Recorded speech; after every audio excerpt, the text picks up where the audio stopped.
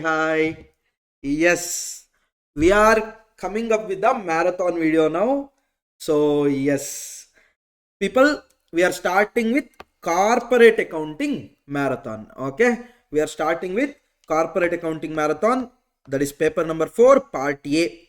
Okay, sir, what are the things will be covered in that? Before that, corporate accounting will be for 60 marks. Done. I will be only handling corporate accounting here. FM content, if you are waiting for in this video, you won't get a FM content. Okay, let me be clear. Later, don't put comments. Or FM is not there. Only 10 chapters are covered. Yes. So basically, there are 10 chapters in this. There are 10 chapters in the particular part where you can get 60 marks. Okay. In that, sir, are we covering everything, sir? The answer is no. Then what and all we are covering, sir? This particular chapter we are not covering. Chapter number 3, accounting standards, we are not covering because that is vast chapter which carries 5 marks and you have to like theory for almost 100 pages. So we are not looking into that thing while revising because it will be time waste for revision also, time waste at the time of revision. So all other things are we going to discuss, sir? Yes. All other 9 chapters we are going to discuss. Yes, sir. I haven't studied once also, sir. Can I watch it? Yes, you can watch it. Will I be able to clear, sir? That depends on your effort. How much you are going to put efforts on. Conceptual wise, we are going to cover everything. Questions wise, we are going to discuss. We are not going to solve. Here we are going to discuss few questions whichever is required for the concepts. Almost all the questions of ICSI material. And other questions we are going to discuss here. Okay. Sir, my exams is in June, sir. I'm confused whether to go for the class or no. So I want to know how the class works. Shall I watch it? Yes, of course. Feel free to watch. Yes. So these are the certain things. So let's not waste much time. Of course, the content will be of around 10 hours. Marathon will be of around 10 hours. Okay. So we'll start with our subject now. Corporate accounting. First, before going for a corporate accounting, let's understand what exactly is accounting. Later we'll go to corporate accounting. So we'll go for a introduction of accounting. Okay. Yes. So what is the meaning of accounting, sir? Basically, people, accounting is a process. Okay. Accounting is nothing but a process. Process of what, sir? It is a process of recording, classifying, summarizing, analyzing, interpreting and communicating to the end users. What you are going to communicate, sir? You are going to communicate financial information to the end users. So it is process involving certain factors or processes. What are those, sir? It involves recording. That is recording of journal entries. That is recording of journal entries that could be done in a general journal entry or it could be done as a special. Special means nothing but your subsidiary books. Subsidiary books. General journal entry means, people, you are going to write everything in a same journal, whereas special means you are going to keep separate journals, separate books for each and every kind of transaction. Like sales will be recorded in the sales book, purchase will be recorded in the purchase book, cash transaction will be recorded in the cash book. Other than all any other thing which won't fall under special book, everything will be pushed to the journal proper. Like that, we are going to record, that is journal. Classifying means these recorded things are going to classified into ledgers. Cash transaction one place, sales transaction one place, purchase one place, different debtors one place, different creditors one place, capital one place. Like this, we are going to prepare a ledgers. That process is called as classifying. After that, of course, at the end, while preparing financial statement, we can't go and check the balance from each and every ledger. So what we will do, all ledger balances, we'll bring it to one single place that is known as trial balance. We are going to summarize all the ledgers and we are going to prepare financial statement using a trial balance. Then we will analyze what is happening this year, what happened last year, etc. then we will interpret, that is what might happen in future, then we will communicate it to the end users. We'll communicate it to the end users. So who are end users? Sir, end users are stakeholders. It could be a owners, it could be a management, it could be an investor, it could be a employees, banks, government, competitor, debtor, creditor, etc. Generally speaking, from this chapter, so far it has come for 2 to 3 marks only, so I am not spending much time on it. Okay? Yes. But basics is required for accounts, so I am teaching all these things. So what you are going to record, sir? You are going to record transaction and events. Transaction and events. What do you mean by transaction, sir?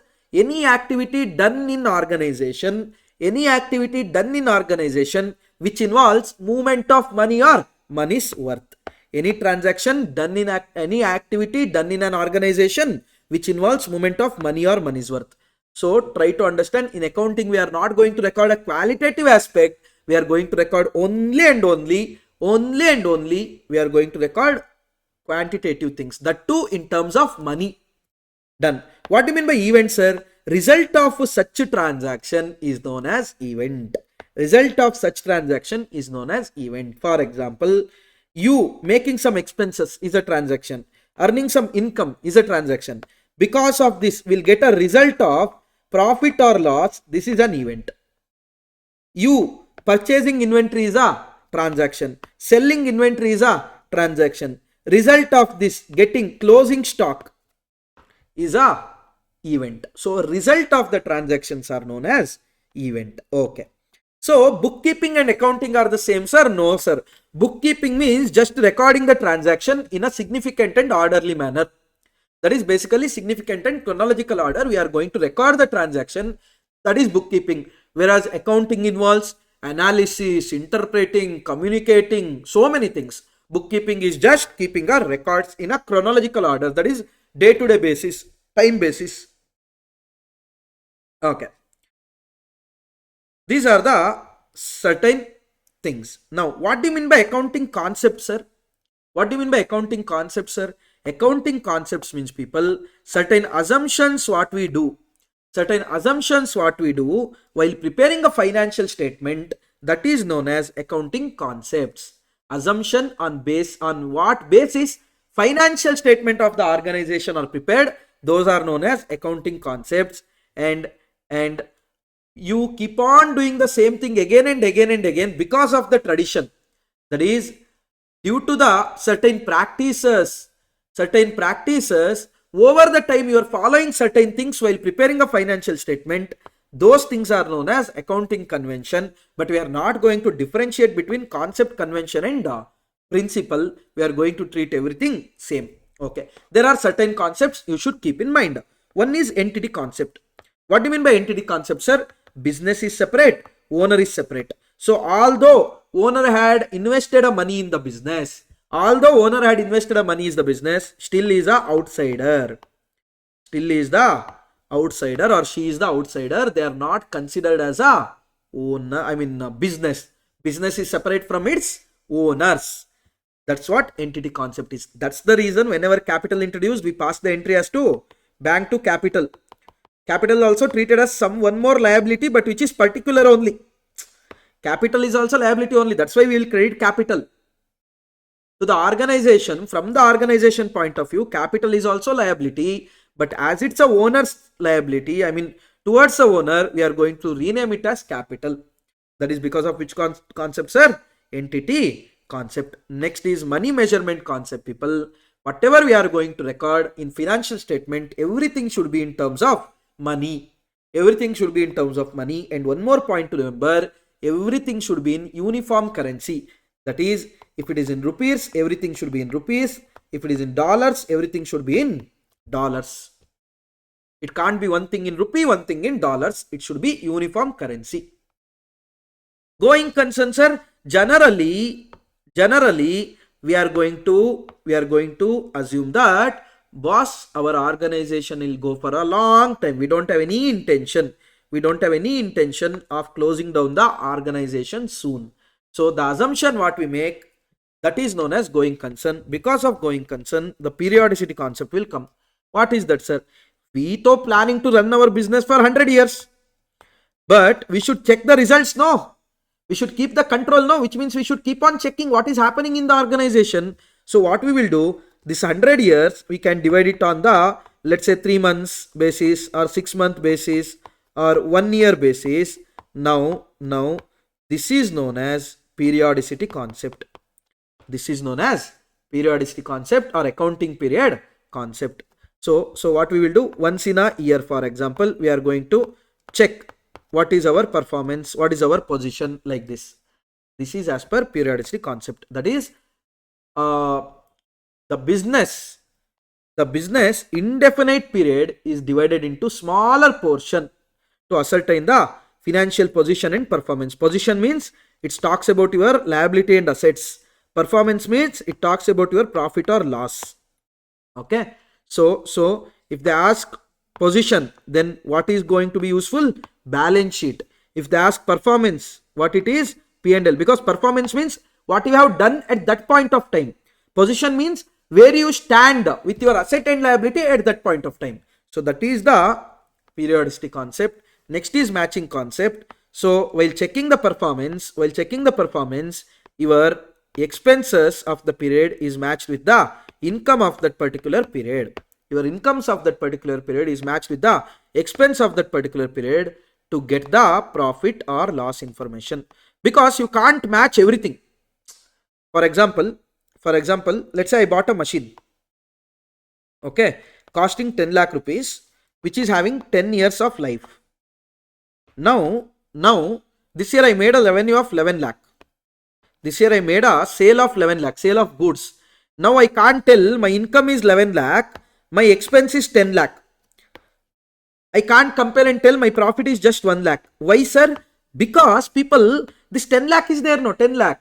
That is not for only this year. It is there for, benefit is there for 10 years. So what you will do? Instead of 10 lakh, you are going to treat only 1 lakh as an expenditure, because that's what the real expenditure is. So depreciation, you are not going to charge the whole amount of machinery. Instead, you are going to charge only depreciation, how much is relevant for that period. That is as per nothing but matching concept.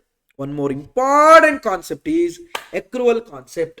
That is, boss, expense whether you paid or you don't paid, whether you paid or you didn't, it won't matter. Expenses whether you paid or you didn't pay, didn't matter. Whether have you incurred that expenditure in this period, that is expenditure of this year.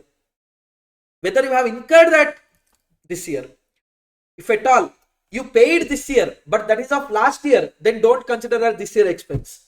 You paid this year but is of next year, don't consider this year expense. That is your accrual. Income, boss, you received not received doesn't matter. You received, not received, doesn't matter. Whether you earned during the period, then treat it as an income of the period. Whether if you have earned during the period, treat it as a income of the period. That is what accrual concept is all about. Next you have cost concept. Cost concept, that is nothing but it tells your asset should be valued at cost, not your market price, because your asset you are not planning to sell, you are planning to use it. When you are planning to use it, why you want to record it in market price? For example, if I ask you, what is the value of your house which you are staying? Can you guys tell? Are you going to keep the market, information all the time? Every day you go to broker and ask, boss, our house, at what price it might go? You do this exercise for 1 week, later your father will throw you out of your house, because we will be planning to sell your house, correct? So because we don't ask what is the value of our house every month once, every year once, the reason is pretty simple. We are not planning to sell the house. Then why I want a market price? Same way, assets, we are not planning to sell them, we are planning to use them. Then why you want market price? So what cost concept tells? Boss, record it at a cost. Dual aspect concept tells for every debit there will be credit. Because of this we can tell asset is equal to liability plus capital. Basically asset is equal to liability. For every debit there is a credit, which means one should be equal to other. So asset is equal to liability, but liability can be divided into two parts. No, outsider liability, owner's fund. Owner's fund is capital, outsider liability is liability. That's it. Conservatism, sir, one more important concept, conservatism.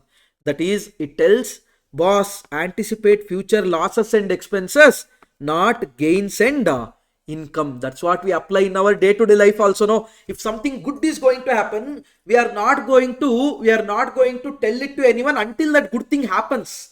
But if something bad is going to happen, we are going to tell everyone, boss, I am going to die, I'm going to die, something bad is going to happen.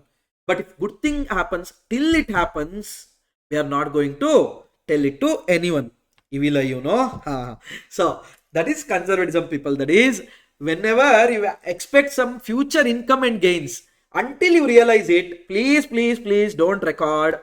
But if you think in future there could be some loss, in future there could be some expense, then right now immediately you should show that thing in your financial statement. Either you can show it as a contingent, or either you can show it as a actual, depend from situation to situation. This is your conservatism concept. Remember this conservatism concept very carefully, because it's going to be useful while doing a issue of debenture chapters. Okay, debenture, I mean all the chapters important only, but in there it is particularly very important. Next is consistency. Boss, whatever accounting principle you apply 1 year, please follow it throughout. Don't change your concepts. Don't change your concept. That's what the consistency concept talks, right? So, sir, we can't change it at all. Of course, you can change it. When we can change it, sir? In 3 situations. In 3 situations, we can change it. Which are those 3 situations, sir? Lab. We can tell it as lab. One is when it is required by law, when it is required by statute, you can change it. When it is required by accounting standard, A. When it is required by accounting standard, you can change it. B. That is when you feel that if you change whatever the policy principle you are following now, then you are going to get a much more true and fair view in your financial statement, then please feel free to change it. That is your consistency concept. Materiality is, boss, of course you have to record everything. You have to record even 1 rupee transaction. But are you going to disclose everything in your financial statement? Pencil purchase 3 rupees, eraser purchase 5 rupees. No. You're going to show it as a stationery purchase 10,000. Try to understand what does that mean, sir? Certain items, whether you disclose it, don't disclose it. I repeat, whether you disclose it, don't disclose it, if it won't change the decision of the users. If you disclose, for example, investor. If you disclose, investor might invest. If you don't disclose that information in your financial statement, investor might not invest. If that is the case, those are known as material. That is, if you disclose or if you don't disclose, the decision is going to change. Those are material things, material items. Whereas certain items will be there, certain things will be there, certain expense income will be there. You should record it. Recording is different, disclosing is different. Disclosing is showing this particular thing in financial statement. You are not going to show eraser, pencil and all. Instead, you are going to show it as stationery, not going to divide and show and all, right? So, disclosing it or not disclosing it, if it won't change the information or if it won't change the decision of the user, those items we call it as a immaterial items. Those items we call it as what? Immaterial items. Okay, so you should make sure all your material transaction, all your material items are disclosed in the financial statement. There are fundamental accounting assumption. What do you mean by fundamental accounting assumption? It is assumed that any business would be following this. Any business would be following this unless and until they tell, boss, it is not followed. Unless and until they tell, boss, it is not followed, then it is assumed as followed. For example, you don't have to tell every day, I had a breakfast, I had a lunch, I had a dinner. Those nibba things is different, that you leave. But still, so you don't have to tell that no every day. Because it is assumed that you had a breakfast, you had a lunch, you had a dinner. Correct? You don't have to tell all the time. Mela babu ne tana taya, all those things are not required. So try to understand. So now that is fundamentally assumed. Boss, if you are not telling that you didn't have a breakfast, you didn't have a lunch, you didn't have a dinner, then it is assumed that you had it. No, it's assumed that you had it. So Fundamental accounting assumptions are those kind of assumptions, those kind of concepts which you have used it, but you don't have to disclose that you have used it. If you don't tell that that I have used it, still we are going to assume you have used it. If you particularly tell that I didn't use it, then we are going to assume you didn't use it. All other time we are going to assume that it has been followed. What are those, sir? Going concern, accrual, consistency. Going concern, accrual, consistency. These are the three fundamental accounting assumptions. We are going to assume that these are followed if in the financial statement nothing is mentioned about it. If it is mentioned that these are not followed, then only assume these are not followed. All other accounting principles and all, you should disclose particularly that, boss, these things have been followed. Clear?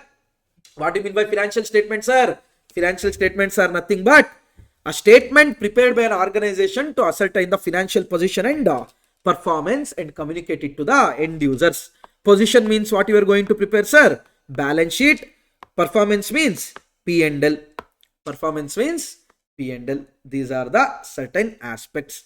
There is something called capital expenditure and revenue expenditure. What do you mean by revenue expenditure, sir? Expenditure which we did to run the day-to-day activities of an organization, which means we are going to charge it to P&L.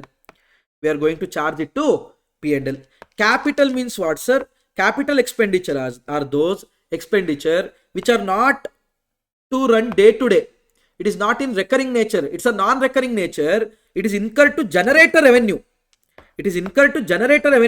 Not by selling it, by using those things. Basically, purchase of an asset is a capital. Are you going to write off in P&L, sir? No, only depreciation of it will be written off in a P&L based on the usage of that capital item.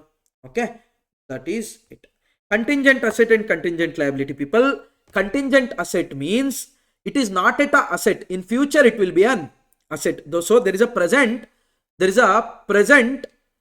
possible asset is there due to past event. That is your contingent asset. So are you going to show it in the asset side? Of course no, sir. Why? Conservatism concept. So it won't form part of your financial statement. Then where we should show, sir? You should show it in a board of directors report. Telling that we might get some future asset. For example, let's say our ArivuPro name, some other brand is using it. Some other person is using this particular name. So we have filed a complaint. So court might give us a compensation of 1 crore. Now it might not yet decided. Judgment is not yet come. So now try to understand. Now for this 1 crore will be contingent asset for ArivuPro. Not yet asset, because in future it's going to come. Yes. So we have nothing to lose. If we gain. If we nothing. No lose and all. So now we treat it as a contingent asset. Where it should shown, sir? Whether in financial statement? The answer is no. It should be shown in board of directors report of ArivuPro. That is your contingent asset. Contingent liability, sir? Future liability, future obligation. So yes, sir, contingent asset won't come. So contingent liability also won't come. No, the answer is no. Conservatism again. If there is a future losses, future expenses, please disclose it in a financial statement. So future loss, of course, we are not going to show it as a liability. Instead, we are going to disclosing it as a contingent liability in the notes to accounts. In the notes to accounts, we are going to show it as a contingent liability. Example, sir, think from that point of view. One more institute which use the name of ArivuPro. For them, they might have to pay the 1 crore compensation in future. Not yet decided, judgment is not yet come. But they might have to. Now, this 1 crore is contingent liability for them. This is your contingent liability things. Okay. And all other things are there. Now, journal entry, basically we are going to use dual entry system, people. That is debit and credit. For every transaction, we are going to do two aspects. One debit aspect, one credit aspect. So accounting equation is nothing but we are going to treat asset is equal to liability plus capital. We are going to treat it as asset is equal to liability plus capital. Okay. So how to account, sir? How to decide what to debit, what to credit? How to decide what to debit, what to credit? We have two approach for it. One is traditional approach, also known as English rule. One is modern approach, also known as American rule. One is traditional approach, also known as English rule. One is modern approach, also known as American rule. Okay. What do you mean by traditional approach, sir? As per traditional approach, we are going to divide accounts into two: personal accounts, impersonal accounts. Personal accounts, impersonal accounts. Whereas impersonal account could be further divided into two: real account, nominal account. Real account, nominal account. Okay, what do you mean by this, sir?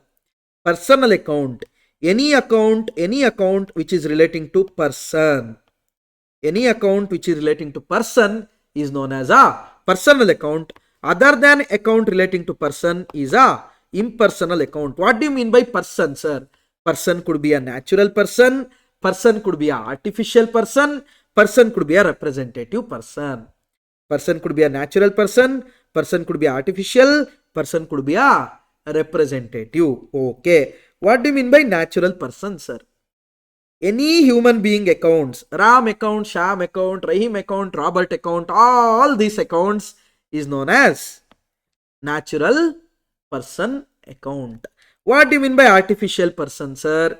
Any account which is relating to representative or which is relating to artificial person, like company, LLP, trust, society, where law has given a recognition as a person. For example, Companies Act. Companies Act treats company as a person, right? Now we are going to do the transaction in the name of company. You are going to sign the contract in the name of company. You are going to enter into loan in the name of company. So that kind of things we call it as artificial person. That account also will come under a personal account only. Example: ArivuPro Educational Consultancy Private Limited, Reliance Limited, Tata account, all this. Okay, done. Representative person, sir. Account which represents the one more person. Account which represents one more person. For example, to my employees, let's say Satish, Surya. These are to my employees. Now to them I have to pay the salary of this month. I have to pay the salary of this month. I haven't paid it yet. So it is outstanding. It is outstanding. Now I am not going to open Satish account and Surya account separately. Instead, what I am going to do, sir? I am going to show it as a outstanding, single outstanding salary. Now this outstanding salary is representing these two people, Satish account and Surya account. That is your representative person. Real accounts are all the impersonal accounts which are assets. All the impersonal accounts which are assets are real account. Nominal accounts are all your expense, losses, incomes, gains. All your expense, losses, income, gain will be your nominal account. Okay. How to treat it, sir? How to treat it? Golden rule of accounting. Golden rule of accounting. If it's a personal account, people, if it's a personal account, you should debit the receiver of benefit, credit the giver of benefit. If that person is receiving benefit from us in that transaction, debit that person. If that person is taking benefit from us, credit that person. That is your personal account. Real account, sir. Real account is relating to assets. No. Debit what comes in, credit what goes out of the business.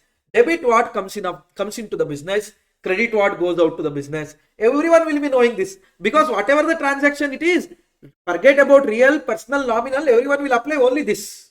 Correct? So nothing like that. Only for real account we should apply this. What does real account tell, sir? Debit what comes in, credit what goes out. Debit what comes in, credit what goes out. Whereas nominal account, it is relating to expenses and losses and incomes and gains. Nominal account relating to expenses and losses, incomes and gains.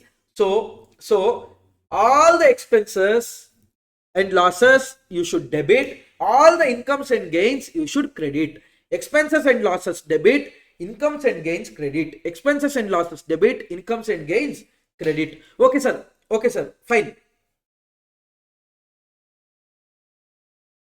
Debit, expense, credit, income. Correct? Yes. Real account though we have it in our sleep also we can tell, sir. Debit the receiver of benefit, credit the giver of benefit. But personal account is a doubt, sir.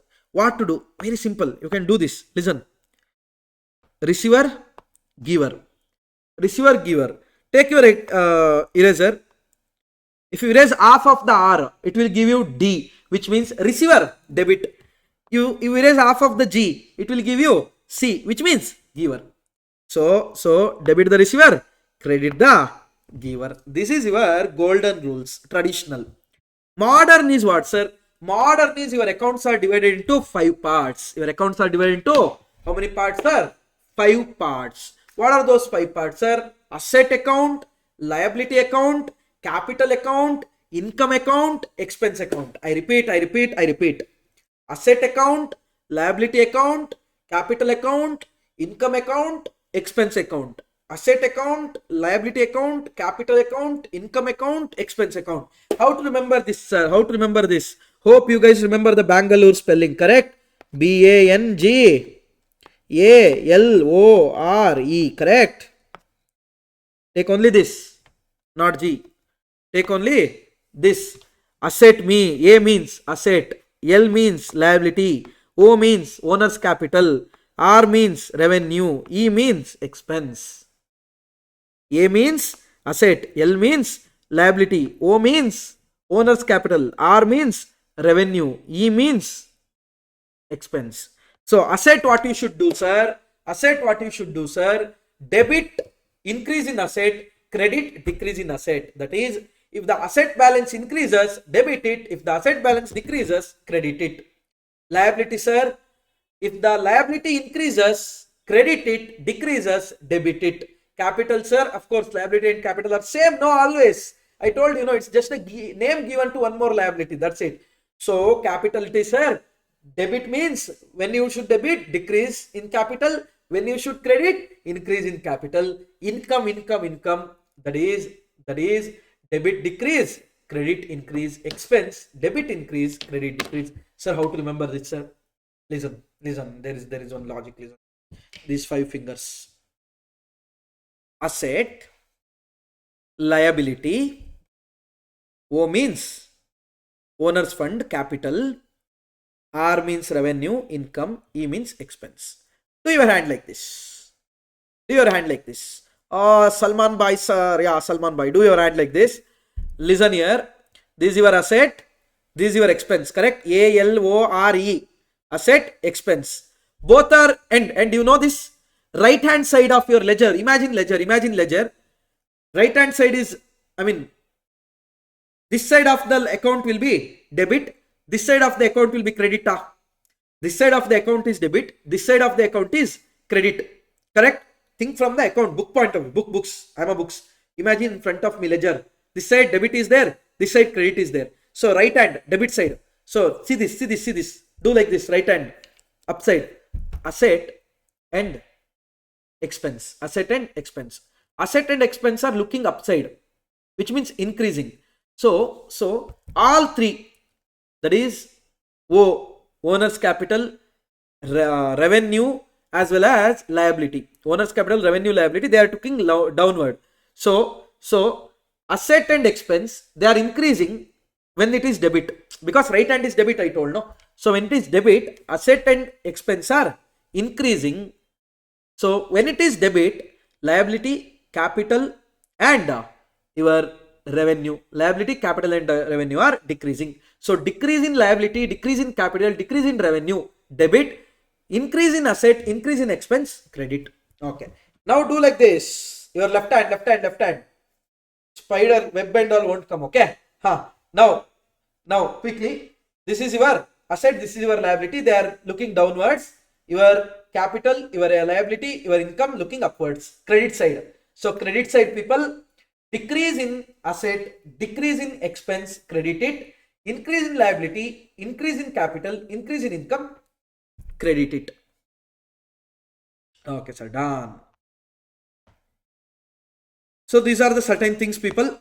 And there will be two kind of discount. One is cash discount, one is trade discount. Trade discount means what, sir? At the time of purchase, that is or sale, it is given, which means it is known at the time of purchase or sale. Cash discount means it is given for the prompt payment. It is given for the prompt payment. Cash discount will form part of your books of accounts. Trade discount won't form part of your books of accounts, because, for example, if one goods they tell 10,000 rupees / 8,000 rupees, now the 2,000 is a trade discount given at the time of transaction. Now what you are going to do, sir? Now you are going to write that particular transaction as 8,000 only, which means you are taking is net of trade discount. But cash discount is like, okay boss, 8,000 you have to pay within 3 months. If at all you pay within 2 months, you have to pay just 7,000. Now if you pay within 2 months, 7,000 you have to pay 1,000 extra discount you got now. That is cash discount, that you have to record in your books of accounts.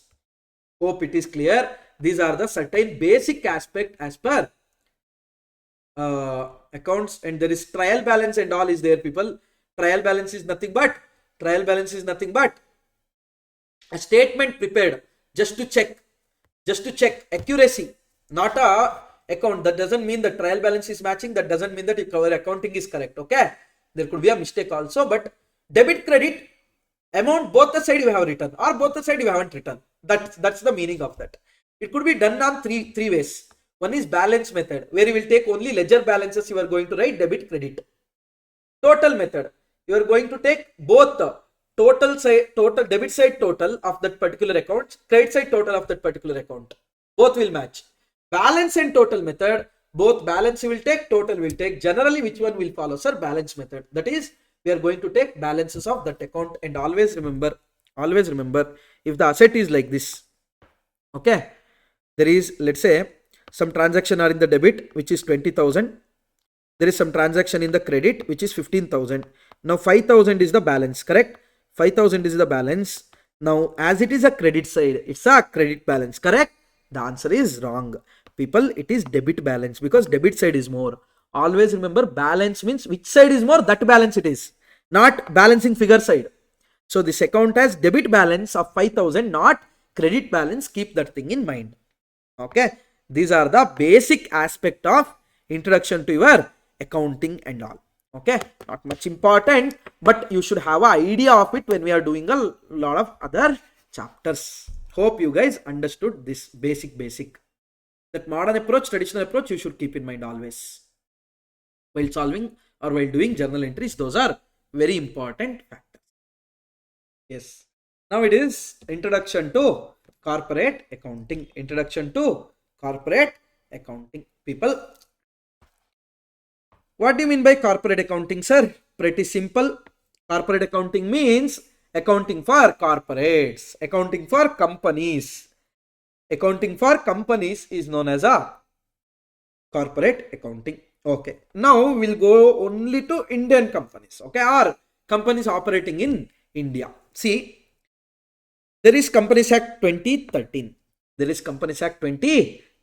And what does that say, sir? In the chapter 9, section 128 to 138, around 11 sections are relating to maintaining the books, okay. So schedule 2, schedule 3, all these things will be there. As per section 128, that is first section relating to maintenance of the books, what it tells, sir? All companies should prepare and maintain its books of accounts. So it's not like any other entities, any other kind of different form of entities. If you are a company, how small you could be, you have to maintain the books of accounts. So it is compulsory. Sir, maintaining books of accounts compulsory to everyone? No, it's not. So if you're small and all, why you want? As per tax also you don't want. As per companies, if you're not a company, then you don't want. But if you're a company, you have to maintain your books of accounts compulsorily, because you have to get your books audited compulsorily. So auditing is like getting audited is compulsory as a company. So if you want to get an audit done, there should be something to see. No, there is nothing but books of accounts. So maintenance of books of accounts is also compulsory. So as per section 128, people, all companies should maintain the books of accounts. Books of accounts. Sir, a company has HO, a company has branch, two different companies, or same company, HO and branch. Then, sir, although you have branch, including branch, you have to maintain the books of accounts. No exemption as such. For branch also, you should maintain the books of accounts. Okay, on what basis, sir? Cash basis. That is, when cash comes, I will treat it as income. When cash goes, I will treat it as a expense. The answer is no. You have to treat it under accrual. Accrual basis. What is accrual? Whether expense is paid or not paid. Amount relating to expenses, paid or not paid, doesn't matter. Boss, if it is incurred during the period, treat it as expense of the period. Income received, not received, doesn't matter. If that income is earned during the period, treat it as income of the period. That is your accrual basis. And you should maintain it under a double entry system. You should maintain it under double entry system. Debit and credit. You can't tell only debit, only credit. You have to maintain under double entry system. So come on, as per section 128, all the companies registered under Companies Act 2013 or prior to that should maintain their books of accounts. Yes. On what basis? Accrual basis. Which system? Double entry system. Okay. Sir, financial statement of the company will be including of what, sir? Financial statement of the company will be inclusive of 5 things basically. What are those, sir? Balance sheet, profit and loss, cash flow statement, notes to accounts, and statement of changes in equity. However, statement of changes in equity will come only when the equity got changed in that period. Otherwise, SOCE won't come, SOS won't come. Only these 4 things will be there. Which and all? Balance sheet, P&L, cash flow, notes to accounts. Done, sir. P&L and balance sheet, you know, sir. Cash flow is what, sir? Showing how much cash inflow happened during the period, how much cash outflow happened during the period. Anyhow, we have a separate chapter for this. We are going to discuss there. Great. Notes to accounts means we can't show everything in financial statement, no. So giving a explanation for the items in that financial statement like balance sheet, P&L and cash flow is known as notes to accounts. Okay. However, if you are a OPC, then you just have to prepare balance sheet, P&L and notes to accounts. No need to prepare a cash flow statement. That exemption is given. If you are a one-person company, then no need to prepare a cash flow statement. Okay. Now coming to section 129. In 128, we prepared a books accounts, right? Books of accounts. But in 129, it's about financial statement. See here. Section 129 of the Companies Act 2013 governs the preparation and presentation of financial statement of a company. It deals with preparation and presentation of what, sir? Financial statements. So it shall give a true and fair view of the company, and it should follow accounting standard which is prescribed under section 133. As per 133, certain accounting standards are prescribed to certain companies, so they have to follow those accounting standards while preparing a financial statement. Okay, you have to follow those things while preparing financial statement. Done, sir. Next, also you should do it as per schedule 3. You should prepare your financial statement as per schedule 3. That is, first equity and liabilities will come first. Below that, assets will come. Equity and liability again divided into equity, non-current liability, current liability, asset divided into non-current asset, current asset, like that. So this is schedule 3. Sir, all the companies should follow. Few exemptions is given, or few companies are not required to follow. Which are those, sir? Insurance company, because they are regulated under IRDA, correct? Then banking company, because RBI Act is covering that. Electronic company, electronic acts are covering that. So any other company which is notified by government, no need to follow schedule 3 completely. Okay, they are exempt from schedule 3. All other companies should follow schedule 3. What schedule 3, sir? Schedule 3 is nothing but doing the accounts, balance sheet vertically and all. Okay. Schedule 3 has two parts, sir. Part A deals with the balance sheet. Part 1 deals with balance sheet. Part 2 deals with statement of P&L. Part 1 balance sheet, if you see, you can tell equity, liability and asset. Two parts. First equity liability will come. Below that assets will come. In the equity liability, we have shareholders fund, SAMPA, that is share application money pending allotment, non-current liability, that is liabilities which you have to pay or which is due, not due for less than 12 months from the reporting period. For example, if I am preparing a balance sheet of 31st March 2025, then those liabilities which are not due by 31st March 2026, over and above this is known as non-current liability. If at all we have to settle it before 31/3/26, that is 1 year, within 1 year from the reporting date. Reporting date means balance sheet date. Then those are known as current liabilities. Okay. Assets, non-current and asset which has which has a benefit for more than one accounting period is a non-current, which is going to give benefit of not more than this accounting period, that is current asset. Equity and liability, shareholders fund, that could be further divided into three: share capital, reserves and surplus, money received against share warrant. SAMPA, non-current, it could be long-term borrowings, DTL, other long-term provisions. Current liability, short-term borrowings, trade payables, other current liabilities and short-term provision. Assets, non-current and current, fixed asset, non-current investment, deferred tax asset, long-term loans and advance, other non-current asset. Basically here fixed asset, we call it as property, plant and equipment. We call it as property, plant and equipment. Here investment, current investment is there, inventory is there, TR is there, C&CE, short-term loans, other current assets. These are the certain aspects. Okay. Now, just look at the format of balance sheet and P&L. As questions are not there, so far they haven't asked question from that also. Anyhow, that things we are going to learn in consolidation once again. So no need to look here. Now going to XBRL. What is the meaning of XBRL, sir? Extensible Business Reporting Language. Earlier you used to use paper, no? Now no need to use the paper for filing your forms with your MCA. You can use a XBRL. No need to send in a paper, just fill certain forms. That language in which it will go is XBRL. Sir, it's not English, it's English only.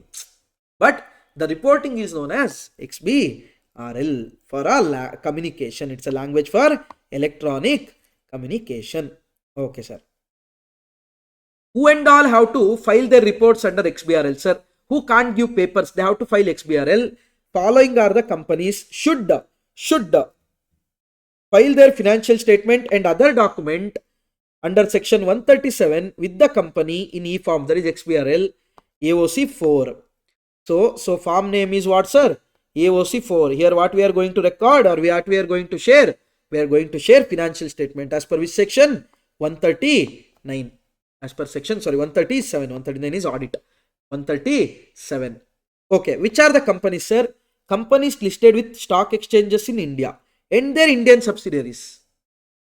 So companies whichever listed in the stock exchanges of India and their Indian subsidiaries, everyone should file their AOC 4 in XBRL with registrar. 2. Companies having paid up capital of 5 crore rupees or above. If your company has paid up capital of 5 crore or above, then you have to file it under a XBRL. Companies having turnover of 100 crore or more, you have to file it under XBRL AOC 4.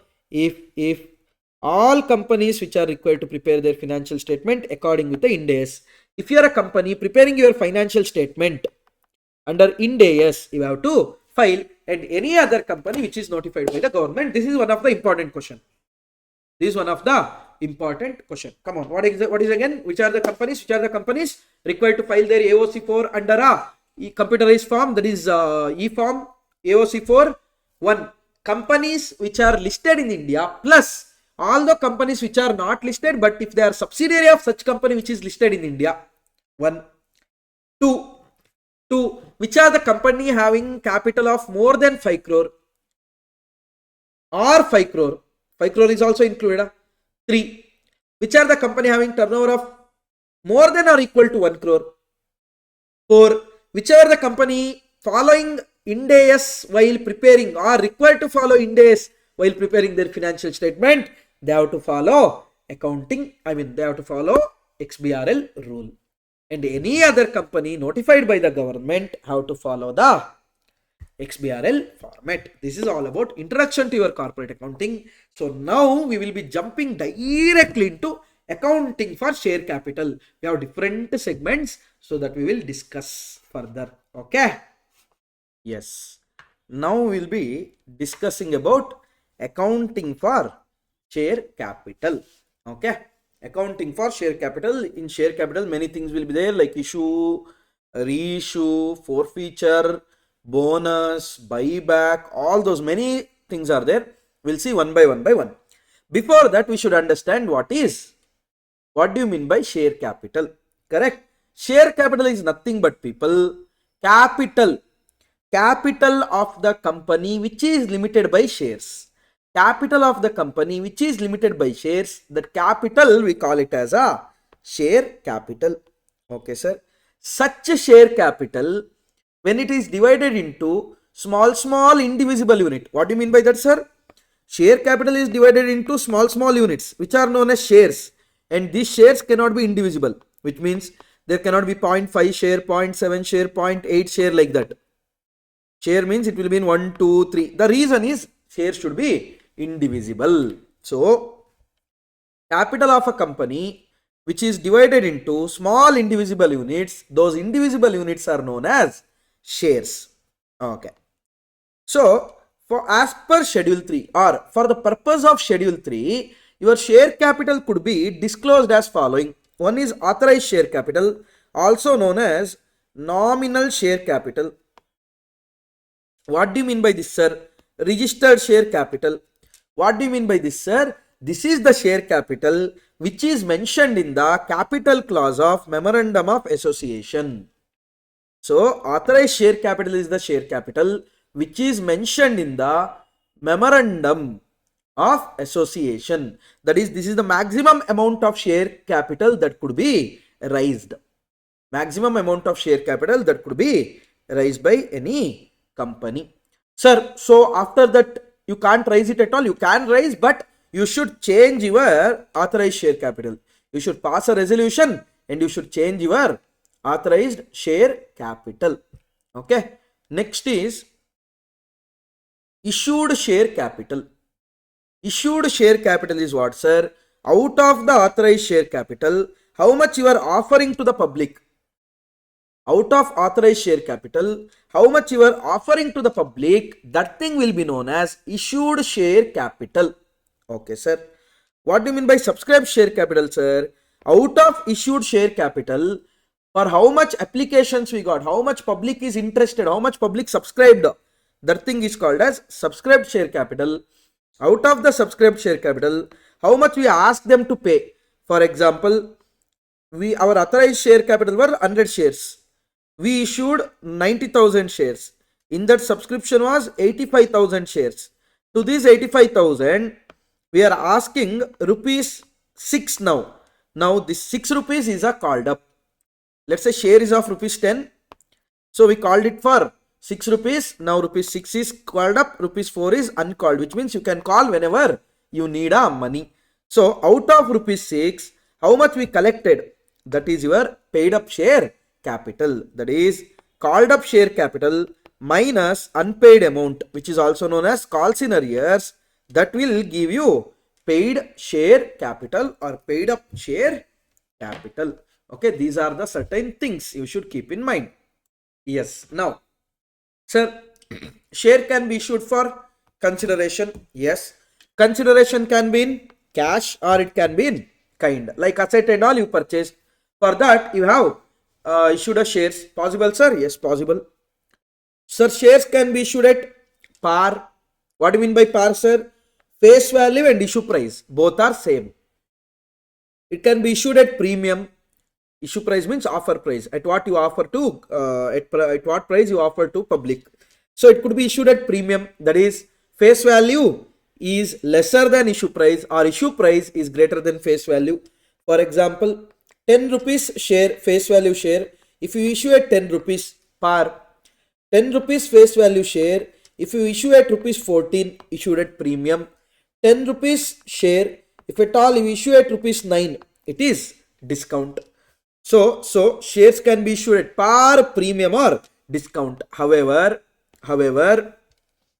no company can issue shares at discount. So issuing a shares at discount is not valid now. Issuing a shares at discount is not valid. Shares either that should be issued at par, either that should be issued at a premium. It cannot be issued at a discount. It cannot be issued at a discount. However, if you are issuing a sweat equity shares, then you can issue it at a discount. If at all you are issuing a sweat equity shares, then you can issue at a discount.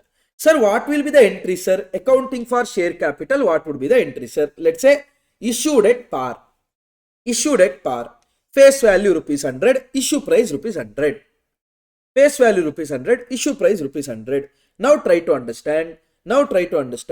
What happens, sir, when we issue the share capital?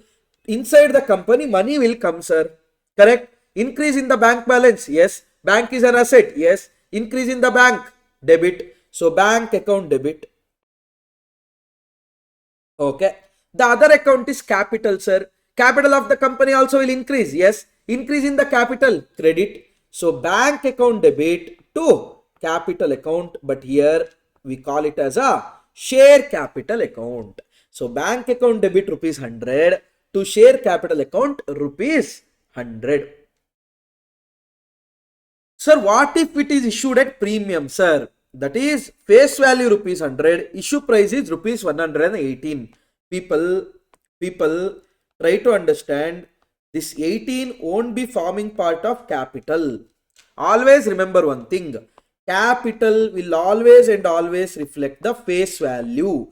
The two called up face value, all those things I will tell later, but always remember capital will represents only and only face value. So this 18,000 premium, what to do, sir? This 18,000 premium shall be transferred to one special account called securities premium account. Securities premium account. So try to understand, bank is coming in. So bank account debit 118 to share capital 100 to securities premium 18. Bank account debit 118 to share capital 100 to securities premium 18. Okay. Sir, what do you mean by security premium, sir? Security premium is one kind of reserve. Reserves and surplus only. However, it is not free reserve, which means you cannot distribute a dividend out of it. You cannot distribute dividend out of it. Then what kind of reserve, sir? For what and all we can use it? You can use it to issue bonus share. You can use it to write off your preliminary expenses. That is beginning expense will you do now while forming a company. Those expenses, to write off the expenses relating to issue of securities like commission, discount on issue, etc. To write off issue related expense, you can use this securities premium. To provide a premium on redemption of securities like redemption of debenture and redemption of shares, to buy back its own securities. Come on, what and all? First one is to issue bonus share. Second, to write off preliminary expense. Third one, to write off issue related expense. Fourth one, to provide for premium on redemption of securities. Fifth one is buyback. However, the company which is following section 133 cannot use securities premium for point number 2 and point number 4. What is point number 2, sir? That is to write off a preliminary expenses. Next one is to write off a premium on redemption. To write off a premium on redemption, you can't use it, which means if at all you are a company which is following section 133, then you can use it only for 3 purposes. What are those 3 purposes, sir? 1, issue of bonus. 2, to write off the issue related expenses like discount, commission, etc. 3, to buy back its own securities, which you can't use, sir, to write off preliminary expense, to write off a premium on redemption. Sir, if the question is silent whether company is following section 133 or no, then assume it as company is following section 133, which means avoid avoid using securities premium to write off preliminary expenses as well as to write off premium on redemption of securities. Okay. Sir, which are the company following section 133? Section 133 is relating to accounting standard. Now, as I told yesterday, now all the companies have to comply with section 133. So, moral of the story is only provision wise it is 1, 3 and 5, 4 and 2. But practically speaking, 2 and 4 companies cannot use because all the companies should comply with the accounting standards. Okay. Sir, when shares are issued at discount, sir, I told you share capital will always and always be credited with face value. Issue price is 80, rupees 20 will be what, sir? Rupees 20 will be loss. So we are going to record, sir, bank account debit 80, discount on issue of account debit 20, to share capital account 100. Okay. Now, what are the steps involved in issuing, sir? First, you are going to issue the prospectus, then you are going to receive the application, then you are going to make them allotment and make the call when and where required. Make them call to give a money when and where required. Okay. Now listen. First one, what we discussed: issued at par, bank to share capital; issued at premium, bank account debit to share capital to securities premium; issued at discount, bank account debit, discount on issue account debit to share capital. But people, what if application money we receive first, after that allotment money we receive, after that call money we receive? I mean stepwise. You are not taking the money in a single shot. Instead you are taking it one by one. In that scenario, how you are going to deal with that, sir? That we are going to see now. Okay, that we are going to see. Okay. Now, sir, let's say it is issued at par, sir. Application 20 rupees, allotment 50 rupees, call 30 rupees.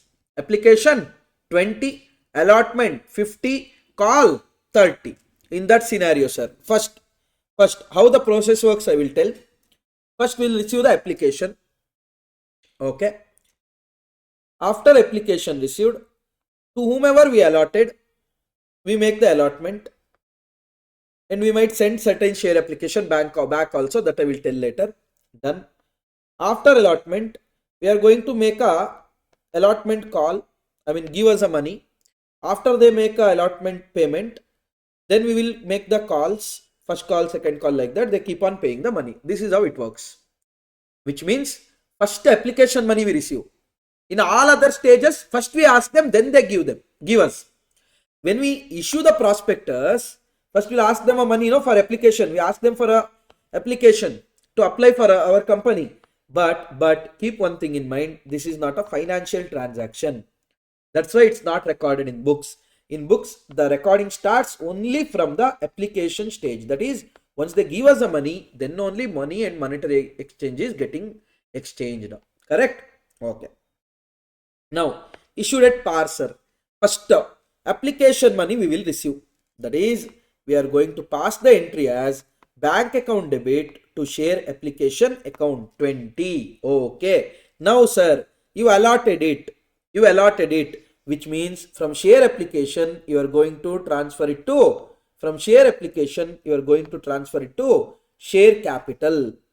So share capital, increase in a capital credit. So to share capital, share application debit it. That is, share application account debit to share capital account 2020. Done. Next, what you will do, sir? You will make a allotment. Entry will be share allotment account debit to share capital account, because you make a allotment, you call the money, right? Called up portion. After that, when they pay a money, entry will be bank account debit to share allotment account. Correct? After that, we make a call, respective call, first call, second and final call, third and final call, like that. So share call will do where we raise our capital, increase our capital. Later, we will receive the money. Entry will be bank to share call account. But if you notice here one thing, people, very carefully. If you notice one thing here very carefully, listen, first and second entry,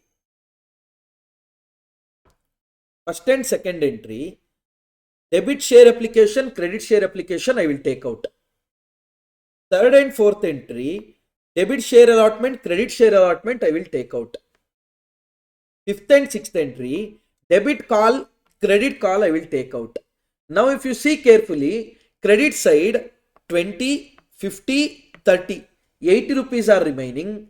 Debit side 20, 50, 70, 30, 100 is remaining, which means final entry what we are left out with is bank account debit to share capital account only, the first entry what we passed. But here everything is not happening in a single day. So what we are going to do, we are going to split it. Hope you understood. Now, sir, when the shares are issued at premium, sir, face value is 100. Okay, face value is 100. At application stage 20 rupees, allotment stage 70 rupees, call stage 30 rupees, which means 120 rupees. We are collecting 120 rupees, which means 20 rupees extra.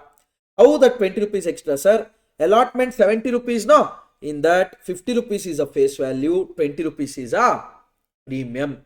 50 rupees is face value, 20 rupees is premium. Always remember, if the question is silent,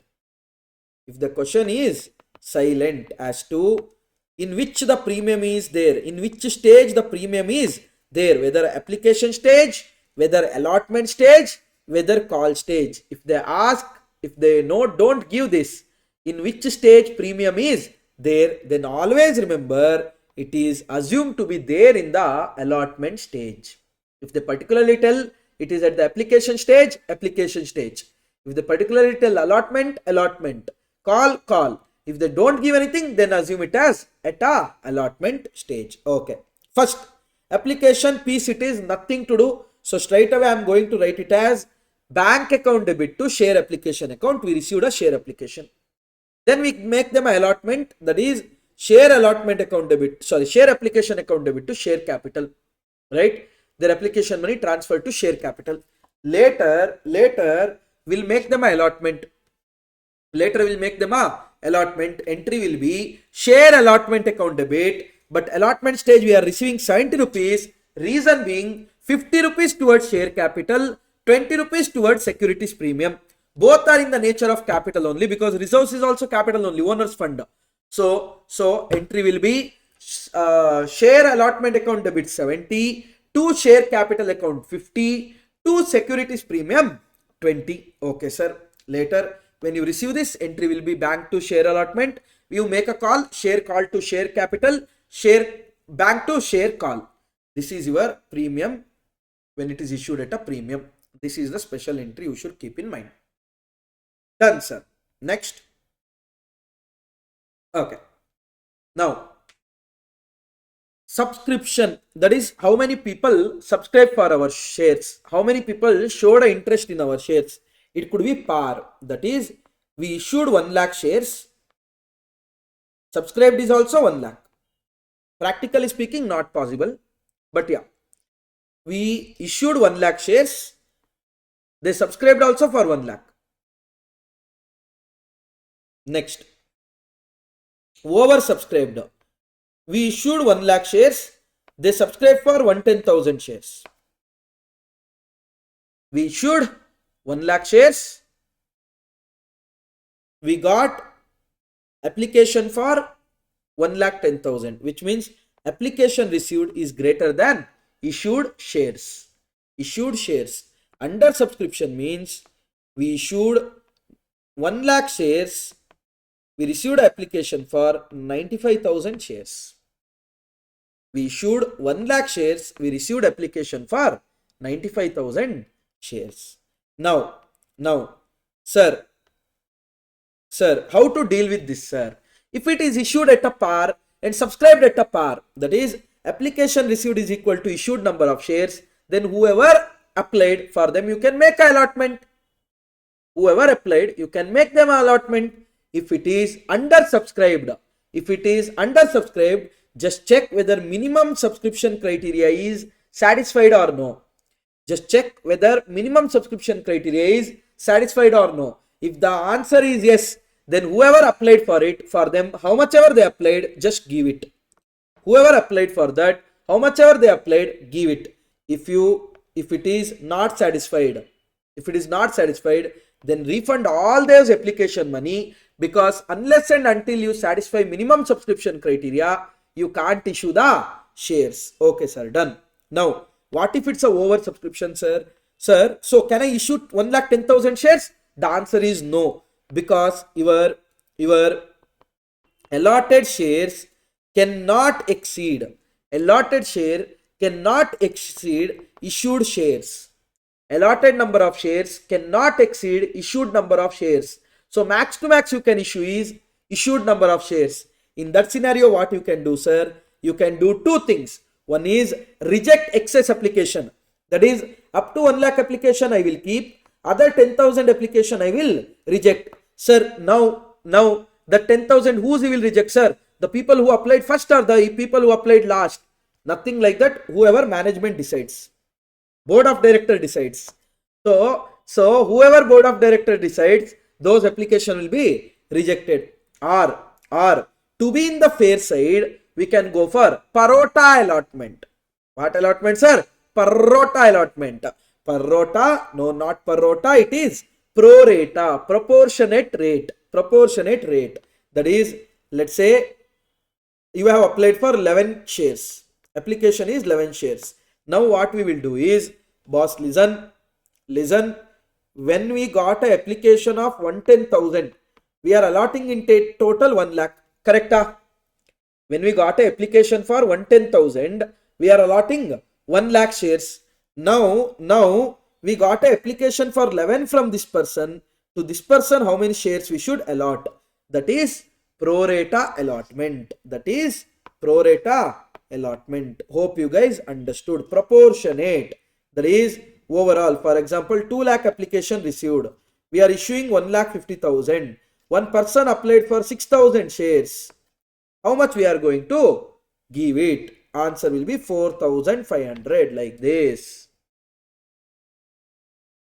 Okay, done, sir. So you are telling that application excess will be there. Yes, but that money you took, no, sir. That money you took, no, application money. They didn't know how much will get allotted. They applied. Now their money we have received. What you are going to do, sir? We can do two things. One, refund the money, or you just adjust it to the next stages, like allotment, first call, like that. Okay. So if you refund the money, what will be the entry? When you received, what was the entry, sir? Bank to share application. Now, as it is not allotted, when you refund, entry will be share application to bank. Okay. Adjusted to next stage means, sir, from application you are going to transfer it to allotment. Because you can't keep it in the application account, no. So in the application account, how much ever is required towards the share capital, that much we will transfer to share capital. Extra what we got, that we will transfer to allotment. Now, sir, allotment means you will keep for yourself. The answer is no. Next stage we will call, no, to pay them like asking them to pay the allotment money. That time we will not take full money. After adjusting this money, we are going to collect the money from them. So from share application I will reduce, share allotment I will give a credit. So how many shares a company can issue, sir? Company can issue either maximum or least of minimum, whichever is lower, of actual application received or issued number of shares. Okay, that is this. Done. Let's see few questions. Okay, just let's discuss padapat, then we'll get a clear picture of this issue. Issue is very easy concept. Every time they ask for 10 mark, issue, reissue and forfeiture together. So we can't ignore this topic. One of the easiest. Okay, we'll see one by one questions. Let's discuss as much as possible. Okay. Look at this question now. A company invited application for 10,000 equity shares of rupees 50 each. So 50 is what, sir? Face value. Payable on application 15, allotment 20, first and final call 15. So total 15 plus 20, 35, 35 plus 15, 50. 50 rupees is payable. Applications are received on how many shares? 10,000 shares, and all the applications are allotted because you issued 10,000, you got an application of 10,000. Moral of the story, subscribed at par, no over, no under. Done. And installment money was duly received by the company, which means all the money is received. First, what is the journal entries in the book? First, we will receive a share application, correct? Entry will be share application account debit to share capital account. Sorry, bank account debit, we will receive a money, no? Bank account debit to share application account. Bank account debit to share application account. How much is the share application, sir? 15 rupees. 10,000 into rupees 15, which will come to 150,000. Okay. After that, when we are allotting, we are going to transfer every money to the share capital. Entry will be share application account debit to share capital account. Done. Next, we are going to make an allotment. After allotment, we'll make a allotment call, right? That is for 20 rupees. So entry will be due entry we should pass. Due entry. Share allotment account debit to share capital account. 10,000 into 20, which will come to 22 lakh. 2 lakh, correct? So share allotment account debit to share capital account, 2 lakh. Now we will receive the allotment money. Entry will be bank account debit to share allotment account, 2 lakh. Bank account debit to share allotment account, 2 lakh. Later we are going to make a first and final call. We are going to make first and final call. So due entry first. Share first and final call account debit to share capital account, rupees 150,000. Later we will receive this money. Bank account debit to share first and final call account, 150,000. Simple. Second one, Jupiter Company Limited issued 35,000 equity shares of rupees 10 each at a premium of rupees 2 payable as follows. So it is issued at a premium. Second case. So securities premium account should get credited by 2 rupees per share. We issued 35,000 shares. Application 3 rupees, allotment 5 rupees, including premium. Moral of the story, it includes 2 rupees premium. Okay. Other 3 rupees is capital. Done. Balance is first and final call. So how much is the balance? 3 plus 5, 8, sir. Share is of 10 rupees, sir. So 2 rupees. The answer is wrong. Issue price is 12 rupees. In that, you are going to collect 3 plus 5, 8 and the first 2 stages, which means rupees 4. Rupees 4 is first and final call money. The issue was fully subscribed. All the money was duly received. Record the journal entries in the books of the company. So first you are going to receive the application. So bank account debit to share application account, 35,000 into rupees 3, which will come to 105,000. Later from share application, you will transfer to share capital. Entry will be share application account debit to share capital account, 105,000. Later you are going to make the allotment. When you made an allotment, you are going to make a due entry, that is share allotment account debit to share capital account to securities premium account, because here there is a premium. So to share allotment full 5 rupees, 5 into 35,000, which will come to around 175,000, to share capital, how much, sir? 35,000 into 3 rupees, which will come to 105,000, and to securities premium, it will be 70,000. And securities premium, can you give a dividend? No, you can use it only for 5 purpose. In that also, point number 2 and 4 is correct. What are point number 2 and 4, sir? Preliminary and writing off of premium on redemption of securities. Okay. Then other 3 are what, sir? First one is bonus issue. Next one is writing off of issue related expense like commission, discount, etc. Last one is buyback of securities. Done. Then you are going to receive that money. Entry will be bank to share allotment.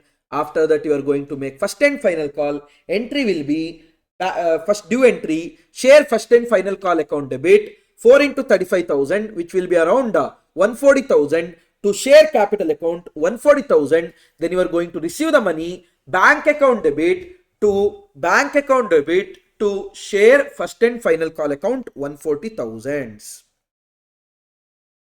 See here, bank to share application to share capital, share allotment to share capital to securities premium, bank to share allotment, share first and final call to share capital due entry, then bank to share first and final call receipt entry. And keep that thing in mind. If it is equity share, you should mention it as equity share. Instead of not share capital, you should mention it as equity share capital. If it is preference, you should mention it as preference share capital, preference share application, preference share allotment, like that. The answer. See here. One more thing. On 1st April 2021, A Limited issued 43,000 shares of rupees 100 each, payable as follows: 20 on application, 30 on allotment, 25 on 1st October, 25 on 1st February. Okay, sir. So 50, 50, 100 rupees, 100 rupees. So issued at face value only. By 20th May, 20,000 shares were applied for. Moral of the story: under subscription. In case of under subscription, if it satisfies minimum criteria, then we can allot it to the extent of applied number of shares, that is 40,000. Done. And all the applications were accepted. Allotment was made on 1st June. So they are telling allotment was made on 1st June. All sum due on allotment were received on 15th July. Those on first call were received on 20th October. First money received on 20th October. Okay. Journalize the transaction when the accounts were closed on 31st March. Okay. Listen here. First we'll receive the application money. When, sir? We are going to receive application money by 20th May. Correct? So 20th May, I am going to pass first entry, that is bank account debit to share application account. How much, sir? How much application we are receiving? 40,000. 40,000 into 20 will come to 8 lakh. Okay. Later, on the day of allotment, that is 1st June, we are going to transfer this to the share capital, 8 lakh. On the same day, we are going to make the due entry also, that is share allotment account debit to share capital account. How much, sir? 30 into 40,000. 30 into 40,000, which will come to 12 lakh. Then when we are receiving allotment money, 15th July. 15th July, we are receiving allotment money. Entry will be bank to share allotment 12 lakh. Bank to share allotment 12 lakh. After this, what you are going to do, sir? After this, first call you are going to make on 1st October. Correct? On 1st October, you are going to pass the due entry. Share first call account, not final call. Share first call account debit to share capital account. 25 into 40, which will come to 10 lakh. And it is received on 20th October. So 20th October, you are going to receive the entry money. So bank account debit to share first call account. How much? 10 lakh. And on 1st February, you are going to make one more call. That is 1st February. Entry will be share first and final call account debit to share capital account. Again 10 lakh. If at all you assume that by 31st March it is received, so on 31st March pass the receipt entry. Otherwise, if you think that okay, it is not yet received, then keep it as it is. See here, bank account debit to share application money shall be transferred to allotment on allotment date. Keep this thing in mind. Okay. Then on 1/6 again we are going to make the allotment due. Then you are going to receive allotment money. Then you are going to make share first call. Then you are going to receive share first call. Then you are going to make share second and final call. That's it. Okay. Done. See here. One more. See here. Mona Earth Movers Limited See, in between ICI questions are there. That's why you are finding same question number. Fewer ICI questions, fewer ICSI questions. I mean, in regular class, what we do is we solve both ICA and ICSI because we will get majority of questions. In ICA material, we don't have majority of questions. No. Sir, in regular class also, you are going to solve like this. Of course, no. Right? That will be a class of 60-70 hours where we'll be solving each and everything. Right? So, but here I can't do that in around 10 hours. That's the reason I'm just taking you through. I would have just did a concept and went, but of course, you will understand concept better when you see some questions. Mona Earth Movers Limited decided to issue 12,000 shares of rupees 100 each, payable 30 on application, 40 on allotment, 20 on first call, balance on second and final call. So 30 plus 40, 70, 70 plus 20, 90, which means second and final call is how much, sir? Rupees 10. Application were received for 13,000 shares. Over subscription, which means you have two options. Basically, three you have. One, reject all the application, excess applications. Two, prorata allotment, that is prorata allotment. Three, both reject some application, for remaining application do the prorata. That is also possible. Okay, done. Now, the directors have to take a call. Now, the directors decided to reject the application of 1,000 shares and their application money is refunded in full. So, what directors decided? Boss, no parota and all, just remove some 1,000 share applications. We are not going to make them a allotment. Okay. Allotment money was duly received on all the shares and all the sum due on call are received except 100 shares. So you are receiving all the money of this 12,000 shares except call money of first and final on 100 shares, which means only 11,900 people are paying, which means there will be a scope of calls in arrears. What is that? I will tell later. Okay, we'll go to that slowly, one by one. Now, first, we'll receive application money. We'll receive it for how many shares, sir? 13,000 shares. Entry will be bank account debit. 13,000 into application money is 30, which will come to 390,000. To share application account, 390,000. Share application, we are going to refund. To the extent of 1,000 shares. And remaining shall be transferred to share capital. You can do two entries or you can do merged entry. So we have merged it. That is, from share application relating to 12,000 shares will be gone to share capital. That is 12,000 into 30, which will come to 360,000. 1,000 share related will be transferred back to shareholders. That is, share application account debit 360,000 to share capital account 360. Share application account debit 30,000 to bank account 30,000.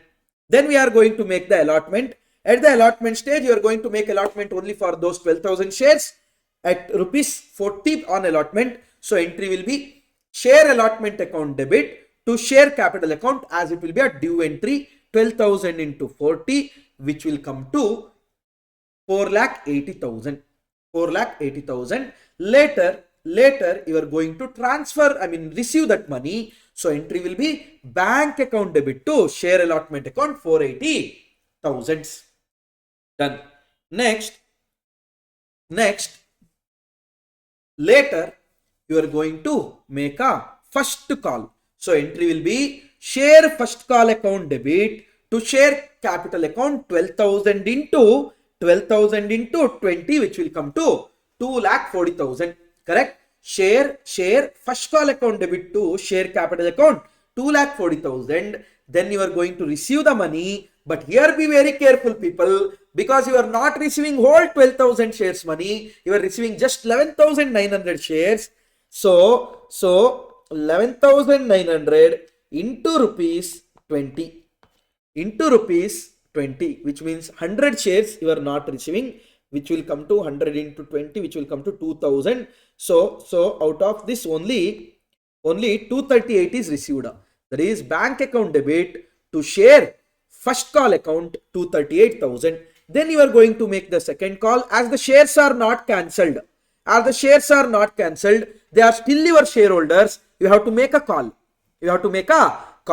Entry will be share second and final call account debit to share capital account 12,000 only, as the shares are not cancelled.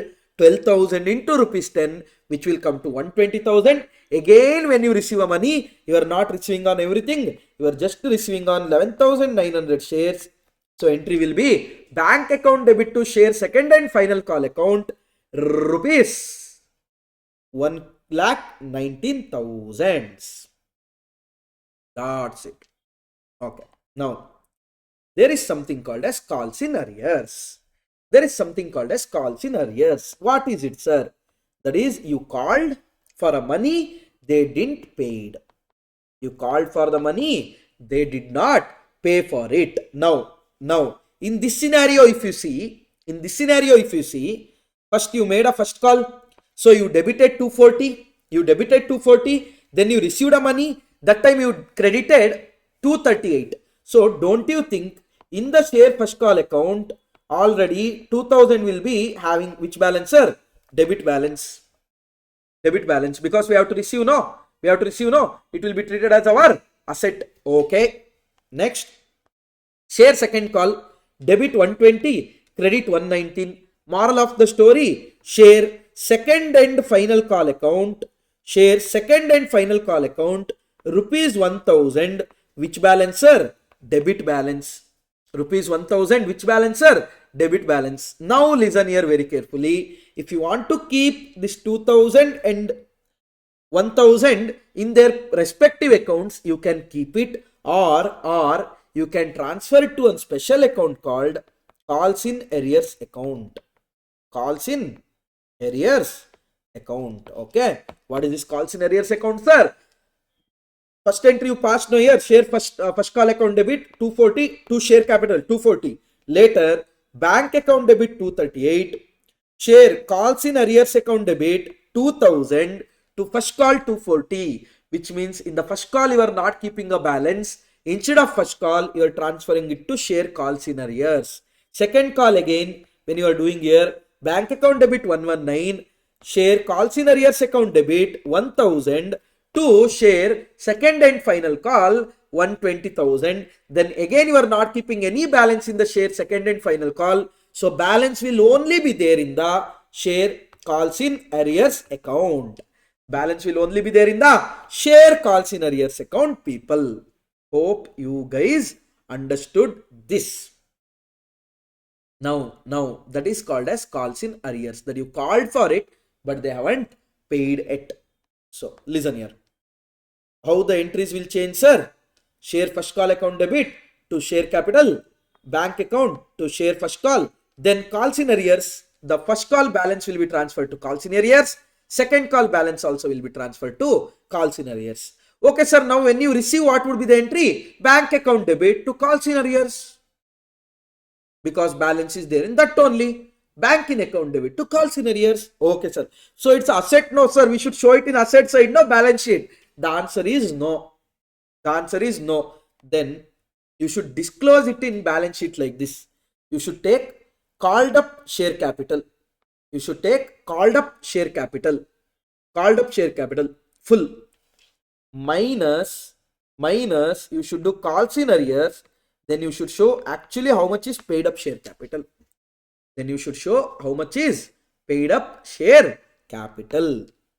Okay. Now, sometimes what happens, these are jatre people. They don't have money to pay. Okay. These are jatre people. There will be one kind of people, again, as I use always in class, showy people. Right? Show off people. They want to show off. How they will show off, sir? While making allotment money only, they pay the first call money. Or while we made a call for first call, they paid for second call also. Showing off. Getting it? Shoki we call it in Kannada. Huh? So first at the stage of allotment only, they might pay the other call. Or first call only, they will pay the next call. Which means before we making a call itself, they are paying it. So now that extra money what we received, that shall be parked in a special account called calls in advance account. That shall be parked in a special account called calls in advance account. And of course, in future we have to set it off when we make a call. No, when we make a call for money, they already paid. We can't ask them again. Whatever they already paid, with that we have to adjust now. So right now we have a liability towards it. So we are going to treat it as a other current liability. We are going to treat it as a other current liability. Other current liability. Done? Yes, sir. So when you receive, entry will be bank account debit to calls in advance account, and when you adjust, calls in advance will be debited, respective call will be credited. Calls in advance will be adjusted, debited, respective calls will be credited. That is calls in advance. Calls in arrears means you called, please pay, please pay. They are Jatre people, they are not paying. They are broke already.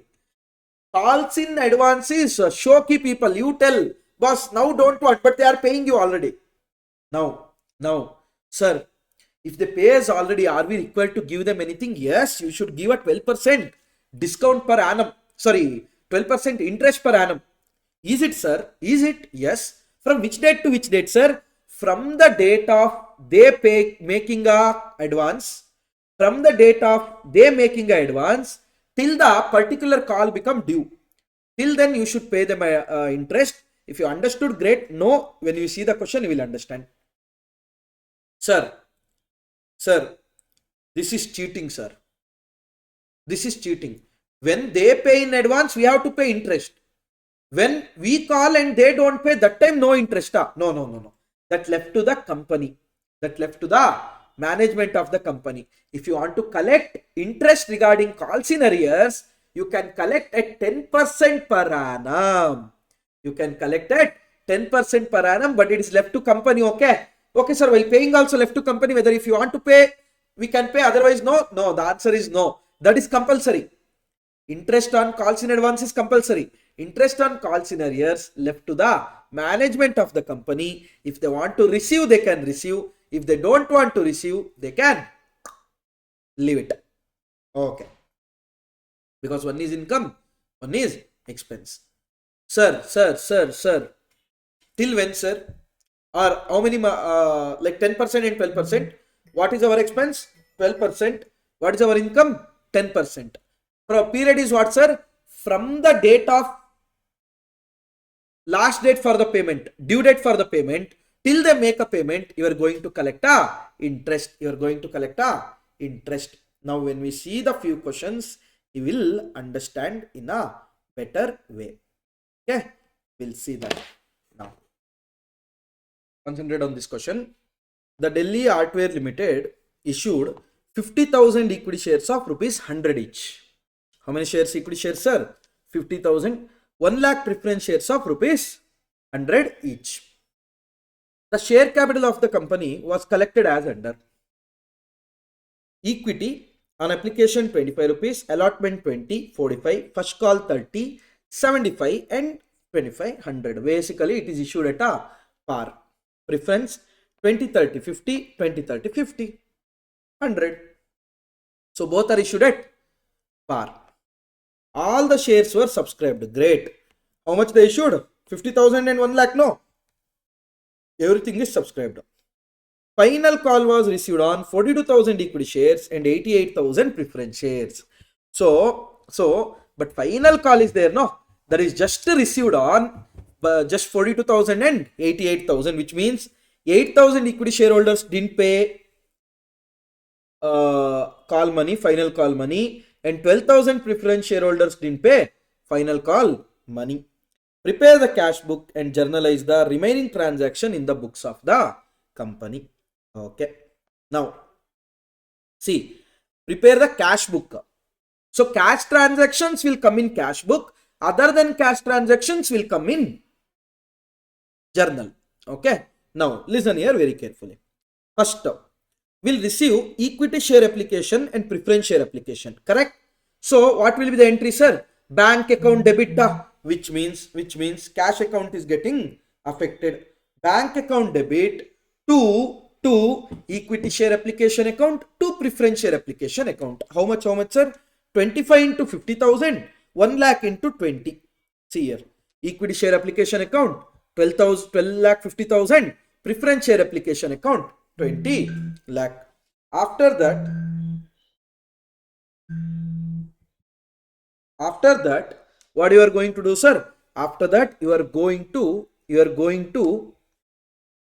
allot a shares. You are going to allot a shares. What will be the entry, sir? Application money shall be transferred to share capital. Entry is share application account debit to share capital account. Moral of the story is nothing, sir. No cash transactions are involved. So cash book is not getting affected. Then what is getting affected, sir? Your journal. Equity share application account debit to equity share capital account. Preference share application account debit to preference share capital. Done. Next is what, sir? Next, on allotment, you are making a call for 20 and 30. First is due entry. No entry in cash book, because entry is equity share allotment account debit to equity share capital account, preference share allotment account debit to preference share capital account. So see here, equity share allotment account debit to equity share capital, preference share allotment account debit to preference share capital. Done. Next, what you are going to do, sir? You are going to receive that allotment money. Entry is bank account debit to equity share allotment to preference share allotment, as you are receiving in full. Bank account debit to equity share allotment to preference share allotment. Done. Next, you are going to make the first call. Again, due entry, no entry in the cash book. Entry will be equity share first call account debit to equity share capital, preference share first call account debit to preference share capital. Equity share first call account debit to equity share capital, preference share first call account debit to preference share capital. Done. Later, sir, later you are going to receive that. Are you receiving in full? The answer is yes. Entry will be bank account debit to equity share first call account to preference share first call account. Equity share first call account, preference share first call account. Done. Next, what you are going to do, sir? Next, you are going to make the final call, due entry. So equity share second and final call account debit to equity share capital, preference share second and final call account debit to preference share capital. Equity share second and final to equity share capital, preference share second and final to preference share capital. Correct. Now you are going to receive the money. Are you going to receive full money, sir? The answer is no. You are going to receive 42,000 into 25, 42,000 into 25 and 88,000 into 30. Preference share second and final call, 48,000 into 42,000 into 25 and 88,000 into 30 to preference share second and final call. That's it. One of the simple question, but they have asked it in the examination. Okay, once they have asked it in the examination. In this chapter, all the questions are simple only. Sixth one is nice question. Sixth one is really nice question and last minute revision question. Before going to examination, you should solve it and go on. It's very important, in the sense very important. This might come to exam this time only. You never know. Okay. If at all it comes, thank me later. Okay. Yes. See here, JHP Limited is a company with an authorized share capital of 10 lakh. We have nothing to do with the authorized share capital. Okay. Rupees 10 each, which means we have around 1 lakh shares. Correct. We have around 1 lakh shares. Basically, it is not rupees. Okay. Just make a changes. We have around 10 lakh equity shares of rupees 10 each, which means around 1 crore rupees is the authorized share capital in amount. Done. Of which 6 lakh shares had been issued already, paid fully, which means moral of the story, out of 10 lakh rupees, 6 lakh rupees is done. Which means out of the authorized share capital of 10 lakh, 6 lakh has been issued already, subscribed already, paid up already. You have nothing to do with that. The company proposed to make further issue of 1 lakh of these shares at rupees 14 each.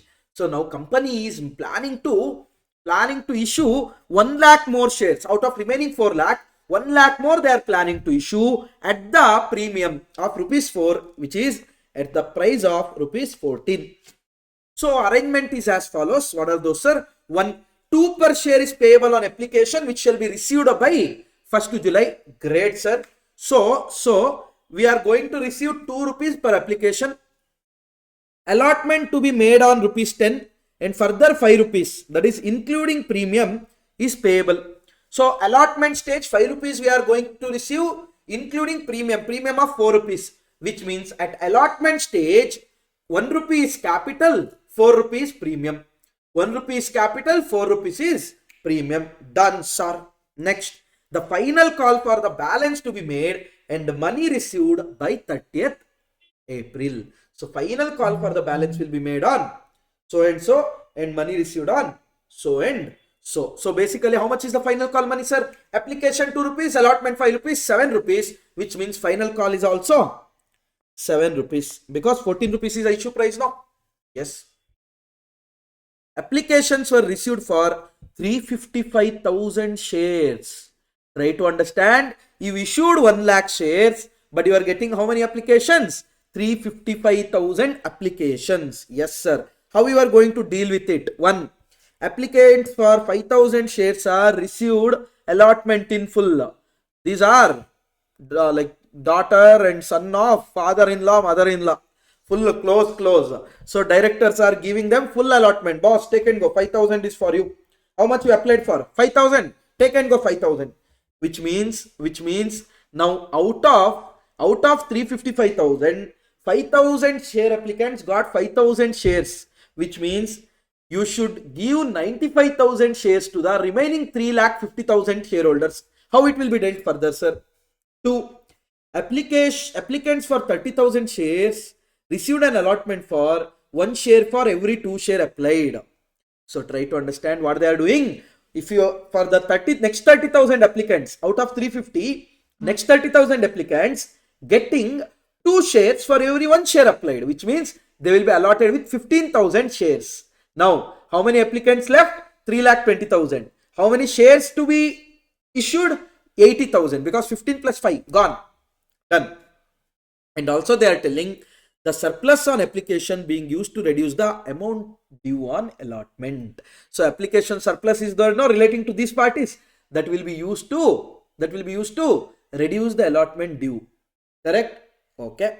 Next, applicants for 320,000 received an allotment for 1 share for every 4 applied. So 320 divided by 4, around 80,000, it will be proper. Correct? And also the money due on allotment was retained by the company and excess being returned to the applicants. Great, sir. The money due on final call was received on due date. So here money due, all those drama is not there. Here how you are going to do the parota allotment, return of money, all these question. Okay, just listen here. Rupees 14. In the 2 rupees is application, 5 rupees is allotment, 7 rupees is call. In the allotment, 4 rupees is securities premium, 1 rupee is face value. In the allotment, 4 rupees is securities premium, 1 rupee is face value. Done. We received 3,55,000 applications. In that, we are going to divide it into 3 parts. 5,000 applications, 30,000 applications, 320,000 application. 5,000 application getting allotment in 1:1. That is, you are getting allotted 1 share for every 1 share applied for, and remaining 30,000 share applicants getting 1 share for every 2 shares applied, and other 320,000 share applicants are getting 1 share for every 4 shares they have applied. Okay, done, sir. So allotment is how much, sir?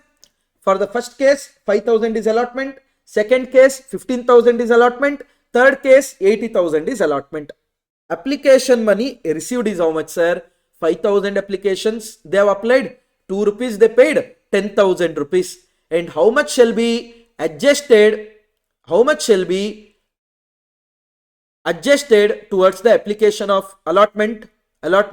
Whole 5,000 is allotted. So application money relating to allotted shares is 5,000 shares into rupees 2, which will come to 10,000. Is there any excess application money, sir? Nothing. So allotment time, how much will be the due? 5,000 into rupees 5, which will come to 25,000. Is there any money left to adjust to the allotment, sir? No. Great. Going to the second case, where how much application money they paid, sir? 30,000 application, 2 rupees each, which will come to 60,000. Done. In that, they will be allotted in the ratio of 1:2. That is 1 share for every 2 shares applied. So if they have applied 30,000, they are going to receive 15,000 shares. How much is share application amount relating to this 15,000 shares, sir? 15,000 into 2, which will come to 30,000. So excess application money is, sir, 30,000 rupees. Correct? 60,000 received. In that, relating to allotted shares is 30,000. That will straight away go to share capital account. Remaining 30,000, sir, what they are telling in question, that will be adjusted towards the due amount of the allotment. So how much is the due amount in the allotment? Come on, 15,000 into 5.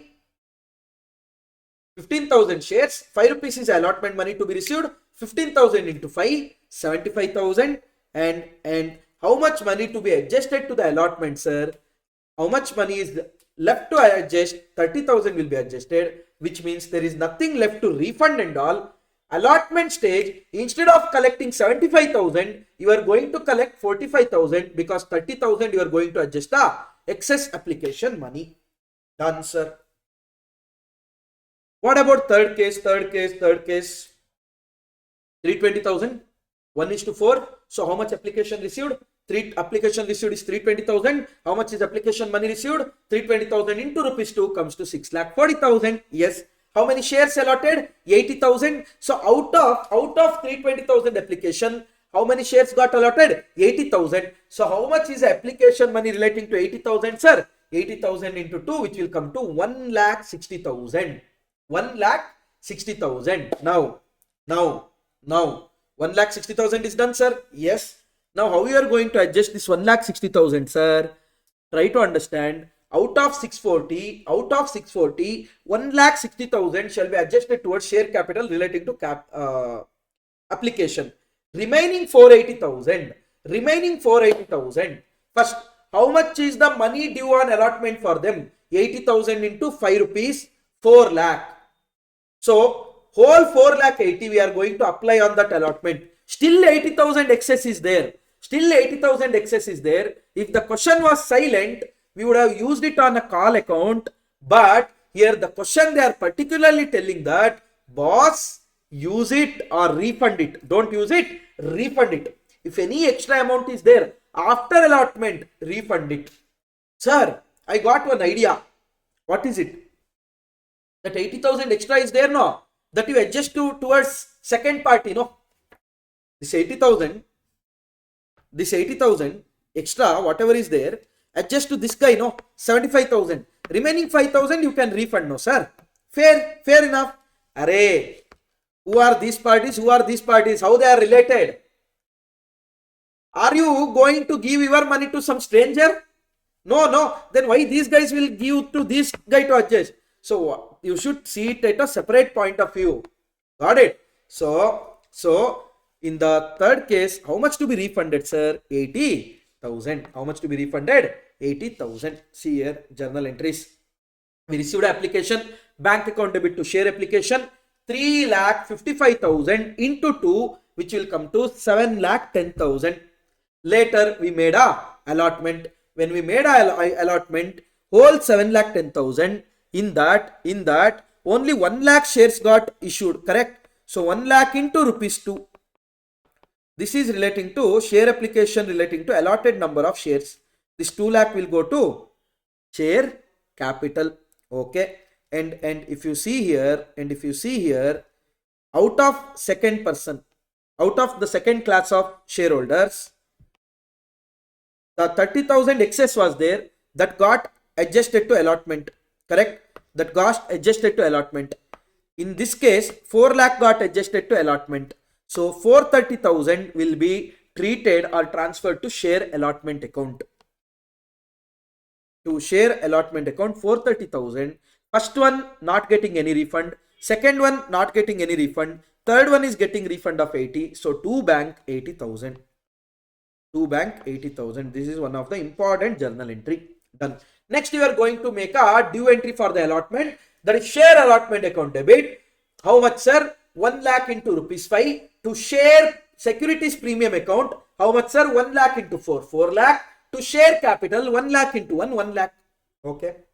You are going to receive allotment money. How much you are going to receive, sir? First persons you are going to receive in full. That is 5,000 into rupees 5, which will come to 25,000. Second one, you should receive 75,000, but you already adjusted 30,000, which means you are going to receive 45,000. Third person, you adjusted allotment, still money left, so you refunded. So allotment stage, you are not going to receive any amount. So how much you are going to receive, sir? Total 70,000.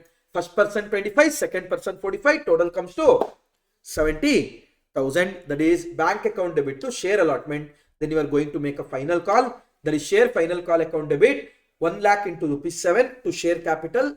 Bank account debit to share final call. Everyone is paying. So that's the entry. One of the important question. Please keep in mind. Hope you guys understood this. Next, Rashmi Limited issued at par 1 lakh equity shares of rupees 10 each, payable 2.5 on application, 3 on allotment, 2 on first call and balance on final call. How much is it, sir? 2.5 plus 3, 5.5 plus 2, 7.5. Balance is final call, which is 2.5. All the shares were fully subscribed. Great. Mr. Nair, who held 10,000 shares, paid full remaining amount on first call itself. So Nair is what kind of person? Shocky person. Why, sir? Because he is paying his second call also at the time of first call itself. He is paying second call also at the time of first call itself. Done. Next, the final call which was made after 3 months from first call was fully paid, except shareholders having 1,000 shares who paid his due amount after 2 months along with the interest on arrears. So there are 1,000 shareholders who are the person who is holding 1,000 shares. So they are not paying immediately the payment towards second call. Instead, they are paying it after 2 months, which means along with calls in arrears interest. Okay. So give the journal entry. First, you are going to receive. See, till first call money due, no problem at all. After that, Nair will start acting weird. After him, one more person starts acting weird. Let's see. Now, you are going to receive a application, sir. Yes, sir. Bank account debit to share application account 1 lakh into 2.5. That share application account shall be transferred to share capital. That is share application account debit to share capital account. Done, sir. Next, what you are going to do? Next, you are going to make a allotment. Share allotment account debit. Share allotment account debit to share capital account 1 lakh into rupees 3 lakh. Next, you are going to receive allotment money. Bank account debit to share allotment account 3 lakh. Wow. Done. Next, you are going to make a first call due. What will be the entry? Share first call account debit to share capital account. How much, sir? 2 rupees into 1 lakh. 2 lakh. Now, how much you are going to receive, sir? How much you are going to receive, sir? This first call money you are going to receive. First call money of rupees 2 lakh you are receiving. No doubt in that. Along with that, there is one person who is Mr. Nair. He is paying second call money also. That is 10,000 into rupees 2.5. So you are receiving 225,000. You are receiving 225,000. Whereas 2 lakh was towards share first call. Other 25,000 is calls in advance. Calls in advance. Okay. Done, sir. So listen here. Bank account debit 2,25,000 to share first call 2 lakh to calls in advance 25,000. Done, sir. Next, what you did, sir? The final call was made after 3 months from the first call. So final call you are making after 3 months from the first call means to Nair, how many months interest you should give, sir? 3 months interest you should give. 3 months interest you should give. Okay, done. So make a second call entry, share second and final call account debit around 2,50,000 rupees to share capital account. Share second and final call account debit to share capital account. Now you have to receive, no? You have to pass the receipt entry, no? But remember one thing, already calls in advance is there, correct? Already calls in advance is there. So listen here very carefully. How much you are going to receive? 90,000 shareholders and 10,000 shareholder. In this 90,000, I am further going to divide it into 89,000. That is people who are not giving us any pain, papa. And 1,000 people, jatre. 10,000, shoki. Correct? How much is final call money relating to all these three? First one, rupees 25,000. Correct? Next one, sorry, first one is 2,500. First one is 1000 into 2.5, 2,500. Next one is 25,000. So out of 250, so it is 222,500. Correct? 89,000 into 2.5, 222,500. Done. Now, this you are going to receive in bank because these people are paying on time, papa. This you already received and kept it in the calls in advance. So calls in advance was showing in your liability. Now you are going to make it debit. Done. Because last time you credited bank to calls in arrears 25,000. Correct? Yes. You are going to debit it. Remaining, this will be transferred to calls in arrears account. See here. Bank account debit 222,500. Calls in advance account debit 25,000. Calls in arrears account debit 2,500 to share first and final call. Then you are going to make the payment of calls in advance to Mr. Nair. How much it will be, sir? For 3 months you are going to make a payment of interest. How much it will be? So he paid extra how much? Only extra. He paid extra of 1,000 into 2.5, 25,000. So 25,000 into 12%, no? Advance into 3 by 12. 3 by 12. Okay, calls in arrears, how much interest we should collect, sir? After 2 months they are paying, so 2 months interest. That is calls in arrears is just 2,500 into 10% into 2 by 12. So interest on calls in advance account debit to bank account. Then Nair thing is done. First we should make a due from the shareholder. So the entry will be shareholders account debit to interest on calls in arrears 41.67. Then they are going to pay you 2,500 due amount plus 41.67 towards interest.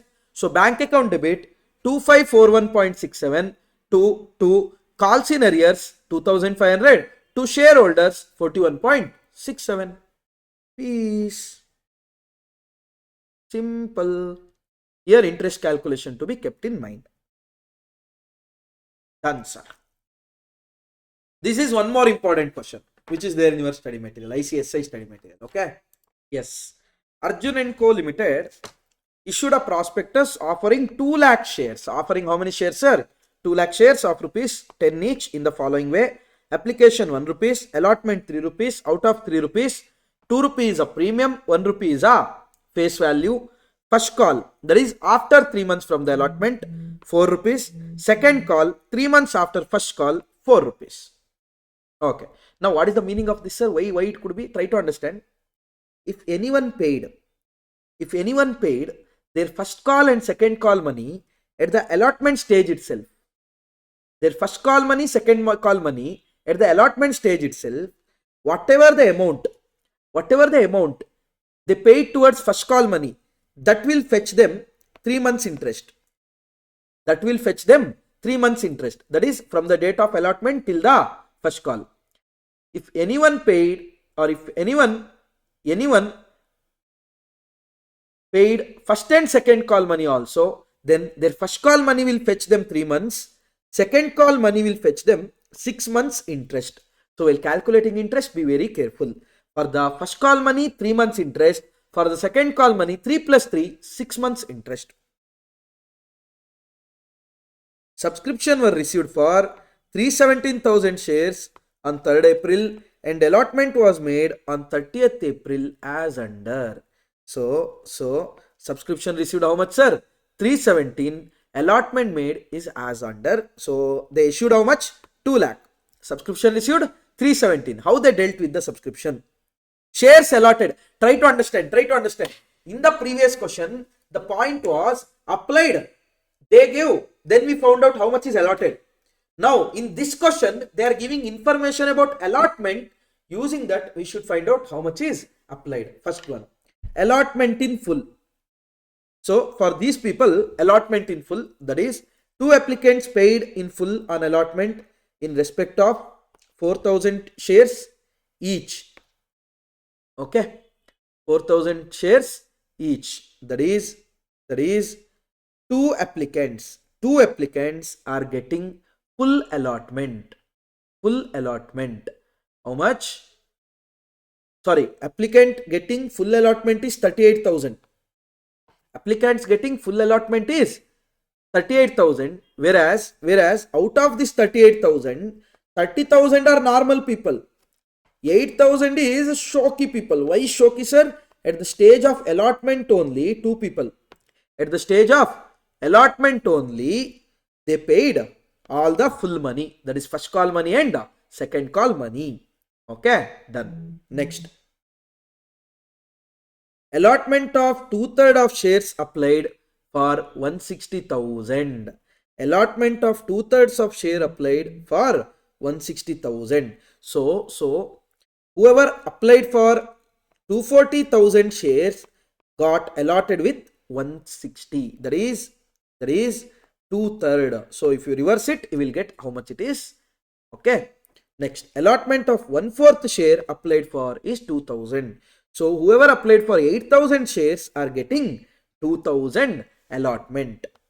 Cash amounting to rupees 31,000 being application money received with applicants from 31,000 upon which no allotment were made was returned to the applicants on 5th May. So remaining 31,000 shareholders are there. For them we are refunding the money. Okay. The amount due were received on due date with the exception of the final call on 100 shares. All the money was received on due date except one final call on 100 shares. These shares were forfeited on 15th November and reissued to IN on 16th November for payment of rupees 9. So that reissued portion let it be. I will explain before that. 12 rupees is a share price. In that 1 rupee is application, 3 rupees allotment, 4 rupees first call, 4 rupees second call. In this allotment, 2 rupees securities premium, 1 rupee is face value. 12,1344. Done. Now, 3,17,000 application received. How, sir? 31,000 got rejected. Other 38,000 got accepted full. Other 2,40,000 applicants got 1,60,000 allotment. Other 8,000 applicants got 2,000 allotment. Together it is 31 plus 38 plus 240 plus 8. Then application money. 38,000 into rupees 1. 38,000. Second one, they applied for 240,000, so they paid 240,000. Third one, they applied for 8,000, they paid us 8,000. Application money relating to allotted share. For the first one, we are allotting in full, so whole 38,000. Second one, we are allotting 160,000, so 160,000. Third one, we are allotting 2,000, so 2,000. Now, excess application money. First one, nothing is there because fully allotted. Second one, 80,000 is excess. Third one, 6,000 is excess.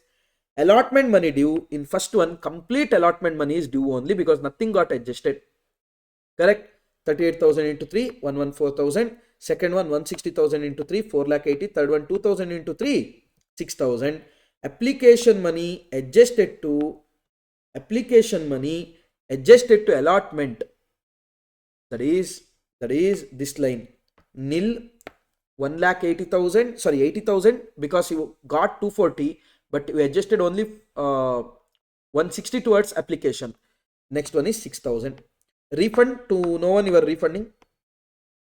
All money received, allotment money received in cash. First one complete will be received in cash. Second one, out of 480,000, 80,000 is already received, so 4 lakh will be received.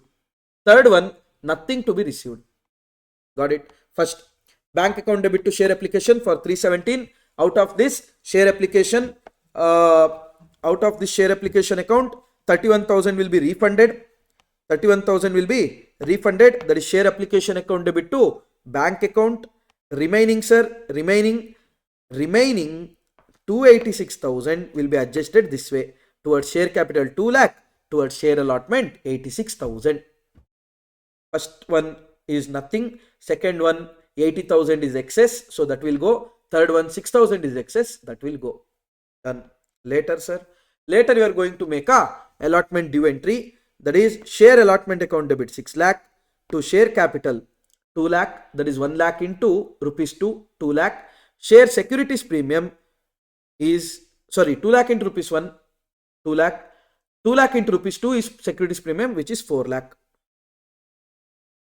Share application account debit to bank account, that entry is done. Next, you are going to receive allotment money. First person should pay full, who is getting 38,000 allotment. So 38,000 into rupees 3 should be received in full, which will come to 114,000. Second person, out of 480,000, 80,000 excess got adjusted in the application, so other 4 lakh to be received. Correct? Third person, if you see here, not paying any money. Third person who is getting 2,000 allotment, not paying any money because excess 6,000 is already there. Correct?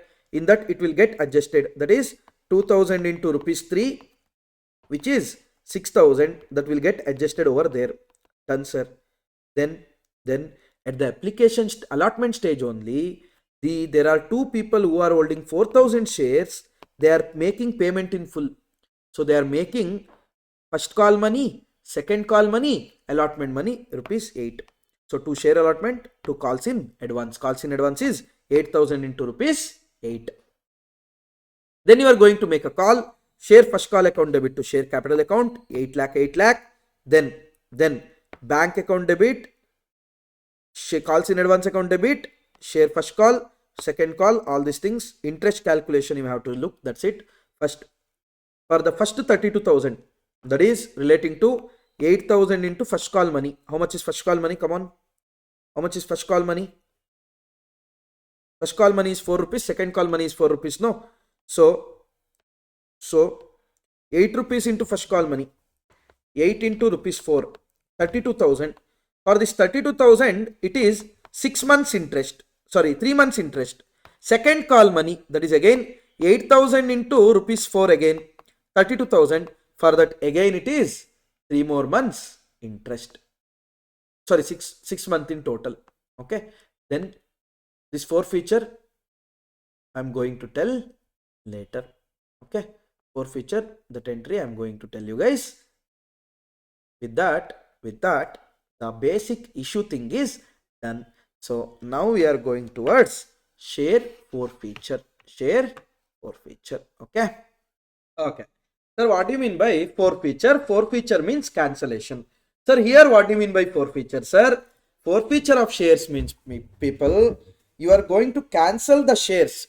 You are going to cancel the membership, going to cancel the shareholders name from your shareholders list due to non-payment of the called up portion. You ask them to pay, they didn't pay. So what you did? You cancelled their name. The process is called as forfeiture.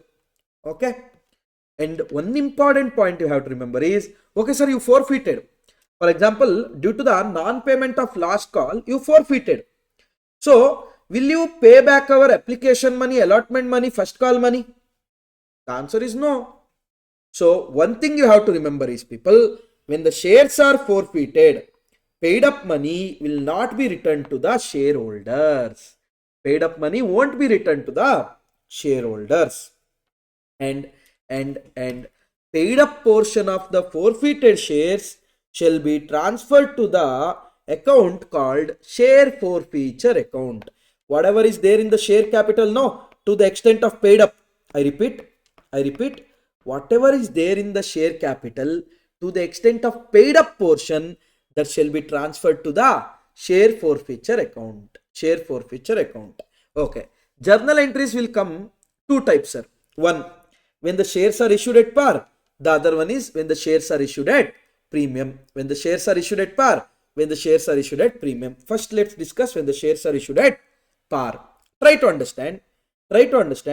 Share capital, whenever the due entry came, that is allotment due, first call due, second call due, we kept on crediting it. Correct? We kept on crediting it, and allotment, first call, second call, we used to debit based on the receipt of money. So these things used to get credited based on the payment, whereas share capital account used to get credited based on the called up portion, because even due entry we used to credit our share capital, if you remember, which means share capital used to get credited irrespective of they paying, not paying, irrespective of shareholders paying, not paying, which means it used to get credited with called up portion. But now what you are going to do, sir, you are going to debit it with the called up portion, because you are cancelling. No, cancelling means share capital decrease means you should debit it. So debit with what, sir? Whatever you credited. How much you credited? You credited called up portion. So share capital account will be debited with called up portion to share forfeiture account. How much, sir? How much is paid up? That one paid up face value will be debited. Remaining things, if you see, before forfeiture, let's say what we have done: share first call account 100 to share capital 100, later bank to share first call 90, which means 10 rupees is not received, right? So this, which will be having which balance, sir? It will be having debit balance, because debit is 100, credit is 90. It has a debit balance. You are going to write off this, right? So what you are going to do? You are going to credit it. You are going to credit respective call account. You are going to credit respective call account. So what will be the entry? Share capital account debit to share forfeiture account to share respective call account. If at all the respective call is already transferred to the calls in arrears, then respective call won't be having any balance. Correct? To take off the balance only, we transferred it to calls in arrears. So you are going to instead of respective account, you are going to credit calls in arrears account. Okay. What if it is issued at a premium, sir? If it is issued at a premium, what you have to check is whether premium money is received. Premium money is not received. Premium money is received. Premium money is not received. Let's say, example, application money 2 rupees, allotment money 5 rupees, call money 5 rupees.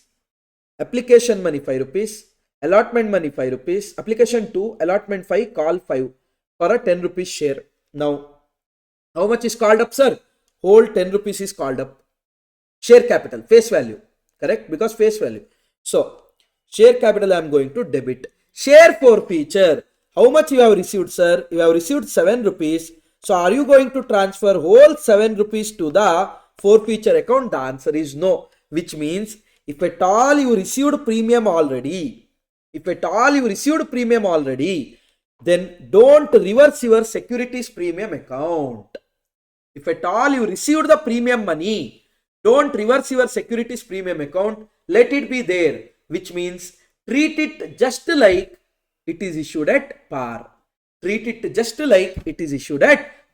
So share forfeiture also will be 5 only. To share respective call or to share calls in arrears will be 5 rupees, which is not received. Let's say premium money is not received. Then then reverse the share for securities premium account because it is not backed by any money. So try to understand, if the securities premium is received already, then don't reverse it, just treat it like issued at par. If the securities premium is not at received, then reverse it. When you have credited, debit it. See, so share capital account rupees 10 called up portion, securities premium account 2 rupees unpaid portion, 2 share forfeiture, that is only application money is received, these two things are not received, so 10 rupees will be treated as not received, 10 rupees shall be treated as not received. Excess money of application. See, sir, one doubt, sir. What if excess money of application is there? We adjusted towards allotment. Whole amount of allotment is not. For example, 2 rupees is excess money available. Allotment 3 rupees is there. Allotment 3 rupees is there. Whereas face value is rupees 2, sir. 1 rupees securities premium, sir. Now, this 2 rupees, whether you are going to adjust to securities premium and face value or face value and securities premium, always remember, first it shall be adjusted towards face value, this 2 rupees. If excess is there, then towards the allotment. Excess is there, then towards allotment. See there, excess money of application first should be adjusted towards the face value, and if any excess is there, then towards the securities premium. Okay. Sir, what you are going to do with those shares, sir? What you are going to do with those shares which you forfeited? You can reissue. You can reissue based on the director's decision, and the restriction on issuing a shares at discount is there only on issue, not on reissue. Moral of the story, you can reissue the shares at discount. So reissue can happen at par, reissue can happen at premium, reissue can happen at discount. However, one point you should keep in mind, that is when the reissue is happening at discount, you should make sure the discount amount will not exceed forfeited amount. For example, one share 6 rupees is paid up, other 4 rupees is called up but not paid, so we forfeited. So in the forfeiture account, how much is there? 6 rupees is there. Now, when you are reissuing that share, you can't give a discount of over and above 6 rupees. Up to 6 rupees you can give discount, not over and above. Okay. Now, when it is issued at a par, what would be the entry, sir? Bank account debit to share capital account. When it is issued at a premium, what will be the entry, sir? Bank account debit to share capital account to securities premium. When it is issued at discount, bank account debit, discount account debit to share capital. However, discount we are going to write off against securities premium, share forfeiture. So instead of discount, you can use the term share forfeiture. Okay. One more thing, very important. To the extent of shares reissued, I repeat, only to the extent of share reissued. For example, 1000 shares were forfeited. In that, 800 is reissued, 200 is not reissued. 200 is not reissued. Try to understand, whatever share forfeiture account will be there, no, only relating to this 800. Only relating to this 800, whatever the share forfeiture amount is there, after adjustment of the discount, if any, shall be transferred to capital reserve. Only and only reissued share portion. Not whole 1000. Not whole 1000. Only to reissued share portion, it shall be transferred to capital reserve. Okay. So to the extent of shares reissued, balance in share forfeiture account after adjustment of discount, if any, shall be transferred to capital reserve. Only to the extent of reissued shares, reissued share. Sir, what about this not reissued share, sir? That will be there in the share forfeiture account only.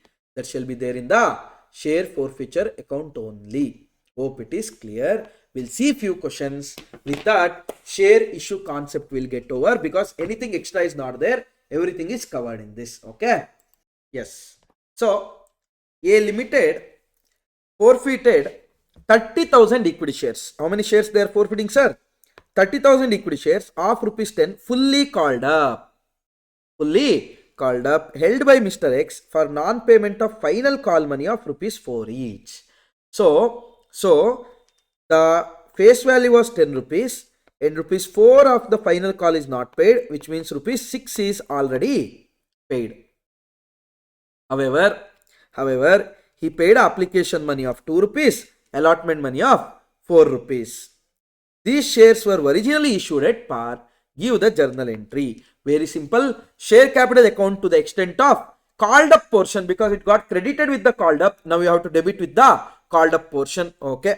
Share capital account debit. Face value is 10 rupees called up. How much face value or called up face value? Called up face value is 10 rupees. So 30,000 into 10, which will come to 3 lakh. 2. Share forfeiture. How much, sir? How much, sir? How much ever we have received? How much ever we have received other than premium. How much ever we have received other than premium. Because if premium is received, just treat it like issued at par.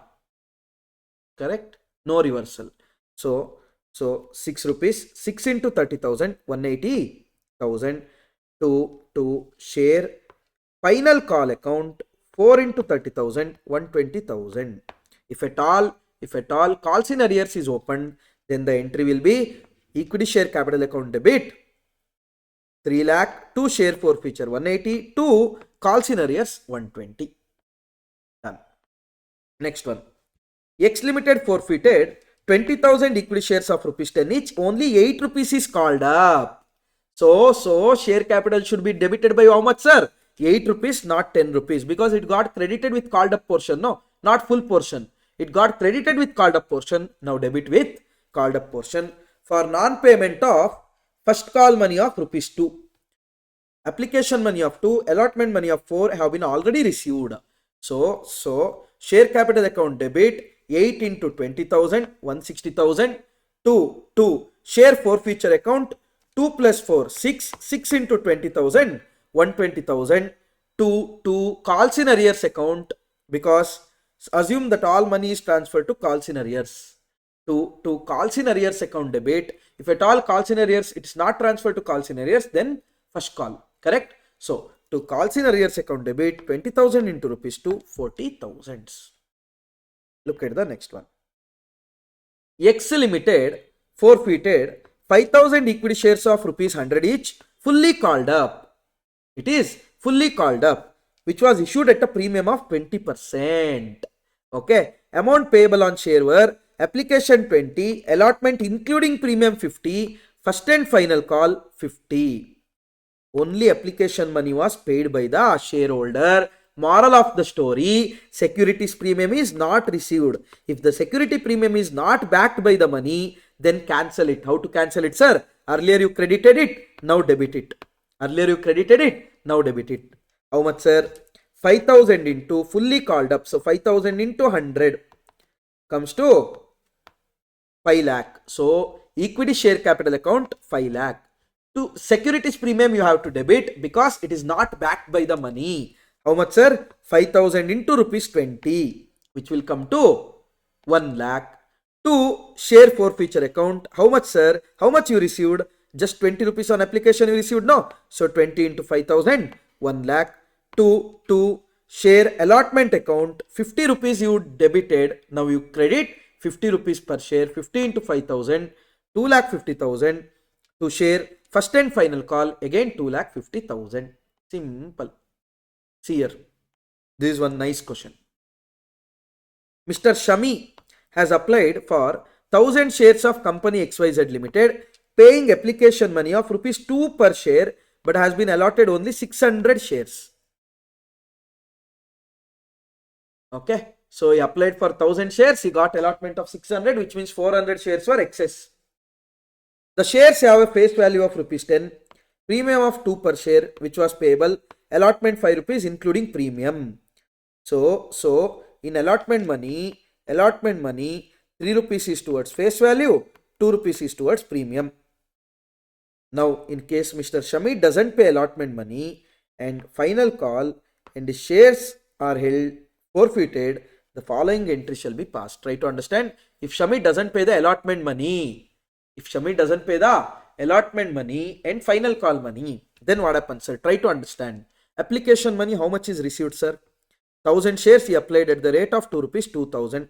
How much is allotted? 600. Relating to that, how much is application money? 600 into 2, 1200. How much is excess application money, sir? Excess application money is 800. Now, this 800 shall be adjusted towards allotment. Adjusted towards allotment. So what, sir? Nothing. In allotment, face value is also there. Securities premium also there. First priority towards what, sir? Face value. So try to understand. 600 into 3 is face value, 600 into 2 is security premium, 1800 and 1200. Now 800 excess first shall be adjusted towards face value. So how much is the due amount of face value? 1000. Due amount of securities premium 1200. Now, is this the question of securities premium received?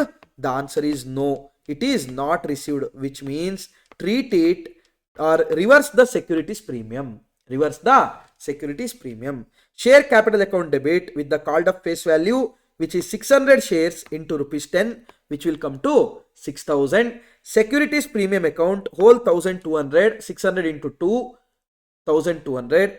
2 share forfeiture. How much, sir? 600 shares. Application money of 2 is received plus allotment money of 800 which got adjusted. That is also received only, no? So we received 2000 that we are keeping with ourselves. To share allotment, sir, 1000 rupee face value is not received plus 800 securities, 1200 securities premium, 1000 rupees face value, total 2200 is not received. Out of the 2000, 3000 receivable, in the 2200 is not received, so credit it. Share final call, nothing has been received. 600 into 5, 3000.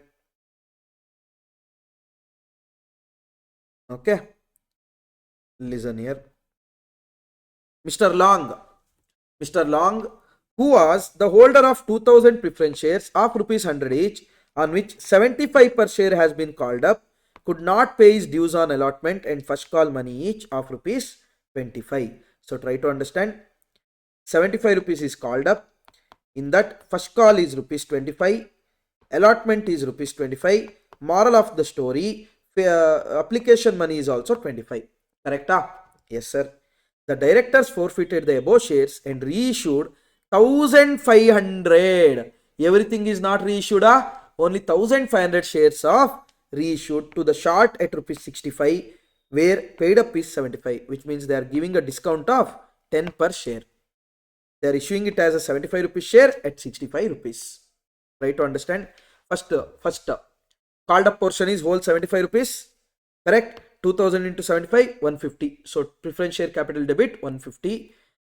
2 share forfeiture, he paid 25 rupees per share for 2000 shares, which will come to 50,000. Yes.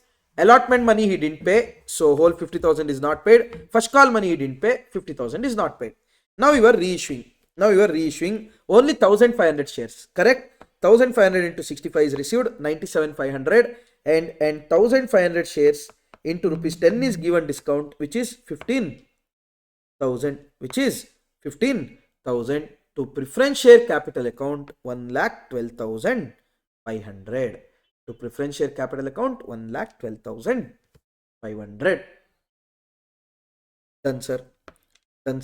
Now try to understand how much is the share forfeiture relating to 1500 shares?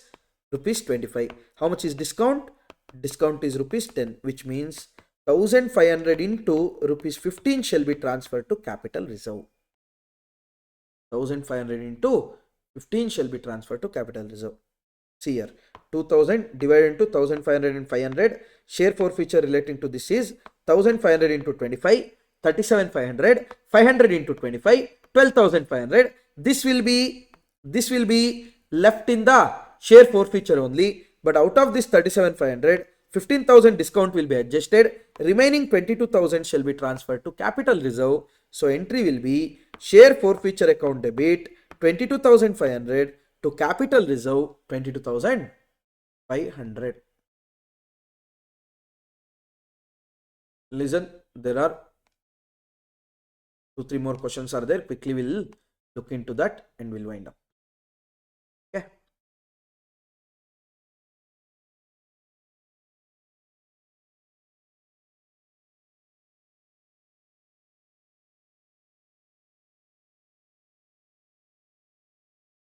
Beautiful Company Limited issued 30,000 equity shares of rupees 10 each, payable rupees 3 on application, 5 on allotment, including 2 rupees premium, 4 on call.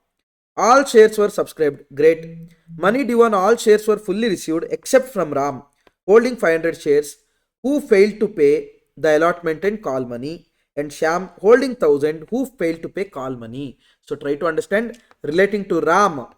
Allotment money is not paid, call money is not paid, which means security premium is not received. You should reverse it. You should reverse it.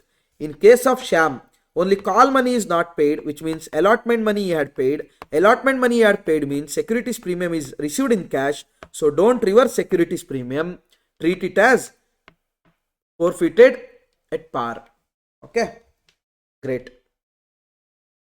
Money due on all received. Okay, Sham 1000 who failed to pay the call money. All these 1500 shares were forfeited. Great. Of the share forfeited, 1250 including whole Ram share, so were subsequently reissued at a discount of 2 rupees. So what is happening, sir? 1500 is there, that is reissued. 1500, is it reissued? No, only 1250 is reissued, 250 is not reissued. Okay, this 1250, which is of Ram, which is of Sham. They are telling Ram's whole share. How much shares Ram held? Ram held 500 shares, which means 750 remaining is of Sham. 750 remaining is of Sham. Pass the necessary journal entry to record the forfeiture. Try to understand. Share capital account 1500 fully called up, so 15,000. Securities premium only and only relating to Ram share, because that is not received. Sham's securities premium is received. No need to reverse it. Okay, no need to reverse it. So share forfeiture, I mean only securities premium 500 into 2000. Share forfeiture, people, how much you have received? Relating to Ram, you received only application money 500 into rupees 3, which will come to 1500. Relating to Sham, sir, 1000 shares, 3 rupees application you have received, plus I told you you are not going to reverse securities premium portion, only and only face value portion you are going to reverse, that is 6 rupees. 1000 into 6. Share allotment, Ram didn't pay, so 500 into 5, 2500. Share call, Ram and Sham both didn't pay, 1500 into 4, 6000. Later it has been reissued. Bank account debit 10,000. Share forfeiture account debit because of the discount 2 rupees 2500 to share capital 12,500. Now how much should be transferred to capital reserve, sir? Try to understand. Ram 500 is share forfeiture, 3 rupees is received per share, 1500. Discount on reissue is 1000 rupees, so which is 500. Sham, out of 1000, 750 is reissued, 250 is not reissued. 250 portion won't be transferred to capital reserve. 750 portion, share forfeiture account is 750 into rupees 6, 4500.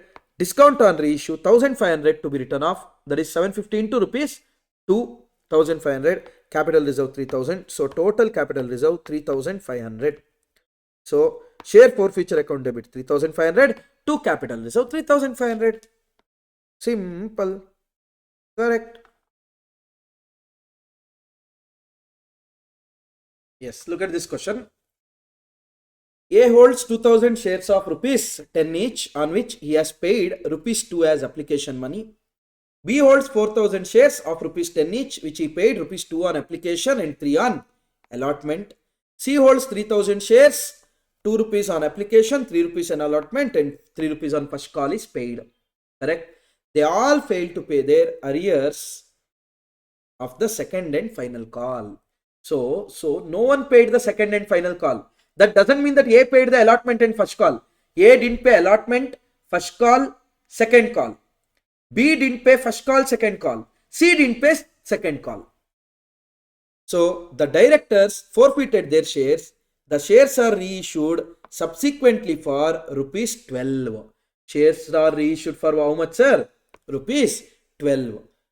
Which means premium. So, sir, premium also should be transferred to capital reserve. The answer is no. Premium should be there in securities premium. Reissued related shares, discount, we written off against share forfeiture, no, sir. Whether premium should be added to share forfeiture, the answer is no. Premium, just to treat it like a securities premium there itself. So, listen here. Share capital account debit 90,000 to share forfeiture account, that is A. See, share capital account, A holds 2,000, B holds 4,000, C holds 3,000, together 9,000, fully called up. So face value fully called up is 10 rupees. 10 into 9,000 comes to 90,000. To share forfeiture, A, how much ever paid, that much. A paid for 2 rupees on 2,000, so 2,000 into 2. B paid 2 rupees plus 3 rupees, application plus allotment, 5 rupees on 4,000 shares, and C paid 8 rupees on these 3,000 shares, which will come to 48,000. Allotment, people, allotment, A is not paying. So to share allotment, 2,000 into 3, correct? Share first call, A and B are not paying. How much it is? Rupees 3, no? 3 into 2,000 plus 4,000, 6,000. 3 into 6,000. Share second and final call, no one is paying. So 9,000 into 2 comes to 18,000. Now reissued, everything has been reissued at rupees 12. Securities premium 18 and capital reserve, whatever there in the share forfeiture, as everything is relating to reissued shares, everything will go to capital reserve. 48,000. Done, sir. Sir, what if the asset is purchased by issue of shares, sir? Asset to vendor is the normal entry for purchase. Then vendor consideration will be satisfied by share capital. If at all issued at a premium, then vendor to share capital to securities premium. That's it. Listen here. Exco Limited was incorporated with an authorized share capital of 90,000 equity shares. The company purchased land and building for 4 lakh rupees, payable fully paid up shares. So face value only. They are not paying at a premium. The balance of shares were issued to the public. So what will be the entry? Land and building we purchased, land and building to Vyco Limited. Later, that 9 lakh rupees share, 4 lakh rupees issued to the Vyco Limited. So now the decrease in the liability, so debit that particular Vyco Limited. So Vyco Limited account debit 4 lakh. Increase in the asset because the public will give you money. Bank account debit. Shares increase in a capital 9 lakh. Okay. Now, last question we'll discuss from this particular unit. Okay. That is your fourth question of your study mat. Listen here. Measure Herbal Tea Plantation Limited was registered with a capital of 1 crore divided into equity shares of rupees 100 each, which means how many shares, sir? Shares are 1 lakh shares. 1 lakh shares. The company offered to public 50,000 shares. Out of 1 lakh, how much is offered to public, sir? To the public, we are offering 50,000 shares at a premium of rupees 20.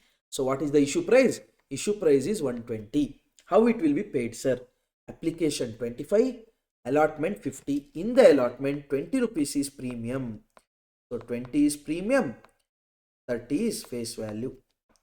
20 is premium, 30 is face value. 20 on first call, 25 on final call. 20 on first call, 25 on final call. Applications were received for 75,000 shares. 75,000 shares. Company offered 50,000, which means 25,000 extra. Shares were allotted to application on pro rata basis. Pro rata basis. Okay. Kantibai, who was allotted 500 shares, did not pay the allotment money. So allotment money is not paid by Kantibai, which means premium is also not paid, which means securities premium to that extent should be reversed. He also failed to pay the first call. Great. His shares were forfeited. Wow. Sheetal was holding 200 shares, did not pay the first call. Final call was not yet made, which means how much is called up, sir? Application money is called up. Allotment money is called up. First call is called up. Not fully called up, it is partly called up. Okay. Make a journal entry. First, you are going to issue shares. How many shares you issued, sir?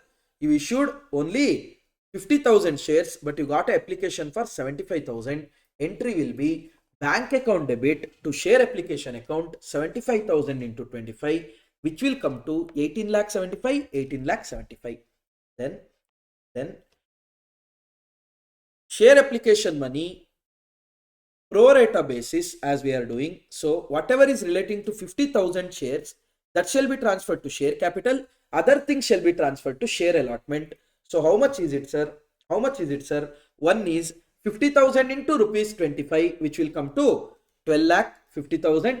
Other is 25,000 excess application. So 25,000 into 25, 625,000. Done. Next, you are going to make a allotment. Allotment is 25,000, 25 lakh. How, sir? How many shares you are allotting? 50,000 shares. What is the allotment money? Allotment money is rupees 30, right? Allotment money is rupees, not 30, rupees 50. Allotment money is rupees 50, which will come to 25 lakh. 25 lakh. In that, 30 rupees per share will go to share capital, 20 rupees per share will go to securities premium. However, how much you are receiving, sir? You are not receiving Kanti Bai's portion. You are not receiving Kanti Bai's portion. How much, sir? How much, sir? Out of 50,000,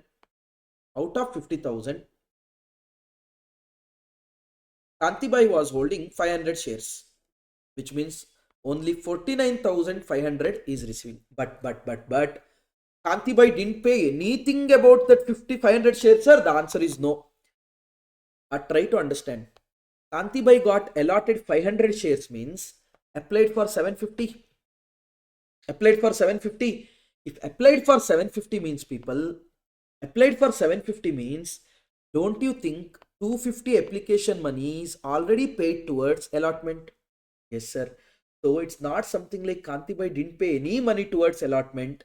Of course, he had paid. How much, sir? Try to understand. Try to understand. 50,000 shares are there in total, of which 50 rupees to be received. Correct? Done, sir. Already received how much, sir? Already received 625,000. Already received 625,000. Already received 625,000 and 500 rupees, 500 shares money is not received. How much is not received, sir? Try to understand. 500 allotment is not received. That is 500 into 50. 500 into 50. 25,000 rupees is not received. However, he paid a application, extra application. How many extra application? 250. Relating to that, how much he paid? Application money? He paid 25 rupees, no? He paid 25 rupees. So 250 into 25. 6,250 has been already received. So how much is not received, sir? Not received is 25,000 minus 6,250, which will come to 18,750. So how much is actually received? 18,56,250. And you are going to make a first call. In first call, how much you are going to receive? You are not going to receive amount relating to Kanti Bai and one more, that is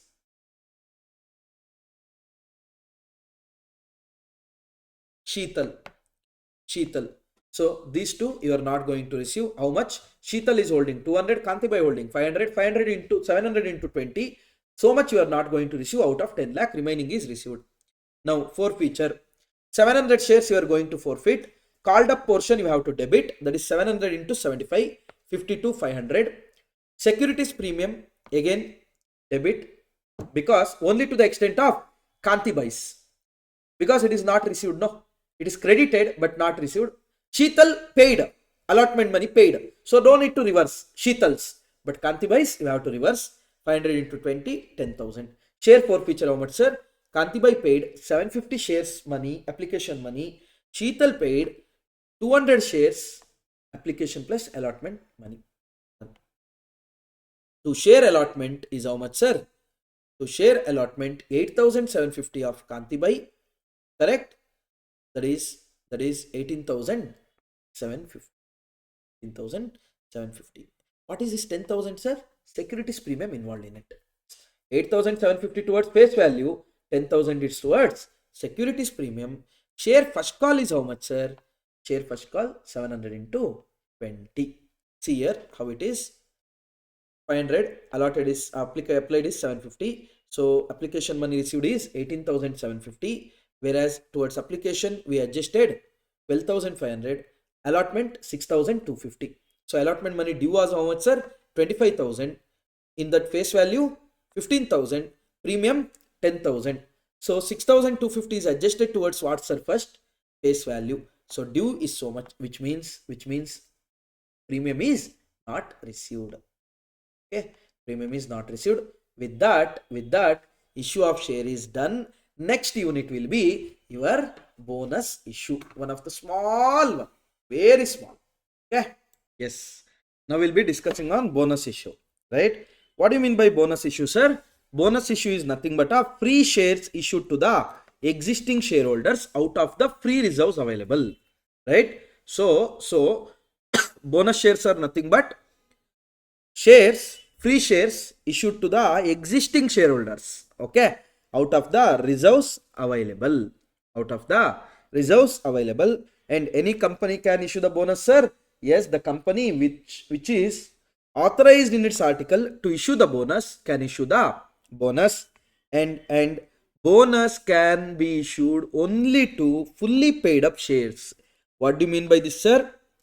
If the existing shares are fully paid up, then only you can issue the bonus. Otherwise, first you should make these shares fully paid up either by using the free reserves or by making the call to make a payment. Then you should issue this bonus to these shares. That is bonus shares. Okay. Okay, sir. Free reserves. What are the different free reserves we can use, sir? Any divisible profit like P&L, general reserve, all those things you can use, plus CRR you can use, that is capital redemption reserve you can use, and securities premium you can use, provided that security premium should have been collected in cash. So what and all we can use, sir? Come on. We can use the free reserves. We can use the CRR, not capital reserve, capital redemption reserve. We can use free reserves. We can use CRR. We can use securities premium. Correct? Because securities premium, first point is that no. Securities premium, first point is that no. So for the purpose of bonus, you can use three things: free reserves like P&L, general reserve, etc. Free reserves, CRR, and securities premium. Now, free reserves you can use it for any purpose. That is totally free. Yes, sir. CRR is what, sir? How it is created, that I will tell later. That is due to redemption it will be created, that I will tell while doing a redemption chapter. But that CRR what is created, that could be used only and only for the purpose of bonus issue. CRR cannot be issued for any other purpose. CRR purely could be used only for the sake of bonus issue and securities premium. That can be used for 5 reasons. However, practically 3 purposes: bonus, buyback, writing off of expense relating to issue. So, sir, first which we will use, sir? We are going to use CRR because that's the one no, which is restricted only to bonus. So, first empty it. After that, if money is required, then take it out from the securities premium. Then, if extra money still is required, then take it out from the free reserves. Okay. So, and also that free reserves will be there, no? General reserve and P&L. Company can use that free reserves to make the shares fully paid up. So, in bonus, what we will do, sir? From reserve, we will take out the money and we will put it to capital. From reserves, we will take out the money and we'll put it to capital, which means decrease in reserve, sir. Reserve is in the nature of capital. So, decrease in reserve, debit, correct? Capital increases. So, increase in capital, credit. So, entry will be that particular reserves account debit to capital account. See, CRR account debit, securities premium account debit, free reserves account debit to share capital account. However, this entry could be split into two.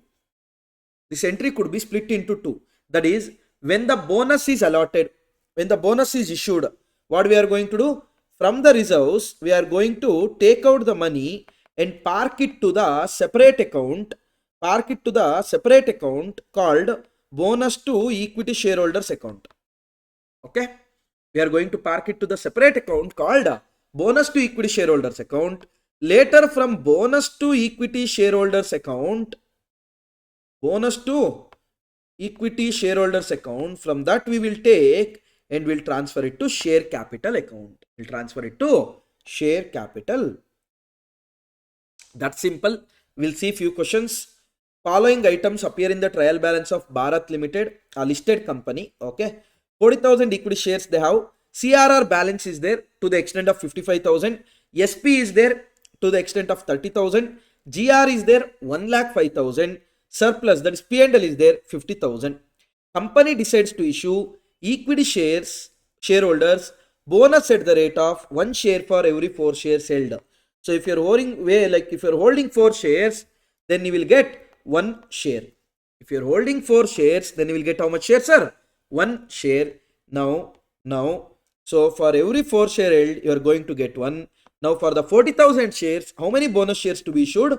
10,000 bonus shares to be issued. And what is the face value of that, sir?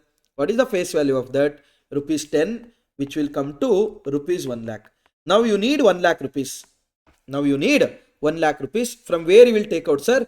From the CRR you will take out first 55,000. So CRR account debit 55,000. Securities premium 30,000. Securities premium account debit 30,000. Last you are going to take out either from P&L or general reserve. Let's take out from the general reserve 15,000 to equity share bonus to equity shareholders 1 lakh. Later bonus to equity shareholders 1 lakh to equity share capital 1 lakh. Simple. See here, CRR account debit, securities premium account debit, general reserve account debit to bonus to shareholders to equity share capital. Bonus to shareholders account debit to equity share capital. These are the 2 journal entries. Simple. Look at this question now. Past journal entries in the following circumstances. A limited company with a subscribed capital of 5 lakh consisting of 50,000 equity shares of rupees 10 each. Called up portion is 7.5 per share, which means rupees 2.5 is unpaid. A bonus of 1,25,000 declared out of general reserve to be applied in making existing shares full. So they are planning what, sir? Using the bonus of 125,000 to make this partly paid up shares into fully paid up. How it will be, sir? How much is required? 50,000 into 2.5, correct? Which will come to rupees 125,000. Now you are going to take it out from the general reserve, that is general reserve account debit to bonus to equity shareholders account. How much, sir? 125,000. Later you are going to make it or transfer it to the share capital account. How, sir? First you will make a call, share final call account debit to share capital account 125,000. Later bonus to shareholders account debit to share call account 125,000. Instead of bank you are going to use bonus. See here, general reserves to bonus to share final call to share capital, bonus to share final call. Peace. Done. Second one, a limited company having a fully paid up capital of 50 lakh consisting of equity shares of rupees 10 each, which is 5 lakh shares. Rupees 5 lakh shares, add general reserve of rupees 9 lakh and capital is and resolve to capitalize 5 lakh out of general reserve by issuing 50,000 fully paid up shares of rupees 10 each shareholder to get 1 share for every 10 shares held by him. So try to understand. First what you will do, sir? From the general reserve where the balance is 9 lakh, we are going to take out 5 lakh. That is general reserve decrease, debit, general reserve account debit to bonus to shareholders account. Later you are going to issue shares. So bonus to shareholders to equity share capital 5 lakh. 2 entries. General reserves to bonus to share to equity share capital. Is clear? That is all about your bonus issue. Nothing much special. Nothing much special about it. Okay, now we are going to discuss about next part, that is right issue. Okay, what do you mean by right issue, sir? Right issue is nothing but offering a new shares first to the existing shareholders. See, whenever you are a company, you want to offer a new shares. You want to offer a new shares. You can't straight away go and offer to the public outsiders. First, you should offer it to the members who are already existing members. In their proportion you should offer. Okay, that is known as right issue. See here, where at any time a company having a share capital proposes to increase its subscribed capital by the issue of further share, such share shall be offered one to person who at the date of offer are holders of equity shares. Okay, so first priority should be given to the existing person. And one more thing is when existing person don't want to exercise it, then he will he can transfer that right to someone else. He can transfer that particular right to someone else. So that is known as renouncement, where he can transfer that particular shareholder. He don't want to exercise, but they can transfer it to someone else. That is known as renouncement. For that renouncement, they might charge some money from that particular person who is taking that rights. See here, what will happen, sir, if the right issue comes? If right issue comes, of course, additional number of shares will get added. Because of this, number of shares will increase automatically. If at all right issue is made at the price less than the existing market price, then market price will fall. So, sir, what is the name of the market price before right issue? Before right issue, the market price, we call it as a CRP. That is come right price, which means come means cumulative. Okay, come means cumulative. So this will be treated as cumulative of right. The market price includes the value towards right. Okay, after right issue, the market price will be known as X right price. That is excluding right price, ERP. So the difference between come right price and excluding market price, excluding right price, is known as right value per share. That is difference between come right price and excluding right price is known as a right value per share. For example, 1000 shares are there right now. Which are the CRP is 400 rupees. That is before right issue, come right price is 400 rupees. Now the new right are issued at 320 rupees. How many shares, sir? 100 shares. How many shares? 100 shares. So try to understand how to find out ERP, sir. Earlier, how many shares were there? 1000 shares were there. What was the price? Price was 400. Correct? Done. Plus. Now, what is the price, sir? Now the new price is rupees 320. Yes. Into how many shares are there, sir? 100 shares. Divided by, now how many shares it will be? 1100 shares. 1100 shares. It will give you exclusive right price or your ERP X right price. Whereas come right price is before that. What was the market price? That one. Okay. Now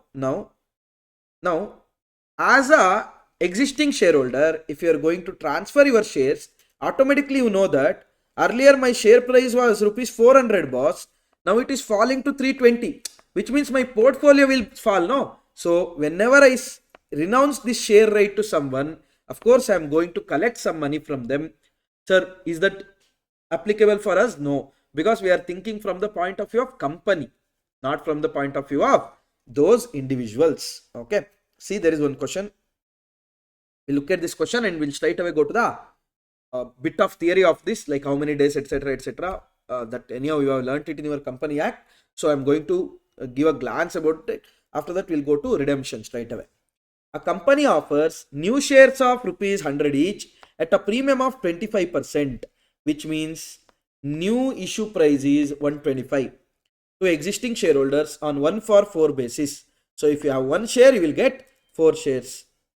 The come right market price is 150. Right now, the market price is 150. The 4 shares what you are holding, that is 150. Calculate the value of right. What should be the X right market price? So listen, X right market price, how to calculate, sir? Now, what is the price? 150. And how many shares you have? 4 plus new shares will be issued at 125. What is the price? I mean, what is the number of share? 1 divided by existing was 4 shares, new is 1, 5. So 150 into 4 plus 1 into 125 divided by 5, it will come to 145. It will come to 145. Done, sir. Value of right is how much, sir? Come right price was how much? 150. X right price is how much? 145. Correct? Which means you are going to lose rupees 5.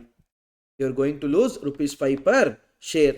Total value is how much, sir? Out of 4 shares, you are losing how much? 4 into rupees 5. You are losing in total rupees 20. You are losing in total rupees 20. Value of right is 20. Now, if you want to renounce, you are going to recover 20 rupees from this particular person who is taking your renouncement right. Okay. See here, few things. How the offer should be made and all. Offer shall be made by a notice specifying the number of shares offered and limiting the time not being less than 15 days, which means you should give at least 15 days time for them to accept the offer and not exceeding 30 days. That is, somewhere between 15 to 30 days you should give them a time. And if not accepted, shall be deemed to have been declined. So if they don't accept within 30 days, it will be treated as they don't want, they declined. Unless the article of the company otherwise provide, the offer side shall be deemed to include right exercisable person concerned to renounce. Unless and until your article tells a shareholder cannot renounce his rights, then always and always remember a shareholder can renounce his right.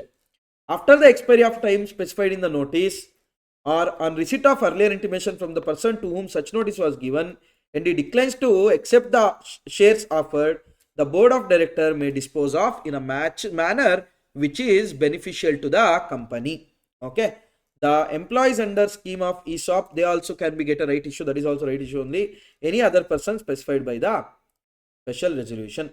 So the notice shall be dispatched through registered post or speed post or through electronic mode to all the existing shareholders at least 3 days before the opening of the issue. So 15 days time you give, no. Today morning only you can't send a notice. At least 3 days before you should send a notice. Okay. Minimum 15, 15 to 30. Before this 15 days starts, you should give a notice 3 days prior. Nothing in this section shall be applied to increase the subscribed capital of a company caused by the exercising of an option, term attached to the debenture issued, etc., etc. So this is all about the right issue, not much important as such. Theory, that anyhow theory you are going to learn in your Companies Act. I am not going to teach exact what provision tells and all. How much ever is required for accounts, I am telling. So right issue, this right and X is very important. Okay. This right and X is very important. How to find the X price, sir? New weighted average you have to find. That's it. Old rate into old share plus new rate into new share divided by old plus new. You will get X right. Now, that is per share. In the given question, 150 was there. Now, one share will fall for 145 rupees. How many shares you have already? 4 shares you have. So, how much you will lose? You will lose 5. So, value of the right is 20. If you want to renounce, you are going to renounce for nothing less than rupees 20. That is all about the right issue. Now we are going to discuss about redemption of preference share. One of the easy topic, yet one of the important topic. Okay. Yes. redemption of preference shares. Okay, we'll start with redemption now. Redemption of preference shares. Okay, sir. What do you mean by redemption, sir? Redemption is nothing but, people, repayment. Redemption is nothing but repayment, where you are repaying the capital portion of the preference shareholders. That thing is known as redemption of preference shares. So repayment of the preference shareholders capital money is known as repayment. So on the basis of redeemability, preference shares can be classified into two: redeemable preference share, irredeemable preference share. What it classified as, sir? Two: redeemable preference shares, irredeemable preference shares. What do you mean by redeemable preference shares, sir? Redeemable preference shares are those preference shares which are repaid after certain number of years. Redeemable preference shares are those preference shares which are repaid after certain number of years. Irredeemable preference are those shares which will be repaid only at the time of winding up of the company. Redeemable means after certain point of time you are going to repay it. Irredeemable means you are not going to repay until the winding up.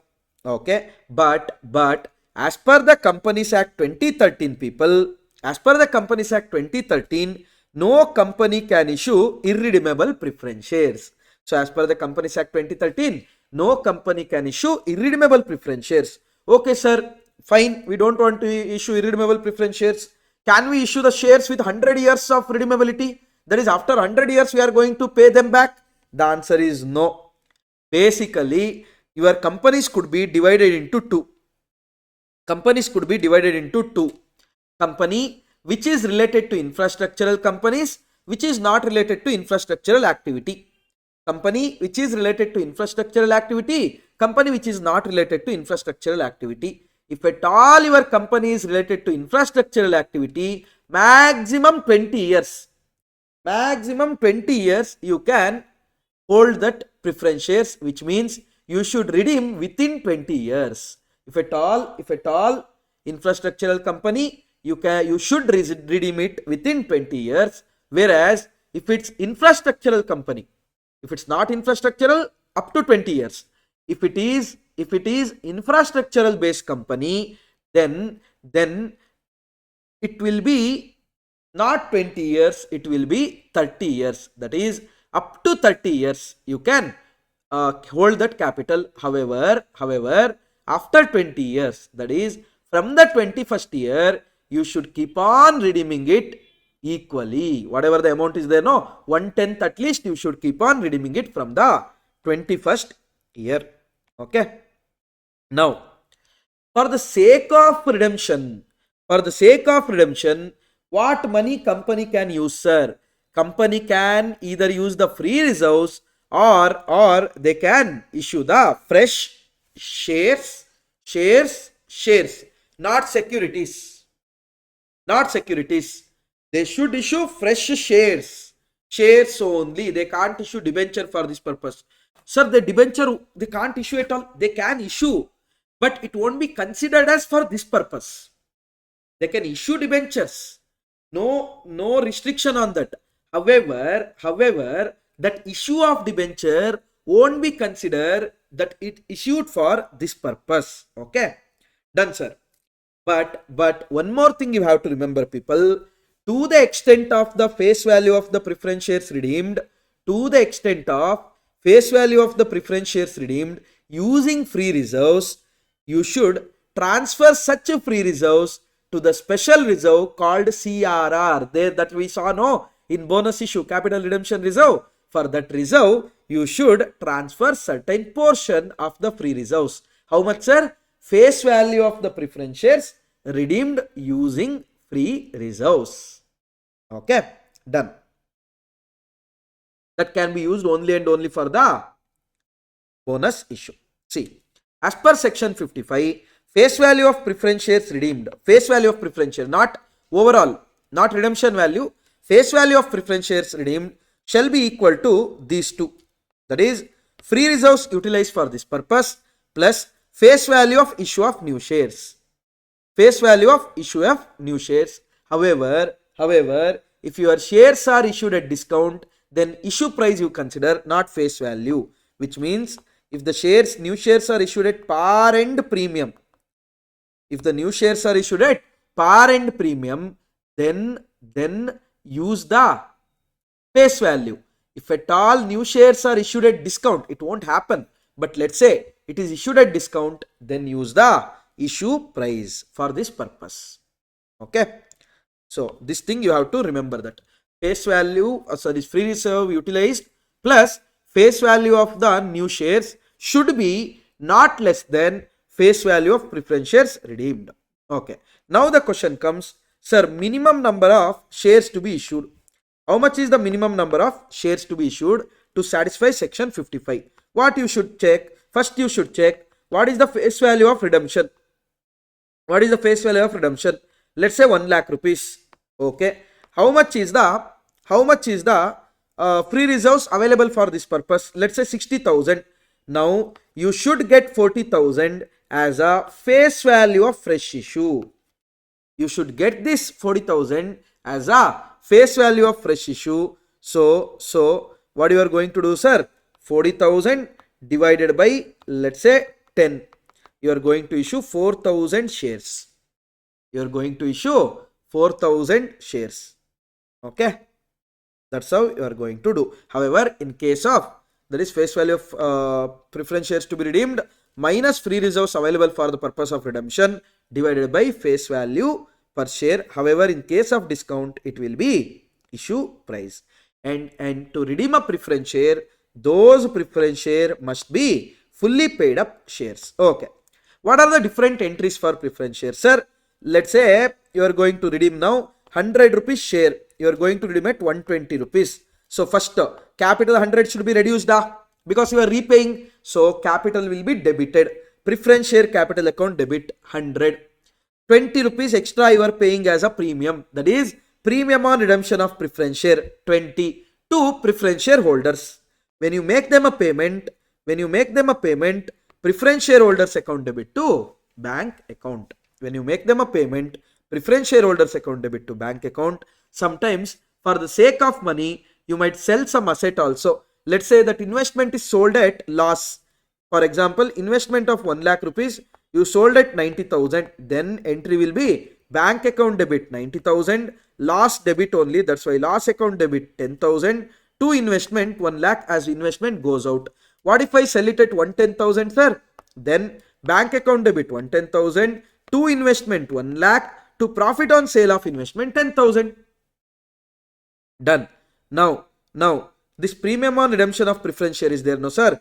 That can I write it off against securities premium? The answer is of course no. The answer is a strict no. Why? I told you yesterday. Sir, in that there was a point, sir, where fourth point was you can use it for the sake of redemption of preference shares, redemption of debentures, basically redemption of securities. But I also told whichever the company follows section 133 they can't use it for those two purposes. One is to write off preliminary expense, two to write off premium on redemption of securities. So you can't use securities premium, you will use P&L. Sir, in question that is not at all there, sir. Free reserves is not at all there. Then what you should do, sir? Then use the securities premium, but write down the note and come assume that company is not following section 133. Usually they will not give. At all they give like that. You should do like that and come. Okay. Now, sir, you told no, sir. From free reserves we should take out what? Face value of shares redeemed using free reserves. That you should take out and you should transfer it to CRR account. Yes, what will be the entry, sir? Free reserves account debit to the CRR account, and this CRR account can used only for the purpose of bonus issue. Done, sir. Shall we see few questions? Yes, listen here. Hinduja Company Limited had 5,008% redeemable preference shares of rupees 100 each fully paid up, so it can be redeemed. The company decides to redeem these preference share at par by the issue of sufficient number of equity shares of rupees 10 each. So they are planning to issue it using not free reserves but by issue of shares. So how much they should issue, sir? Shares 5,000 into 100 is the redemption value, face value of redemption, which will come to 5 lakh. Now 5 lakh divided by new share face value is 10 rupees. You should issue around 50,000 shares. You should issue around 50,000 shares. Okay, see here, this formula kind of thing you can remember. The reason I told it already in the regular class. Now if I tell the same reason again, it will take other 1 hour. As it's an exam time, I don't want to waste your time, all those things. Try to understand this, you try to remember. That is, face value of the preference shares to be redeemed will be, should be equal or should be less than reserves available for this purpose plus face value of fresh issue. Now, how much is the face value of preference shares to be redeemed, sir? 5 lakh. Free reserves available for this? Nil. So, face value of fresh issue should be 5 lakh. How many shares to be issued, sir? Number of shares into face value should be 5 lakh. So, number of shares will be 50,000 shares. Okay. What will be the entry for?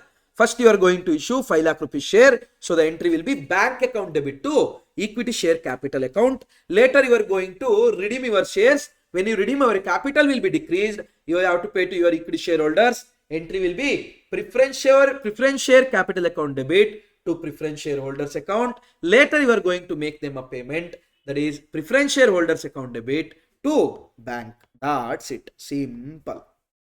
Shall we go to the next one? That is C Limited had 10,000 10% redeemable preference shares of rupees 100 each, fully paid up. Okay. The company decides to redeem these preference shares at a par by issue of sufficient number of equity shares of rupees 10 each at a premium of 2 rupees, which means issue price is 12 rupees. Sir, is it going to make any difference? The answer is, of course, no. Why? Because we want face value of new issue to be so much. Yes. You are required to pass on necessary journal entries, including cash transaction. Try to understand how much is the face value of redemption. 10,000 into 100, which will come to 10 lakh. Okay. You need face value of fresh issue as 10 lakh, not the overall collection from that. Done. So, listen here. 10,000 into rupees 100. Free reserve utilized is nil. Face value of the fresh issue will be 10 lakh. It should be, how many shares to be issued, sir? Number of shares into face value, that is 10 lakh divided by face value. You will get number of shares, which is 1 lakh shares to be issued. 1 lakh shares to be issued. So, what will be the entry, sir? Bank account debit, new issue, bank account debit. How much you are issuing, sir? Shares. 1 lakh shares we are issuing into rupees 12 is what we are collecting. 12 lakh to equity share capital 10 lakh to securities premium 2 lakhs. Now you are going to redeem your preference share capital account debit to preference shareholders to bank 10 lakh as you are not going to pay them any premium as such. See here, G India Limited had 9,000 10% preference shares of rupees 10 each, fully paid up. Great. The company decided to redeem these preference shares at par by issue of sufficient number of equity shares of rupees 9. Oh sir, 1 rupee discount, no sir. So we have to take face value, no. Issue price, no guys. Try to understand. Face value itself is rupees 9. There is no hard and fast rule that it should be in 110s. Generally it will be in 110s. That doesn't mean that everywhere it will be 110s. Okay. Face value itself is rupees 9. So how many shares to be issued, sir? What is the face value of redemption? 9,000 into 10, which will come to rupees 90,000. Okay. Now this 90,000, I am going to divide by the face value of fresh issue, that is rupees 9, which will come to 10,000 shares. You have to issue 10,000 shares. You are required to pass the necessary journal entries. Journal entry will be what, sir? First, you are going to issue the shares of rupees 9. How many shares? 10,000 shares. Entry will be bank account debit to equity share capital account 90,000. Preference share capital account debit to preference shareholders account 90,000. Preference shareholders account debit to bank account 90,000. That is payment for them. Done. Look at the fourth one, everyone. To redeem 5 lakh preference shares, the maximum amount of divisible profit available is 3 lakhs, which means at least 2 lakhs should be face value of your fresh issue. Calculate the number of shares to be issued by the company to ensure Provisions of section 55 are not violated. Also determine number of shares if the company decides to issue such shares in the multiples of 50 only. They don't want to issue for something 10, 20 and all. They want it in 50, 100, 150, 200 shares, 250 shares like that. Okay. Now, what is the face value of preference shares to be redeemed, sir? 5 lakh rupees. What is the free reserves available? 3 lakh rupees. How much is the face value of the fresh issue to be? 2 lakh rupees. Correct? Yes. Now, how many shares to be issued, sir?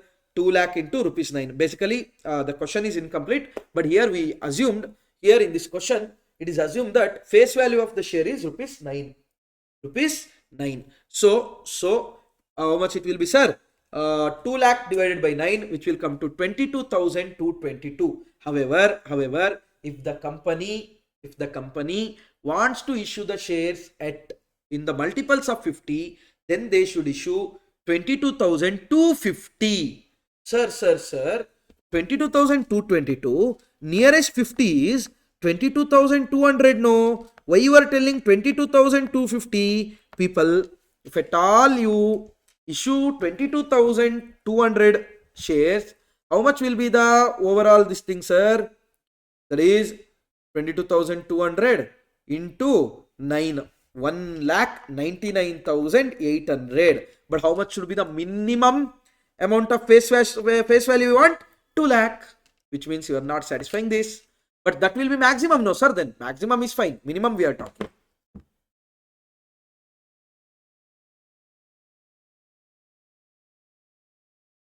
Okay.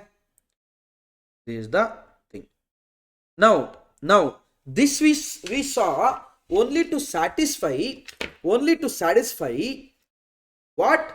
Minimum requirement of section 55. Sometimes what happens, you might satisfy section 55, but you won't be having money to pay them. Sometimes you will satisfy section 55, but you won't be having money to pay. Sir, what are you talking, sir? Free reserves will be there now. Free reserves is means need not be that money should be there in the bank account. That could have been utilized somewhere. That could have been invested somewhere. So don't think that how much profit is there, so much cash should be there with you. No way. Okay. Done, sir. So what you should do, sir, you should check from 2 point of view. One is to satisfy section 55, next to satisfy cash requirement. So whichever is the highest number of share, so many number of shares you should issue. That we'll discuss now. Okay. Look at this example. Face value of preference shares to be redeemed is 5 lakh. Okay. And redeemable at 10% premium, which means how much you have to pay to your preference shareholders? 550,000. No doubts. Free reserves available for this purpose is 4 lakhs. Okay. So to satisfy section 55, how much face value share you should issue, sir? 1 lakh rupees is the face value share you should issue. Correct? Because out of 5 lakh, 4 lakh could be satisfied using free reserves. So if you issue the shares of 1 lakh rupees, that is more than sufficient. Face value of 1 lakh, that is more than sufficient to satisfy section 55. Okay. Now, fresh issue to be made is around at the rate of rupees 12. Rupees 12 is the price at which the fresh issue to be made. Existing cash balance is 1 lakh. Now, company has the policy of retaining at least 40,000 cash all the time. Now, the company's policy is to hold cash at least 40,000 all the time, which means moral of the story, right now, although we have 1 lakh rupees, only 60,000 is available to pay to preference shareholders. Correct? Now, number of shares to satisfy the issue of the existing shareholders is how much, sir? Try to understand how much it is. Free reserves, I agree. 4 lakh is available. At the same time, you have to pay the premium of 50,000, no? And this premium should be written off against free reserves only. P&L or general reserve. Generally P&L. Now, free reserves balance will be how much, sir? Free reserves balance for the sake of redemption is 350,000. So we have to issue the share of rupees 1,50,000 face value to satisfy section 55. That is 15,000 shares. Now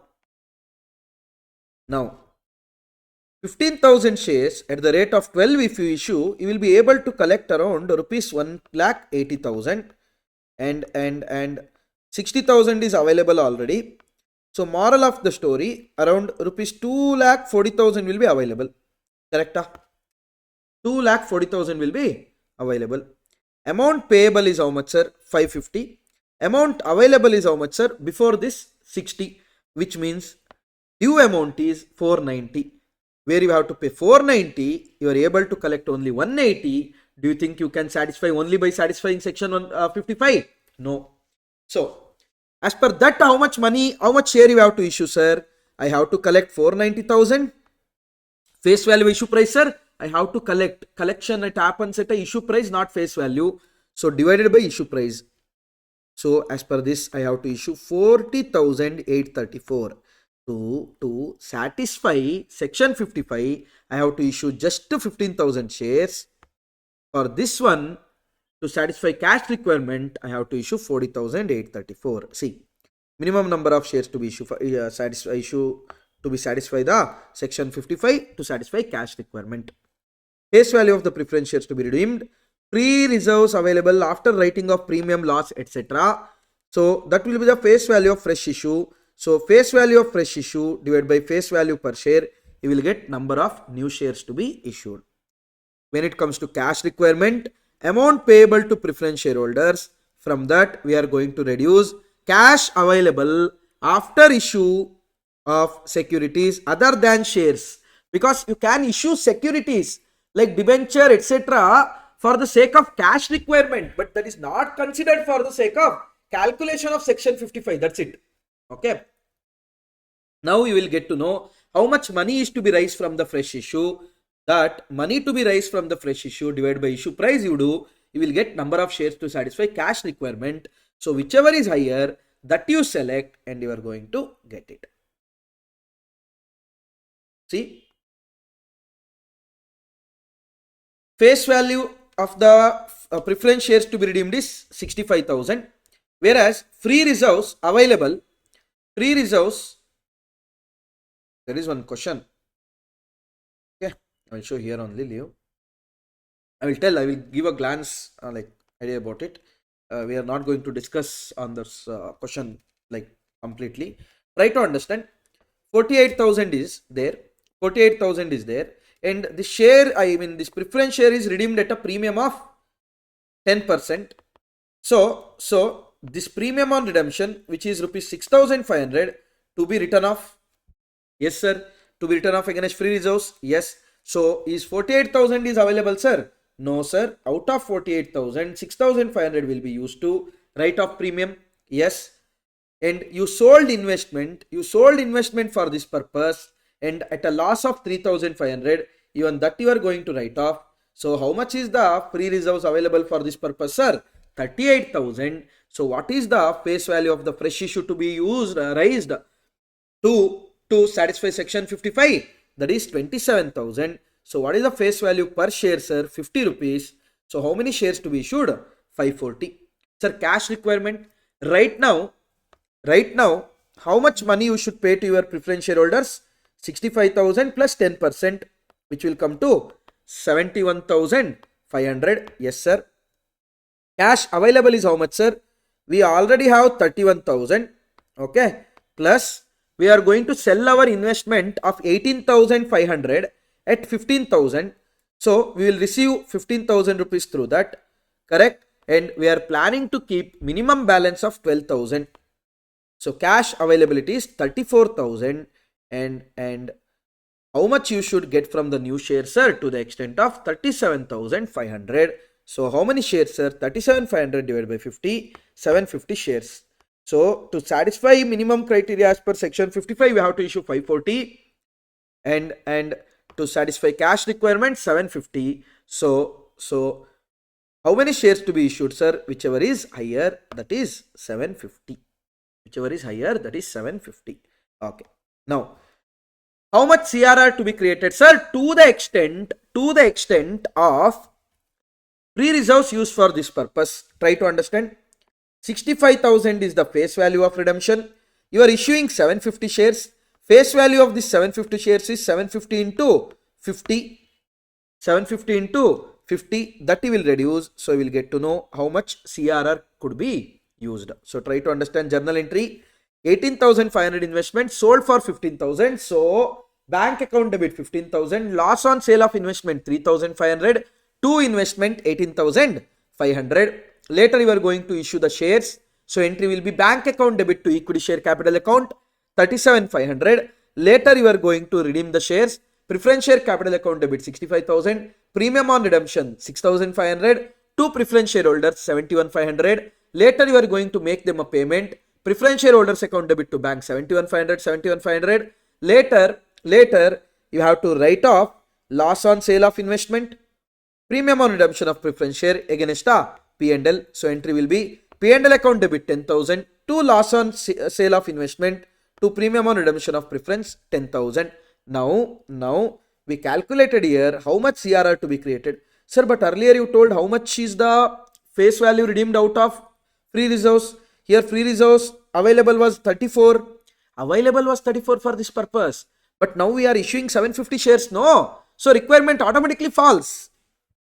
So we have to create just 27,500. That is being CRR created to the extent of shares redeemed using free reserves. So this is minimum cash criteria. One, you should think from the point of satisfying section 55. That is very easy. Normal one. Then you should think from the point of view of satisfying cash criteria. Okay. See here. The following are the extract from the balance sheet of ABC Limited as on 31st December. Share capital 40,000 equity shares of rupees 10 each is there, which is 4 lakh rupees. 1,000 10% removable preference share of rupees 100 each, fully paid up 1 lakh. Reserves and surplus. Capital reserve 50,000. Can you use it for? You can't use it, sir. Security premium is there 50,000. Can you use it, sir? You should not use it, but if it is inevitable, then you can't help use it. General reserve 75 is there. P&L 35 is there. So free reserves available is how much, sir? 110,000.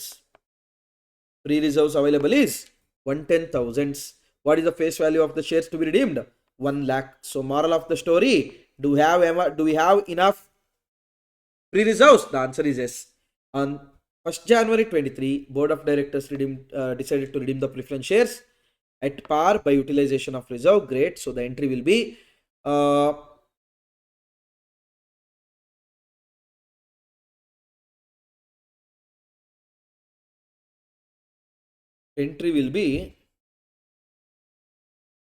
are we issuing any new shares? No. Okay. So entry will be we are going to redeem preference shares. That is preference share capital account debit to preference shareholders account. How much, sir? 1 lakh. Then preference shareholders account debit to bank 1 lakh. Then you are going to create a CRR, that is reserves and surplus. What is there? General reserve is there to the extent of 75. P&L is there to the extent of 25 is required. That's it. To CRR 1 lakh.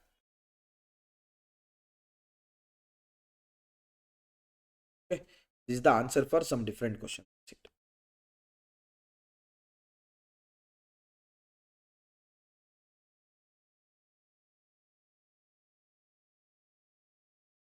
So sometimes you might issue a debenture and all, but for the section 55 criteria, don't consider those debentures.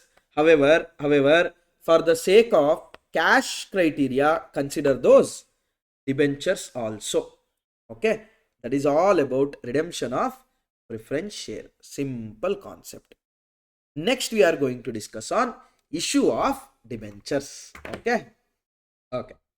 Now, issue of debenture. What do you mean by debenture, sir? Debenture is nothing but a bond issued by a company under the common seal.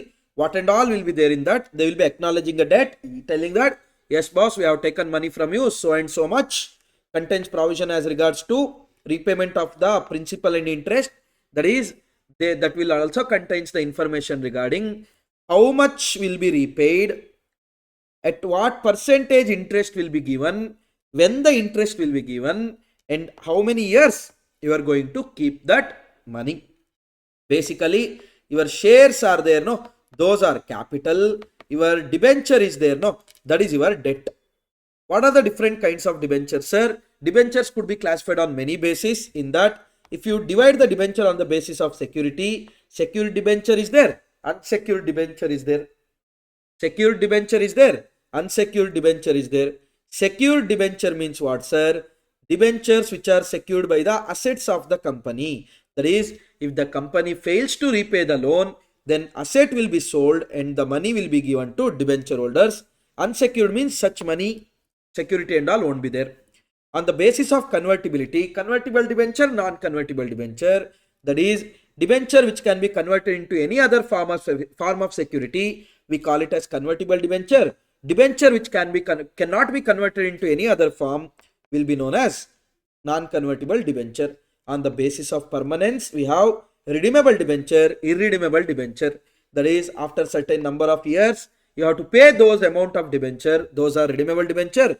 Don't have to pay that money after certain number of years. Irredeemable debenture. On the basis of transferability or negotiability, we have registered debentures, bearer debenture. Registered debenture means these are registered. Basically, these debenture holders' name will be recorded in the company's debenture register. Bearer means whoever is holding that debenture will be the debenture holder. Okay. Accounting for debenture. Sir, I told you already, that is, in the debenture document itself, it will be known how many years you are going to keep, at what price you are going to repay, which means repayment provision will be known at the time of issue itself, not like shares. Not like shares.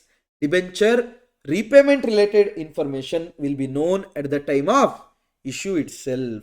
Yes, sir. So, that also should be considered. What will be the entry, sir? We'll see one by one. Debentures are issued at par, redeemable at par. Issued at par, redeemable at par. Which means now also you collect 100 rupees. In future also you collect 100 rupees. Now this is redemption. For the time being, let's park it aside. Now what will be the entry, sir? Bank account debit to debenture account. Simple. No premium, nothing. Bank account debit to debenture account. Second case. Sir, debentures are issued at par, redeemable at premium. Debentures are issued at par, redeemable at premium. Now, sir, try to understand, people. At the end, while redeeming, you have to pay 20 rupees extra, which is your expense, correct? But future expense, no, sir. Future expense, no. While redeeming, we have to pay 20 rupees extra, no. Conservatism. This is what I told earlier part while doing your revision of introduction. Conservatism says what, boss? Boss, if it's a loss and all, you should recognize immediately. Now, although it's a future loss, you have to recognize it immediately. So what you will do, sir? Bank account debit rupees 100. Okay. Loss on issue of debenture rupees 20. Now only you are going to record it as loss on issue.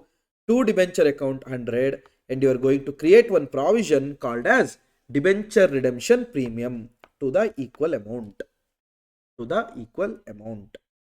Hope it is clear. You are not only going to record 100, you are going to classify this, you are going to record this 20 loss also, because although it's a future loss, as per conservatism, you should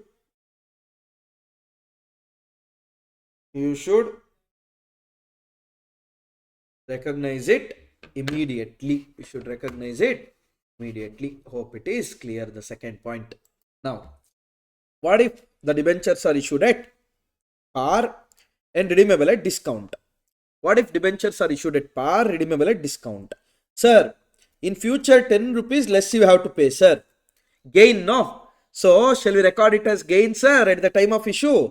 The answer is no. Why? Again, my answer remains same. That is conservatism concept. Why, sir?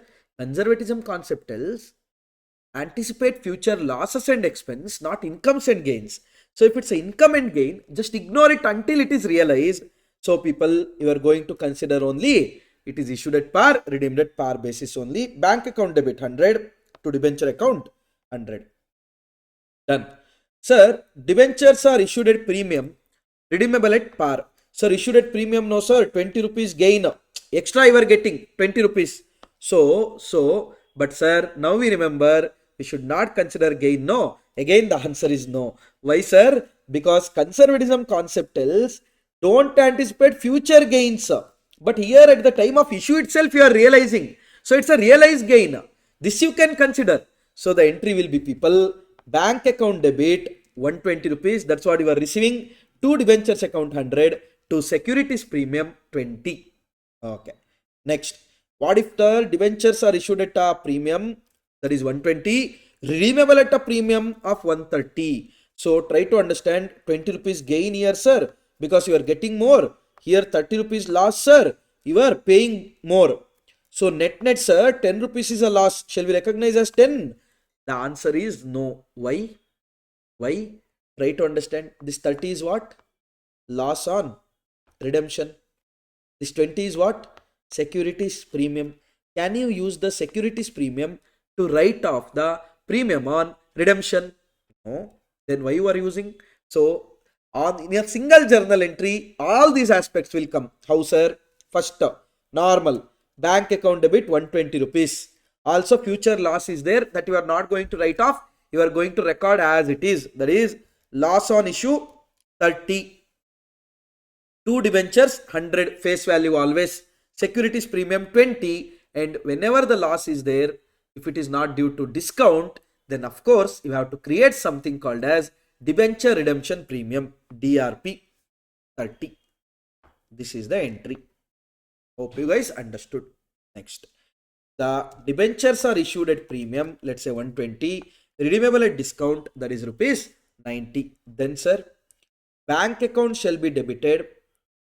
Sir, discount no sir, which means in future you are paying less, 10 rupees gain, no. So 30 rupees is a gain. The answer is no. 10 rupees is a future gain. Don't consider that. Only consider the gain of 120. So bank account debit 120 to debentures account 100 to securities premium 20. Okay. Next. Debentures are issued at discount 90 rupees, which means 10 rupees is a loss. Redeemable at par, no loss, no gain. Now, this loss, no sir, of course, future loss, current loss, we have to consider. Bank account debit 90, loss on issue 10, to debenture 100. No need to create a DPR because debenture will be written at a face value. Now, issued at discount, sir, okay, loss of 10 rupees, redeemed at premium, sir, profit of 20. So can you tell, sir, net profit of 10? The answer is no. Why? Profit is of future. Profit is of future. Ignore this. Only consider this and treat it. Only consider this and treat it. Okay, that is also loss only. Sorry. Premium means that is also loss only. Rupees 20 is the loss. So both the loss you should consider. 30 rupees is the loss. Bank account debit 90. Loss on issue 30. To debenture, how much, sir? 100. To debenture redemption premium is 20. Future premium on redemption. Done. Issued at discount, redeemable at discount. Sir, issued at discount, sir, 10 rupees is a loss. Redeemable at discount, sir, 10 rupees is a gain. Can you set off both, sir? Can you set off both, sir? You can't set off both because this is future gain. So bank account debit 90, loss on issue 10, debenture 100. You should consider only and only loss at the time of issue, not gain at the time of redemption. These journal entry you should keep in mind. Conservatism concept, that's it. Don't need to by heart. Sir, now bank is an asset, sir. Yes, we are going to show it in asset side. Debenture is a liability side. Yes, we are going to show in a liability. But whenever you issued at a premium or redeemed at a premium, issued at a discount, redeemed at a premium, that time you treated it as a loss on issue, no sir? Yes. What you are going to do with that account? Is it an asset?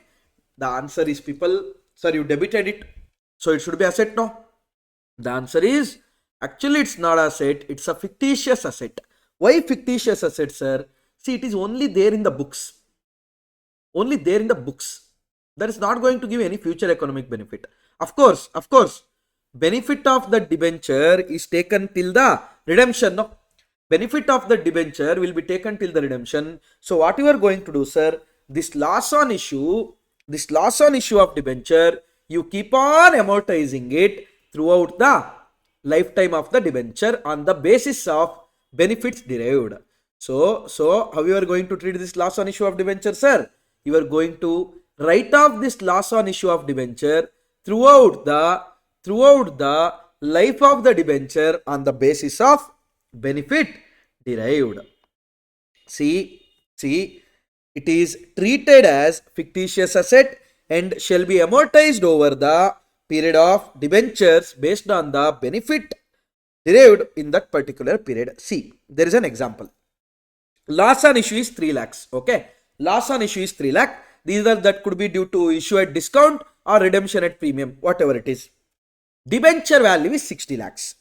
Debentures redeemable after 6 years, which means from year 1 till year 6 you had whole 60 lakh rupees debenture with you, which means every year the benefit derived from the debenture is ditto. Yes, sir. So you should amortize it over these 6 years equally because benefit derived is equal. So see there, what you will do, you will take the outstanding debenture. Every year it is 60 lakh. So for this you are going to give the weights. Weights will be same only because everything is same. 1. So total weight comes to 6. So whole 3 lakh you are going to multiply by 1 divided by 6. Weights relating to that particular year divided by total weights. Simple. Sir, bit change. What is it? Loss on issue is 3 lakh, sir. Same, no different. Debenture is 60 lakh, sir. Great. Debenture redemption is 1/6, sir. Fine. Now, sir, debentures are redeemed 1/6 every year. So 1/6 of portion of the debenture you are redeeming every year. Moral of the story, people, first year of course you had the benefit of whole 60 lakh debenture money, but second year out of that 1/6, that is 10 lakh has been paid off at the first year end. So second year you could be able to take a benefit of just 50 lakh debentures, third year 40 lakh, fourth year 30 lakh, fifth year 20 lakh, last year just 10 lakh debentures benefit you could take. So based on the benefit you are going to do the weights.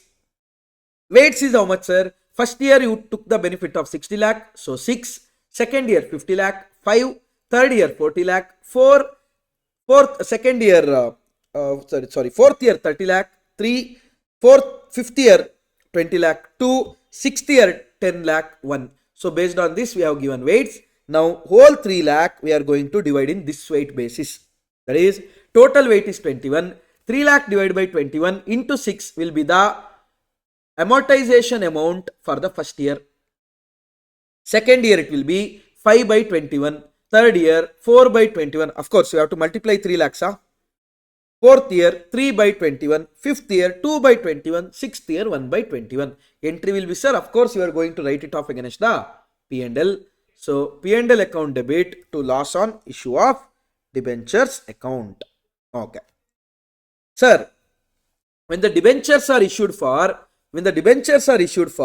non-cash consideration, what you are going to do, sir? Asset account debit to vendor account debit to debenture account, just like shares what we discussed in our earlier part. Issue of debenture as a collateral security, sir. If you issue the debenture as a collateral security, how you are going to treat, sir? We have two methods. Method 1 is no treatment in the books of accounts. Method 2 is giving it a treatment by opening a suspense account. Before that, what is collateral security, sir? First, let's say banker has given you a loan. Now you have to give them security, but you don't have any security. So what you have told, boss, I took loan of 1 crore with you. Yes, I will give you debenture worth rupees 2 crore as a collateral. That is, if at all I am unable to pay your 1 crore rupees, I am going to pay you 2 crore rupees in terms of debenture. Fair enough. So So now if at all you issue debenture like this, that is known as collateral security. One more point.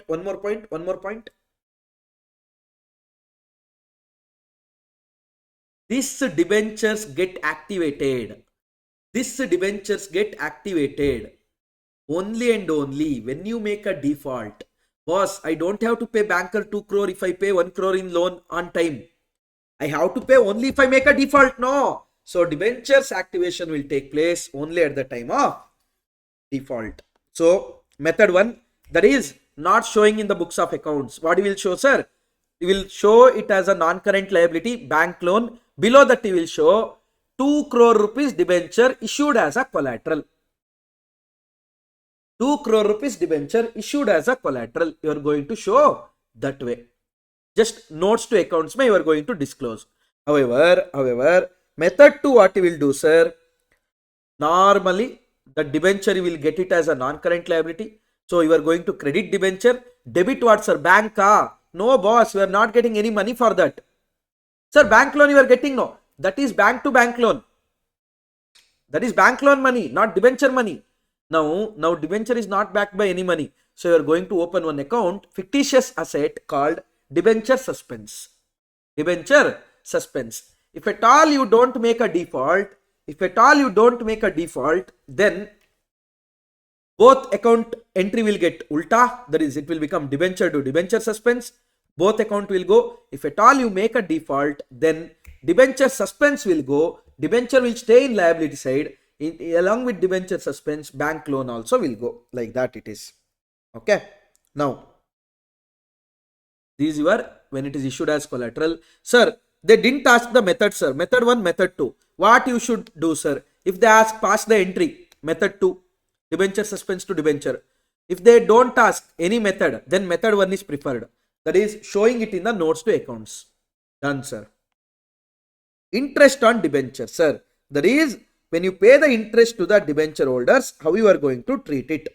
Before learning interest on debenture, try to understand there is something called as tax deducted at source. TDS, not tax deducted by Sitaraman. No, tax deducted at source. Okay. Now, how it works, sir? Simple, people. Let's say we as a company have to pay 10,000 rupees as an interest to debenture holders. What government tells? Listen, your debenture holder, no, he don't disclose this income with me at all. He's smart, he don't disclose this income. So what you should do one thing. 10% you deduct.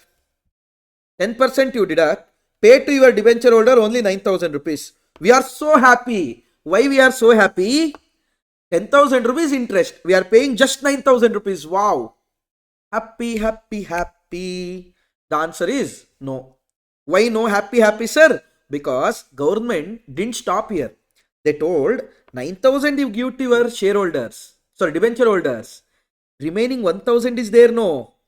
What you deducted as a TDS, that you deposit in your debenture with us in your debenture holder's name. This 1,000 rupees, we should give it to government in their name. Moral of the story, as a company, your expenditure is 10,000 only. Either you pay to debenture holder or either you pay to government. Your expenditure is 10,000 only. So people, interest 90% will be given to debenture holders, 10% to the government. We have two methods for it. How, sir? One, debenture interest, let's say 100 rupees. Two debenture holders 90, two TDS payable 10.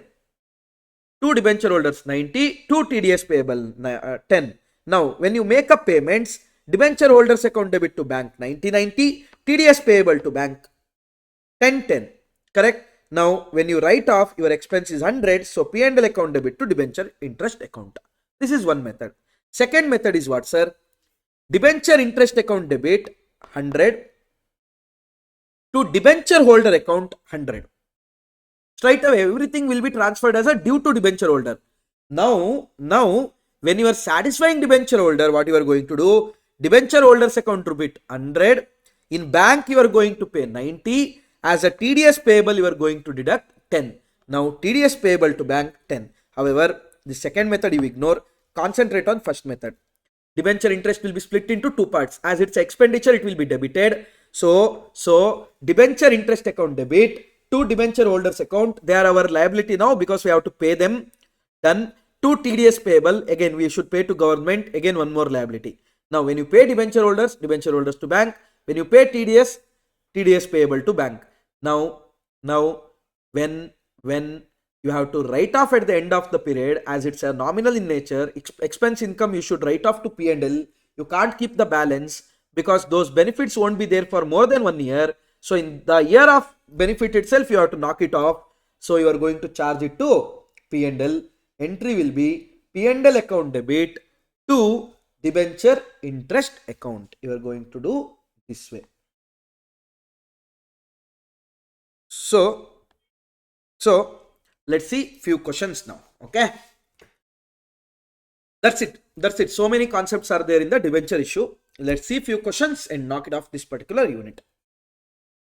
Amol Limited issued 40 lakh 9% debentures of rupees 50 each, payable on application as per the term mentioned in the prospectus and redeemable at par anytime after 3 years. So issued at par, redeemable at par. So what will be the entry? Bank to debenture. However, they are telling it is payable in application. So what you are going to do, sir? Bank to debenture application, 40 lakh into rupees 50. Debenture application to debenture, just like your share capital only. Debenture application to debenture, 40 lakh into rupees 50. 20 crore, 20 crore. Atul Limited issued 1 crore 8% debenture of rupees 100 each at a discount of 10%. Moral of the story, while issuing you are taking less, which means there is a loss on issue of rupees 10 per debenture. Loss on issue. Done. Redeemable at par. Luckily at the time of redemption there is no loss, there is no gain. Money was payable, 30 on application, 60 on allotment. Now sir, loss where to record, sir? Allotment stage. Correct? So what will be the entry? Bank account debit to debenture. Application account. How much, sir? 1 crore into rupees 30. That is 30 crores. Then debenture application to debenture. 30 crore. Now you have to make the allotment. That is debenture allotment account debit. How much, sir? 60. Correct? How much it is, sir? 60. Loss on issue 10 to debentures 70. Then bank to, see, 8% debenture allotment 60. Loss on issue 10 to debenture 70. Bank to allotment 60. That's it. Okay. Third one, sir. Coinal Chemical Limited issued 15 lakhs 10% debentures of rupees 50 each at a premium of 10%. Issued at a premium, which means gain at the time of issue. How much, sir? Not 5 rupees, 2.5 rupees. Oh, sorry, premium of 10%, no? So 5 rupees. Gain of rupees 5. Payable 20 on application, balance on allotment. Debentures are redeemable after 6 years. All the money due on allotment were called up and received. Record the journal entries when premium money is included in application money. They are telling the premium is included in application money itself. And one more thing. They didn't tell redeemed at par or premium, then it is assumed to be par. Now, you receive application, entry will be bank account debit to debenture application account. How much, sir? 20 into 15 lakh. 20 into 15 lakh, 3 crores. Now, in the 20 rupees, 5 rupees will go towards securities premium. 15 rupees will go towards face value. So entry will be 10% debenture application account debit, 20. I mean per debenture I am talking. 2 debentures like capital only. 2 debentures 15. 2 securities premium 5. 10% debenture 3 crore. 2 debenture 2.25. 2 securities premium 0.75. Now you are going to make allotment, that is allotment to debenture. Later you are going to get a money bank to allotment. Hope it is clear. Look at this fourth one. Modern Equipment Limited issued 4 lakh 12% debentures of rupees 100 each payable. Application 30, allotment 70. Moral of the story, issued at par. No gain, no loss at the time of issue. The debentures were fully subscribed and all the money were received. As per the term of issue, debentures are redeemable at rupees 110, which means you have to repay 110 rupees, 10 rupees extra loss on issue. However, as it is relating to the future loss, you are going to create a provision called debenture redemption premium. Okay. See, bank account debit to debenture application account, that is 4 lakh into 30, which will come to 120 lakhs. Later, debenture application to debenture 120. Now you are going to make a allotment. While making allotment, it is 70. That is debenture allotment account debit 280. Loss on issue because I told you already future loss, but conservatism concept you should consider, and you should create debenture redemption premium for the future loss. To debenture face value, bank to debenture allotment. Wait. This is your fourth question. Look at the fifth question now. Look at this fifth question. Agrotech Limited issued 150 lakhs 9% debentures of rupees 100 each at a discount of 6%, which is basically rupees 6. Issued at a discount, which means loss on issue. Redeemable at a premium of 5%. Again, that is a loss. While receiving, you received less money. While paying back, you are paying 5 rupees more. So, loss on issue total is 11 rupees after 3 years. So, receivable 50 on application, 40 on 4 on allotment. Great. Record on necessary journal entry. Bank account debit to debenture application. How much it is, sir? 50 into 150 lakhs. Debenture application to debenture.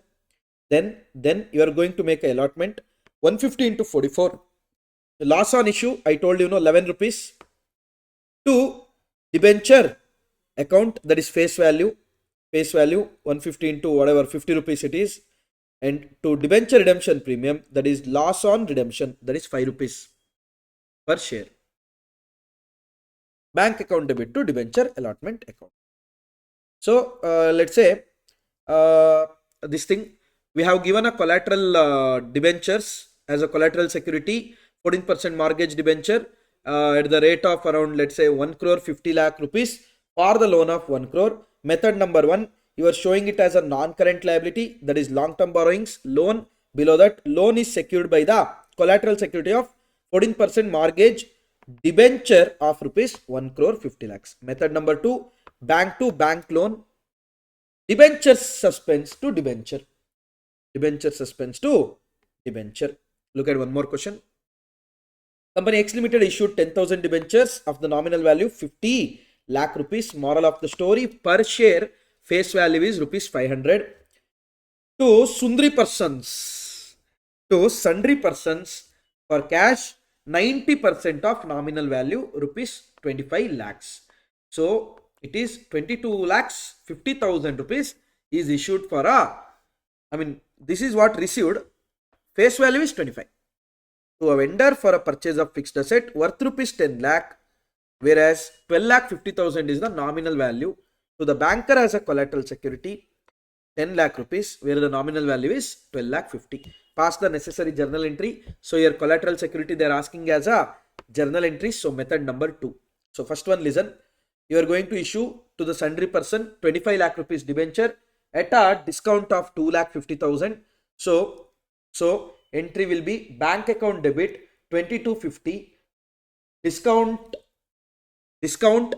250, that is loss on issue 250, to 14% debenture 25 lakh.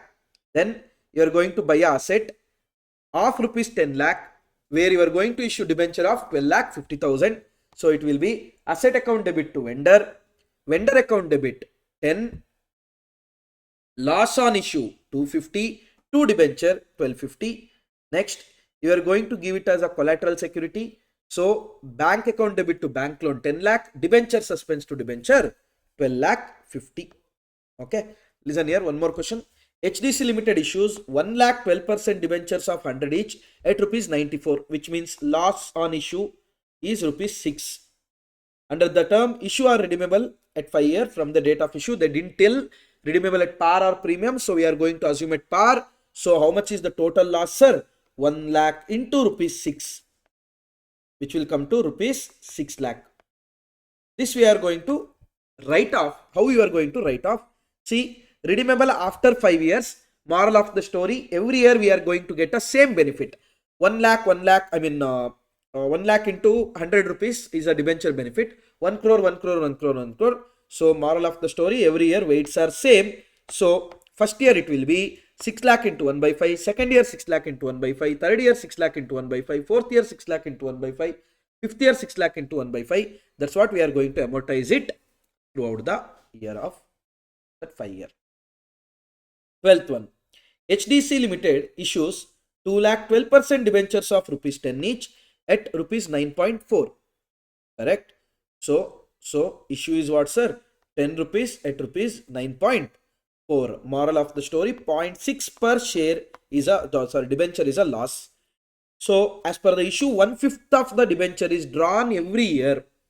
So loss is how much, sir? 2 lakh debentures, 0.6, which will come to 120,000.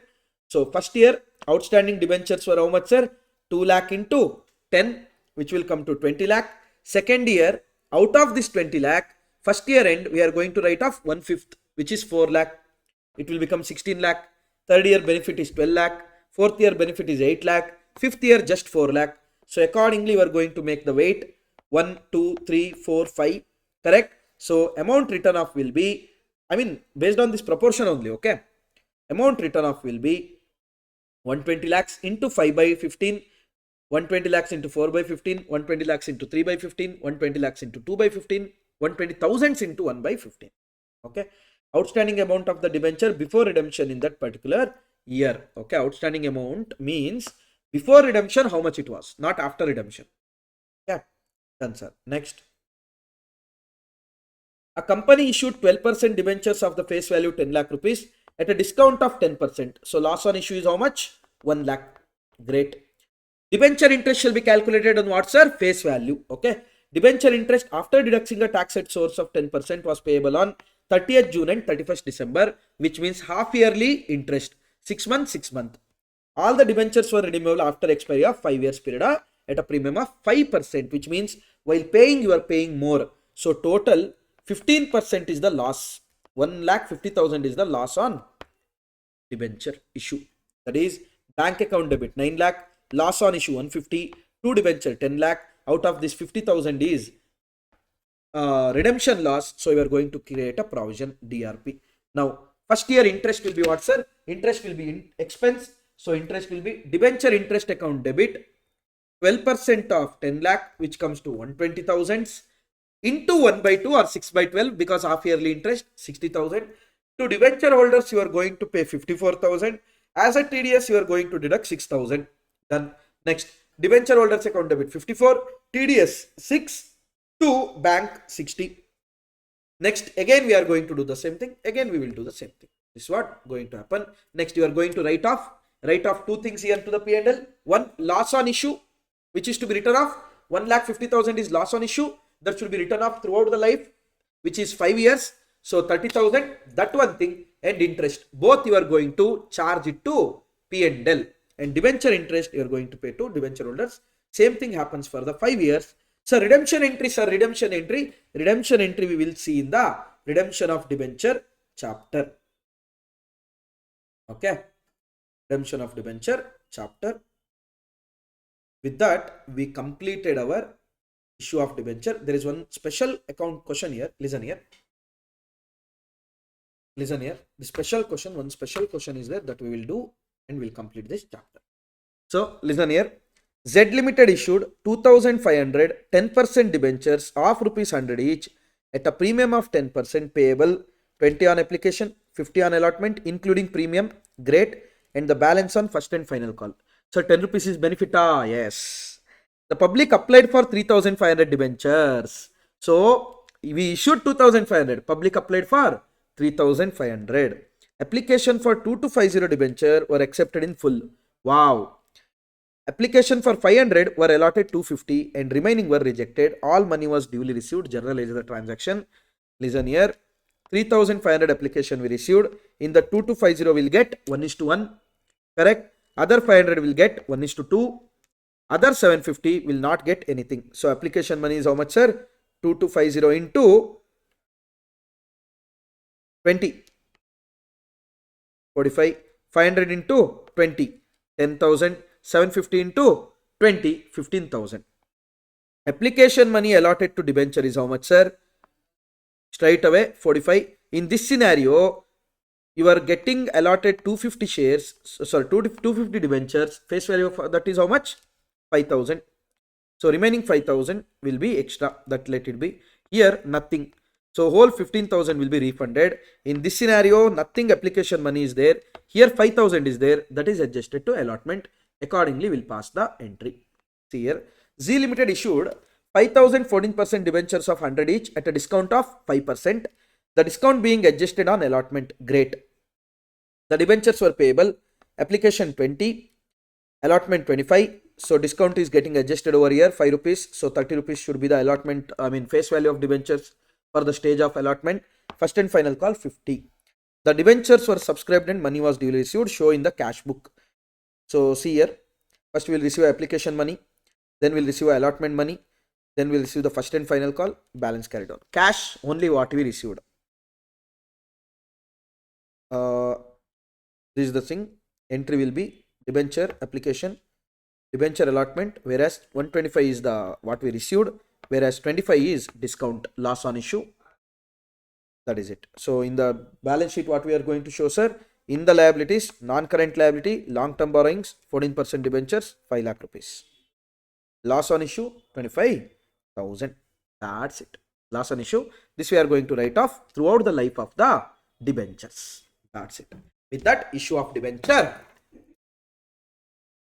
Next, we are going for ESOP. Okay. Employee stock option plan. Yes. Now, we are starting with employee stock option plan. Sir, what do you mean by employee stock option plan? Sir, nothing but employee stock option plans are shares of the company issued to the employees at the price less than the market price.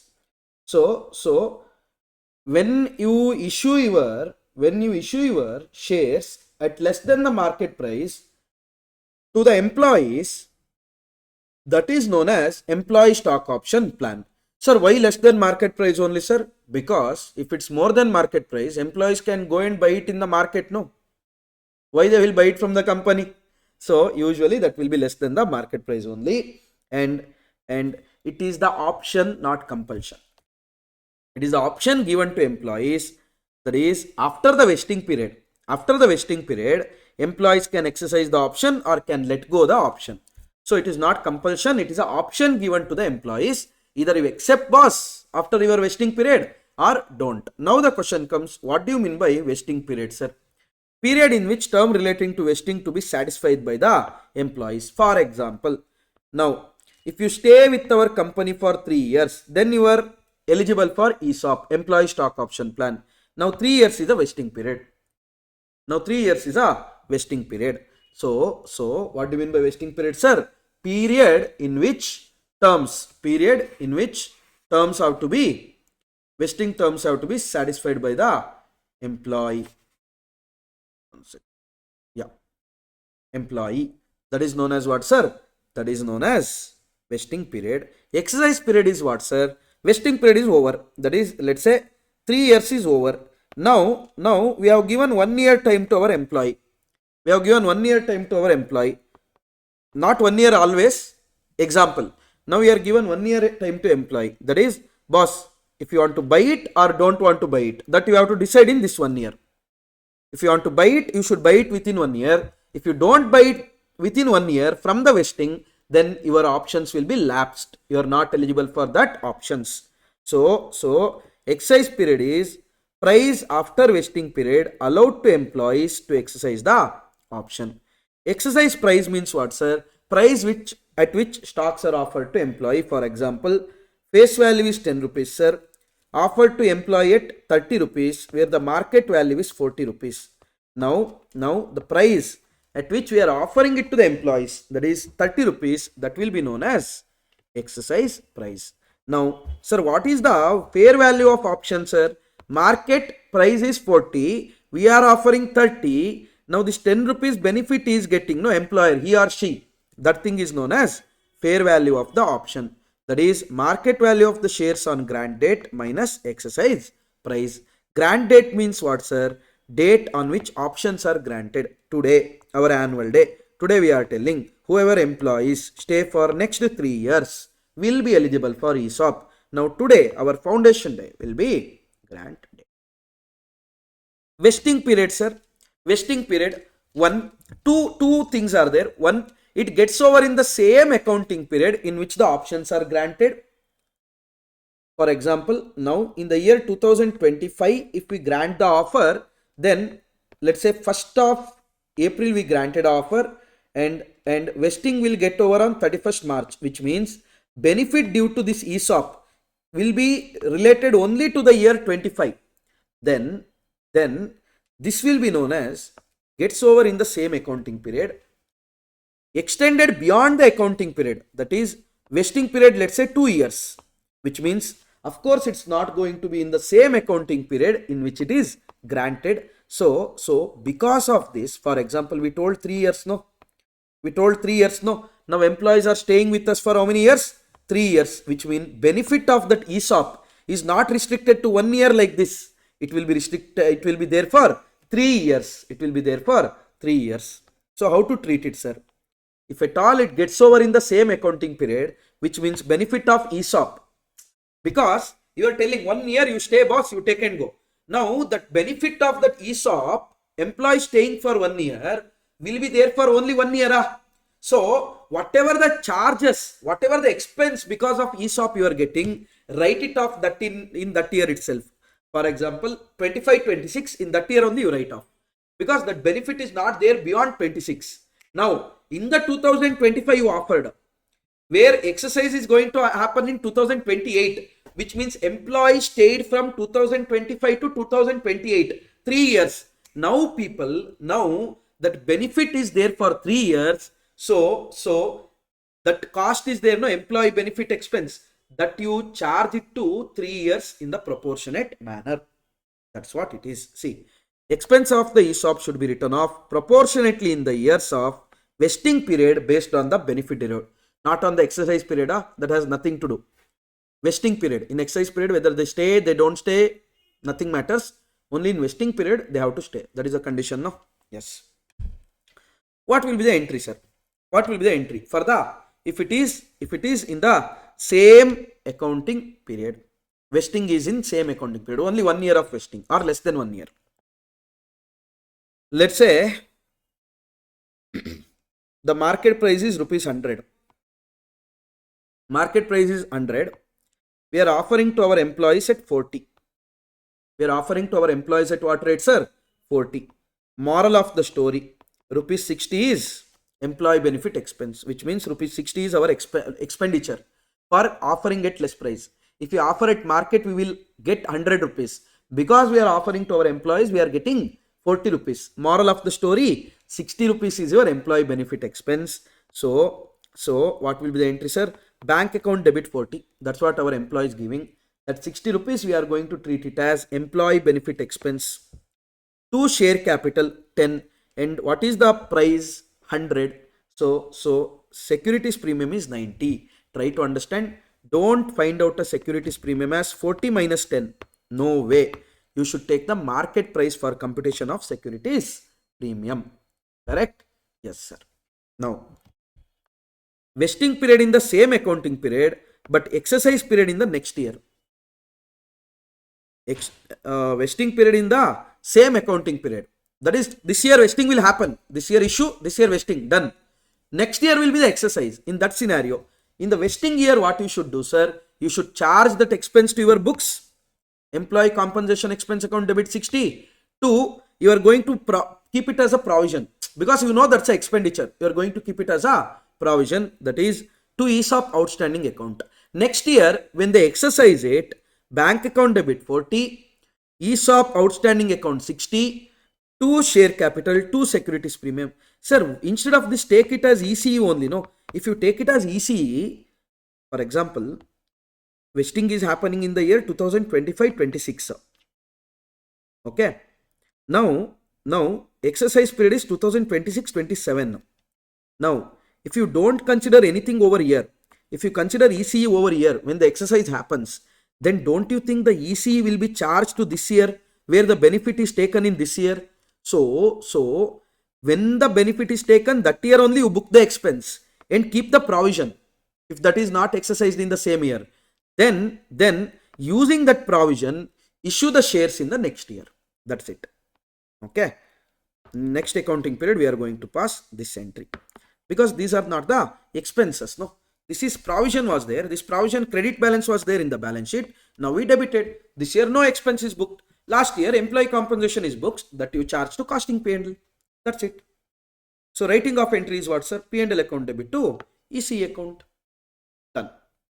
Now, when the benefit is derived for more than one, you can do two things. Method 1, method 2. Method 1 is what, sir? Creating full provision and writing it off every year. So creating full provision and writing it off every year, because in the same example, let's say 60 rupees is the expense. Benefit is there for, let's say, 3 years. Now what we will do, we'll create the expense now. Provision will create now only. And every year we are going to write off 20, 20, 20 for next 3 years. 20, 20, 20 for next 3 years. This is method number 1. Method number 2 is what? First year 20 we will create, second year 20 we will create, it will become 40, third year 20 we will create, it will become 60. That one. Sir, which method we will use most, sir? Method number 2 is the one which we are going to use the most. Okay. See here. Creating provision only to the extent of expenditure in that particular period. See. Method 1. What will be the entry, sir? Employee compensation expense account debit to employee stock option outstanding account. This is provision.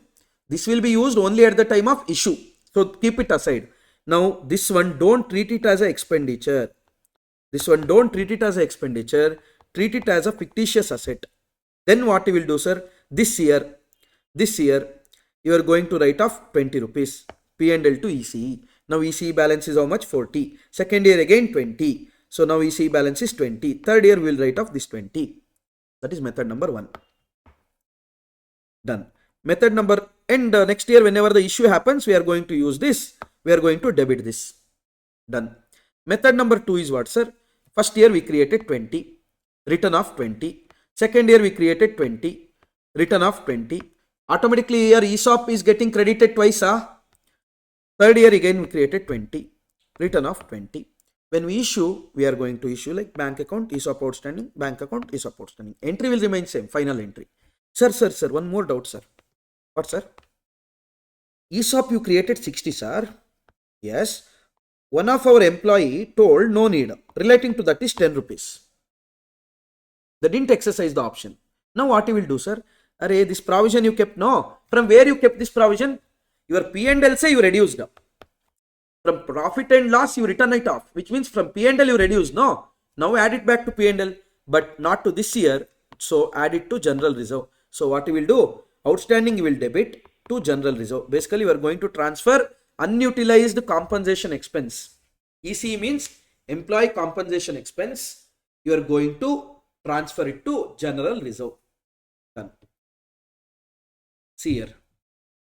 If any amount is left in ESOP outstanding account due to the non-exercise of option, such amount should be transferred to general reserve. Sir, computing the excess expenses to be booked. How you can compute, sir? We'll take the year, okay? Okay. And number of options outstanding as on that date we will take. Opening balance of ESOP we will take. We'll find out how much should be the ESOP so far. Then how much should be booked during the year or how much to be transferred to GR we will find out. When you see the question you will understand. Let's see the question. Shall we? Look at the first question. A company has its share capital divided into shares of rupees 10 each. On 1st April 2021, it granted 10,000 ESOP at the rate of rupees 40. So how much is exercise price, sir? Exercise price is rupees 40. When the market price is 130.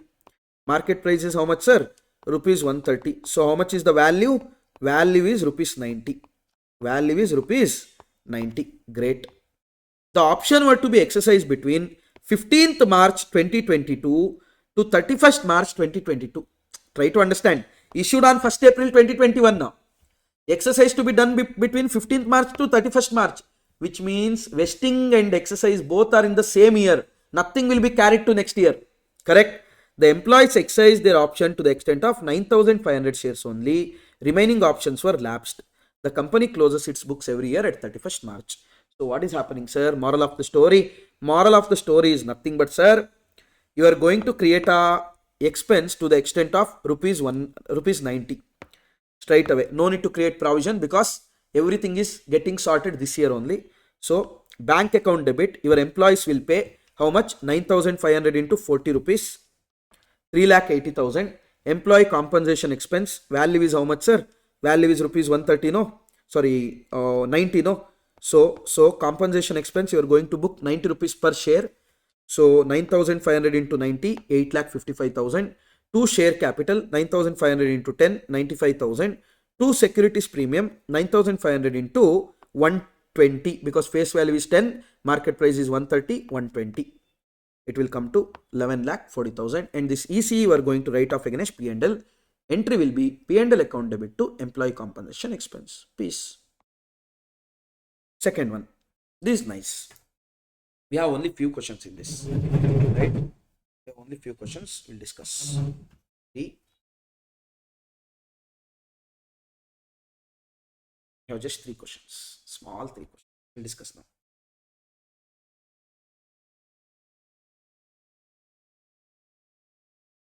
Not small, of course. So, ABC Limited grants 1,000 employee stock option on 1/4/2020 at rupees 40. So ABC is doing what, sir? Granting ESOP. When? Of how much? 1,000 on 1/4/2020 at the rate of rupees 40. When the market price is rupees 160. Moral of the story, value is rupees 120. Value is rupees 120. Vesting period is 2.5 years, which means vesting period benefit is there for more than 1 year, which means you have to create a provision, etc., etc., etc. Maximum exercise period is 1 year. So after completion of the 2.5 year, they can exercise it for within 1 year of that. Sir, in exercise period, whether you have to book the expense? No, because benefit is taken in vesting period only, not exercise period. They are exercising in exercise period. But what the right they got, that is because of vesting period. Done. 300 unvested options lapsed on 1/5/2022. 600 options were exercised on 36/2023. 100 vested options lapsed at the end of exercise period. Pass the journal entries giving suitable narration. Here, remember one thing. In the ESOP, the very important part lies in drawing a timeline. See, 1/4/2020 grant date. 1,000 options were granted. 31st March 2021, nothing has happened. Peace. Correct? Peace. See, 1/4/2020 it is granted.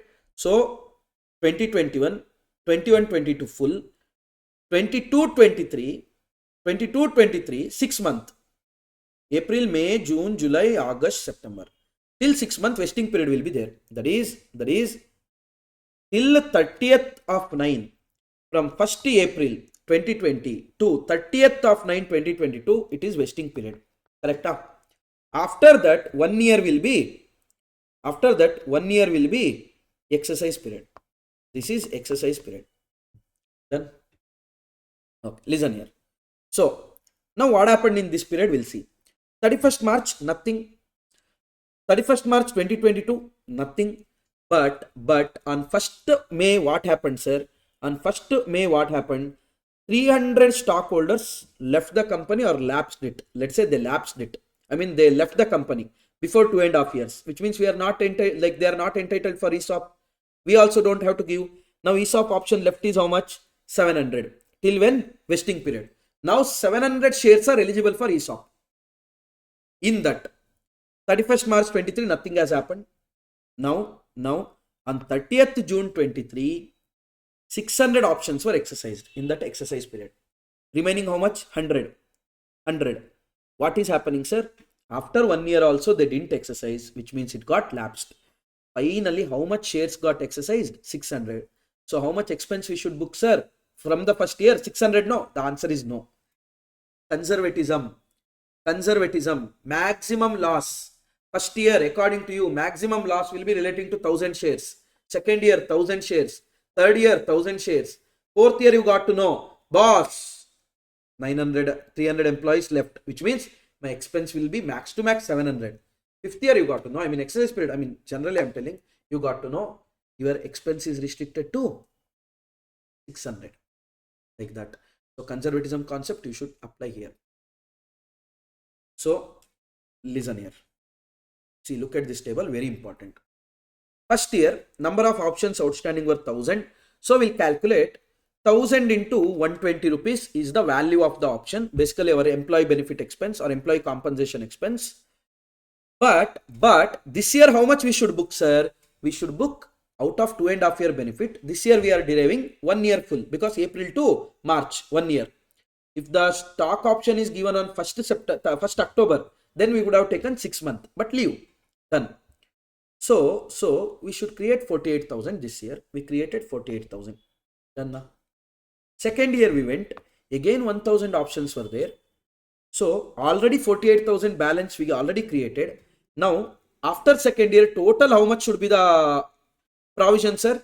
1000 into 120. 2 years got over in the 2.5 years, which means 96,000 should have been the provision.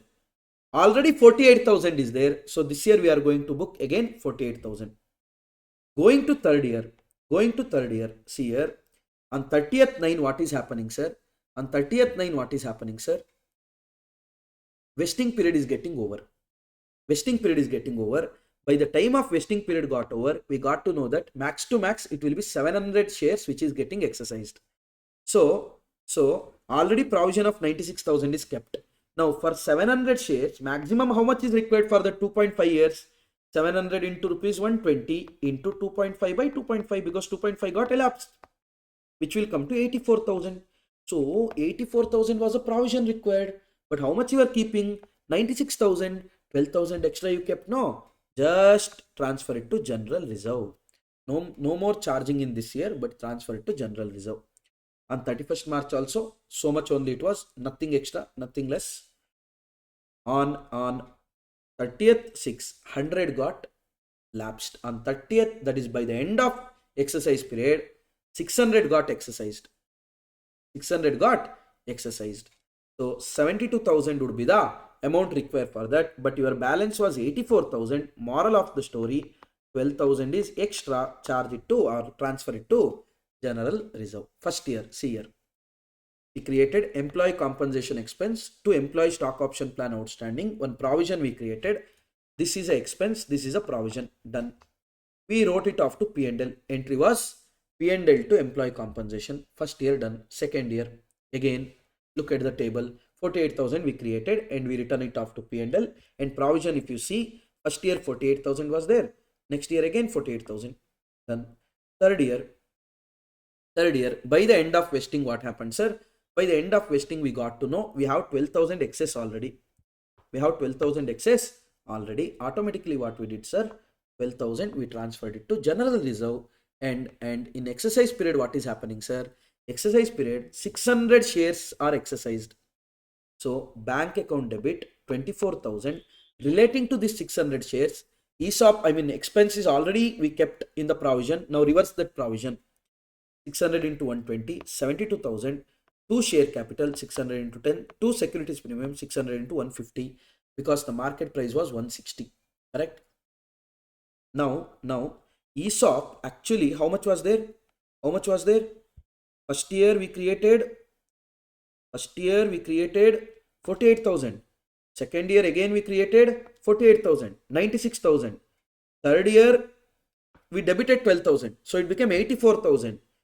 In the exercise period, we debited 72, which means still credit balance of 12,000 is there, which is of no use. Just transfer it to general reserve. That is ESOP outstanding account debit to general reserve account. Simple. Look at this one. P Limited granted option for 8,000 equity shares of nominal value 10 on 1st October. The grant is given, okay. 2020 at the rate of 80 when the market price is 170. Moral of the story, 90 rupees is the value of the stock. 90 rupees is the value of the stock. The vesting period is 4.5 years. 4,000 unvested option lapsed on 1st December 2022. 3,000 options were exercised on 30th September 2025. 1,000 vested option lapsed at the end of exercise period. So assume exercise period to be 1 year. If nothing is given, assume it to be 1 year. Pass the journal entries. So 1st April 2020, nothing is happened. On 1/10/2020, we granted 8,000 shares. On 31st March 2021, so when is the vesting period, sir? 4.5 years. From 1/10/2020 to 4.5 years is 31st March 2025. Okay. Now on 31st March 2022, 8,000 shares were outstanding. On 1st December 2022, 4,000 shares got lapsed, which means on 31st March 23, only 4,000 shares were outstanding. Next also 4,000 shares were outstanding. Next also 4,000 shares were outstanding. But on 30th 9/25, 3,000 shares got exercised. 1,000 shares got lapsed. What will be the entry, sir? Before that, look at the table. First, from October till March, 0.5 years. So 8,000 were there. So 8,000 into rupees 90. This year only 0.5 to be booked. So 0.5 by 4.5, which will be 80,000 directly. Next year, opening 80,000 is there. Opening 80,000 is there. How many years of vesting period got lapsed? 1.5 year. So 8,000, still 8,000 is the outstanding. So 8,000 into 90 into 1.5. In 1.5 years, how much we should have kept? 240,000. But in first year, we already kept 80,000. So this year, we are going to create again the provision of 160,000. Going to third year, 2.5 year elapsed. But we got to know only 4,000 is the option which can be max to max granted. I mean, max to max exercised. So how much should be the expense should be kept, sir? 4,000 into rupees 90 into already 2.5 years done. So we should have kept 2 lakh. But how much we already kept? 240, which means 40,000 you have to reverse, transferring it to general reserve. 31st March 24, 3.5, 4,000 units. So already 2 lakh balance is there because 2 lakh 40 was there. 40 we transferred to general reserve. 2 lakh is left. How much we should keep? 4,000 into 90 into 3.5 years done out of 4.5 years. So we should have kept 280,000. But we kept only 2 lakh. This year we are going to create 80,000. Next year, 4.5 years got elapsed. Vesting period. 4,000 still activated. I mean valid. So how much it will be the expense after 4.5 years? Total expense relating to this is 3,60,000. But till vesting period, how much we kept? 280. So other 80,000 we should create now. Now later 3,000 got exercised. So how much is expense related to that? 270,000. But how much we actually kept? 360. Moral of the story, 90,000 to be transferred to general reserve. Journal entries will fall according to that itself. You can see that once on your own. I will just show it. You can take a screenshot and you can look into that. Okay. See here. 1. Second year. Third year. Fourth year. Simple. The table plays a major role in this kind of chapter. With that, we have completed ESOP. Okay. So we are left with redemption of debenture, buyback, cash flow statement, the master of all the chapter, consolidation, because 10 marks will be from consolidation, one of the easiest chapter. So consolidation, interpretation of results, right? These are the chapters left. Underwriting is also there. We'll take it one by one. So this is all about ESOP. Yes. Now we'll be discussing about redemption of debenture. What do you mean by redemption of debenture, sir? Just like redemption of preference share, where there the repayment will be done to preference shareholders. Here it will be done to debenture holders. Their repayment done due to shares, redemption of preference shares. Here due to redemption of debentures. Okay. So repayment to the debenture holders and cancellation of debenture is known as redemption of debenture. Okay. Sir, can we keep our own debenture as investment? Sir, the answer is absolutely no. Whenever you redeem, you should cancel those debentures. You can't keep your shares and debenture as your own investment. Okay. So you should cancel it off immediately. Okay. How can you do that, sir? One open market purchase and cancellation. That is, whenever you have extra money, whenever you have that extra reserve in your company, just go to the market, buy your own debentures, cancel it off. Or after certain number of years, you have to repay anyhow, then pay it. What are the different provisions, sir? All the unlisted company other than NBFC, HFC should maintain a DRR to the extent of 10% of outstanding debenture. So all the unlisted company other than unlisted NBFC and HFC should maintain one reserve called DRR, debenture redemption reserve, to the extent of at least 10%. At least 10% of the outstanding debenture. For example, now in our company outstanding debenture is rupees 1 lakh. Then we should create one provision or reserve called debenture redemption reserve to the extent of at least 10,000. At least 10,000. Okay. Also, all listed company, DRR provision is for unlisted companies. Now, all listed company other than the banking company, AIFI, financial institution, and all unlisted company other than HFC and NFC. So this provision, now what I am telling, earlier provision was applicable only and only to the unlisted companies. Now listed and unlisted company should maintain debenture redemption reserve investment, DRRI, to the extent of 15% of the debentures to be redeemed during that financial year. So out of 1 lakh, let's say during the year we have around 20,000 of debentures to be redeemed. Now at least 15% of this, which comes to around rupees 3,000, we should maintain as a DRRI. We should invest in securities like government securities, etc. We should invest, that is debenture redemption reserve investment, DRRI. So come on, DRR provision, that is to create 10% of the outstanding debenture. That is applicable to whom, sir? That is applicable to unlisted companies. Now to the listed companies, of course, other than banking, FI, all those financial institution, NBFC, HFC, that you keep aside. Normal companies, listed companies as well as unlisted companies, you have to invest at least 15%. At least 15% of the money which you are going to redeem in this financial year. For example, out of your 1 lakh rupees debenture, if you have to redeem let's say around rupees 50,000 during the year, then you should invest at least 15% of it, rupees 7,500 in the certain securities. Okay. In case of convertible debentures, that is which has the option of converting into other securities, DRR and DRRI should be created to the extent of non-convertible portion. For example, out of 1 lakh debentures, let's say 30% debenture has the option of convertibility. That is 30% debentures can be converted into shares, which means now DRR and DRRI will be calculated on this 70,000, not on whole 10 lakh. Okay. And sir, any company can issue the irredeemable debenture, sir? The answer is no. Max to max, you can issue for 10 years. If you're an infrastructure company, 30 years. Just like preference where maximum was 20 years, here it is 10 years. For infrastructure, it is not changed. Okay, done.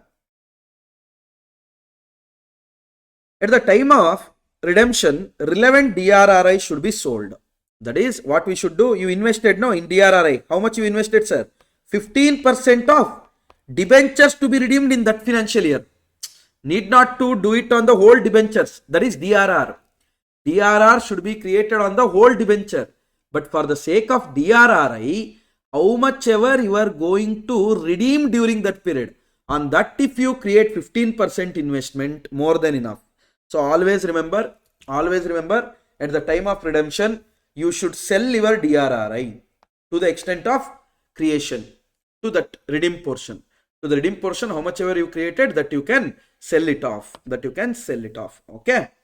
And just like a normal any investment sale. And if the question is silent, assume it is sold at book value. If the question tells it is sold at some value, then you should sell it at that value. If the question is silent regarding sales, then you should sell it at a book value. And DRR balance will be there, no, to the extent of the redeem portion, that shall be transferred to general reserve. So what will be the entry, sir? For the transfer, DRR account debit to general reserve. From DRR we will take it out and will transfer to general reserve, because from there only we took it out. No, when creating, what was the entry? P&L to DRR. While creating, entry was P&L to DRR. This P&L is free reserve. So now when reversing it off, entry will be DRR to general reserve.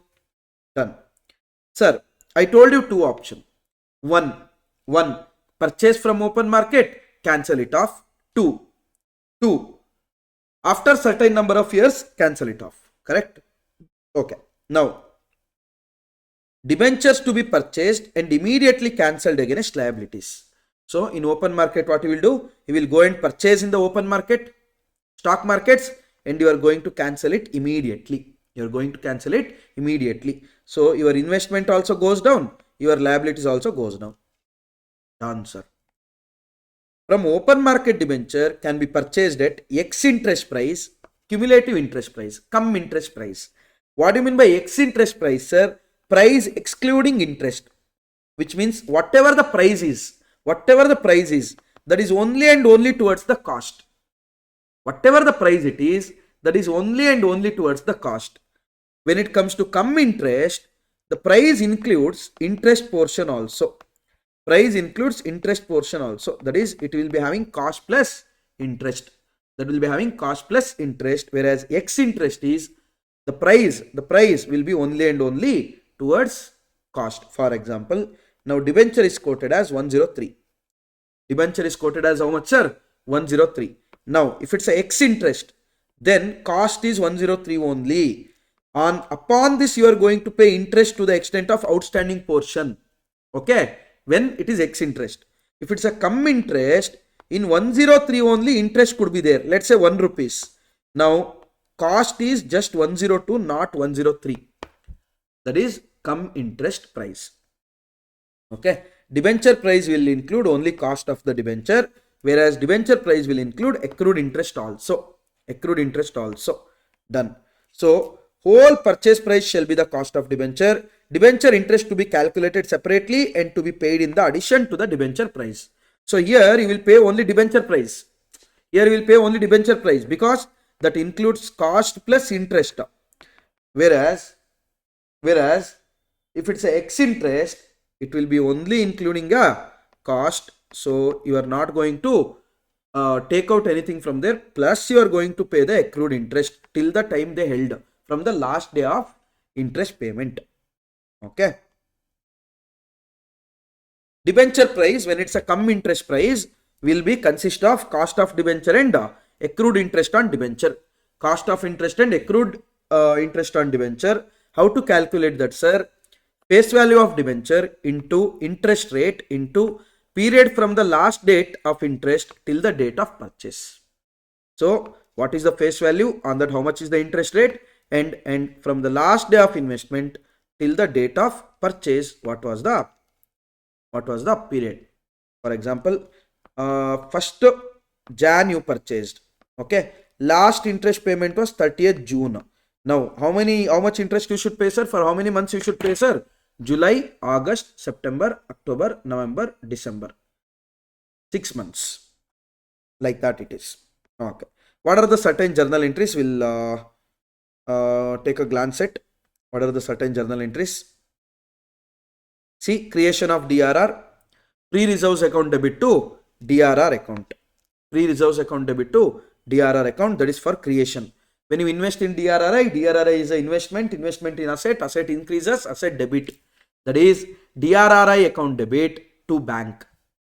Next, you are going to purchase of debenture in the open market. What will be the entry? Own debenture. You are going to park it in a temporary investment account called own debenture account. You are going to park it in a temporary debenture investment account called own debentures account debit. If at all you paid interest also, of course you should pay interest on own debenture account debit to bank. Interest on own debenture you are going to charge it to P&L, whereas own debenture you are going to cancel it against debenture. You are going to cancel it against debenture. For example, if at all you purchased for 101, your debenture was 100 rupees, then 1 rupee is a loss. 1 rupee is a loss. You are going to book it as a loss on redemption of debenture. Loss on redemption of debenture. If at all the book value is 100, you bought it at a cost of 98, then 2 rupees is profit, that you are going to treat it as profit on cancellation of debenture. Profit on cancellation of debenture. Done. When the debentures are redeemed after the expiry of the period, just like debenture liability will decrease in the liability debit. So debentures account debit, you might have paid a premium on that. So premium on redemption account debit to debenture holders account. To debenture holders account. Interest accrued might be, so entry will be interest account debit to debenture holders account. Interest account debit to debenture holders account. When you pay the money to debenture holders account debit to bank account. And when you sell the investment, entry will be bank to investment. If it's a loss, bank account debit, loss on sale of investment account debit to investment account. If it's sold at profit, bank account debit to investment account debit to investment account to profit on sale of investment account. The money when you transfer to GR from the DRR after the redemption of the debenture, entry will be DRR account debit to general reserve account. DRR account debit to general reserve account. On conversion, sir, on conversion, you are going to create or you are going to transfer how much we should pay to debenture holders. Then to debenture holders, you are going to issue share capital, you are going to pay cash. Also, if you issue the shares at a premium, then securities premium will get credited. We'll see the few questions so that quickly you can understand other things. Okay, listen here. The following balances appear in the books of company which is unlisted other than AFI, BFI. This thing, moral of the story, DRR to be created, sir? Yes. DRRI? Yes. DRRS? DRRI? Yes. 6% mortgage, 10,000 debenture of rupees 10 each. So we have 10,000 debentures of rupees 10 each. So outstanding debenture is how much, sir? Outstanding debenture is rupees 1 lakh. Outstanding debenture is rupees 1 lakh. Sir, DRR should be created? Yes. How much it is, sir? 1 lakh into 10%, which will come to rupees 10,000. At least 10,000 DRR should be there. DRRI, sir, depends on how much you are redeeming during the year. Okay, done. DRR is around 5,000, which means 10,000 must have been there. Only 5,000 is there. Other 5,000 you should create now. Investment in deposit with the scheduled bank, free from any charge or lien. So investment in deposit without any charge or lien, investment in government securities, all these are eligible for DRRI, and they have done already 15%. Wow. So they did it, even this one they did it on the outstanding only, which means no need to do it every year. Once we had put it, boss, provision is satisfied. Minimum criteria is there, maximum criteria is not there. Okay. And it fetches 4% interest receivable on 30th December every year. Bank balance with the company is rupees 90,000. Interest on debenture had been paid up to 31st December. So interest on December, till what date we have paid, sir? Till 31st December. On 28th February 2023, the investments were realized at par and debentures were to be paid off at rupees 10.1 together with accrued interest. So you are going to pay them rupees 10.1 plus interest. Okay, when, sir? February 28th. Write up the concerned ledger excluding the bank transaction. Excluding the bank transaction, whatever is there now, just write up the entry they are asking. Let's do it now. Okay. See here. Sir, what is the face value of the debenture, sir? 1 lakh. DRR to be created is 10,000. So how much to be created extra? 5,000. DRRI, sir, 1 lakh into 15%, 15,000. First, what we will do, sir? We will create a DRR. Entry, P&L account debit to DRR account. How much to be created? 5,000, 5,000. Next, on 28th February, we are buying before that, we are redeeming, no? So we have to sell our DRRI. They didn't tell anything about selling of DRRI. So we are going to assume that DRRI has been sold at a face value. So 15,000 DRRI. At the same time, bank pays interest up to 31st December. So January and February, 2 months, our money was with banker only. So for that 2 months, interest is not yet paid. So that will be paid at the time of redemption. I mean, at the time of withdrawal of investment. How much it will be, sir? Rupees 15,000 into 4% into 2 by 12, which will come to 100 rupees.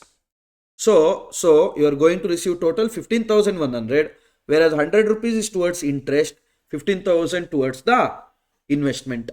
So entry will be bank account debit to DRRI to interest on investment. Later, at the same time, you are redeeming. If you are redeeming means you also paid your debenture holders interest on 31st December. Moral of the story, even you have to pay your debenture holders 2 months interest before redeeming it. So how much it will be 2 months interest, sir? 1 lakh into 6%, 1 lakh into 6% into 2 by 12.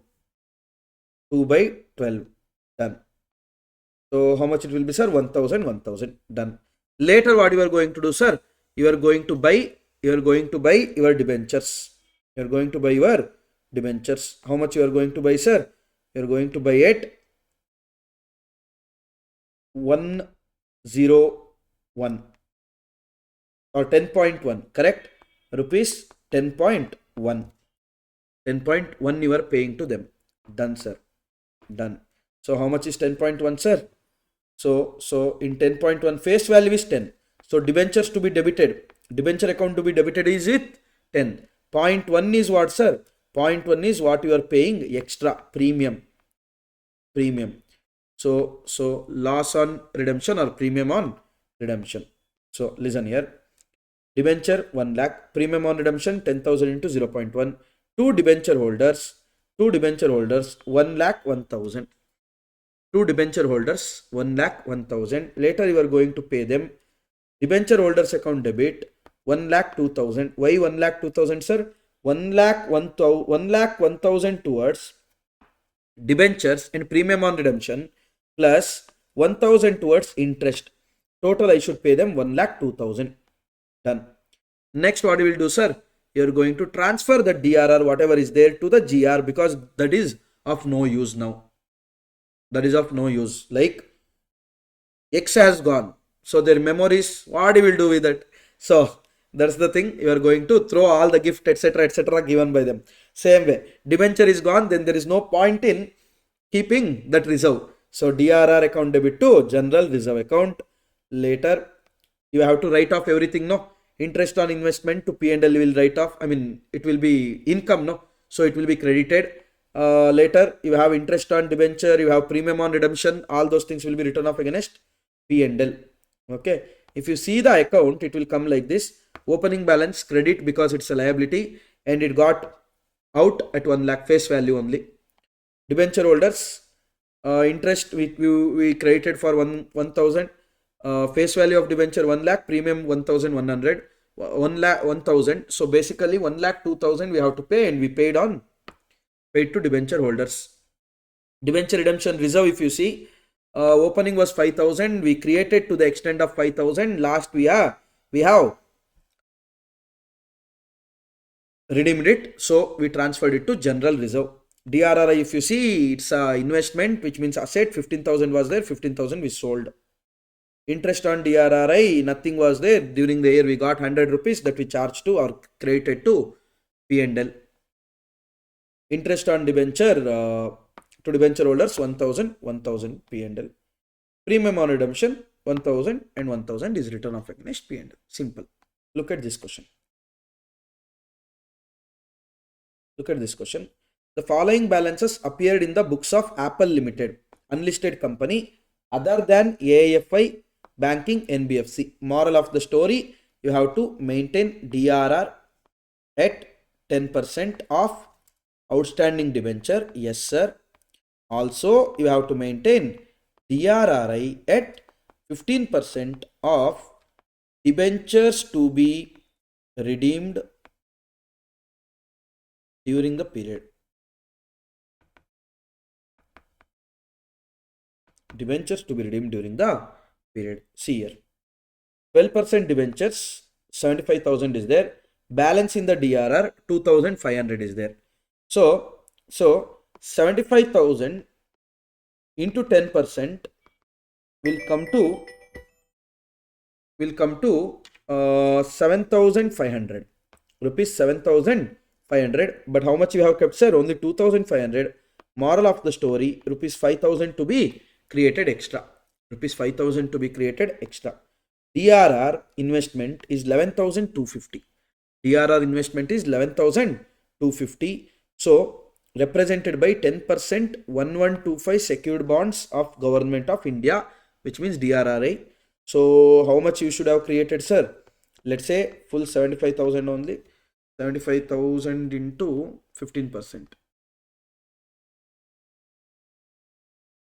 Assuming that 75,000 is going to get redeemed, 11,250. Full they have kept. No worries. No need to create anything. Done. Annual contribution to DRR was made on 31st March every year. So what we are doing, sir? We are making an annual contribution to debenture redemption reserve. When? 31st March every year. On 31st March 2023, balance at bank was 75,000 before receipt of interest. Before receipt of interest, it was 75,000, which means after all other transactions. The investments were realized at par for redemption of debentures at a premium of 10%. So what you are doing? Your debentures you are redeeming at a premium at 10%. But your investment you are selling at book value, par, book value. You are required to prepare the following account, which and all debenture account. That will be pretty simple. Opening will be credit side. Now you are cancelling. So 2 debenture holders, it will be in the debit side. That's it.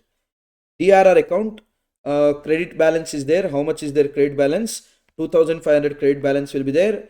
You are going to create around 5,000 more as a by P&L, and again to general reserve you are going to transfer 7,500. Done. DRRI also not much things. 2 balance bought down is there around 11,250. As it is sold at par, we are going to write Buyback 11,250. Done. Bank account not much. Whatever the balance is there, around 75,000 balance is there. So from sale of investment you got around 11,250. To your debenture holders you are paying around see, before receipt of interest, all the transactions are done, which means till 31st March whatever the interest you should pay, that is also done. Only receipt of interest was pending. So how much it will be, sir? Redeemed at a 10%, no? So around 82,500. You are going to show 82,500 as an outstanding. I mean outside this thing. Yeah, that's it. Balance will be there. Done. Debenture holders account. If you open debenture holders account, basically debentures account will be debited, debenture holders account will be created, no, because we are liable to them. No more debentures are our liability. We are going to reverse it.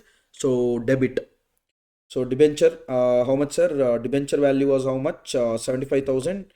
And premium on redemption, premium on debenture was how much, sir? Redemption of debenture 7,500. Around 82,500 we are going to pay them through bank. That's it. See here. Debentures account, balance account is the credit, and we are going to pay it as 2 debenture holders.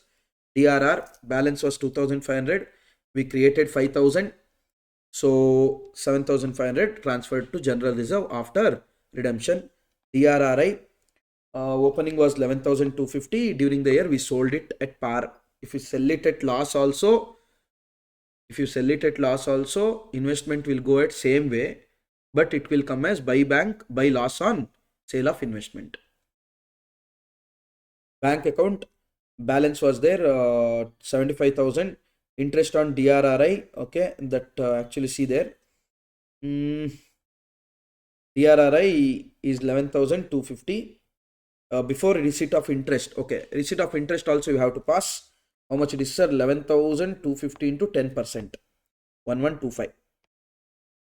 1125 is the interest on DRRI, and DRRI sold 11,250 to debenture holders. You are paying 82,500. So by balance, debenture holders done.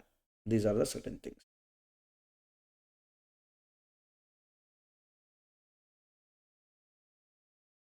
A few questions to discuss. Let's discuss those things quickly. Padapat.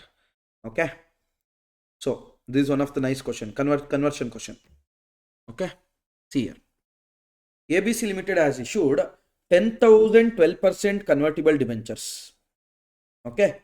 Of rupees 100 each, redeemable after the period of 5 years at a premium of 5%. So redeemable at a premium of 5% after 5 years. The debenture holders also had the option at the time of redemption to convert 30% of their holding into equity shares of rupees 10 each at a price of rupees 20 per share and balance in cash. So whatever we have to pay to you, of that 30% you can convert it into shares of the face value rupees 10, but issue price is rupees 20. Issue price is rupees 20. For example, I will tell that to you. Now, debenture holders amounting to rupees 2 lakh. Okay. Opted to get their debentures. Sir, but here only 1 lakh is there, no, sir. 10,000 is there, no, sir. Not 1 lakh. 10,000 is there, no, sir. Only 10,000 is there, no, sir. 10,000 debentures of rupees 100 each, which will come to 10 lakhs, not 10,000.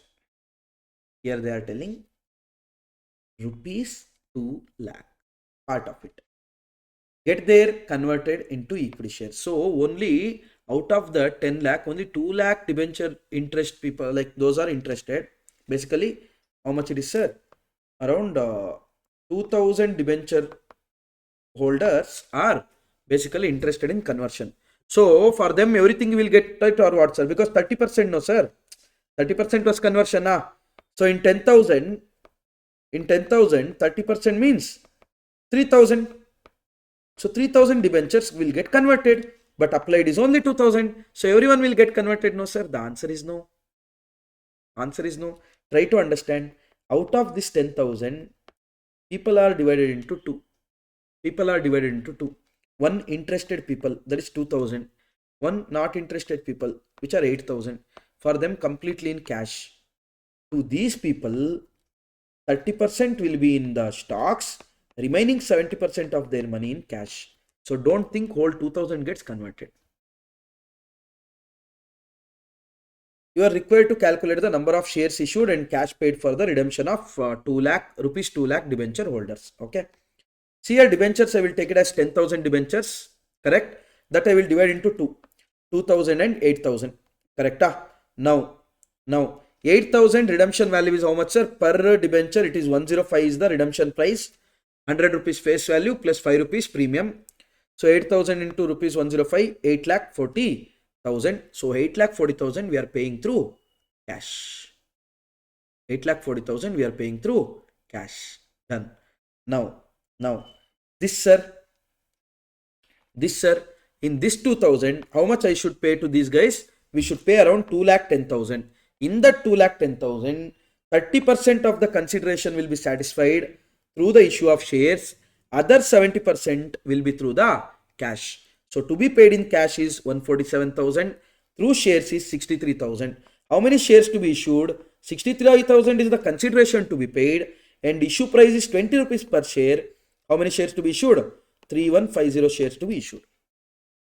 Done. Hope you guys understood. XYZ Limited has 5,000 10% debentures of rupees 100 each. The interest on these debenture is paid half yearly on June and December. The company is not maintaining any sinking fund, which means they don't have any DRR. On 1st April 2022, the company purchased 500 debentures at 95, come interest for immediate cancellation. So what is happening, sir? Company purchasing for immediate cancellation outside, I mean open market operation they are doing at the rate of 95, which means in this 95, both the cost is there plus interest is there. Cost is there plus interest is there. On 1/10/22, company purchased 600 debentures of 90 each at X interest, which means rupees 90 is just towards this one, and you have to pay interest. Journalize. Try to understand. I will divide it into two parts. First, 1/4. 500 debentures we are buying at 95, which means this 95 includes cost as well as interest. So 500 into 95 will come to 47,500. Correct? You are investing 47,500. In this 47,500, some portion will be interest, some portion will be cost. How much is interest? How much is cost, sir? Interest will be very simple. 500 into 100, no? 500 into 100 into how many percentage it is? Percentage is 10%. When was the last time debenture was paid? Before 1/4/22? So what they are trying to tell, debenture interest is paid on June and December.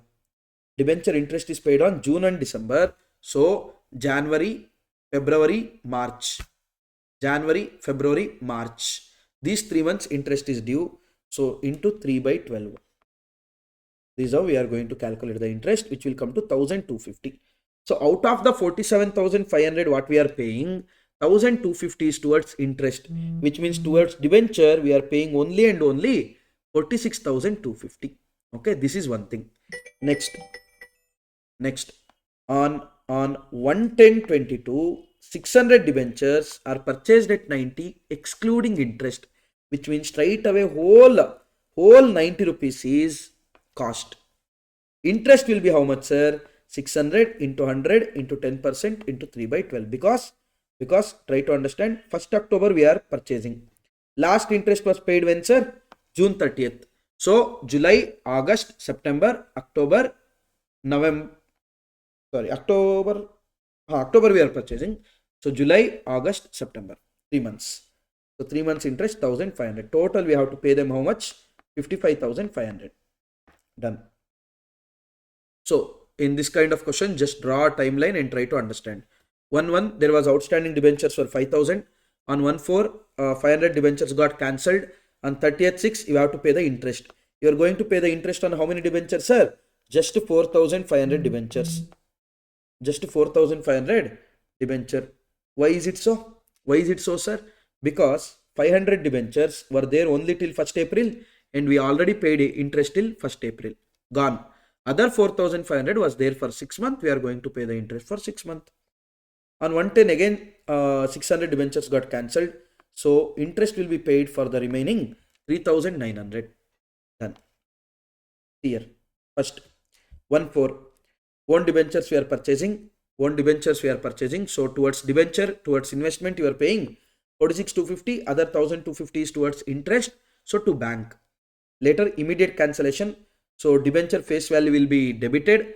Investment is 46,250, which means around 3,750 is profit on cancellation.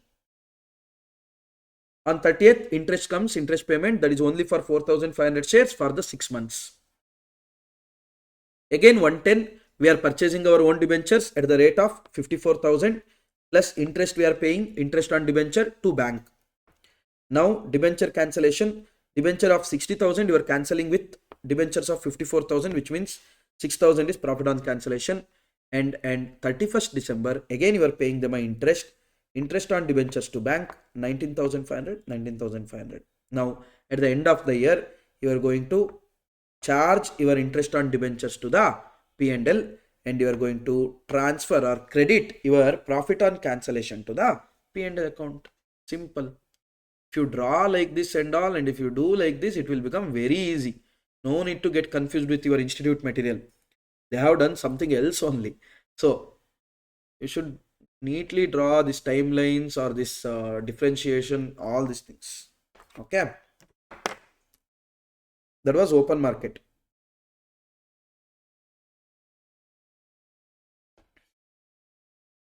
That was open market. Last one question is there. Let's see. Okay, last one question is there. Let's see. Okay, listen. Sugandha Limited issued 10,000 12% debentures of rupees 100 each on 1st April 2021. Interest is payable on 30th September and 31st March every year. On 1st July 2022, company purchased 1,000 of its own debenture at 96 X interest as investment. They can't keep it as investment. They should immediately cancel. Your study mat, they given this question, but I solved this question as a basis of immediate cancellation. You can't keep your own securities as an investment. Company law tells. On 1st January 23, company purchased again 2,000 of its own debenture at 96 come interest. Immediately the company cancelled all its own debentures and books closed on 31st March. So try to understand what is happening. 1st April 2022, outstanding debentures were how much, sir? 10,000. Great. On 1/7, what happened? 1,000 debentures you bought at 96 rupees excluding interest, X interest price. 30th 9 interest payment, 2,000 again you bought. Okay, listen. First, on 1/7, purchase of 1,000 debentures at 96. So cost is how much, sir? 96,000 only. Why, sir? Because it is X interest price, excluding interest price. Done. Interest is how much, sir? 1,000 into rupees 100 into 12% into 3/12, which will come to 3,000. Next, again you purchased at come interest. Now here you paid 192,000. In that, how much towards interest, sir? You're paying purchasing on 1/1. Interest payment dates are 31st March, 31st March and 30th September. So last interest payment was in September. So October, November, December, 3 months. So that is 6,000 out of 192,000. 186,000 is towards cost. First, you purchased your own debentures, 96,000. You paid interest of 3,000 additional to that, total 99,000, and you cancelled 1 lakh debentures. So entry will be 1 lakh debenture account debit, 2 own debenture investment basically 96,000, 2 profit on cancellation 4,000. Again, you paid a interest on debenture on how much, sir? 10,000 was there, but 1,000 got cancelled immediately. So only on 9,000 you will pay for 6 months. Again, on 1st January, you are purchasing own debentures at 186,000. Interest is 6,000. Bank is 192. That is what you are paying. In that, you are cancelling 2 lakh debenture at only investment of 186. Moral of the story, 14,000 is the profit. And 31st March, again for the remaining, that is around 9,000 were remaining. In the 2,000 you redeemed. So around 7,000 is remaining. On that, you are going to pay the 6 months interest. And you are going to charge your interest to the P&L, and you are going to credit your profit or loss on sale of investment to your P&L with that redemption of debenture. Okay, so only few chapters are left now, but very, very, very important chapters like cash flow statement, like your consolidation, interpretation. That is basically easiest chapter, but still you will get it in the examination. Very easy scoring like chapter. These few chapters are remaining, like buyback is remaining, right? Underwriting is remaining. These are the 5 units remaining. We'll complete it. Okay.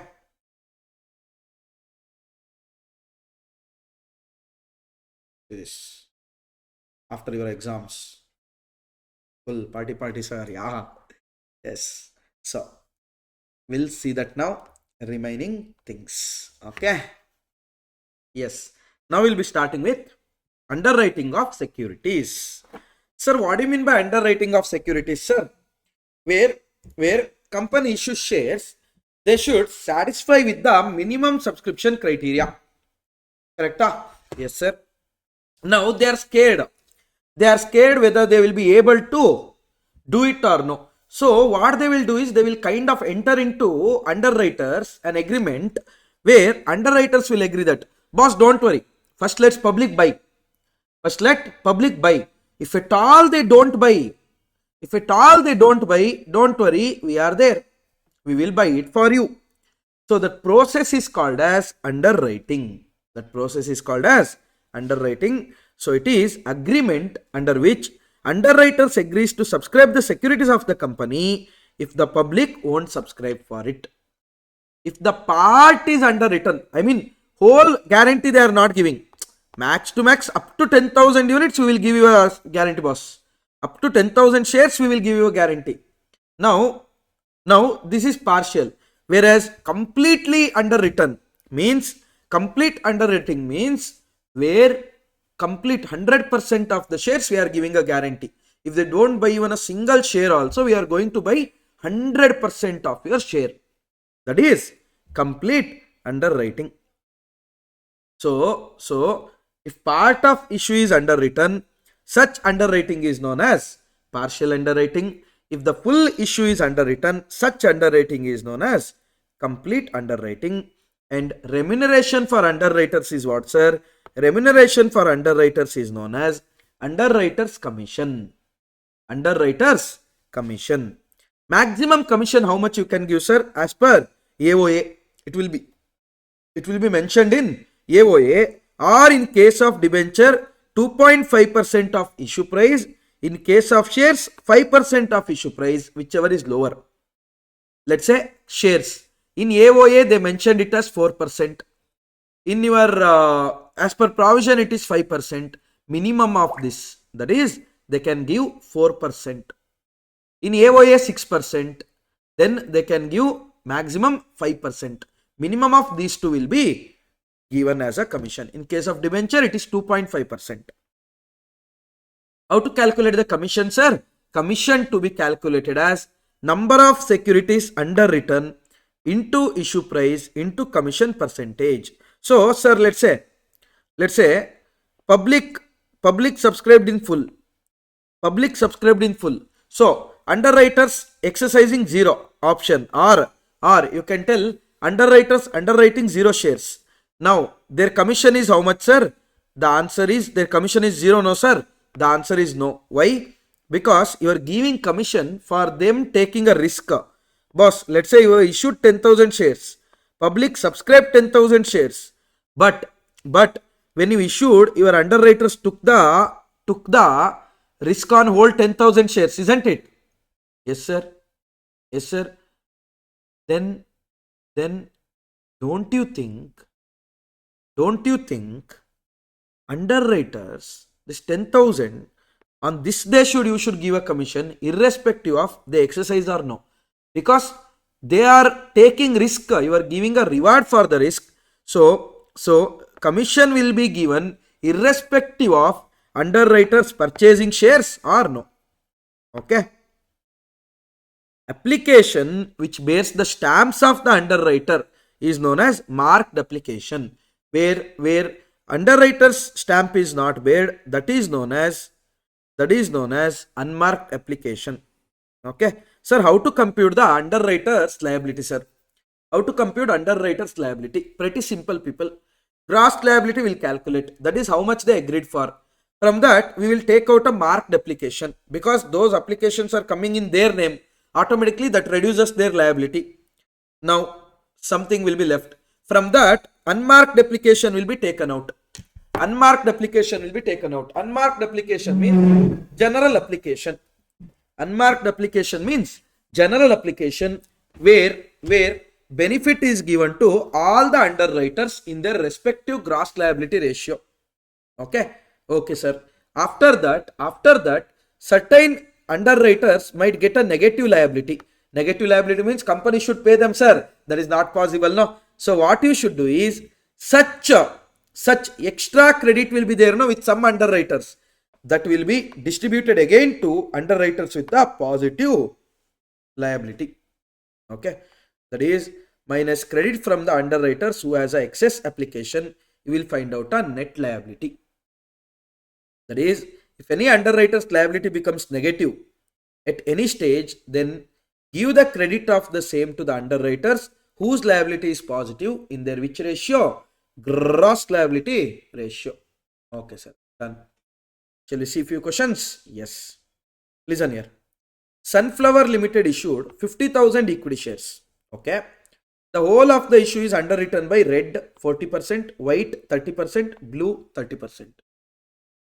Application for 40,000 shares were received in all, out of which application for 10,000 shares had the stamp of red, 5,000 had the stamp of white, 10,000 had the stamp of blue. This is talking about marked application. 40,000 application is received. In that red how much, sir?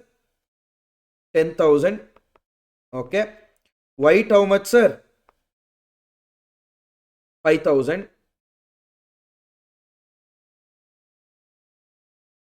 And blue how much, sir?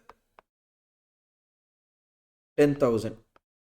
So around 25,000 is marked. Moral of the story, 15,000 is unmarked. Now, is there any other liability? Company liability is there. For example, they have underwritten only 90%. Let's say 45,000.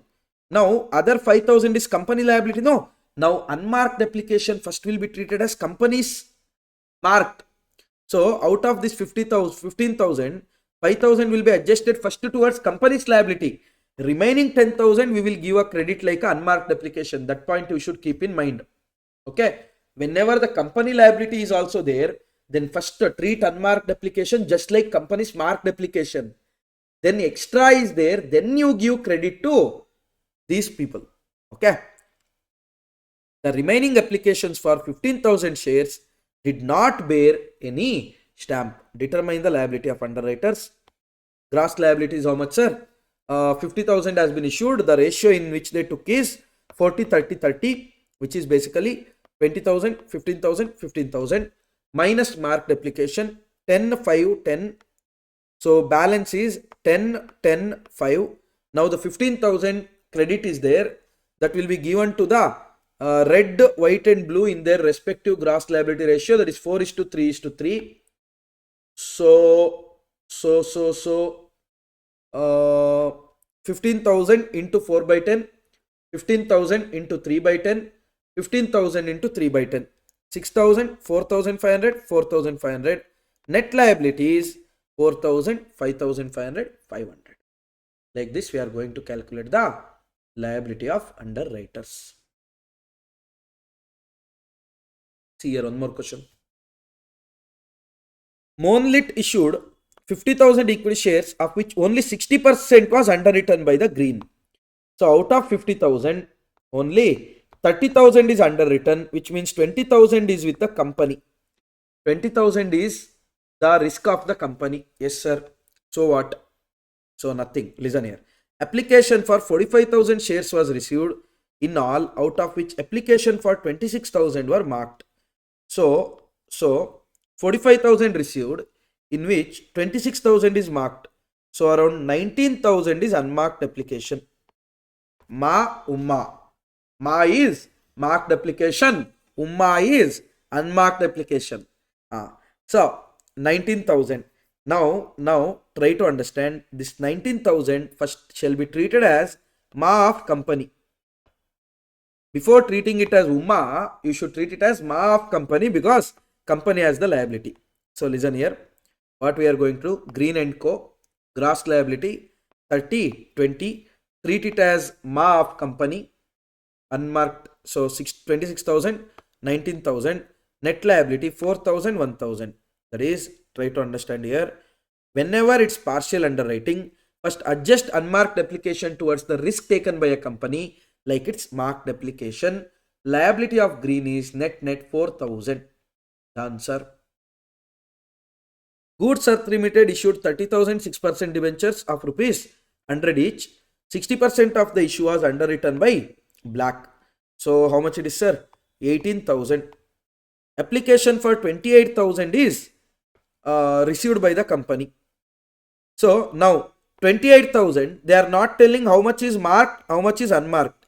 Now this also you are going to divide it in the ratio of their liability. If they don't give how much is marked, how much is unmarked, divide it in the ratio of their liability, just like any other unmarked application. So gross liability was 1812. Share of unmarked application in the ratio of 60:40 or 6:4 is 16,800, 11,200. So net liability of Black is 18 minus 16,800, 1,200. Satellite Limited issued 12% 10,000 preference shares The issue was underwritten. Apple 30, mango 30, orange 20. Moral of the story, partial underwriting. How do you know, sir? 30 plus 30, 60, 60 plus 20, 80. 100% is not underwritten, only 80%, which means company is also taking risk. Applications for 8,000 were received by the company in all. So try to understand, it is not marked applications now. It is Umma. Now when completely it's Umma, everyone should share it in the GL ratio, including company. Including company. Okay. Sir, but you told when company has liability, Umma is first, company is Ma. That is when marked application is also there. When there is no marked application at all, Umma should be shared by everyone. Now, GL 3000, 3000, 2000, 2000 gross liability minus Umma in gross liability 8,000 into 30%, 8,000 into 30%, 8,000 into 20%, 8,000 into 20%. Net liability 600, 600, 400. Net liability of apple, mango and orange is 600, 600 and 400 respectively. Done. Now, firm underwriting is there. What do you mean by firm underwriting, sir? Where the underwriters are partnership firm, they are known as firm underwriting. The answer is no. Here, firm means standing. Yes, boss, I am going to do that. Firm in their decision, like that. So here, where underwriter firmly tell, boss, listen, whether your public might subscribe, public might not subscribe. I need 1,000 shares of your company for myself. Whether liability comes, liability don't come, that you leave, secondary. But I need 1,000 for myself. I want to keep a shares of your company. Now, this kind of decision is known as firm underwriting. See, underwriters agreeing to subscribe certain predetermined number of securities, irrespective of securities subscribed by the public. When underwriters agreeing to subscribe certain predetermined number of securities, irrespective of securities subscribed by the public, is known as firm underwriting. Firm underwriting, you can treat it two ways. Basically, firm underwriting applications are there, no? That you can treat it two ways. Where firm underwriting applications are treated as marked application, they are treated as unmarked application. When it is treated as marked application, boss, what you should do? Gross liability minus marked application, including firm underwriting. Including firm underwriting, you should take out the liability. Okay. Then balance you will get from that unmarked application share you take out, excess share you take out, you will get net liability due to only public. Net liability due to only public. For that you add firm underwriting. Because you have to take under firm underwriting irrespective of your liability is there or no. First what we tried, boss, for the public, how much is my liability? Public, how much is my liability? I did that. Then I added my liability towards firm underwriting because I have to purchase it. If the question is silent, this method shall be preferred. That is firm underwriting treated as MA. Second method is what, sir? Gross liability minus marked application. But here don't treat firm underwriting as marked application, which means only marked application from the outsiders. That shall be treated as marked application, not the firm underwriting. Then reduce the unmarked application. But here, while reducing unmarked application, treat firm underwriting as unmarked application. Then last you will get how much is the liability towards the public not subscribing it. For that, add the unmarked under firm underwriting, you will get a net liability. Done. Sir, what will be the entry, sir? Underwriter's commission will be our expense. So underwriter's commission account debit to underwriter's account. Then these underwriters have to pay us for the shares they subscribe, if at all they subscribe. That is underwriter's account debit to share capital to securities premium. I mean, instead of bank, we are keeping their balance. Why, sir? Adjustment could be done, no? Later. Let's say underwriter has to pay 1 lakh. We have to pay them 20,000. Net what we will do, sir? We'll write it as underwriter's account debit to bank account 80,000. Whether they have to pay, then bank account debit to underwriter's account. Look at this question, 8th one. MS Limited issued 40,000 shares which were underwritten as 24,000 P, 10,000 Q, 6,000 R. The underwriters made application for the firm underwriting as follows. Along with this, they are making a firm underwriting. How much, sir? 3,200, 1,200, 4,000. How much is the total firm underwriting? 8,400. The total subscription excluding firm underwriting, including marked application, is 20,000. Other than this 8,400, they got 20,000 application including marked application. Marked applications were how much, sir? Out of 20,000, 4,000, 8,000, 2,000, which will come to 14,000. Which means 6,000 is Umma. Correct? So, listen here. Liability 24, 10 and 6 minus marked application including firm underwriting. How much marked application received? 14,000. Correct? 14,000. Of P, how much? 4,000. Also we should add treat marked application of firm underwriting. How much it is? 3,200. 7,200. For Q, 8,000 is marked application. This thing is 1,200, 9,200. For R, 2,000 and 4,000, 6,000. Done. From that, unmarked application, how much is that, sir? Unmarked application is 6,000. But see here carefully, R already liability is gone. R liability is already gone. But firm underwriting he has to take. That's there. Public towards liability is there. No. Then unmarked application credit again you giving to R. Again it coming negative. Again you giving it to P and Q. Instead of so much drama, don't you think you can give it just to P and Q in their ratio? Yes, sir. Which ratio? 12:5. That is 24:10, 12:5 ratio. Done. Now what happened, sir? Again, Q also got negative. This negative credit shall be given to P. So net you can tell liability due to public not subscribing is 11,600 plus those people doing firm underwriting is 3,200, 1,200 and 4,000, which will come to 14,800, 1,200, 4,000. Okay, done. Now let's treat the same question under firm underwriting, not treated as marked, instead it is treated as unmarked. Then what you should do, sir? Liability minus marked application but excluding firm underwriting, you will get unmarked application credit including firm underwriting. That's the difference. So liability was 24, 10 and 6.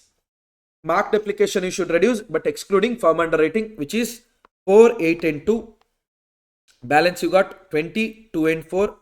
Unmarked application but including firm underwriting. Unmarked was how much, sir? Unmarked we computed here, no? Unmarked was 6,000 but including firm underwriting 8,400. That is 14,400. Now you should divide this 14,400 to these parties. Now what happened, sir? Q got negative 1,600. Q got negative 1,600. Now that should be distributed among P and R in their ratio. That is 24,000, 6,000.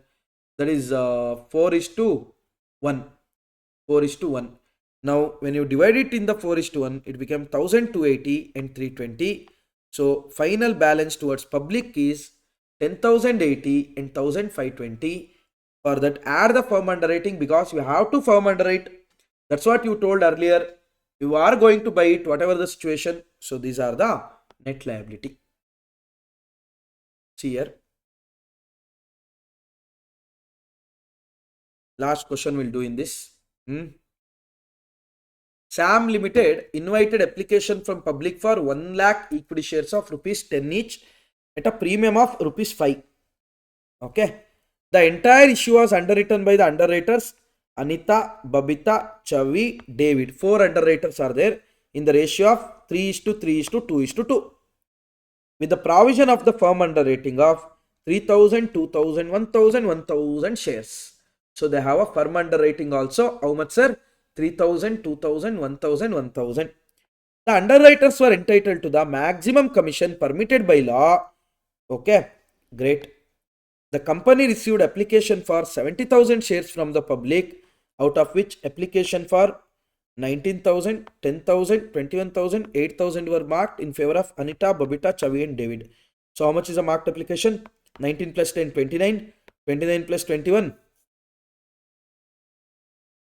29 plus 21, 50 plus 8, 58.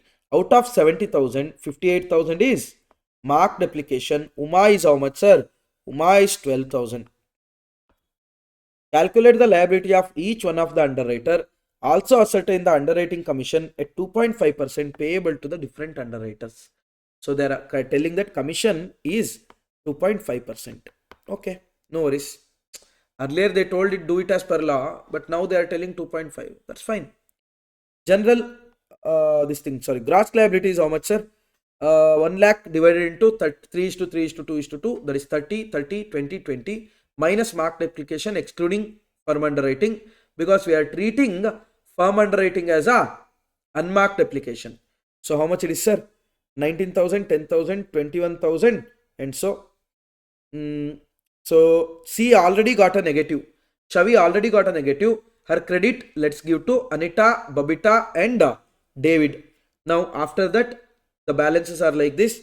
Minus unmarked application. Again don't give it to Chavi. Only give it to Anita, Babita and Chavi and David. Sorry, Anita, Babita and David in their gross liability ratio.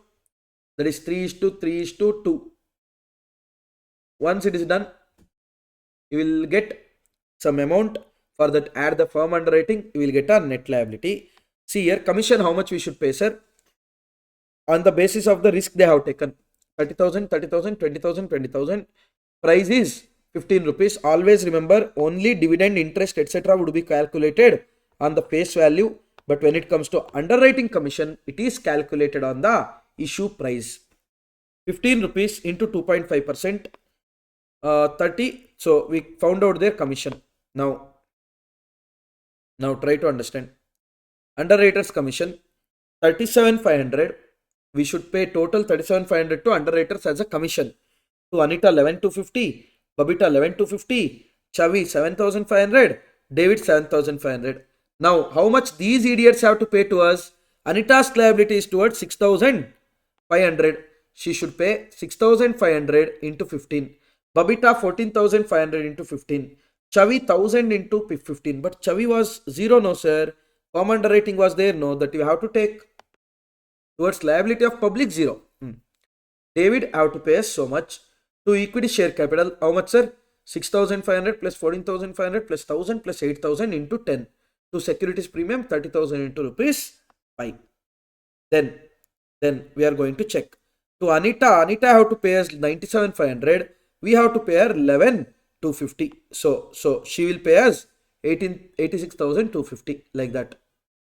With this, we have completed underwriting of securities. Not much difficult topic, very easy topic, but 5 marks usually they are giving it all the time. So please concentrate on all these topics, which is going to help you out in clearing your examination. Okay. So with that, underwriters topic is done. Now we are left with very few topics where are 2 big chapters are still there. That is cash flow statement and consolidation. Cash flow and consolidation is still there. Let it be. Other than that, ratios are remaining. Buyback is remaining, right? And interpretation is remaining. For interpretation, we have to find out, like we have to complete cash flow first, then we should go to interpretation, because their forecasting of cash flow is also there. That's it. Now we can go for next unit, that is ratio analysis. Of course, we are not going to discuss so many questions and all. We are going to look into these ratios very quickly, because it's a formula based. Not much things are there. You should remember the formula. That's the option left. Okay, I don't know why they have given it in corporate accounting instead of financial management, but still, let's see. Now we'll start with ratio analysis. Yes, now ratio analysis. So basically people, we are going to discuss about 4 different kinds of ratios here, like liquidity ratio, solvency ratio, turnover ratio, profitability ratio. Liquidity ratio means what, sir? Your ability to pay the current liabilities. Immediate liability will be there, no? Current liabilities which are required to be paid within 1 year. That kind of liability, how much ability you have to pay? That is your liquidity ratio. First one under that is current ratio. Here it is how much current asset you have compared to current liability. How many times you have current asset when compared to current liabilities. That is current asset by current liability. Ideal ratio is 2:1.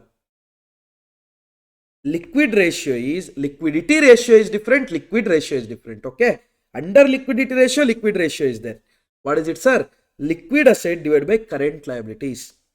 That is, current asset will be there, I agree. But in that, inventory will be there, some prepaid expense will be there.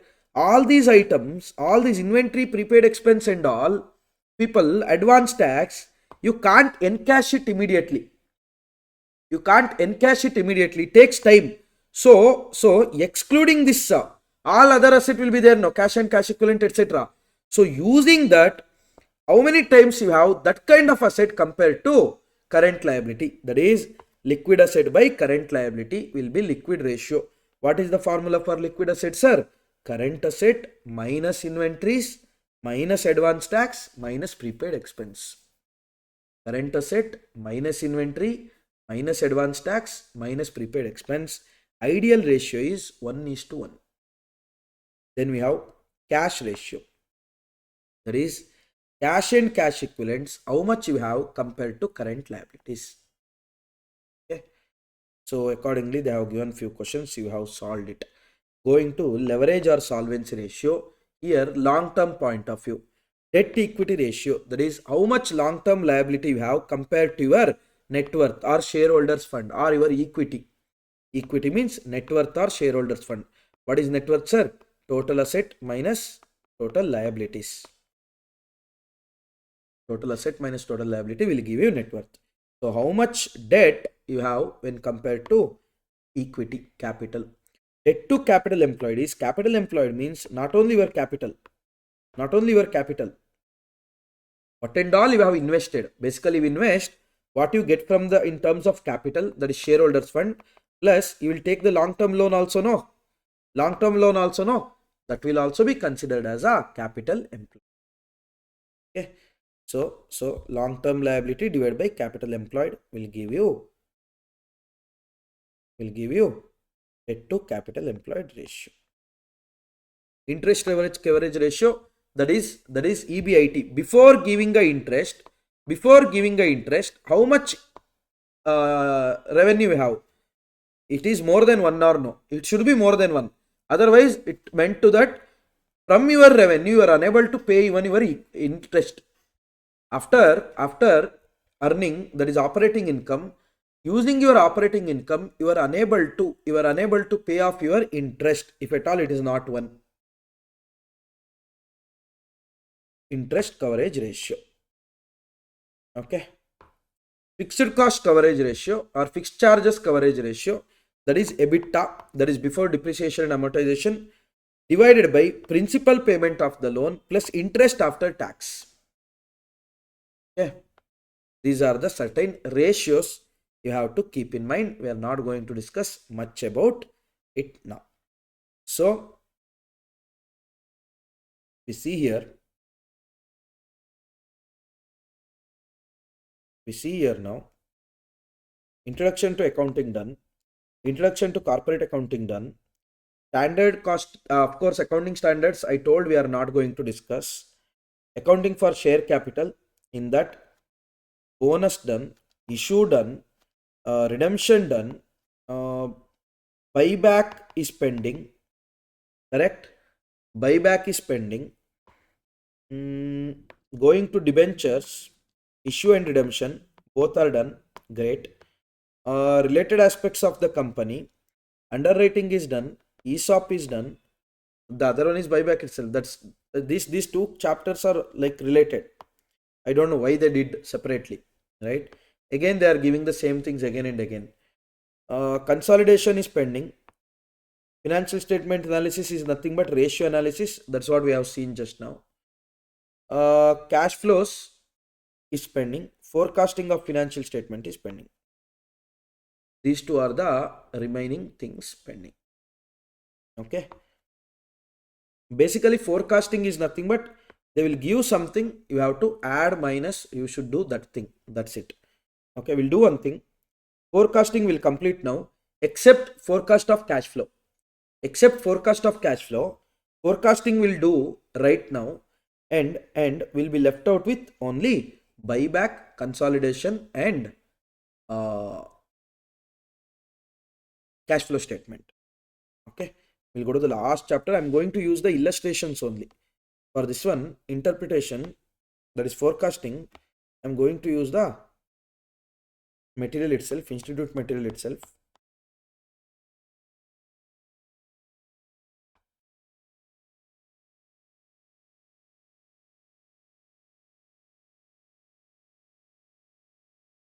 What do you mean by forecast, sir?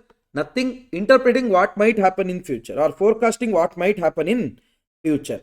In this kind of questions are pretty simple, where whatever they give, you have to apply that. That's it. For example, few cases we'll see. You're a company secretary assigning a task of profitability projection of different scenarios. Okay. Right now you have this one, historical data. Revenue, variable cost is 60% of sales.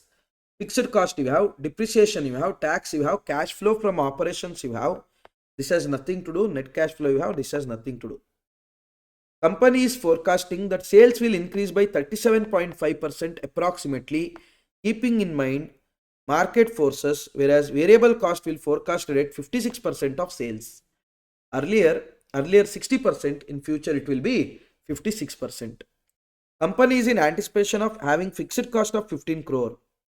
So fixed cost will become 15 crores. On the other side, that is worst. If it is optimistic, this will happen. If it's a pessimistic or negative, what might happen, sir? Company is forecasting that sales will curb by 25%. Whatever is there now, from that 25% will be reduced. Variable cost will become 65% from 60. Company is in the anticipation of fixed cost of 25.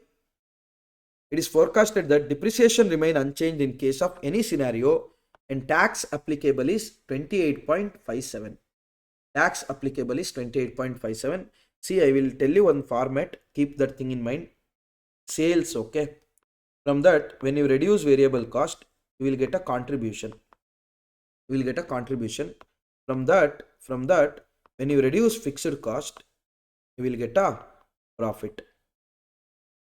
From that, when you reduce tax, you will get a profit after tax. This format, of course, in FM you have learnt all these formats, but still. So, sales is how much, sir? Two situations are there. One is optimistic, that is being positive. One is pessimistic, being negative. So, optimistic, pessimistic. Optimistic, what happens, sir? Sales from 200, it will go 200 plus 37.5%.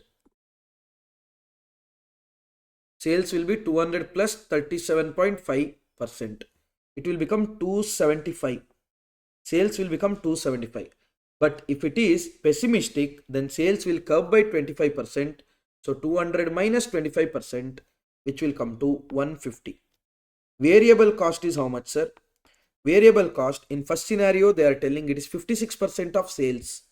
So 275 into 56 percentage, which is 154. Correct?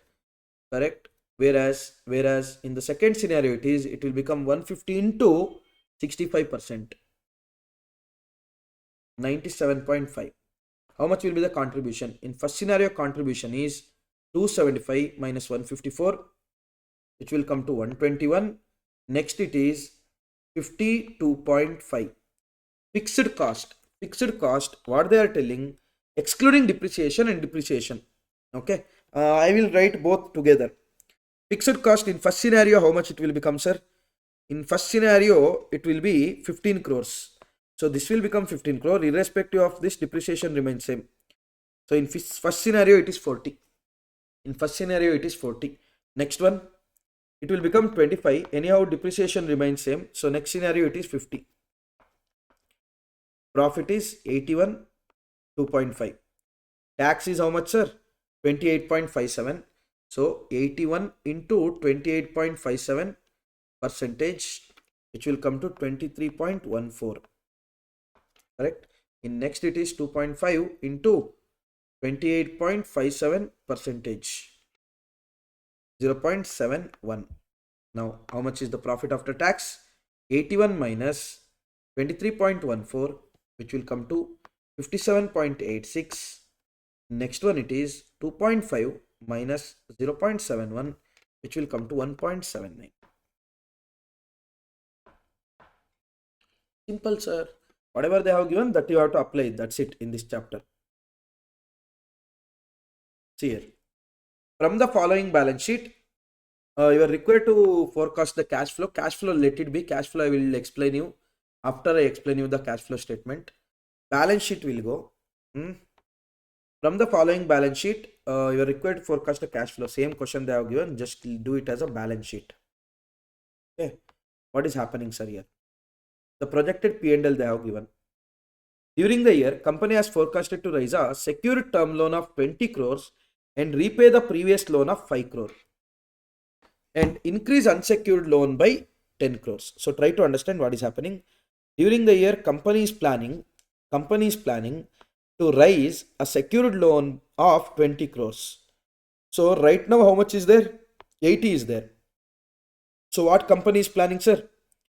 Raise it by 20, which means it will become 100 crore and repay 5 crore. Repay 5 crore. So when you repay 5 crore, how much it will become? It will become 95. It will become 95. Also, during the year, 20 is a retained earnings. 20 is a retained earnings. Where does the retained earning go? Reserves and surplus. So reserves and surplus will become how much, sir? Plus 20, which will become 40. Reserves and surplus will become 40. It is forecasted and increase unsecured loan by 10 crores. So unsecured loan from 50, they have given this line twice, okay. That's why I love the institute material very much. It will give work to your brains. First you should correct the question, then you should write the answers. So unsecured loan, it won't be a 50. We are going to increase it by 10 crore, which means it will be 60. Done. It's forecasted that current liability and provision remains unchanged. While the company is planning to buy a fixed asset worth rupees 30 crores, so they are planning to buy a fixed asset worth rupees 30 crores. Listen here. 180 is there. Try to understand. 180 was there. Already future depreciation we planned was 20. So from 180, 20 will go out as a depreciation. And also we are planning to buy 30 crores ka asset again. So around 190. Fixed asset will become 190.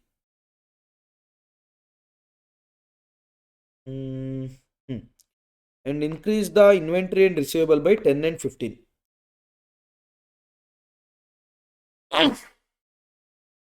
Increase the inventory and receivable by 10 crore and 15 crore. Inventory will be 90 crore.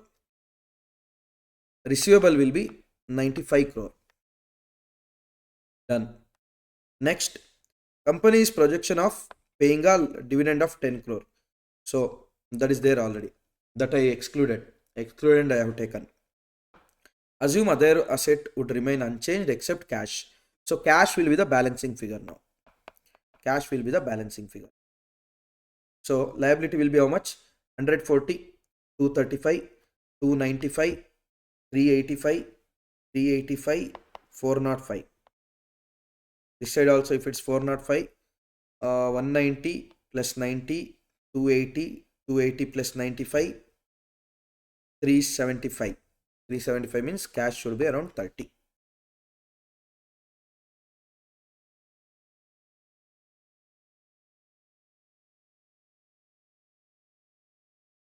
See here, this so much, this has become 40, no?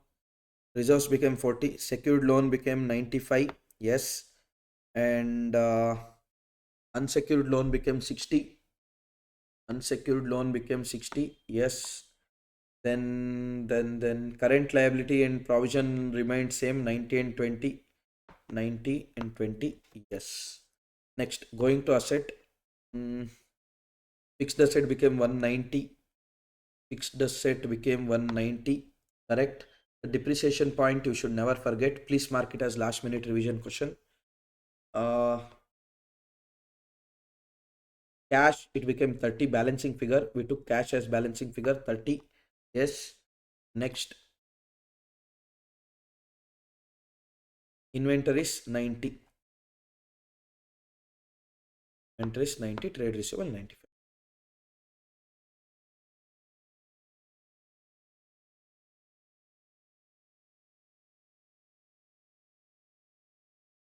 And this one more format is there, okay.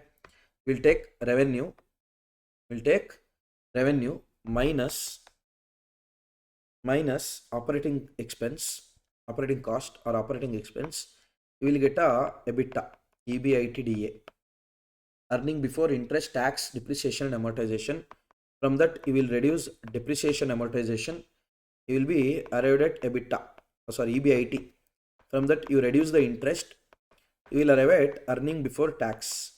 From that you reduce the tax, you will arrive at earnings after tax. From the earnings after tax, if you reduce the preference dividend, you will arrive at earning after tax available to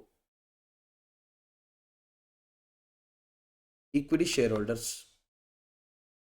Earnings after tax available to equity shareholders, ETESH. Okay. From that, if you give dividend, then you will be at a retained earnings. Then you will be at a retained earnings. See here. We recently reported the following income statement. What they are asking: the year is forecasting company 25% increase in sales. You are required to compute the projected net income and expected growth rate in dividend. Dividend growth rate means last year how much was dividend, this year how much it is, how much growth in the dividend is there. Okay, let's do that. This year company is forecasting a sales of 25%. So sales last time how much it was, sir? 700. This year it is 700 plus 25%. 875. 875. Then operating cost will be around 70% of the sales. So 875 into 70%. 612.5. How much is EBITDA, sir? 875 minus 612.5, which will come to 262.5. From that, reduce the depreciation and amortization. Depreciation amortization is there? I think it's not there. So EBIT also will be 262.5. From that you have to reduce the interest. Have they told anything about the interest? It is expected that tax rate, interest and dividend payout ratio will be constant. Dividend payout ratio, which means how many percentage of earnings is given, not dividend amount. Dividend payout will remain same. So how much is interest last time? Interest was 40. So that will remain same. So it will become 222.5. Tax rate will remain same, that is 40%. 222.5 into 40% will come to 89.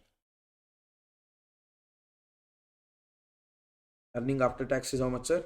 222.5 minus 89, which will come to 133.5. 133.5. Preference dividend is not there, sir. No.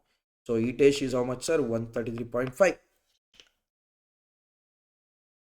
ETH earnings available to equity shareholders, or earning after tax available to equity shareholders. Okay, done. So they are telling dividend payout ratio will be constant. Last time what happened? You earned 96. You paid dividend of 32, which means around 1/3 you gave dividend, right? 32 divided by 96. 1 by 3 you gave dividend. Now you earned 133. In that you should give again same ratio 1 by 3. That is 0.3333333333. That is 44.5. You are giving dividend of 44.5. You will be left out with 89. You will be left out with 89. What they are asking? They are asking you to compute projected net income. Projected net income is 133.5. Expected growth in the dividend. Dividend last year how much you gave? 32 you gave. This year 44.5, which means extra 12.5 you have given. So what is the growth rate when compared to last year? That is 12.5 divided by 32. Around 39.063 something is the dividend growth.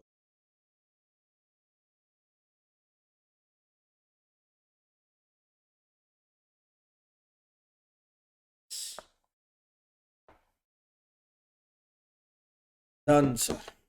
Next. They have given few more illustrations. 2 more illustrations. Let's see.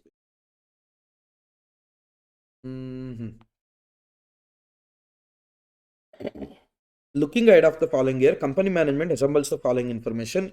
Year-end sales are expected to be 10% higher than the last year. So sales will become 3,300. Okay. Year-end operating cost excluding depreciation expected to be 80% of the year-end sales. So 3,300 into 80% will come to 2,640. So 3,300 minus 2,640, which is 660, correct? Depreciation expected to increase at the same rate as sale, which means 10% increase. So it will become 275, 250 plus 10%, 275. Done. Next is what, sir?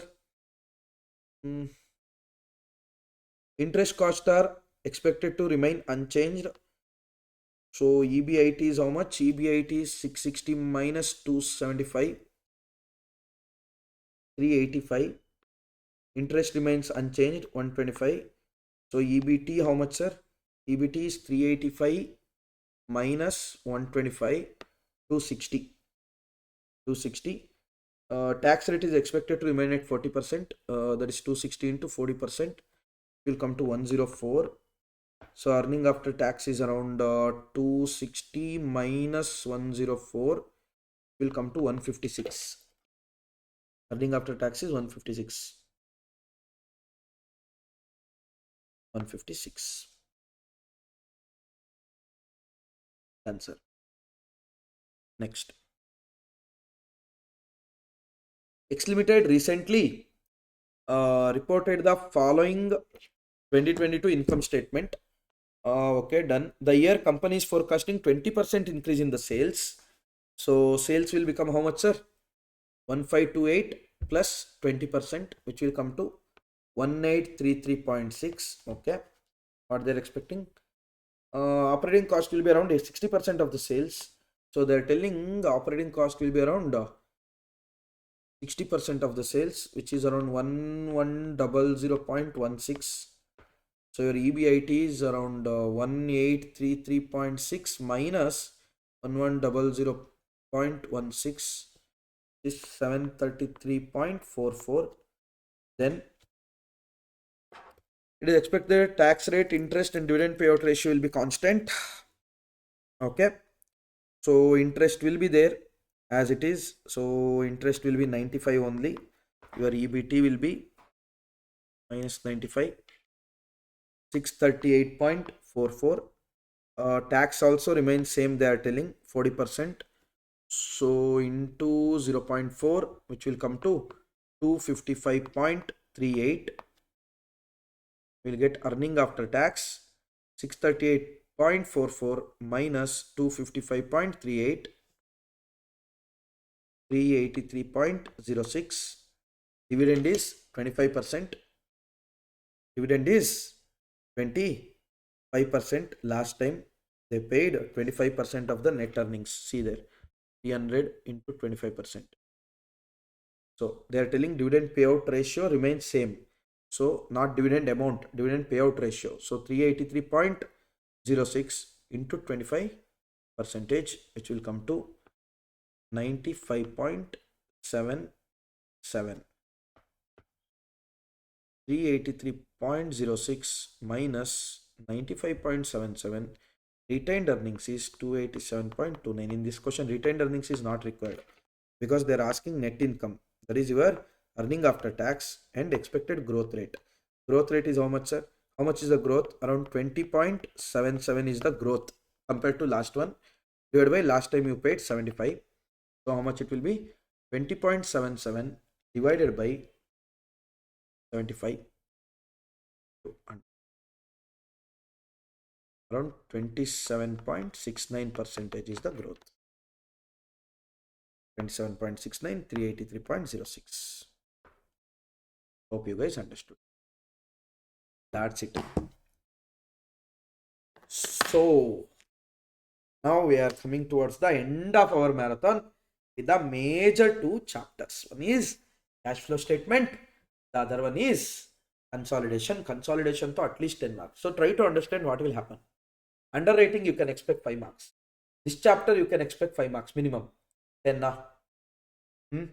Consolidation, if you study well, don't skip that. Try to understand.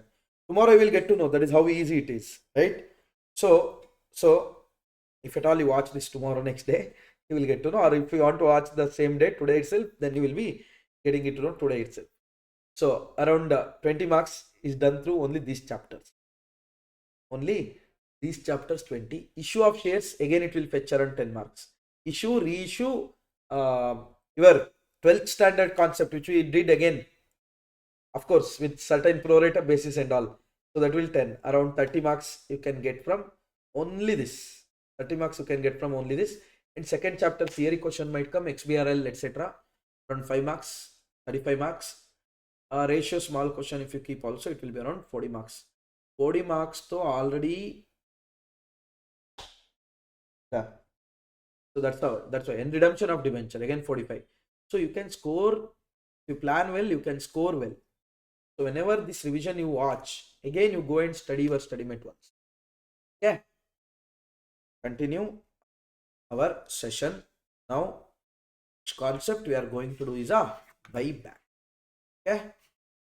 Yes, now starting with buyback of shares, people. So what do you mean by buyback, sir? Buyback means purchase of our own share by the company. Basically, company's own share. It will be there with members, no? Now from members we are taking back our own share is a buyback. Basically redemption only, correct? But here no requirement or no compulsion is there because it's a equity shares. It's kind of corporate financial strategy, etc., etc. So what are the different provision applicable for buyback, sir? For unlisted company 68, 69, 70. For the listed company along with 68, 69, 70. Rule 17 is applicable, that is applicable to both, as well as SEBI regulations are applicable as it is relating to listed company. As it is related to the listed company. Okay, sir, done. So what are the extracts? What are the extracts you have to know? See, purchase can be made out of free reserves, securities premium, the proceeds of issue of any shares or other specified securities. Try to understand. In the redemption of preference share, one thing was there. You can use the free reserves. And proceeds from the issue of shares. Correct? But in case of buyback, it is you can use the free reserves along with the securities premium.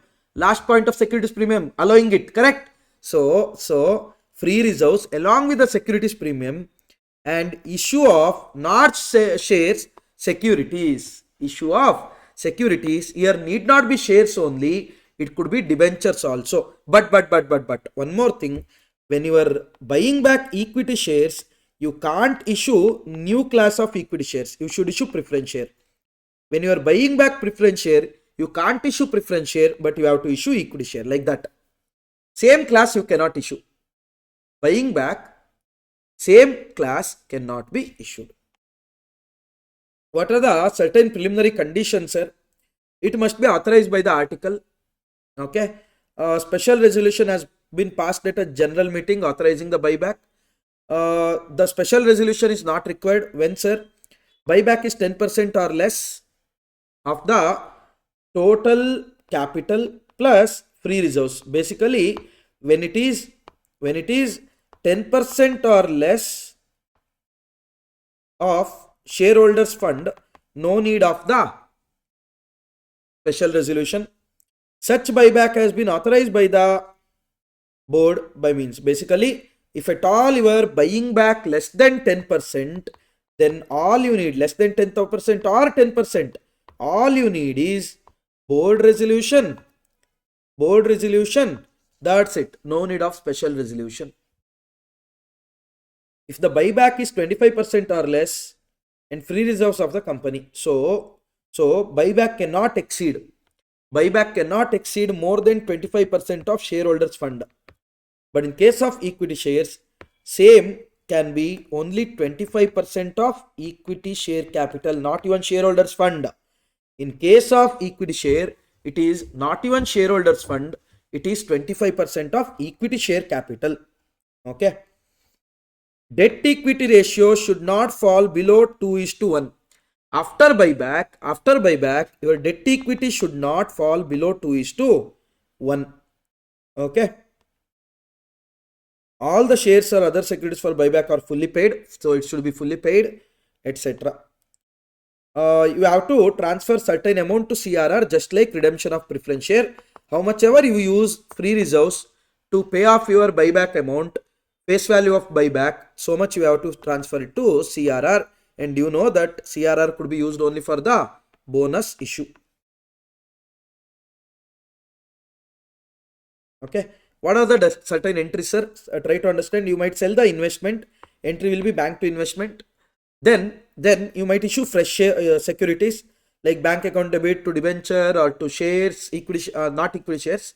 If at all you are buying back equity shares, then it should be other than that securities premium. If at all issuing at a premium, then first you are going to pay off your equity shareholders.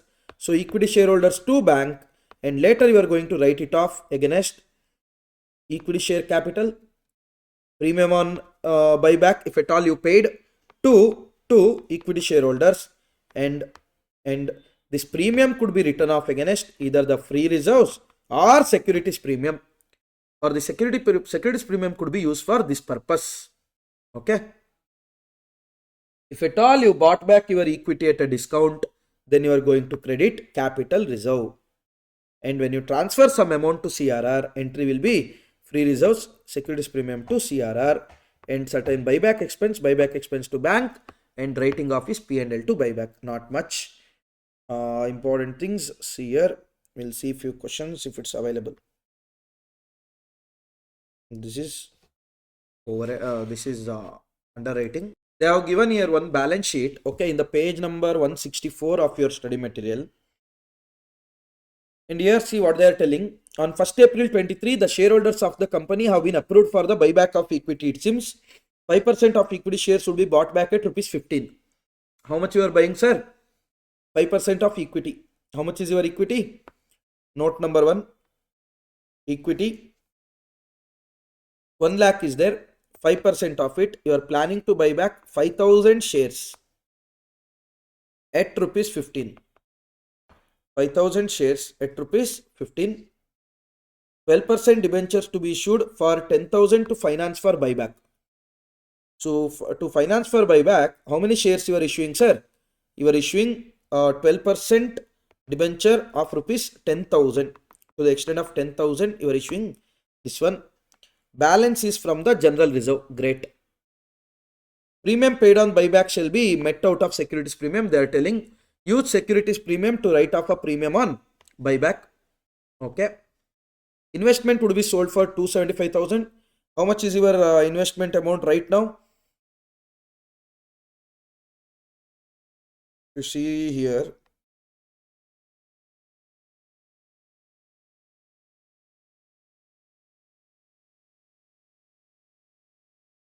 Non-current investment 150,000. Non-current investment 150,000, and they are telling it will be sold at what? 275,000. Moral of the story, 125,000 is the profit on sale of investment. Okay. Pass the necessary journal entries. So try to understand necessary journal entries.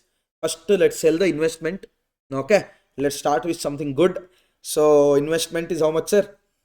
1,50,000. So bank account debit 275,000.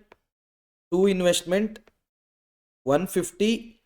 To profit on sale 125. Correct? Bank account debit 275. To investment 150. To profit on sale 125. Done. Later, sir. Later. They are telling 12% debenture will be issued. So entry will be bank account debit to 12% debenture account. How much, sir? 10,000, 10,000. Okay. Now, how much will be bought back? Bought back is 5,000 shares. What is the face value of the 5,000 shares which you are buying back? Rupees 10, which comes to 50,000. Correct? Which comes to 50,000. Moral of the story, 10,000 you are issuing a debenture, not like a preference share here. You can issue any securities other than the same security. That too same class of security. So 10,000. So remaining 40,000 you are going to use the free reserves. So here if you go reserves and surplus, general reserve is there. So you are going to use the general reserve for it. So general reserve to CRR. How much, sir? 40,000. Done. Securities premium 2 lakh is there. You are going to use to write off the premium. How much is it, sir? 5,000 shares into rupees 5, which will come to 25,000. So you are going to use 25,000 rupees for this one. Done. So listen here. Bank account debit 275, to investment to P&L 150, 125. Shareholders to bank, you have to pay them 75,000. No, you paid them 75,000. Now you are cancelling it. Equity share capital, securities premium to shareholders, or you can write it as equity share capital premium on buyback to shareholders. Later, securities premium account debit to premium on buyback. You are going to create CRR to the extent of 40,000, and you are going to get 10,000 rupees in cash due to issue of debentures. That's it. Not much other things are there. Okay.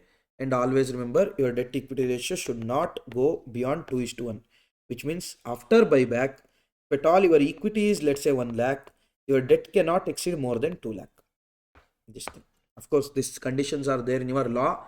Assuming you guys have done it in your law, I'm not going in depth into all these things.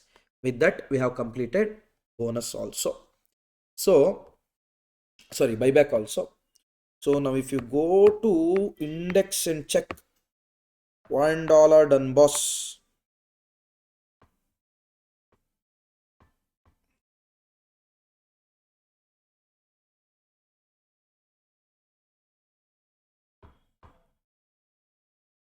What $10 done? Introduction is done, sir. Okay, 2 marks guaranteed from that. This one 5 marks. This is done. Accounting standards, I told you, no way I'm going to touch this, because they have given, like, tasting kind of things, where they given accounting standards, Indian accounting standard, IFRS, IAS, everything they have given. I don't want to touch that. Expect you guys also not to touch if you don't have a time, because for 5 marks reading 100 pages. So accounting for share capital, in this issue of share done, forfeiture done, reissue done, bonus done, redemption of preference share done. What else was there? Buyback, now we completed. Done, sir. Accounting for debentures, if you go, issue, redemption, both are done. Related aspect, ESOP done, and underwriting done. These are the only two, because buyback I considered it as chapter number 4. Consolidated still remaining. Financial analysis, yesterday just glance with it. Forecasting done. So now we have consolidation as well as cash flow statement, 2 big chapters. Okay, now consolidation will try to keep it for a lasting, and cash flow will do it now. And cash flow is very easy, people. Try to understand. Always the question comes and it is very easy to do. You have to understand why it is what it is. Okay, that will do. No worries. Now we are going to start with cash flow statements.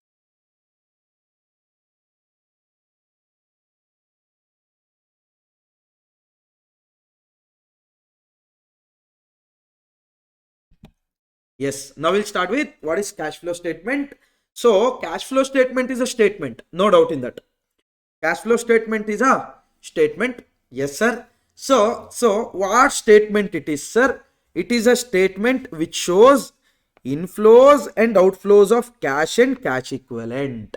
So cash flow statement is nothing but a statement which shows inflows as well as outflows of the cash and cash equivalent. Cash flow statement is a statement which shows inflows and outflows of what, sir? Cash and cash equivalent. Cash means what, sir? Cash as well as bank. Cash means what, sir? Cash as well as bank balances. Whereas cash equivalent means what, sir? Cash equivalent means, people, those investments where maturity is less than 3 months. Maturity period is less than 3 months and which can be converted into cash immediately. And it should be able to convert it into cash immediately for the known amount.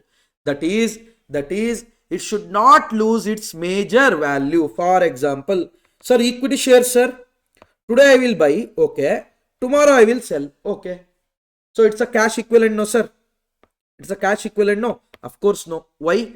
Because today's equity share value, tomorrow's equity share value, we don't know, no? Do you know the known amount at what you are going to redeem, or at what you are going to sell it back? No. Buying rate you know, selling rate you don't know, boss. So that you can't tell it as a cash equivalent. To be a cash equivalent, 3 conditions. 1, maturity period should not be more than 3 months. 2, it should be immediately converted into cash. It should be able to immediately convert it into cash. 3, not only able to convert it into cash, it should be not losing any of its major value. Then only it will be considered as cash equivalent. So inflows and outflows of these cash and cash equivalent shown in the statement called as cash flow statement. Cash flow statement.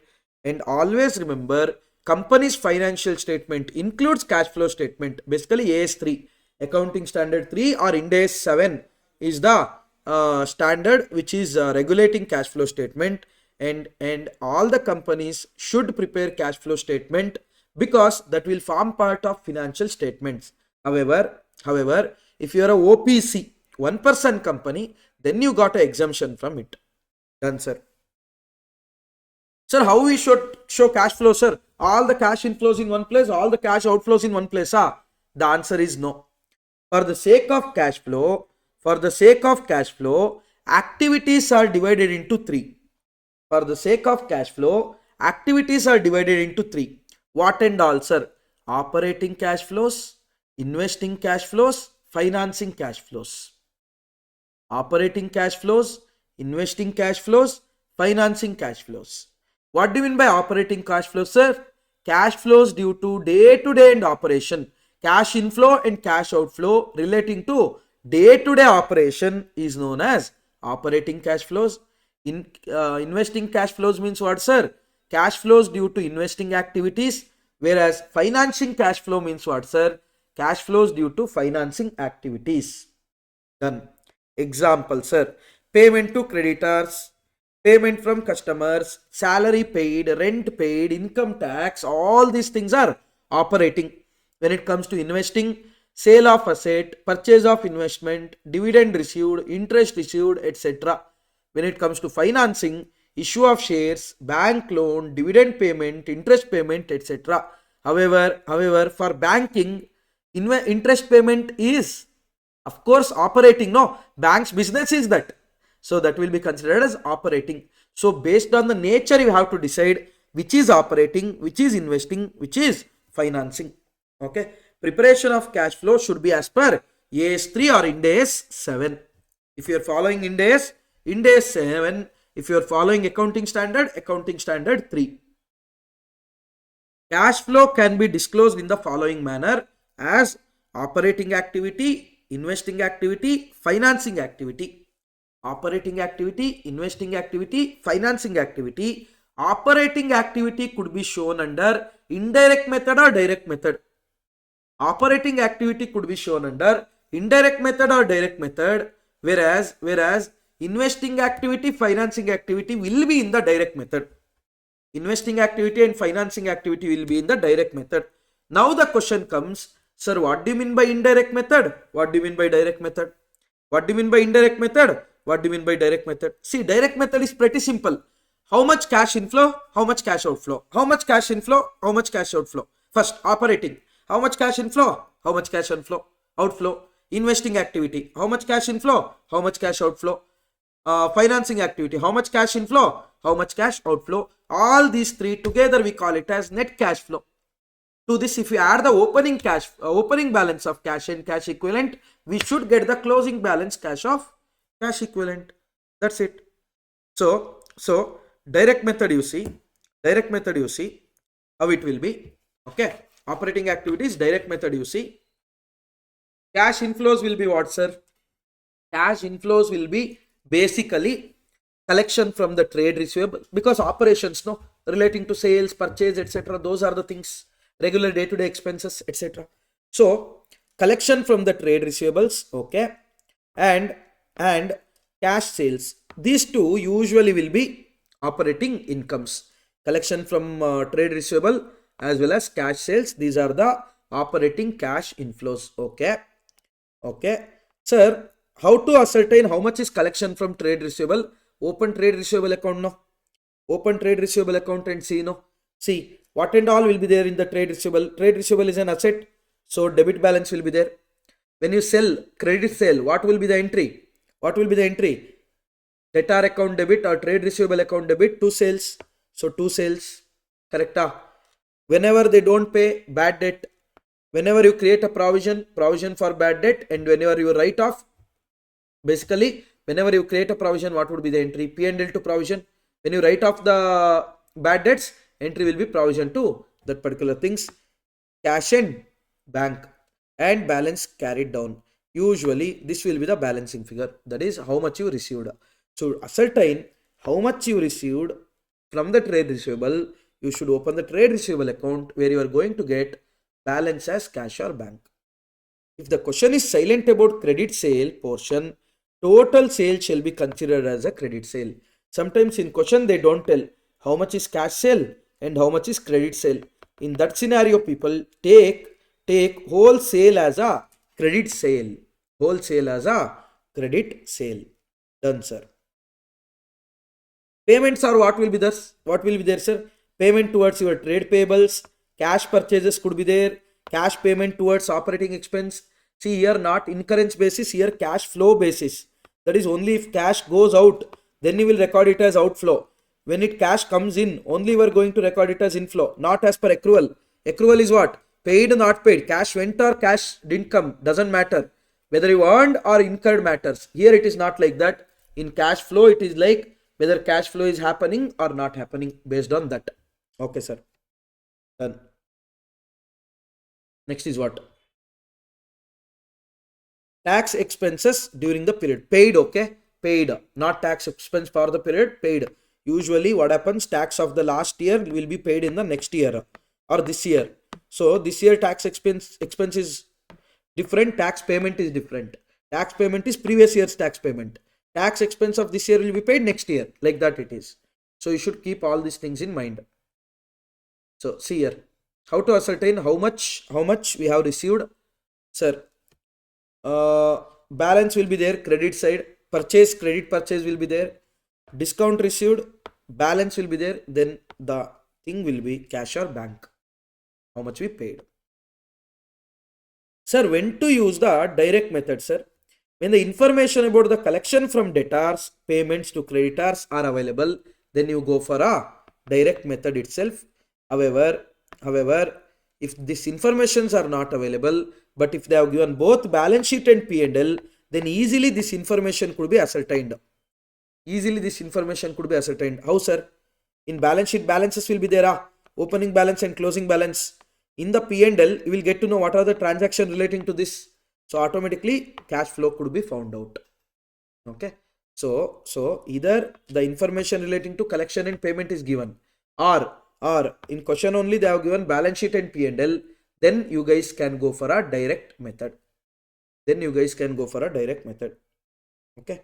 Sir, cash flow from investment activity, there is no direct, indirect, always it's a direct. That is, what and all you have received, cash flows from the investing activity. That is, sale of assets and investment, or income from investment received, that is like interest, etc. From this, payments you are going to reduce, that is, purchase of asset and investment, payment of capital gain taxes. Then you will find a net cash flow from investing activity. If the receipt is more, that is cash inflow is more, then it will be positive. If the outflow is more, then it will be negative. Done, sir. Financing, sir, financing. Cash flow from the financing activity. Proceeds from the issue of securities, okay. Borrowings, all these things will be there. Minus payback of debts as well as securities, and expense on borrowings like interest payment, etc. We will find this thing. Okay. Done. Now that was direct method. Anyhow, question is not there on that. Now we go to the indirect method, which is very important. Indirect method, which is very, very, very important. Okay.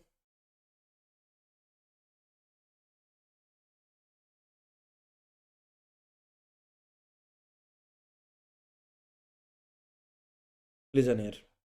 What is indirect method, sir? Indirect method, try to understand, it is applicable only to the operating activity, okay? Because investing activity and financing activity is a cakewalk where you are going to do it under a direct method. But when it comes to indirect method, you are going to check out only operating activity. So operating activity, you are going to ascertain cash flow from operating activity is there. No, this you are going to ascertain using indirect method if the direct information is not given. Okay, sir, how to do it? Basically try to understand using the P&L balance. Or using the profit or loss figure for the period. Using the profit or loss figure for the period, you are going to find out how much is your cash inflow or cash outflow. How to find it out, sir? Pretty simple, people. If you see the P&L, you will find a lot of things. Cash expense will be there, non-cash expense will be there, like depreciation and all. Income side, interest received will be there, where it is not a for the period. I mean, it is not a operating activity, it's a financing it's a investing activity. Like that, other things also will be there. So in that situation, how to arrive at cash flow, sir? First step, what you should do is converting profit after tax into profit before tax by adding the tax expense for the period. So profit will be there, no? Profit after tax. This how we arrived? Profit before tax minus tax gave us profit after tax. Now we should go to profit before tax, means what we should do? To profit after tax, we should add the tax. But why even want to do, sir? Because you told that tax is an operating activity. Yes, tax is an operating activity. Because for the operations only you are earning income. Because of earning income only you are paying that. Yes. Unless and until it's a capital gain. Capital gain means investing activity. Okay. But leave that, sir. Come back here and tell why we want to add our tax. Try to understand, people. Try to understand. From the profit before tax, when you reduce a tax, you will get a profit after tax. Even I agree. But tax is also operating activity. Then why to adjust? There is no point. That's what you think. But try to understand. This tax will be there, no? That is tax expense for the period. Tax expense for the period. It is incurred, not paid. not paid. Try to understand, it is a tax expense for the period. In that scenario, try to understand, actually for cash flow, we are not going to reduce tax expense for the period. Instead, cash outflow is tax payment in the period or during the period. Tax paid is the one which is going to affect cash flow statement, not tax expense. So what we will do, sir, first from profit after tax, first thing you are going to do is bring it to profit before tax. Bring it to profit before tax. Done, sir. Now what you have? Now what you have? Profit before tax. Now convert this profit before tax into cash profit before tax by adding back various non-cash expenditure while arriving at profit before tax, that is depreciation amortization. Now you arrived at a PBT, correct? How you arrived at PBT, sir? Let's say earning before interest, tax, depreciation and amortization was there. From the depreciation amortization you reduced, from that interest you reduced, you arrived at a EBT or PBT, correct? Now my question is whether depreciation is cash outflow or cash inflow.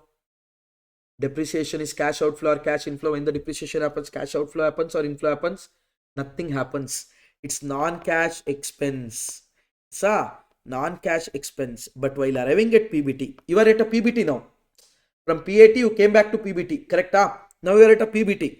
But while arriving at PBT, you already reduced depreciation and amortization. Add it back, people. Add it back. It is not a cash expense. Cash outflow is not happening. Cash outflow is not happening. So add it back to PBT. Now, what you got, sir? All the non-cash things are gone. All the non-cash things are gone. Now you have only cash PBT, cash profit before tax, correct?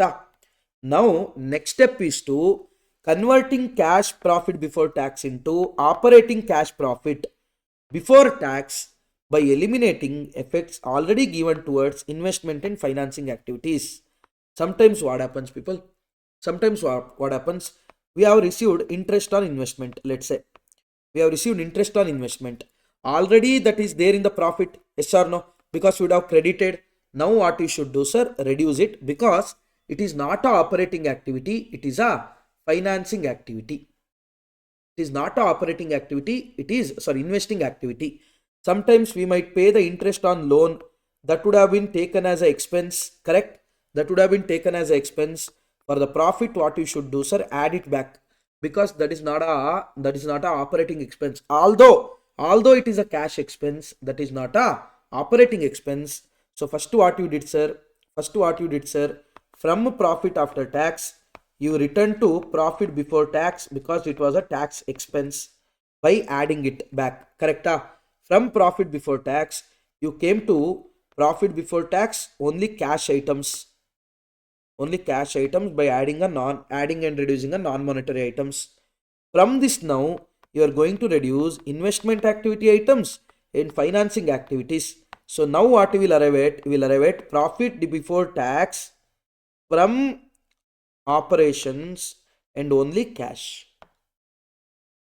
That is third stage.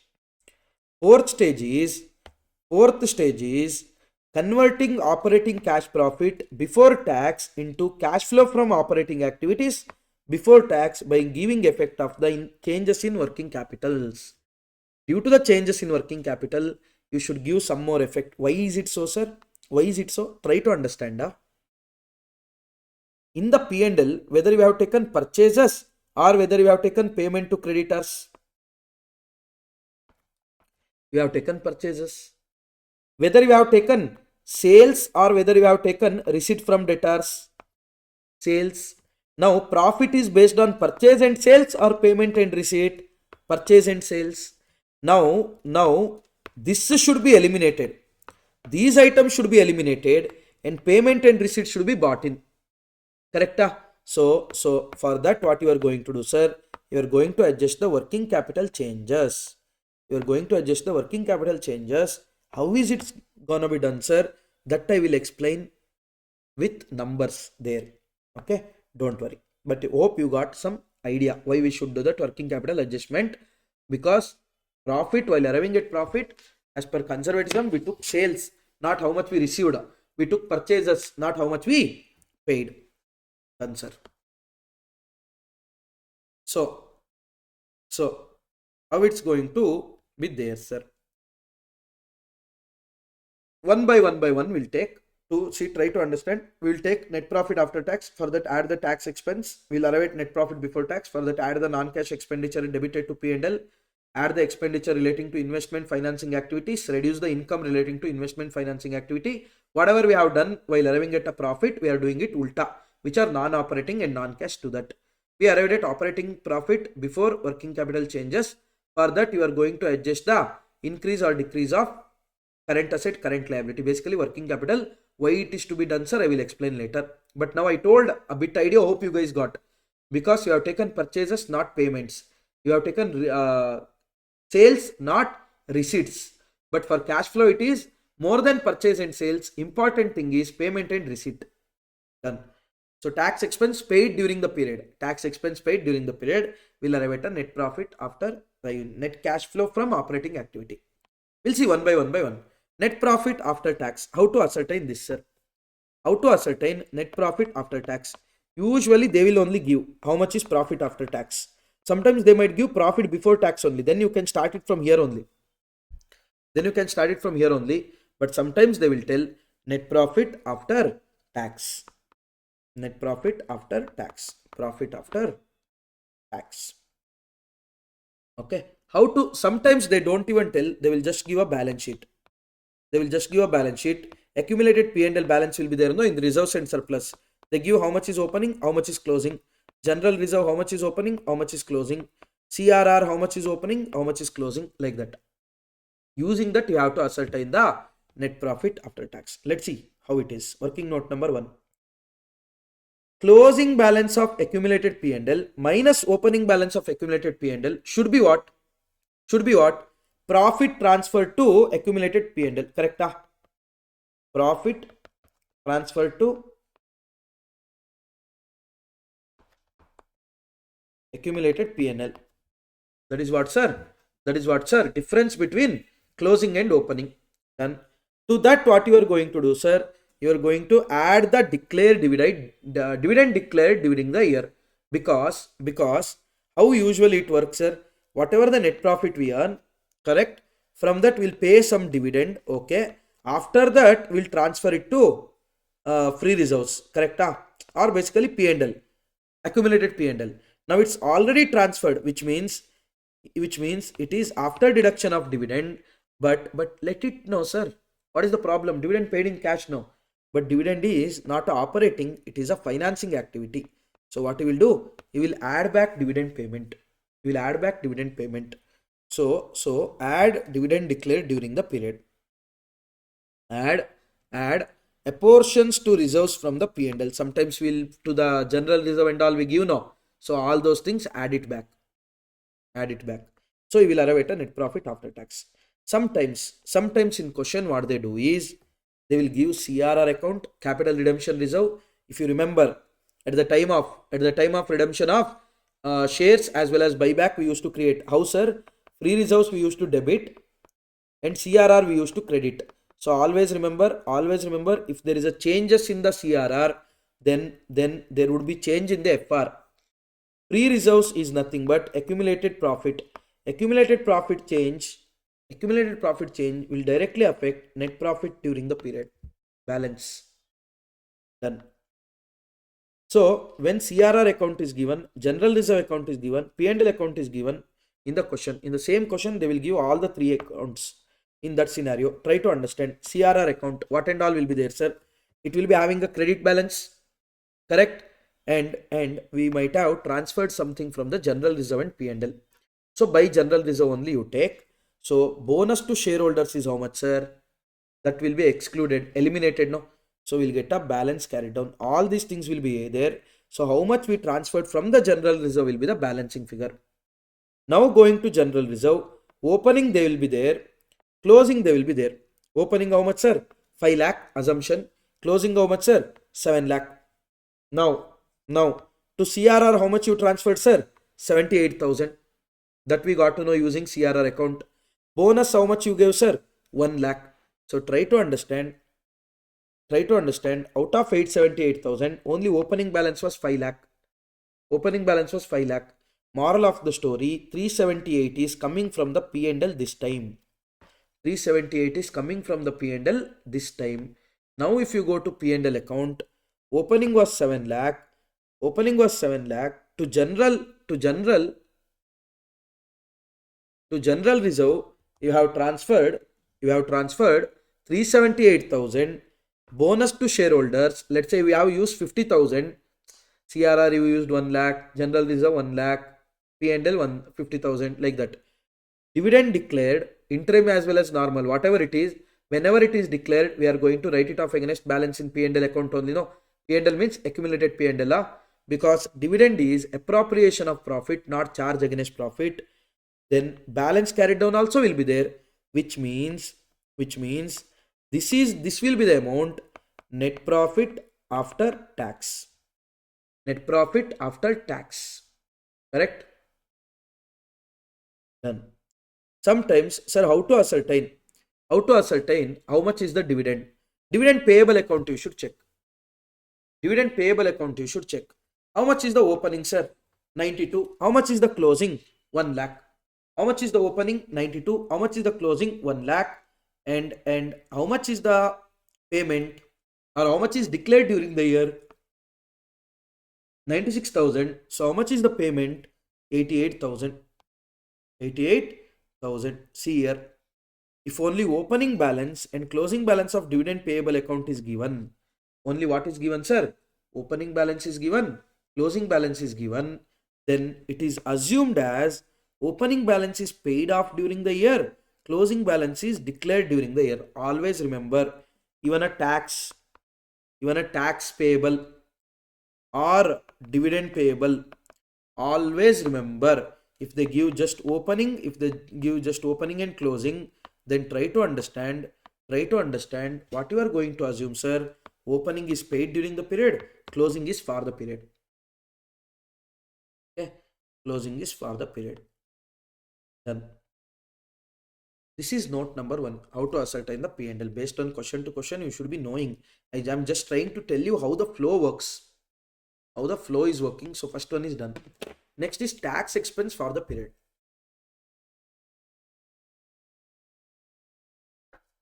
How to ascertain, sir, how much is the tax expense for the period? Correct?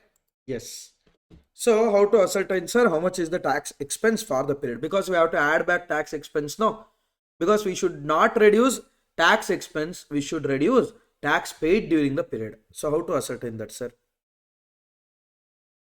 See here. Tax expense paid during the period. They have given how much is the balances in the provision for tax, and payment of tax is also given in the question. Then what you are going to do, sir? You are going to open the provision for tax account. Opening balance they have given 90,000. Closing balance they have given 110,000. Also payment they have given, that is provision for tax account debit to bank account 50,000. So difference should be how much is the expense for the period, this provision for tax. When opening and closing balance of provision for tax account is given, always remember, as I already told, no other treatment is given, no other information is given, only opening provision, closing provision then they have given. Then always remember, opening is paid during the period, closing is expense for the period. Opening balance is assumed to be paid during the period, and closing balance is assumed to be tax expense for the period. Sometimes what they do, sir, when provision for tax and advance tax is given, both they have given. They have given provision for tax, advance tax as well as provision for tax. This is how much we paid already beforehand. This is how much we should pay. Correct? In that scenario, opening balance of advance tax is first adjusted against the opening tax liability. Tax liability will be there. We already paid, that will be there in the advance tax or a TDS. Now whatever TDS is there, first shall be adjusted towards tax liability. Correct? So how is it, sir? See here.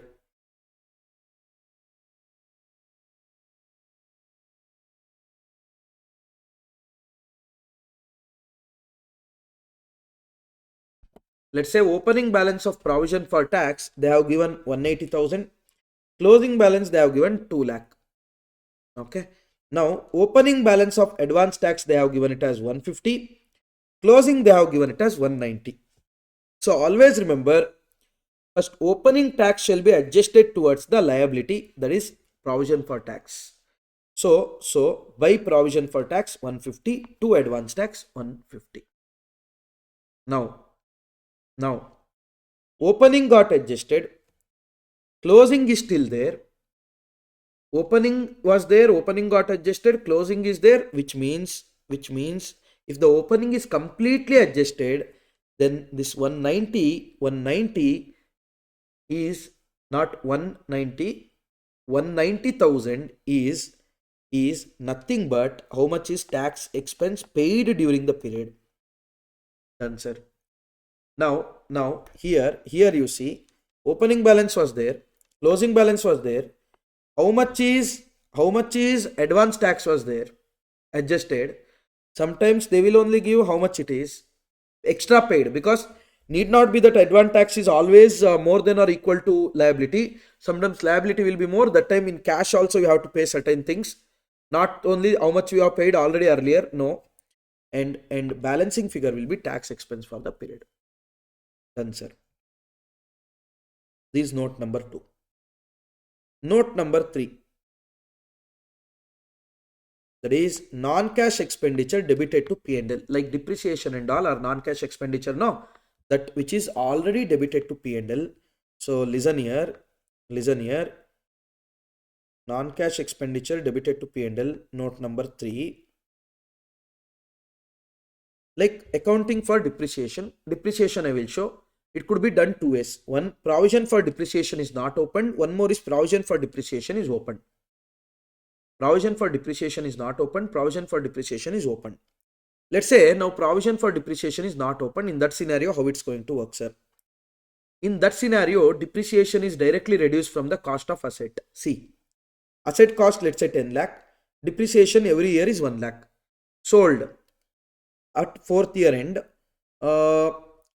One sold for 640,000. Next alternative is sold for 740. In this scenario, what happens? First year end, you are going to charge the depreciation. So entry will be depreciation account debit to asset account. Depreciation account debit to asset account. Then you are going to write off the depreciation to P&L to depreciation. So this is an expenditure. This is an expenditure which is already debited. So now we have to credit it back so that non-cash expense item won't be there. Second year also same thing happens. Third year also same thing happens. Fourth year beginning, what you are doing, sir? Fourth year beginning only you are selling the assets for 640. Try to understand. Every year for 3 years, asset value got decreased by 1 lakh, which means beginning of 4th year, your asset value is 7 lakh. But you are selling it for 640,000. Moral of the story, rupees 60,000 is loss. 60,000 is loss. So listen here.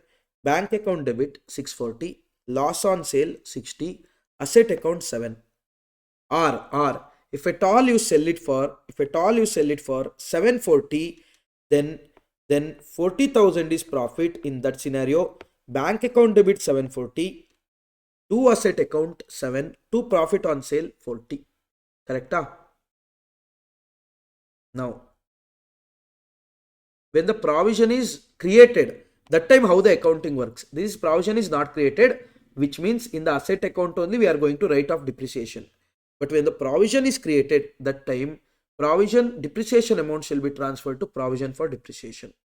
So depreciation account debit to provision for depreciation 1 lakh, P&L to depreciation 1 lakh. However, depreciation 1 lakh only, but accounting is changed.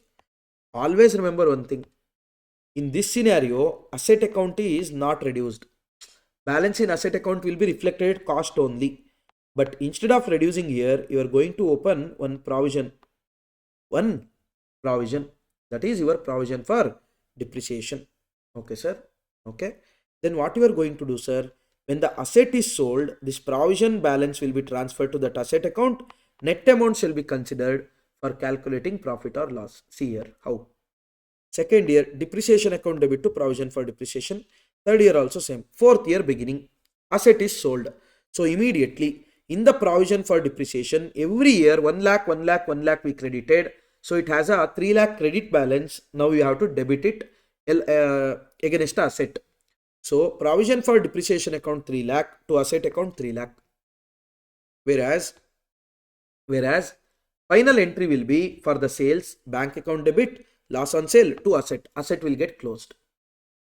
Same like that only. Finally, amount and all will be same only. But how you are going to show in the first one, how you showed, sir, when the provision is not opened, you are reducing it from the asset account only. But when the provision is opened, depreciation you can trace it in provision account but not in asset account. Depreciation you can trace it in provision account but not in asset account. So that is how the accounting will be done. Now you see how to trace. See the provision account. What and all will be there, sir? Balance will be there. Opening balance, closing balance. And what is the provision relating to sold asset will be there. Then the balancing figure should be how much is depreciation for the period. Balancing figure should be how much is depreciation for the period. Going to case number 2. That is, when the provision for depreciation is not given, then where you can trace the depreciation, sir? In the asset account itself. In the asset account itself. Opening balance, closing balance, you know how much is the amount at what you sold, you know. Then profit, if you know, then straight away you can find out how much is the depreciation for the period. Okay. This is your note number 4. I mean, when we see the sum, you will get to know all these things. But I'm just giving you a glance about it once. So that if you understand all these things, then whatever might be the question, you can easily solve. Expenditure relating to investment in financing activity charged to P&L. Like your interest and all will be there, no? Interest and all will be there, no? Note number 4. Here. Loss on sale of asset. What you would have done? You would have debited, correct? You would have shown as an expense. Interest paid, you would have shown as an expense. Interest related expense you would have written off. Premium on redemption of securities you would have written off. Whatever P&L got debited due to financing activity and investing activity, all those things should be added back. And same, whenever you credited your P&L with any income and expenditure relating to investing and financing activity, that you should reverse it by reducing it, because that's not a income anymore. Okay. Now comes legend adjustment. What legend adjustment, sir? That is your adjustment for working capital changes. Adjustment for working capital changes. That is, instead of purchase, you should make sure you write it as how much is the amount paid. Instead of sales, you should write it as how much is the amount received. Along with that, few other expense also will be there. Correct? How to adjust all those things? All those things we are going to see in Note 6, Note 7, Note 8, Note 9, Note 10. If you understand so much, after that you are going to reduce tax expense. Then you will arrive at operating. Then cash flow is done. Then cash flow statement is done. So now we are going to see note number 6. Yes. Sir, how to treat this working capital changes? See here.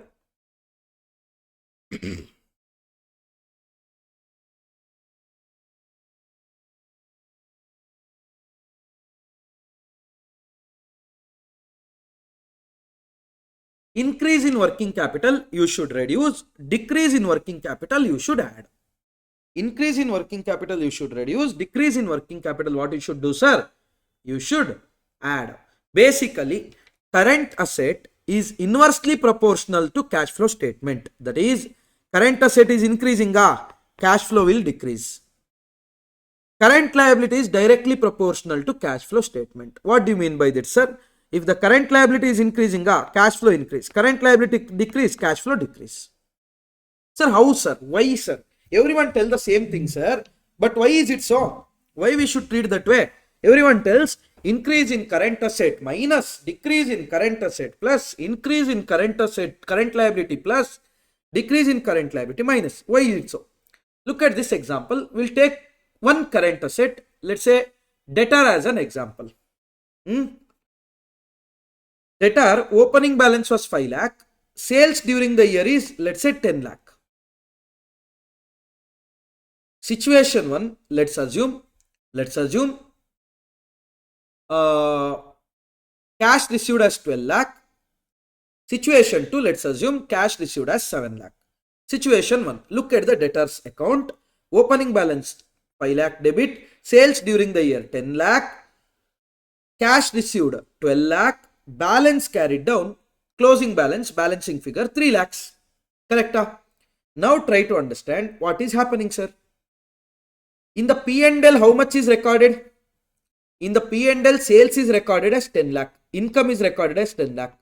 But for the cash flow, whether we should take sales as total sales or only how much is the money received from debtors? Of course, how much is the money received from debtors? But in the profit, what is there? In the profit, what is there? Is sales is on accrual basis or is sales is on cash basis? Of course, it's on accrual basis. So what you should do, you should eliminate the sales as per accrual. You should consider only cash received from debtors. So try to understand here what is happening.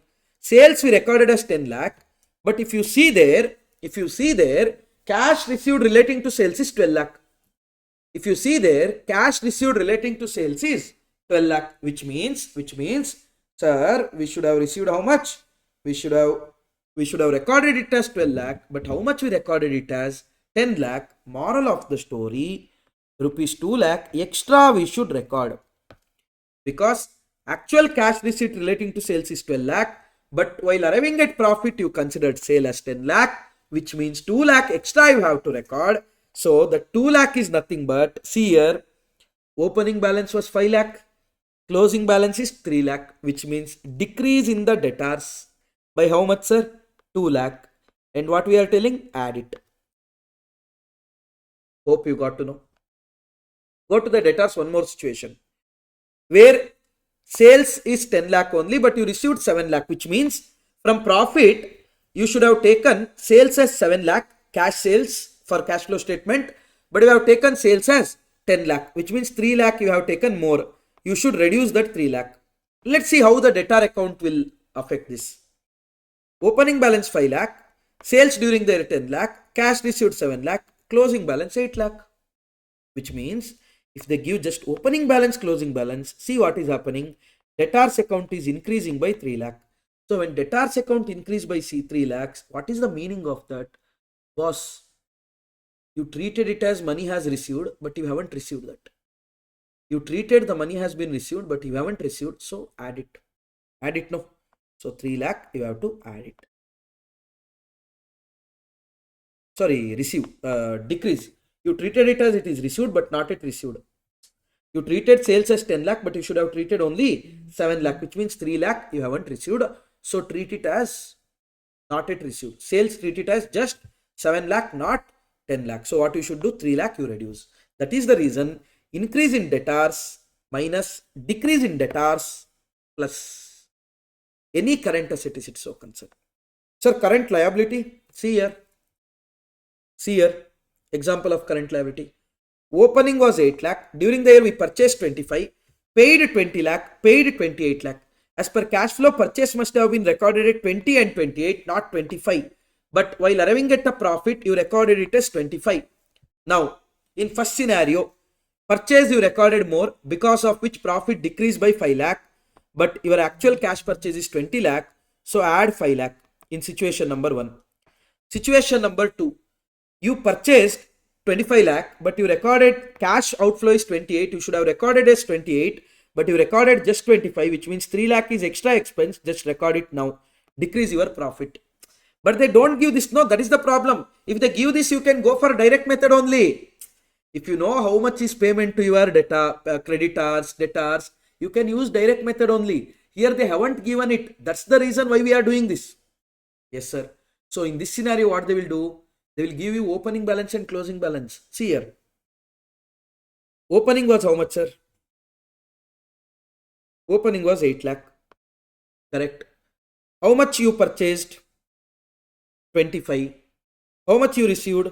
20. Balancing figure is balance 13. So opening is 8, closing is 13, which means increase by 5 lakh. First scenario, what I told you, to increase it by 5 lakh. The reason is here because you recorded your expense as 25 lakhs, but your cash expense was just 20 lakh, which means profit should increase by 5 lakh to arrive at a cash profit. So increase it. So increase in liability, current liability, add.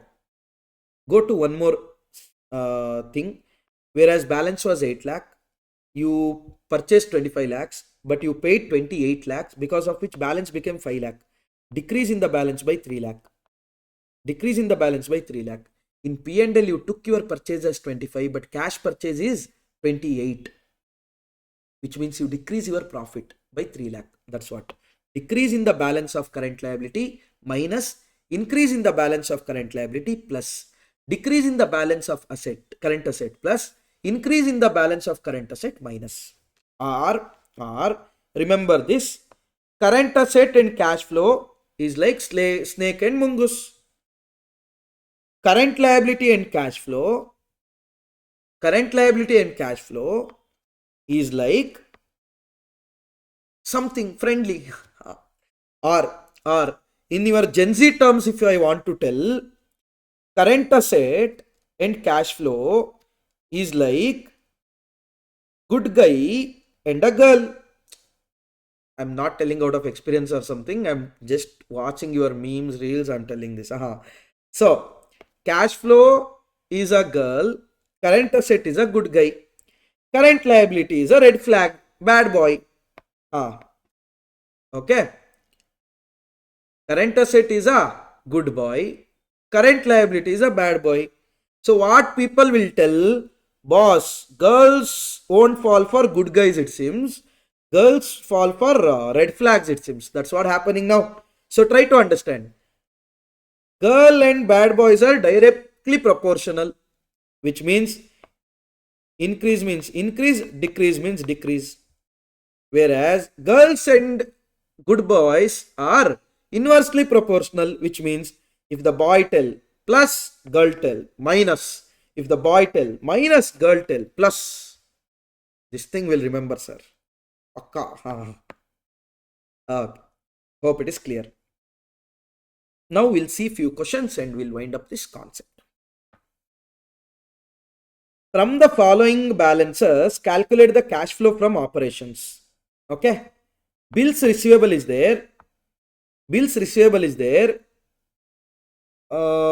See, profit made during the year, they have given it as 7,000. To this, we have to adjust working capital. How to adjust that, sir?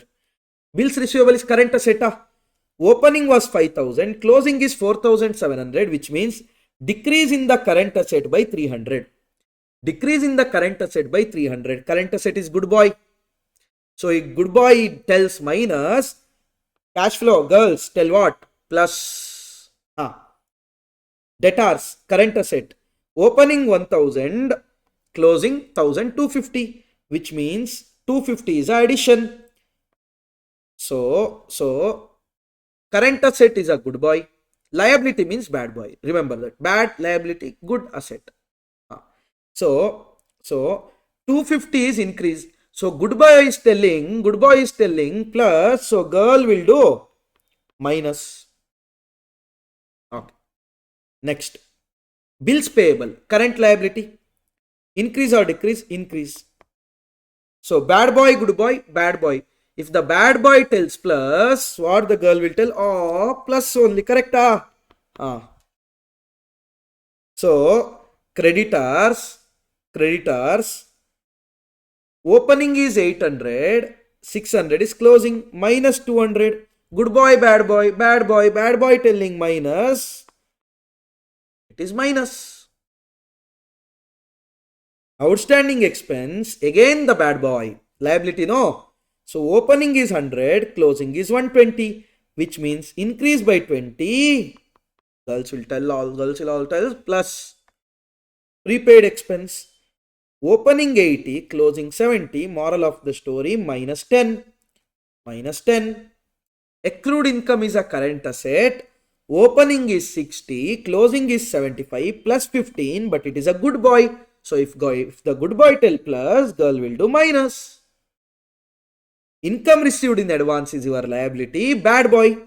So how much, sir? Opening was 80, closing is 25, so minus 55.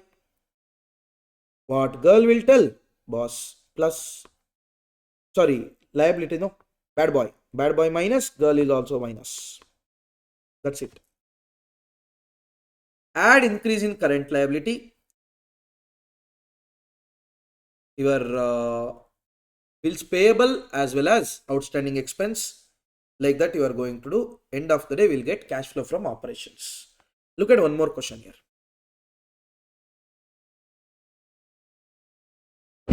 Look at one more question here.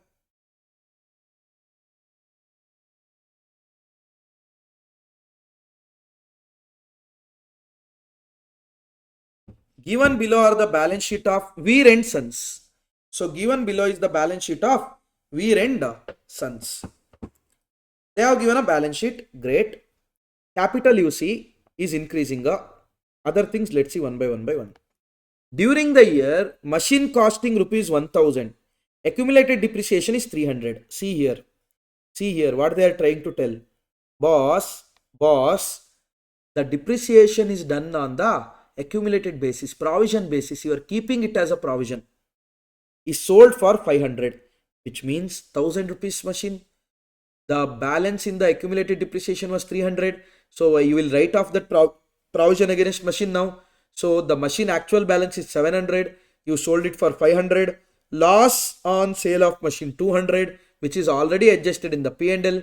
Remember that the provision for depreciation against machine was 2500 and closing is 4000. Net profit for the year amounted to rupees 4500. So net profit they only have given 4500. Okay, you are required to prepare a cash flow statement. We'll do it, no worries. So net profit for the period is how much, sir? 4500. For that, first what we will do, we'll take out the non-cash expenditure. So add back the depreciation.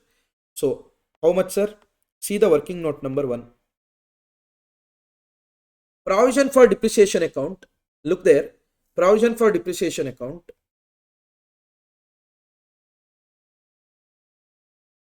Buy balance bought down. 2500 was there. Closing they are telling 4000. And I also told you that relating to the sold machine we are going to write off. Correct?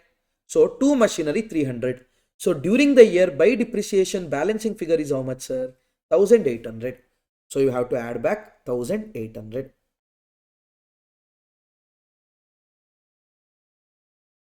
Loss on sale of machinery, working note number 2. See the machinery account. Opening was 10,500.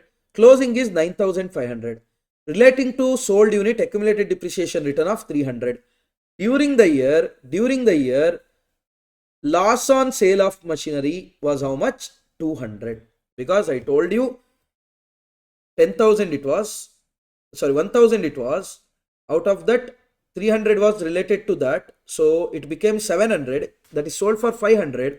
Which means 200 is loss on sale of machinery. What you did earlier, you would have reduced while arriving at P&L, but you should add it back now, not relating to operations. Now go to the working capital changes. Working capital changes. See here. Creditors. Opening was 4000, closing is 4400. Creditor is a bad boy. They are telling plus 400. What girl will tell? Girl will also tell plus 400. Increase in current liability 400. Creditors. Mr. A's loan, financing activity, it's not a current liability. Loan from bank, not a current liability. Capital, leave it. Asset, cash, and that comes under cash and cash equivalent. Debtors is their current asset. Opening was 3000, closing is 5000. So 2000, good boy is telling plus 2000, girl will tell minus 2000. So minus increase in the current asset, less increase in the current asset, debtors 2000. stock opening 3500, closing 2500, goodbye telling minus 1000, girl will tell plus 1000. Decrease in current asset plus 1000.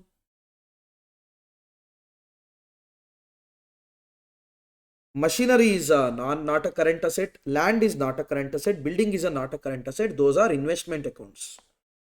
Done. So we got to know how much is net operating cash flow. We got to know net operating cash flow. Done, sir. Next. Now, let's go to investing activity. Investing activity means assets only. Go to the assets and see what is happening. Machinery is there. Machinery is there. Opening was 8,000. Closing is 5,500. See the working note here. What is happening in the machinery account? Opening was 10,500. How, sir? Array, 2,500 was accumulated depreciation. While showing it in the balance sheet, we are not going to show accumulated depreciation in the liability side, asset in the asset side. Instead, while disclosing, not accounting wise, both are different only. Accumulated will have its own balance, machine will have its cost. But while disclosing in balance sheet, we'll show machinery minus accumulated depreciation, final amount. But machinery will be reflecting at its cost value, accumulated will be there in the liability side. But while showing, we don't show one in asset, one in liability. We show it by netting it off, only for the sake of disclosure. Okay. So 2,500 was accumulated depreciation. For that 8,000 we added. So it became 10,500. One asset we sold, accumulated depreciation of that is 300, and loss on sale is 2,200, and closing balance is 9,500. How, sir? 5,500 is the closing balance what they have given, plus accumulated depreciation balance is how much, sir? 4,000. So it will become 9,500. Balancing figure is bank 500, which means we spent 500 this time. Sorry, we received 500 this time. So machinery is balancing. So if the machinery is balancing, moral of the story, there is no decrease or increase in the machinery as a cash flow. So concerned. Other decrease, increase is there, but as a cash flow, nothing is there. Land, opening was 4,000, closing is 5,000. Land, no depreciation. So increase means it should be due to purchase of land. So 1,000 is the cash outflow. Investing activity, purchase of land, outflow 1,000. Done. Investing activity, machinery, sale of machinery. By sale of machine, you received 500 rupees inflow. Building, opening was 3,500, closing is 6,000. They are not talking anything about the depreciation and all. So whatever the increase is there, increase is directly relating to purchase of building. How much it is? 2,500. So add to the outflow, you consider it as 2,500. So inflow was 500 from the investing activity, but outflow was 3,500. Net cash flow from investing activity, negative 3,000. Done. Next, sir. Going to equity and liability. Mr. A's loan. Opening was 2,500. Closing is nothing. Moral of the story, everything is repaid. Again outflow. Loan from bank. Opening was 4,000. Closing is 5,000. There is 5,000 rupees increase in the bank loan, which means inflow of 1,000 as a loan. Capital, if you say 12,500 and closing is 15,300. Let's see what is happening. Let's see the capital account here. Opening was 12,500, closing is 15,300. During the year, they told net profit is 4,500. Actually, opening was 12,500. Net profit during the year 4,500, which means the balance should have been 17,000. However, balance is just 15,300. Whether additional capital introduced? No. Capital is decreasing, which means capital went out. Capital went out is nothing but drawings. So drawings of 1,700 is a balancing figure. So it is a cash outflow in the financing activity. See, bank loan, you have taken 1,000 rupees. A's loan repayment, 2,500 outflow. Drawings, 1,700 outflow. Net cash flow from financing activity, 3,200. So net from the operating activity, inflow of 5,900. Investing activity, outflow of 3,000. Financing activity, outflow of 5,200. Net cash flow is 300 rupees negative. Opening was 1000. So closing is 700. Just check. Closing is 700. Yes. So correct. Done. Go to the next one. There are few questions. I'm doing it quick. Okay. We're not spending much time on this. We'll see this. Now concentrate. Hope you understood the concept y plus y minus all those things. They have given equity and equity share capital, share premium, securities premium, general reserve P&L they have given. Try to understand both they have given, and also dividend also they have given. Provision for taxation also they have given. Nice question it is.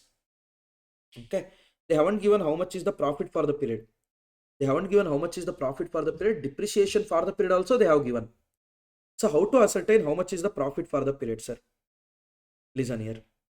Working note number 1. Let's open a general reserve account.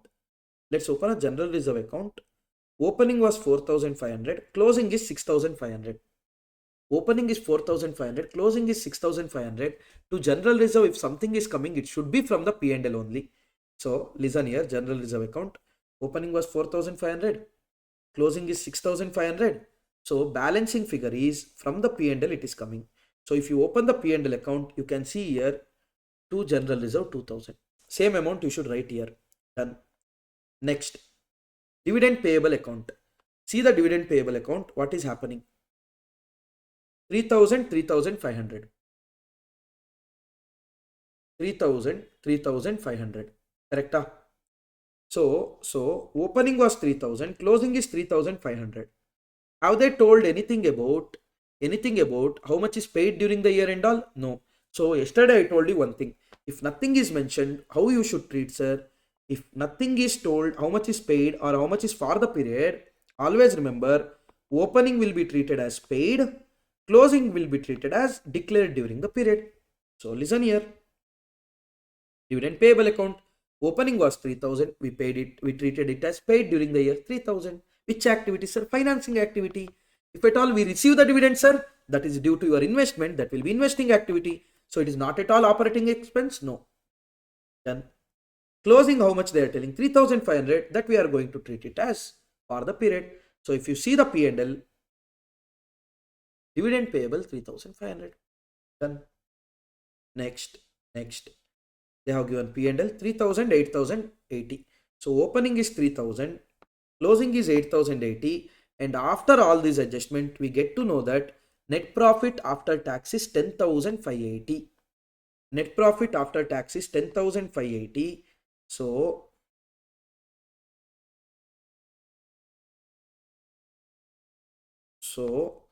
we are going to take net profit after tax as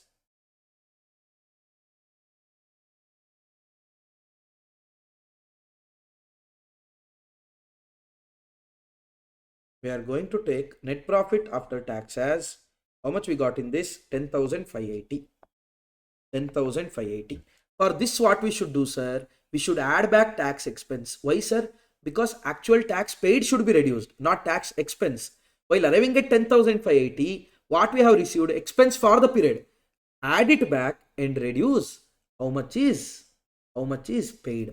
So add back how much, sir? How much you treated as tax expense. How can we find it out, sir? Use the provision for tax. Opening and closing they have given, nothing else.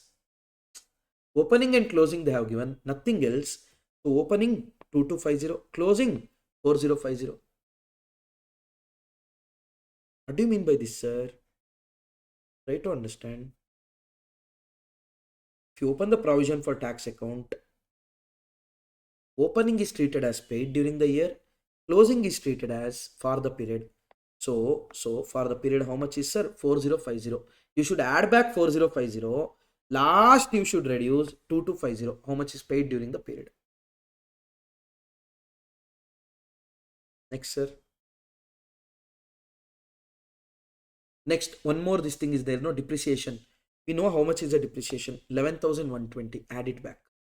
Depreciation of 11,120. Add it back. Now we'll come from one by one. See, equity share capital. 30 was there, now it became 35. Bonus issue hasn't happened. And also securities premium also 3000 more, which means was 5000 rupees increase in the capital, and 3000 rupees securities premium is nothing but due to issue of shares. So 8000 rupees financing activity cash inflow. 8000 rupees financing activity cash inflow. So that 5000 rupees is increase in capital, that is face value, and 3000 rupees is premium on that. Basically 8000 rupees increase in the share capital along with premium, which we are going to treat it as a financial activity cash inflow. Done. General reserve P&L already adjusted. If you see the debentures now, opening was 3000, closing is 8080. Opening is 3000, closing is 8080, which means oh, sorry, that is P&L. 0 and 7000, which means 7000 debentures has been issued during the year. We are going to treat 7000 debenture has been issued during the year, and we are going to treat it as issued at the end of the period. If you assume it as issued at the beginning of the period, then you should make sure that as there is no outstanding interest in the balance sheet, interest is paid. So you should make sure you show in financing activity cash outflow, payment of interest. In the operating activity, add back payment of interest towards debenture, 6% of 7000. Or else you can just treat it as debentures has been issued at the end of the period. So no interest adjustment, only you are going to show it as financial activity cash inflow. Sundri debtors, working capital. Sir, opening was 8500, closing is 9020. Opening was 8500, closing is 9020, which means 570. 570 rupees. 570 rupees. Increase or decrease, sir? Increase. Bad boy, good boy, bad boy. Bad boy tell plus, girl will tell plus. Next, provision for taxation. See, no need to adjust provision for taxation again because you already adjusted in the earlier one. Special adjustment you have done, plus minus. You added back tax expense for the period. You reduce tax paid during the period. Correct? No need to adjust it again because it's already got adjusted. Proposed dividend already got adjusted. No need to adjust. Going to the asset, land and building. 23 was the opening, 39 is the closing, and depreciation for the period is 6000. So if you see the land and building account, opening was 23,000, closing is 39,000, depreciation for the period is 6000. Moral of the story, depreciation is 6000, which is decrease in the asset value, 6000.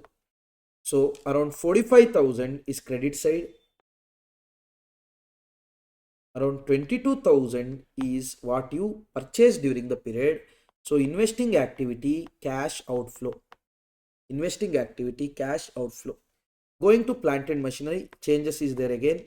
Opening is 8540, depreciation during the period is around 5000, closing they are telling it as 14,000, which means around 19,000. So debit side one item is missing of the extent around 10,460. So this is purchase of new plant and machinery. Investing activity cash outflow. Furniture, opening was 550, closing is 650, depreciation is 120. So opening is how much, sir? 550, closing is 650, and depreciation is 120. So around 770, 220 rupees is what you purchased during the year. 220 is what you purchased during the year. Stock, current asset, good boy, bad boy, good boy. So good boy is telling plus or minus, telling plus because increase in that, but girl will tell minus. Okay. Sundry debtors, opening is 7500, closing is 8500, 550. So good boy, bad boy, good boy, telling plus or minus, plus, girl will tell minus. Bank balance, treat it as cash and cash equivalent. With that, cash flow statement done. And we have completed almost all the chapters except that accounting standard chapter, which we are of course not going to do. So we came till the end of the marathon with one important topic remaining, that is consolidated financial statement, which is one of the very important chapter. And of course we are going very slow, not like any other chapter. We are going in depth of this chapter. We are going to complete this chapter because very important from examination point of view, and one of the easiest chapter, yet people will skip that. It carries at least 10 marks, yet people will skip it. I don't know why. One of the easiest chapter, so we are going to do it. Of course we are going to see almost all the question of your ICSI material in depth. Okay, slowly, one by one. So might be for the in next 2 hours we are going to wind up this consolidated financial statement concept. Okay, so now we are going to start with consolidated financial statement. Yes, now we are starting with consolidation of financial statement. Sir, what do you mean by consolidation, sir? Consolidation is nothing but people merging of what, sir? Financial statements. Okay.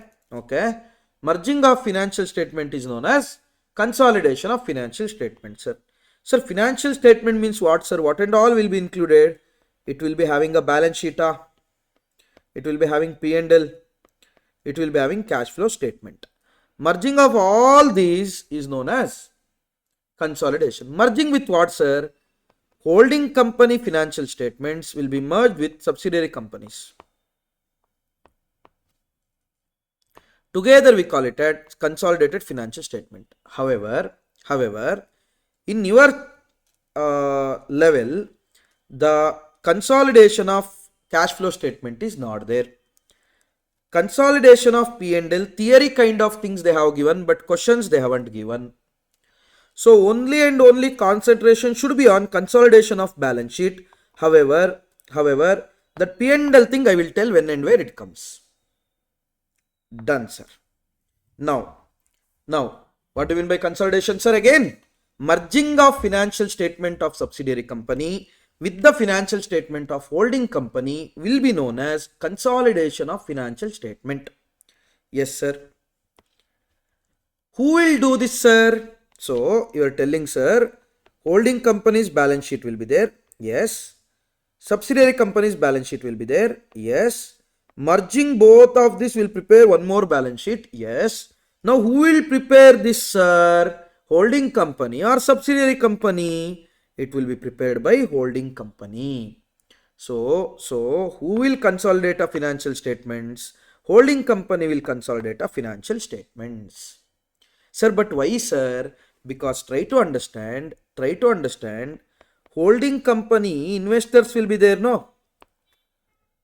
They can't go and check each and every financial statement of the subsidiary company held by such holding company. For example, Reliance company's investors. As a Reliance company investor, we can't go and check 100 companies, no? So what we will do, 100 companies things we will merge it into one. But why you want to, sir? Why they want to? Reliance companies performance is straight away depending upon these subsidiary companies performance. Reliance performance is straight away related to these subsidiary companies performance. Okay, sir. Sir, you told it will be done by the holding company, merged by the holding company, blah blah blah blah blah. Yes. But what do you mean by holding company, sir? What do you mean by subsidiary company? People, holding company means a company which has a subsidiaries. Wow, sir, what a definition you told. So holding company means what? Company which is having a subsidiary company. Now the question comes, sir, what do you mean by subsidiary company, sir? What do you mean by subsidiary company? Subsidiary company means company in which holding company. Subsidiary company means company in which the holding company controls the composition of board of directors. That is, in the subsidiary company, if 10 directors are there, let's say one holding company, HCO is there, HCO 10 directors are there. In the 10 director, HCO can appoint 6 directors. HCO can control 6 directors. HCO can change the 6 directors. Now we can tell that HCO has a control over composition of board of directors of ESCO. Now we can tell that ESCO is a subsidiary of HCO. HCO is a holding of ESCO. Done, sir. Only this condition, sir? No. If it satisfies one more condition, then also it will be considered as consolidation. Sorry, subsidiary. Sir. So both should be satisfied. No. One among this. What is that? Exercises or controls more than one half of the voting power, either at its own or together with one or more subsidiaries. So where the company exercises or controls more than one half of the voting power, for example, ESCO Limited is there.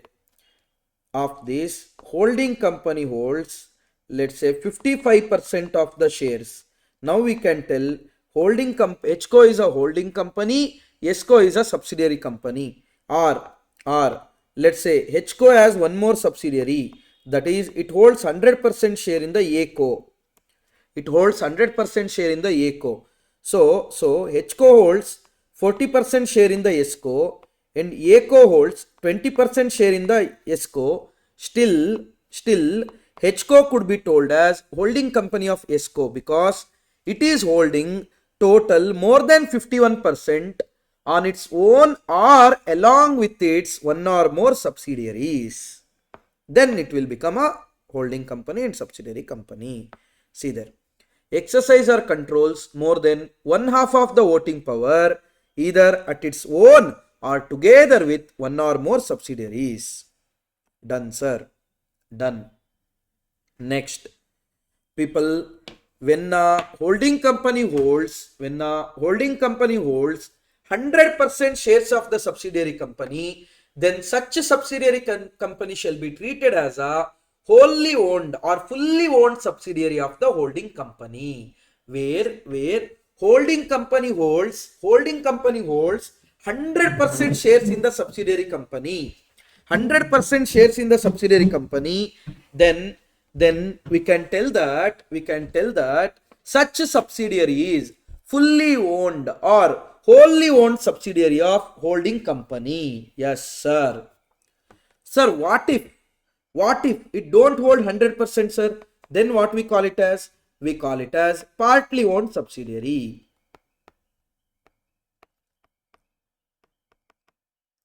Where a holding company holds 100% of the shares, we call it as a wholly owned subsidiary. Where the holding company holds less than 100%, we call it as partly owned subsidiary. Yes, sir. That is, if the company holds less than 100% shares but more than 50% shares, then subsidiary company shall be treated as a partly owned subsidiary. Subsidiary company shall be treated as a partly owned subsidiary. Okay. Now, sir. Now, 1st April is there, sir. 1st April is there. 31st March is there. 1st April is there. 31st March is there. On the opening, we have 20% shares of the subsidiary. Okay. In the month of let's say 1st October, we took other 35% of shares. Now, what is this 110, sir? 110 will be known as date of acquisition. That is when the holding company holds greater than 50% of the shares, the day when this greater than 50% shares criteria meets, the day we call it as a date of acquisition.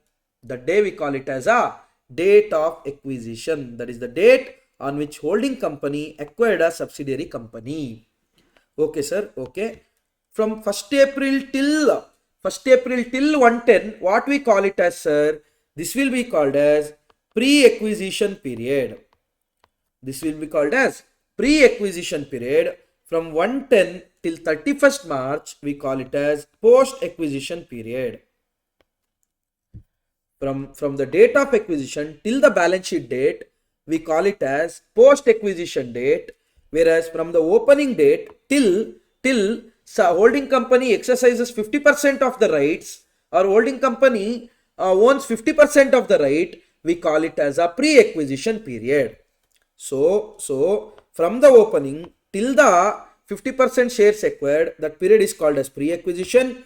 After 50% acquired, we call it as post-acquisition. After 50% is taken, we call it as post-acquisition. Clear, sir? Done. Next what, sir? So listen here, in a financial year, opening date to date of acquisition, we call it as a pre-acquisition. Date of acquisition to closing, we call it as post-acquisition. The date on which holding company holds more than 50% of the shares of the subsidiary company, such date shall be known as date of acquisition. Remember guys, in this marathon itself, we are going to take and we are going to solve each and every sum of your consolidation. Don't worry. Each and every concept, each and every sum. Slowly. Interest of the partly owned subsidiary which is held by the other than holding company is known as minority interest. What do you mean by this, sir? What do you mean by this? Listen here carefully. Let's say this is subsidiary company, this is holding company. I mean, of course, it is a vertical balance sheet, but only for understanding purpose, I am doing this. This subsidiary company, this holding company. Share capital is there in the holding company. Let's say 200 crores, rupees in crores. Okay, here also rupees in crores. Reserves and surplus is there, basically around 100 crores. Long-term liability is there around 200 crores, and short-term liability is there around 50 crores. Non-current asset is there. Non-current asset is there around 100.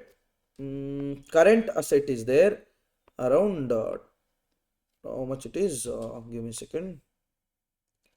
200, 300, 500, 550. 550. Here also 550. So current asset is around 550 minus 100. Let's say 450.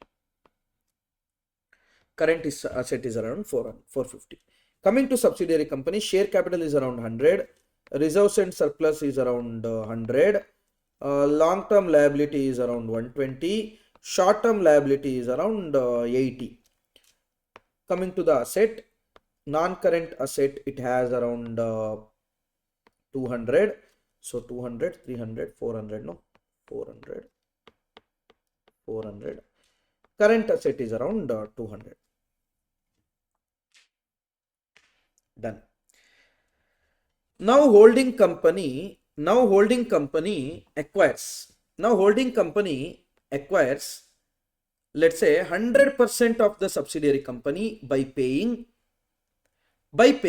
consideration of, let's say, 250 crores or let's say 200 crores.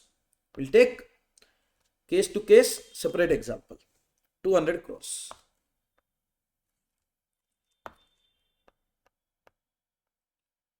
Now, the holding company is paying 200 crores for what, sir? In this company, they are getting assets, sir. Oh my god, they are getting assets of 400 crores just by paying liability. I mean, just by paying 200 crores, sir. Wow. Wait. This liability is there now. That will also become holdings only. Liability also becomes holdings only, no? Yes, sir. How much is liability? 200. So 200 crore is what, sir? Your share capital, reserves and surplus, also known as shareholders fund. Also known as shareholders fund. So can I tell that holding company is paying consideration? Holding company is paying consideration to acquire the net asset of the company. Not asset, not liability, but to acquire the net asset of the subsidiary company. Okay. Net asset can also be known as shareholders fund. Net asset will also be known as equal to shareholders fund.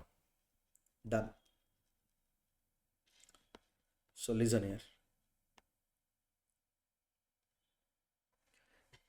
Sir, now Now, in our example, you told 100%. I agree. You told 100% we acquired. Sir, what if we acquired only 80%, remaining 20% is there? No. To them we should do some naming ceremony. No. What name shall we keep to them? We'll keep them a name called minority interests. We'll keep them a name called minority interest. That is interest of the partly owned subsidiary which is held by other than the holding company is known as what, sir? Minority interest.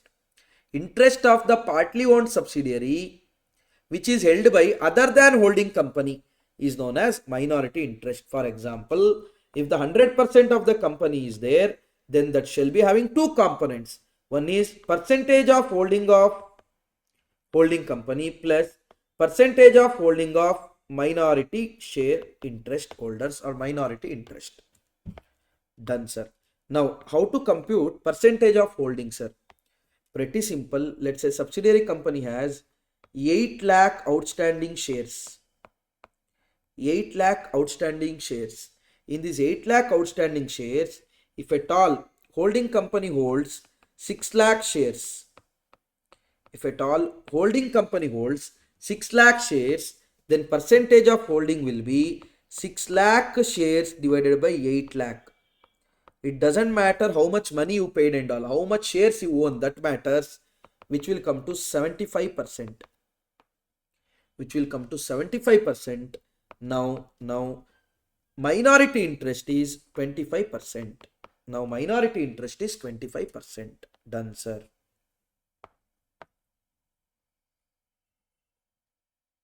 Done. So 100% of the company could be divided into percentage of holding company and percentage of minority interest. Done. Now, if you look at the balance sheet, now what happens, sir? Now what happens? Try to understand. You acquired 100% of the share capital of the company, or 100% you acquired. So your current asset was how much? 450. Your current asset was how much? 450. Now you have to pay around 200 cash now. So 200 will be treated as investment in subsidiary. Correct? In a holding company, 200 will be treated as investment. The current asset will become 250 now. Current asset will become 250. In subsidiary company, what change happens? Nothing. Why the change will happen? Someone out there getting a money from the holding company. What company has to do? Whether he is the shareholder, you are the shareholder, boss. What I have to do? Correct? Now, while consolidating, sir, what you are going to do?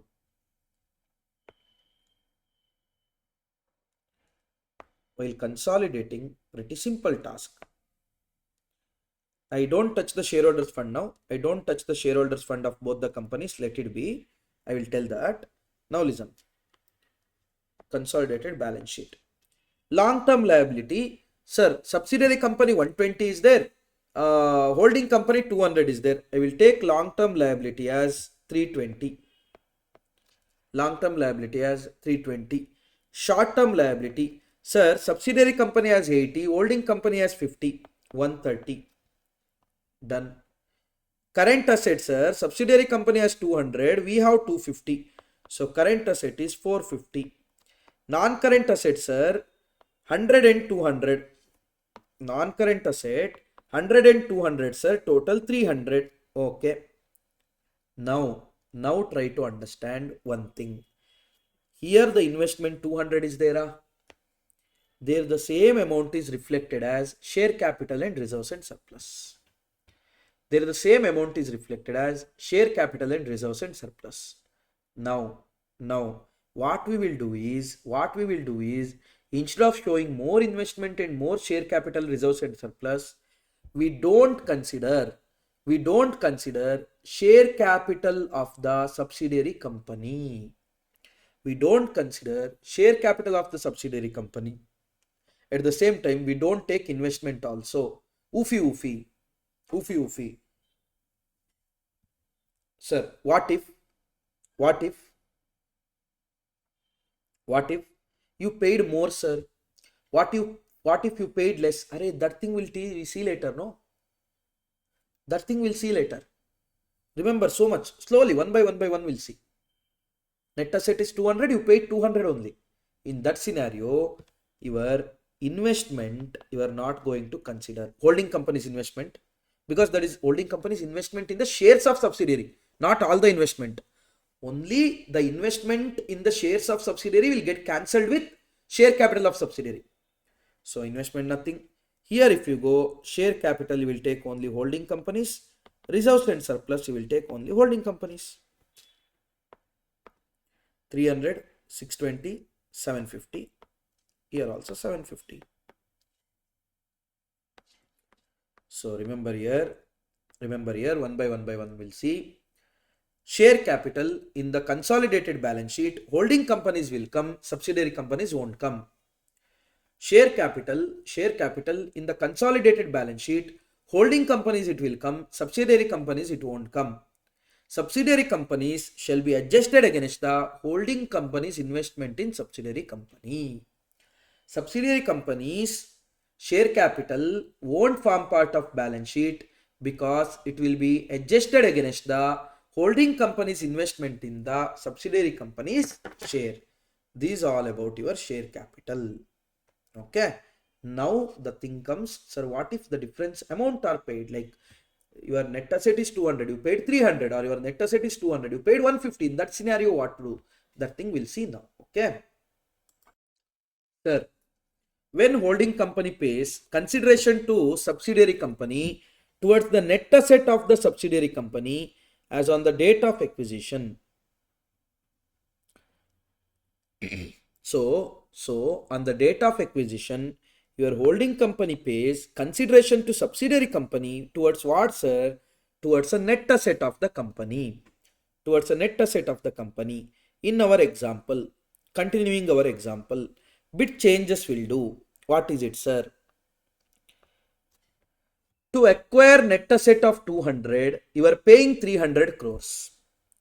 To acquire net asset of 200, you are paying 300 crores. Why are you paying so much, sir? Why are you paying so much? Try to understand, people. Rupees 100 what you are paying extra. Rupees 100 crores what you are paying extra than what you are acquiring. Now this 100 crores, shall be 100 crores, what you are paying extra shall be treated as you paying extra. Why will you pay? Are you going to pay the company which is very good, or are you going to company which is worst?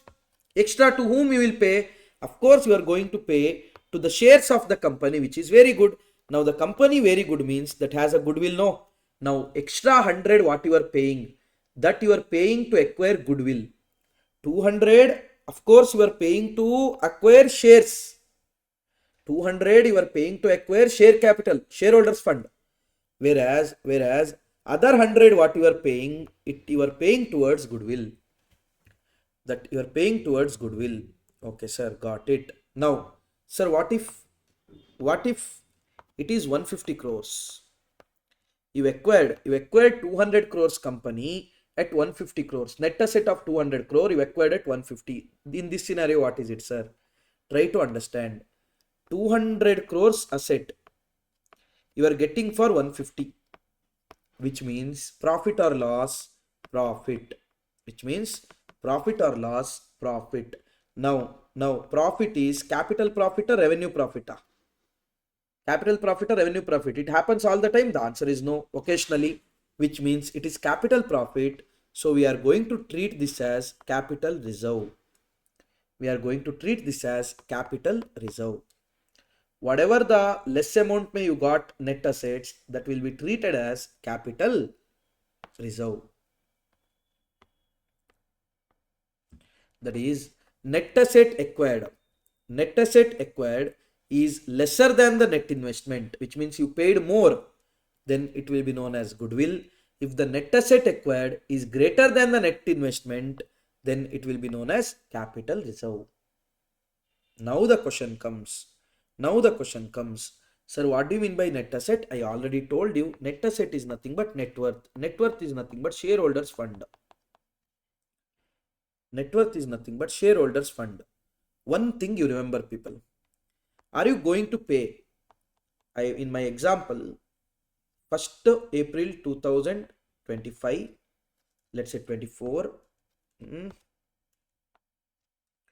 to 31st March 25. Now, on 1st October, you are acquiring. Date of acquisition is 1st October. Now, whatever consideration you pay, is it towards a net asset of 1424 or net asset of 11024? Of course, you are going to pay towards the net asset of 11024. For example, our company on 1st April, we had a asset of 20 crore. In between, we grew very much. On 1st October, our asset value was 40 crore. Now I am not idiot. To give my company 20 crore on 110. Of course, I am going to tell that day's value itself. Or you can tell you are paying that day's value. So always remember, net asset means net asset as on the date of acquisition. Net asset acquired means net asset on the date of acquisition. Remember this particular point. So what do you mean by this, sir? Option number 1, you can take total asset as on the date of acquisition, reduce the total liability on the date of acquisition, you will get net asset. No, sir. Any other idea? Or simply take the shareholders funds of the subsidiary company. No, sir. Any more idea? Shareholders fund will have what? Share capital plus reserves and surplus. Use any one of this, you will get a net asset only. Always. Either you can use total asset minus total liability, or you can use shareholders fund, or you can use share capital plus reserves and surplus. Done, sir. Done. Now what, sir? Now what? I told you goodwill or capital reserve will arise when net asset is acquired is less than or more than the net investment. Net asset means what? That we learnt. Net asset means what, sir? That we learnt. Now, what do you mean by net investment, sir? What do you mean by net investment? Try to understand.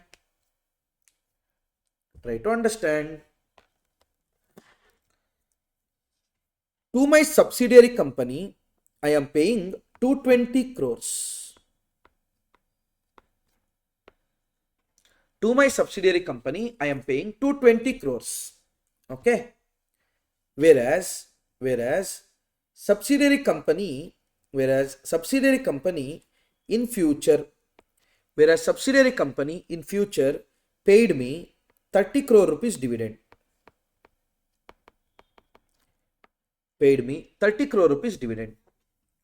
Sir, so what, sir? Dividend is your income, no? Dividend is your income taken in the credit of your P&L. Try to understand. Now your work is just to check whether this dividend is issued out of the profit available before date of acquisition. That is nothing but profit of pre-acquisition period. Whether this profit from which the profit is issued, whether that profit is pre-acquisition period profit or that profit is made after post-acquisition. Now, sir, how does that make difference? Try to understand. Boss, I paid 220 crores, I agree. Now you are giving me 30 crores, no? Now I will check in earning this 30 crore whether my efforts were there or no. What do you mean by efforts were there, sir? After I started holding, you earned profit, no? From that profit you are giving, or before me someone held, no? From that profit you are giving. Now, sir, We are giving from the profit which is earned when the someone was holding the shares, not you. Which means my efforts is there. To call it as an income, my effort should be there. I should have earned it. Here, did I earn it? No, I didn't earn it. I purchased it from someone. I took the right of dividend from someone. When I held, that dividend is not relating to that profit. This dividend is relating to the profit in which other party is holding. My previous party is holding. Which means, can I tell that out of 220 crores, whatever I paid, net, without my efforts, I am getting 30 crore as a dividend from that. Which means, can I tell I just spent 190 crores? Can I just tell I just spent 190 crores? Or just like any cashback, you spent 1000. You spent 1000. Without you doing anything, you got a cashback of 150. Without you doing anything, you got a cashback of 150. Now, how much is the cost of that? Cost of that is just 850, no? Same way, you spend 220 crores, I agree. But without your efforts, someone earlier person's effort, you are getting 30 crores. Net, can I tell in that company, then you invested just 190 crores. So this is how we are going to compute the net investment. This is how we are going to compute the net investment. So, sir, what do you mean by net investment, sir? Net investment means cost of investment you did minus dividend out of pre-acquisition period. Cost of investment minus dividend out of pre-acquisition period will give me net investment. Net investment. Done. Done. This is your net investment and net asset concept. Okay.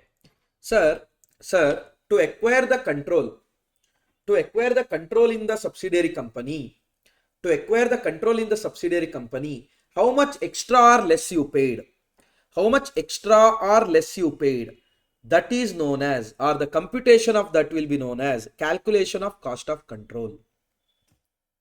Extra paid means goodwill, less paid means capital reserve. Extra paid means goodwill, less paid means capital reserve. Sir, calculation of that will be known as cost of control calculation, COC. That is nothing but, sir, now you told no, net investment minus net asset. Either you will get a goodwill or you will get a capital reserve. Exactly.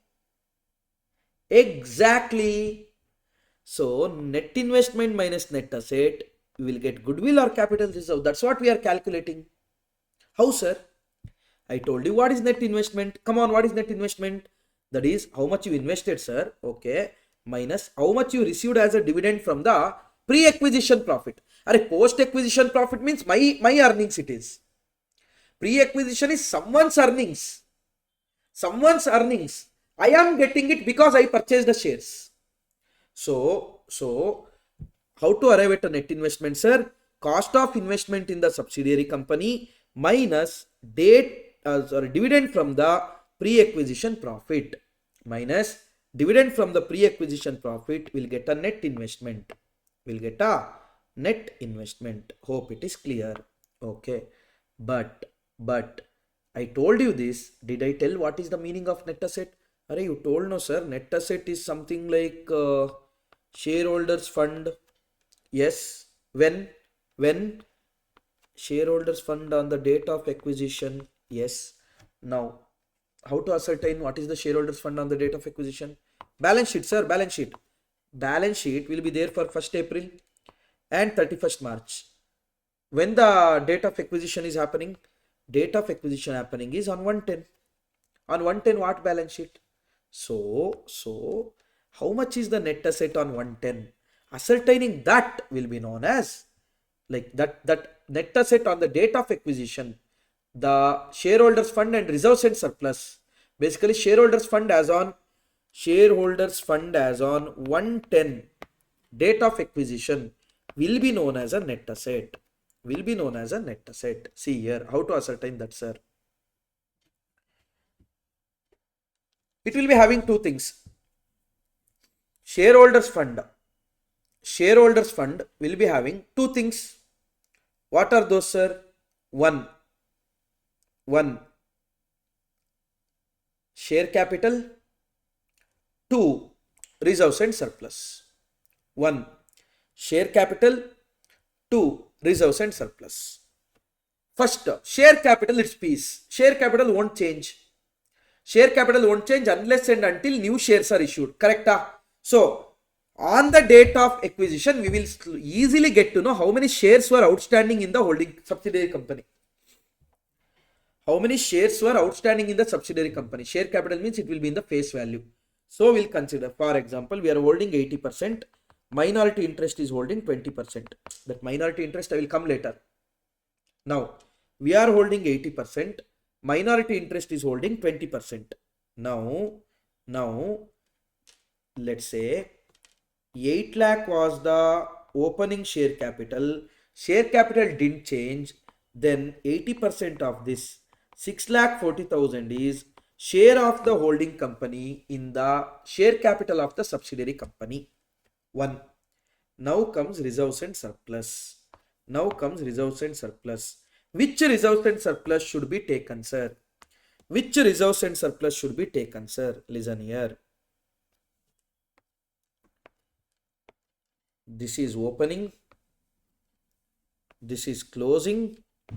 This is date of acquisition. Opening, closing, date of acquisition. This is called as pre-acquisition dividend. Sorry, pre-acquisition period. This is called as post-acquisition period.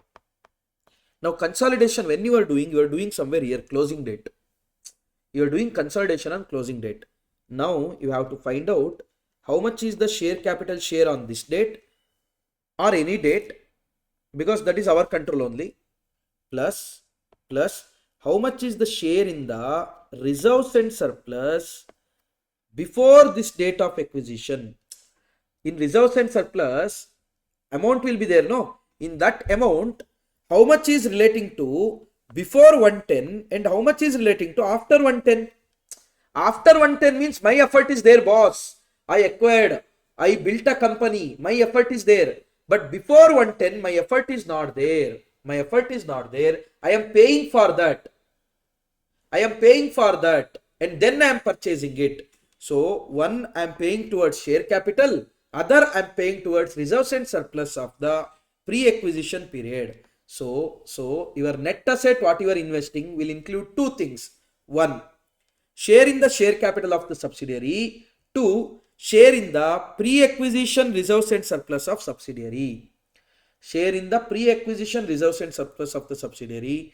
Together, when you take out net asset acquired from the net investment you made, you will get what, sir? You will get either goodwill or either you will get capital reserve. You will get either the goodwill or you will get the capital reserve. If what you acquired is more than what you invested, then it is of course a capital reserve, capital profit. What you acquired is less than what you paid, then of course you paid something towards the goodwill only. So that will be goodwill. Done, sir. And always remember, as per AS 26, your intangible assets, goodwill should be written in books only when you pay for it. You can't write a self-generated goodwill. So, if the holding company is paying for that goodwill, then only holding company can treat it as a goodwill in its asset. Okay. Now, we'll see few questions slowly, one by one. Concept based we'll go, you will understand. Okay. Slowly we'll go, no worries. If it takes 10 hours also fine. But it's getting us 10 to 15 marks. So, we have to be careful in this. Easy concept. Okay. Now, we'll see one illustration. Look at this question now. From the following balance sheet of H Limited, that is holding company, and S Limited subsidiary, prepare a consolidated balance sheet of H Limited and S Limited. Okay. If you see here carefully, subsidiary company has 2 lakh rupees share capital where the shares are of rupees 10 each, which means how many shares do they have, sir? 20,000 shares is outstanding. Correct? Yes, sir. Sundry liabilities is there. Leave it. Asset, you see, there is an investment in the H Limited. investment, they invested 20,000 shares of rupees 10 each. So they have invested in the 20,000 shares of the S Limited. So how much we are holding? We are holding 20,000 shares. How much was the outstanding shares of S Limited? 20,000 into 100. Answer will be 100%, which means S Limited is our wholly owned subsidiary. S Limited is our wholly owned subsidiary. So now, and there is no goodwill or capital reserve because net asset acquired is only share capital is the net asset they have. Correct? Only share capital is the net asset they have. So net asset acquired is share in the share capital is 2 lakh rupees and the net investment is 2 lakh rupees. So moral of the story, no goodwill, no capital reserve. So in the subsidiary company, are we going to take the S Limited's capital also now? The answer is no. We are going to take only and only holding company's capital, which is 5 lakh. Sundri liabilities are there? No, sir. Sundri's are liabilities. That one, that we are going to merge until we find some adjustment. I will teach you some adjustment. Till then, chill. Asset. Sundri assets, sir. 6,25,000. Investment, sir. Investment won't come there. Capital and investment got cancelled. Total, if you see, liability is 625. Asset is 625. That's it. That's it. Simple. One more question. One more question we'll see. Okay. Okay. See here. From the following balance sheet of H Limited and its subsidiary S Limited as on 31st December 2022. So what is the balance sheet date, sir? 31st December 2022. Prepare a balance sheet they are asking. Shares of rupees 50 each. Holding company has 5 lakh rupees share capital. Subsidiary company has 2 lakh rupees share capital. Now which means holding company 10,000 shares. Subsidiary company 4,000 shares. Creditors they got 1,20,000. Reserves. Holding company there is no reserve. Subsidiary company there is a reserve. There is a reserve, keep in mind. Accumulated P&L. Holding company 50. Subsidiary company 30. Asset if you go. Sundry assets, holding company 350, subsidiary 260.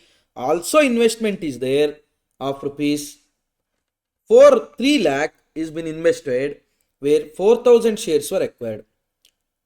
H Limited purchased shares in S Limited on 31st 12 2022. So this is date of acquisition. Sir, is the date of acquisition and the balance sheet date both are same? Yes, sir. Both are same. So everything shall be treated as pre-acquired. Yes. Pre-acquired. From next day it will be post-acquired. So today whatever is there in the balance sheet, everything is pre-acquired. So try to understand. Date of acquisition is 31/12/22. Balance sheet date is 31/12/22. How many percentage we are holding, sir? We are holding 4,000 shares. How much was outstanding, sir? 4,000 into 100, which will come to 100%. So we are holding 100%. So let's compute cost of control first, because we don't know how much is the net asset we are acquiring, but we know how much is the net investment. Net investment is 3 lakh, no doubt in that. Net investment is 3 lakh. Net asset shall we compute? Share in the share capital of the company. How much is the share in the share capital of the company, sir? 2 lakh. Share in the reserves and surplus of the subsidiary. How much it is, sir? Reserves and surplus is 40,000. 40,000. On the date of acquisition itself, they have 40,000. On the date of acquisition itself, they have 40,000. Because date of acquisition, balance sheet date is same. So in between, if it's there, that we will see. One by one will go. Now, date of acquisition. So how much it is? 40,000. So your net asset acquired is 240,000. Your share in the net asset of the subsidiary is 240,000, where you have invested 3 lakh rupees. That is reflecting in your investment.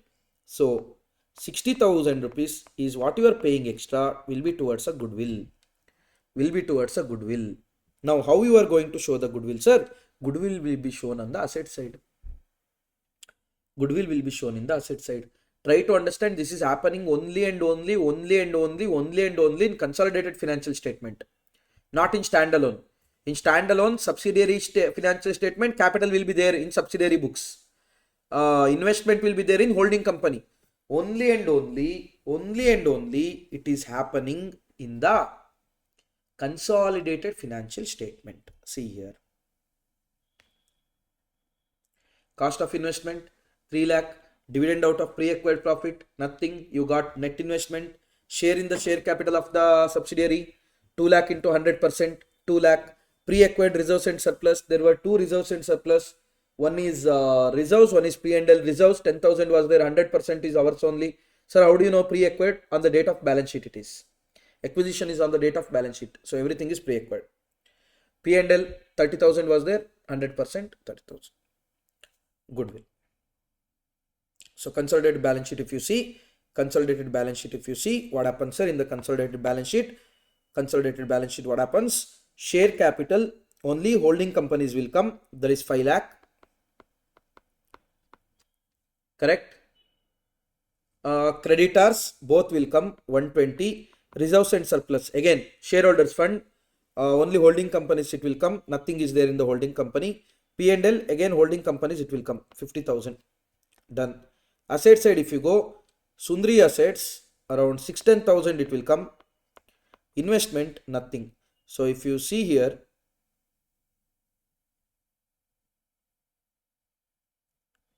goodwill is there. Goodwill will come. How much, sir? 60,000. 60,000 is a goodwill. Total asset is 670,000. Liability is how much, sir? 670,000. It's matching. Goodwill will come in the asset side as a non-current asset. Intangible asset. It is intangible, which means you can't touch, but you can feel its existence. Share capital, creditors, reserves nothing, P&L will come, sundry assets, goodwill will come. Done. One more. Listen here. From the following balance sheet of H Limited and S Limited as on 31st December 22, prepare a consolidated balance sheet. Shares of rupees 100 each. H Limited has 6 lakh share capital, so which means number of shares is 6,000. S Limited has 4 lakh share capital, number of shares are 4,000. Creditors we have 2 lakh and 50,000. Reserves is around 40,000, 20,000. P&L is around 70,000, 15,000. Done, sir. Total. Sundry asset they have given. Investment in 4,000 shares of S Limited they have given. First question what you should do is, you should check when is the date of acquisition. Date of acquisition is 31st December. They have given there. On 31st December. When is the balance sheet date? Balance sheet date is also 31st December. What is the moral of the story? Moral of the story is whatever is there on these dates is nothing but pre-acquired. Everything is pre-acquired. There is nothing post-acquired. Done. Next point is what, sir? Next point is finding out how much is the share of holding, how much is the share of subsidiary minority interest. How much shares we are holding, sir? We are holding 4,000 shares. How much was the maximum shares of subsidiary? 4,000 only into 100, which means it is 100%. We are holding 100%. Done. Next step is what, sir? Next step is to find out how much is our net investment. Net investment, as there is no pre-acquired dividend distribution and all is there, 410,000. Net investment is 410,000. Okay. Now net asset acquired. Share in the share capital of subsidiary. 4 lakh is the share capital of the subsidiary. In that 100% is also ours only. 4 lakh. Share in the reserves and surplus of the subsidiary. Reserve is there 20,000. In that 100% is also ours only. And reserves is pre-acquired reserves. Okay. P&L also pre-acquired P&L 15,000 is there. In that also 100% is ours only. So all these are the things I have acquired. 435,000. To acquire this 435,000, how much did you pay, sir? 410 I paid, which means around 25,000 is my profit capital reserve. My profit capital reserve. I'm going to show it under reserves and surplus. Hope it is clear. So consolidated balance sheet, how it looks, sir. Share capital only holding companies, it will come 6 lakh. Creditors 250. Reserves, of course, holding companies only will come. Shareholders fund, which is pre-acquired, won't come here. P&L again 70,000 only holding company. Sundry asset 9,85,000. Investment won't come. And also in the liability side, in the reserves, there is capital reserve of around 25,000. So total how much it is, sir? 6 lakh, 7 lakh 50, 7 lakh 50, 8 lakh 20, sorry, 7 lakh 50, 8 lakh 20, sorry, 8 lakh 50, 9 lakh 20, 9 lakh 60, 9 lakh 85. So liability side it is 9 lakh 85, asset side it is 9 lakh 85,000. That's it. See here. Date of acquisition was 31st December 22. Balance sheet date 31st December 22. Percentage of holding 4,000, 4,000, 100%. Cost of control computation, cost of investment in the shares of the subsidiary company 4,10,000, whereas dividend from the pre-acquired profit is 0. So net investment is 4,10,000. Share in the net asset now, minus share in the net asset. In net asset, two things will be there, share capital and pre-acquired reserves and surplus. Share capital was 4 lakh. Our share is how much? 100%. So 4 lakh into 100%, you will get 4 lakh. Pre-acquired reserves and surplus, both reserves and surplus, whatever was there, everything was pre-acquired because date of acquisition itself is last day. So it is 20,000 into 100%, 20,000, 15,000 into 100%, 15,000. So net, your share of net asset is 435. Capital reserve, you can tell it as 25. In the consolidated, if you see, share capital only holdings come. Reserves and surplus only holding companies will come because the other reserves and surplus got adjusted. P&L also only holding companies it will come because other P&L got adjusted. Capital reserve 25,000 and creditors 250,000. Done. This is the very basics. Hope you got bit of hold here. Now we'll go for one more item, that is dividend, treatment of dividend, and also reserves and surplus and minority interest. If we do so much, almost all the things are done. Almost all the things are done. Later small things will come. When and where it comes, I am going to explain you that time. Okay. Then we can see remaining questions. Done? Yes, sir. Now concentrate. It is very important. Very important to concentrate, people. Please concentrate.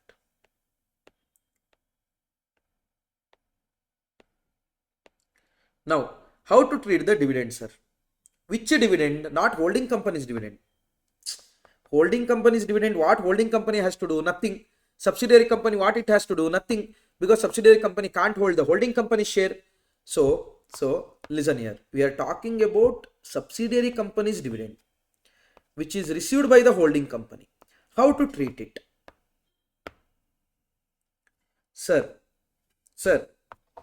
dividend issued out of pre-acquired profit, post-acquired profit.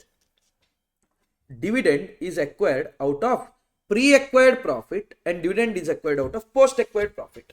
If the dividend is acquired out of pre-acquired profit, I already told you what to do. That is, reduce it from the cost of investment while arriving at a net investment. Correct? If at all subsidiary company issues some dividend, then the dividend you should not show it as your income in the P&L. If at all subsidiary company issues any dividend out of pre-acquired dividend, you can't show it as your income because it is not your income. It's not your income. It is governed under AS 13, investment. In investment, they tell, boss, you got a pre-acquired dividend, then you paid for it. So if at all you are paying for shares, if at all you are paying 300 rupees, but you are getting a pre-acquired dividend of 10 rupees, which means you knew that 10 rupees is not yours. Net, that was supposed to go to someone else, but instead of them, you are receiving because you hold a share, which means while paying 300, you paid 290 towards your share, 10 towards the dividend. So don't treat this 10 rupees as your income. You paid for it, you got it back. That's it. Only 290 is your investment. So always remember, whenever the whole subsidiary company gives some dividend out of pre-acquired reserves and surplus, then reduce it from the cost of investment while arriving at a net investment. Sir, what if it is out of post-acquired profit, sir? What if it is out of post-acquired profit? Then of course, boss, my effort is there. It's my income. My income. Then you can treat it as your income and credit it in your P&L. Treat it as your income and credit in your P&L. Done. Sir. Sir. Yes. How do we get to know whether the dividend is issued out of pre-acquired profit, post-acquired profit, sir? They will give in the question. Oh, they will give in the question, sir, always? Sometimes. Then, how to ascertain, sir, whether it is pre-acquired or post-acquired? How to ascertain dividend is given out of pre-acquired or post-acquired? That is, if the question is silent about the profit appropriated towards dividend, from which profit you are giving dividend, then what you should do, sir? One,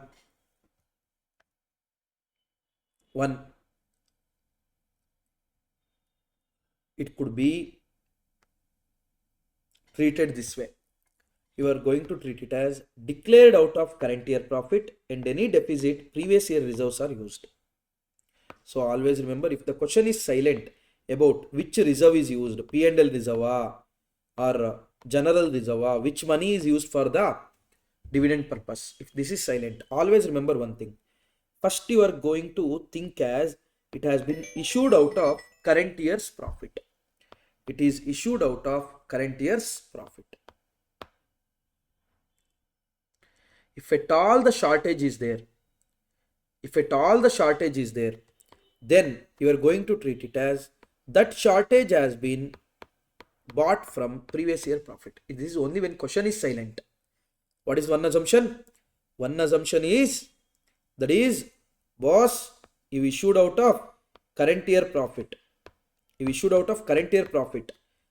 at all the shortage was there, it has been bought from the opening balance, previous year reserves. Listen here. Declared out of current year profit, and any deficit previous year reserves are used. Current year profit, let's say rupees 60,000. Okay. Dividend declared is rupees 80,000. Always remember, dividend declared means not only of the holding company you should check. Always remember, if the holding company is holding 80% and you are getting 80,000, then dividend declared by subsidiary is not 80,000. Dividend declared by subsidiary is 1 lakh. Because for minority also they should give, no. You can't just give dividend to one class of shareholders. If you issue, you should issue it on 100% shares also. On 80%, 80,000. On 100% question mark, 1 lakh. Now, for the time being, current year profit is how much, sir? 60,000. Dividend declared is how much, sir? 80,000. Now, assumption number one. This 80,000, out of this 80,000, 60,000 has been from current year profit. Other 20,000 is from the past year profit. 60,000 is from current year profit. Other 20,000 is from past year profit. Okay. Now, one thing is pretty simple. During the year you acquired. Now, this 20,000 is of last year. 20,000 is of last year. Which means this is not even a question to ask whether it's a pre-acquired or post-acquired. This is not even a question to ask whether it is pre-acquired or post-acquired. People, this is always pre-acquired because we acquired in this year. This profit is of last year. So straight away we can tell this 20,000 which we used last year's, that is pre-acquired.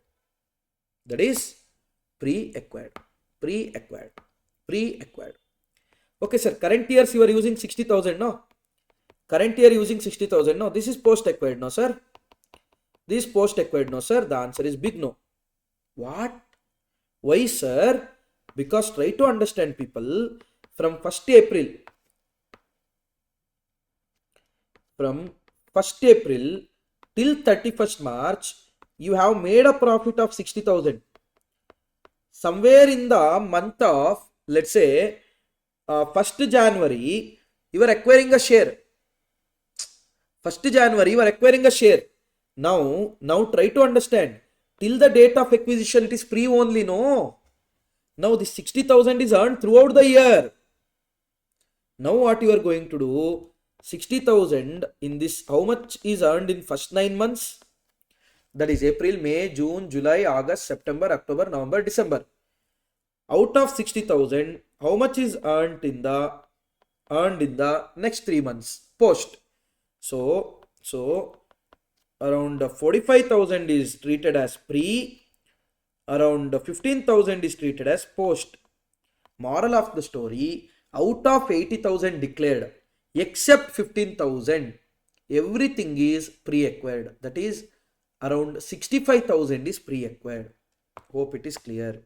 Always remember, current year profit, that doesn't mean that everything is post-acquired. Suddenly we get excited. Okay, sir, that is post-acquired. No. Acquisition is happening somewhere in between. Profit started earning from 1st April. If acquisition happens on 1st October, then 6 months is pre, 6 months is post. No. 1st December, 9 months is pre, 3 months is post. Accordingly, we should divide the profit. Done. Assumption number 2. Sir, declared out of previous year profit. And only deficit, that is current year profit, is used. So, assumption number 2. Sir, which assumption we can do, sir? Any assumption. You should write and come. That's it. Better assumption number 1. Assumption number 1 is better. See here, as per this example, dividend declared is 80,000 only, but reserves and surplus last year balance 50,000 we had. So what we are going to do now, sir, in this 80,000, 50,000 is out of last year profit, no doubt. Last year that wasn't even our subsidiary, which means it is of course the pre. 50,000 is pre-acquired. Now the other 30,000 is declared now. This is out of current year profit. Now this should be divided among pre and post, like what we did last time. 30,000 got divided into 2. In 9 months, how much we earned? In 3 months, how much we earned? In 9 months, we earned 22,500. In 3 months, we earned 7,500. So that 9 months will be pre-acquired. 7,500 is post-acquired. This is the treatment of dividend. Come on again. Dividend, people. If it's a pre-acquired, then just reduce it from the net investment. That's it. If it's a post-acquired dividend, credit it to P&L because it's your income. Sir, how to determine pre or post? No question mein no hint is given. Then what we should do is assumption number 1. Boss, whatever the dividend is there, first we use the current year profit. Next we use the last year profit. Now last year profit is post-acquired only because we are acquiring in current year. Current year profit, we can divide it into 2 parts. How much is pre-period, how much is post-period? Whatever is pre-period, pre-acquired, how much is post-period, post-acquired. Done. Second assumption. First we issued out of last year profit. Extra if any required, that we used current years. Now last year's post-acquired, take it out. Whatever extra is used, in that we are going to divide current years. Current year pre-acquired, current year post-acquired. Post-acquired post, pre-acquired pre. That's it, sir. That's it. Now, reserves and surplus. Reserves and surplus could be 2. Pre-acquired, post-acquired. You already know pre-acquired what to do, sir. Pre-acquired will be treated as a part of net asset. Pre-acquired reserves and surplus of subsidiary will be treated as part of net asset, which means this is considered while calculating goodwill or capital reserve, which means it already got adjusted. Then when it got already adjusted, then what you have to do? Nothing. Ignore it because it got adjusted in the cost of control. See here. Adjust it while arriving at a cost of control. That's it. It will not be considered in the consolidated balance sheet. Try to remember this. Pre-acquired dividend won't form part of consolidated balance sheet because it will be adjusted in the cost of control. Because from investment you are taking 3 lakh. From investment you are taking 3 lakh. At the same time, asset side, you are taking 2 lakh rupees share capital, 1 lakh rupees reserves and surplus. Both should go, no? This will also go. Otherwise, balance of balance sheet. That's why. So pre-acquired reserves and surplus, if any, make sure you adjust it to COC. It won't form part of consolidated balance sheet. Sir, if it's a post-acquired, sir, then it is yours only. That got adjusted nowhere. Just add it to the holding company's reserves and surplus in the CBS. Just add it to the reserves and surplus. That's it. Holding company reserves and surplus will be there. Subsidiary company reserves and surplus will be there. Which reserves and surplus? Post-acquired reserves and surplus. Together we'll show it as a reserves and surplus in the consolidated balance sheet. Will be added to the reserves and surplus of the holding company in the consolidated balance sheet. That's it, sir. That's it. Come on. Reserves and surplus. What to do? Reserves and surplus. What to do? Post-acquired, pre-acquired. Pre-acquired, adjust it to cost of control. Post-acquired will be treated as a normal reserves and surplus and shown in the consolidated balance sheet. Sir, dividend, what to do, sir? Dividend, check pre-acquired or post-acquired. If it's pre-acquired, adjust it to NI. Post-acquired, then credit it to your costing P&L as a income. Capital, sir, holding company's capital will come. Subsidiary company's capital won't come because subsidiary company's capital and pre-acquired reserves and surplus getting adjusted towards the net investment of the holding company. That's it. Okay. So whatever we saw just now is just of the 100% subsidiary, that is wholly owned subsidiary. So how it will differ when it is a partly owned subsidiary, that we are going to see now. Okay, let's see that now. Okay, now we'll see how the partly owned subsidiary thing affect the consolidated balance sheet. So in this scenario, people, what we should do is we should calculate minority interest share. How to calculate that, sir? Share in the share capital of subsidiary. For example, if we are holding 80%, minority shareholders are holding 20%. If we are holding 80%, minority shareholders are holding 20%. Now, while computing cost of control, how much share capital got adjusted? Only 80% got adjusted. Remaining 20% will be treated as what? Minority interest. Remaining 20% will be treated as minority interest. Done. Share in the share capital of subsidiary. Okay. Now, coming to reserves and surplus. Pre-acquired reserves and surplus. In the pre-acquired reserves and surplus, how much got adjusted? 80% got adjusted. Remaining 20% is what, sir? Minority interest. Post-acquired reserves and surplus, that didn't get adjusted in the cost of control. Okay, sir. So what? So it will come as a reserves and surplus of the holding company.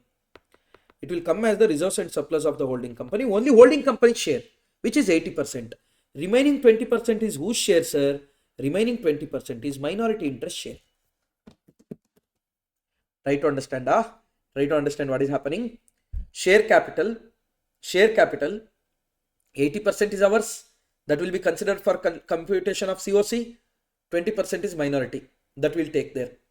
Pre-acquired P&L, pre-acquired reserves and surplus, 80% is ours. That will come in our COC. 20% is minority interest. That will be there. Because minority interest people, 20% people were there before we came also. They are there after we came also. Which means they have a share in the pre-acquired profit as well as post-acquired profit. They have the share in the pre-acquired profit as well as post-acquired profit. So what is the minority interest, sir, or how it will be computed, sir? Minority interest will be computed as share in the pre-acquired share capital of the company, that is subsidiary, share in the share capital of subsidiary, share in the pre-acquired reserves and surplus, also a share in the post-acquired reserves and surplus, because they were there before we came, they are there after we came. Okay, sir. Where we will show the minority interest, sir? Minority interest will be shown as a other non-current liability in the cash flow consolidated financial statement. How the minority interest will be shown, sir? Minority interest will be shown as a other non-current liability in the consolidated financial statement. Okay. Now, majority of the things, okay. Now we'll see. Final. All adjustment will be there in one question. No. Now, how to look at that question? First, we should check what is the date of acquisition. First, we should check what is date of acquisition. Later, we should check how much is percentage of holding, how much is percentage of minority interest. Using that, we should compute how much is cost of control, how much is minority interest. After that, we should check is there any special adjustment like revaluation, bonus issue, etc. that I will tell later. So far, we have learned till step number 4. That's it. After doing step number 5, we are going for the consolidation. That's it. Yes, sir. That's it. So, what are the certain assumptions to be made while preparing a consolidated financial statement? Four important assumptions what are to be made while preparing a consolidated balance sheet. Let's see one by one. In question, there is a general reserve. But it is not mentioned whether it is opening or this general reserve is done during the year. Why is it that important, sir? If it's opening, then straight away we can tell pre-acquired, correct? If it's during the year, then again we have to divide pre and post. Jatre, correct? Now, if the question is silent about opening balance of the general reserve, it is assumed as closing balance itself is a opening balance. Try to understand. If they don't tell out of the general reserve balance how much is the opening balance, then we are going to treat how much is closing is there. No, that itself is a opening, which means whole general reserve we are going to treat it as a pre-acquired reserves and surplus.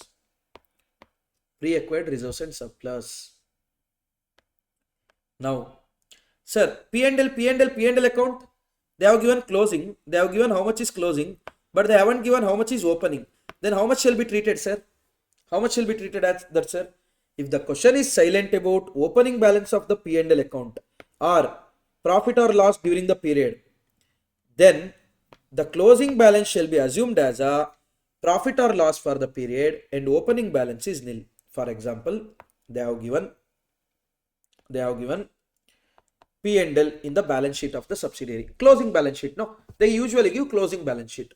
P&L they have given rupees 80,000. They didn't tell how much is opening. Also, they didn't tell how much is earned. During the year.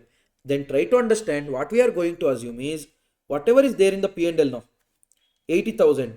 This is earned during the period. That is P&L of the period. Opening balance was nil. We are going to assume this way.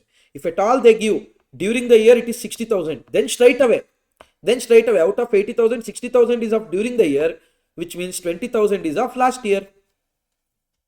If they don't give nothing like this, then sir, what if general reserve, sir? General reserve opening closing, how to adjust that, sir? General reserve, if they give closing 1 lakh, opening they didn't tell anything. In that scenario, we are going to treat opening is rupees 1 lakh only, during the year nil. Opening is 1 lakh only, during the year is nil. So people, general reserve,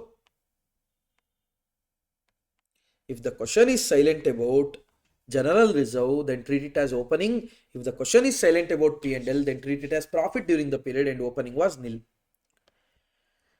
If the question is silent about bonus is issued out of general reserve or P&L, if the question is silent about whether bonus shares are issued out of general reserve or P&L, then assume it as general reserve balance is used first. Wherever necessity arrived, P&L balance is used.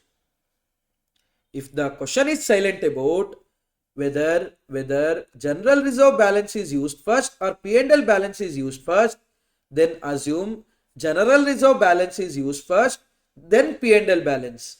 This is what even we assume, general assumption it is.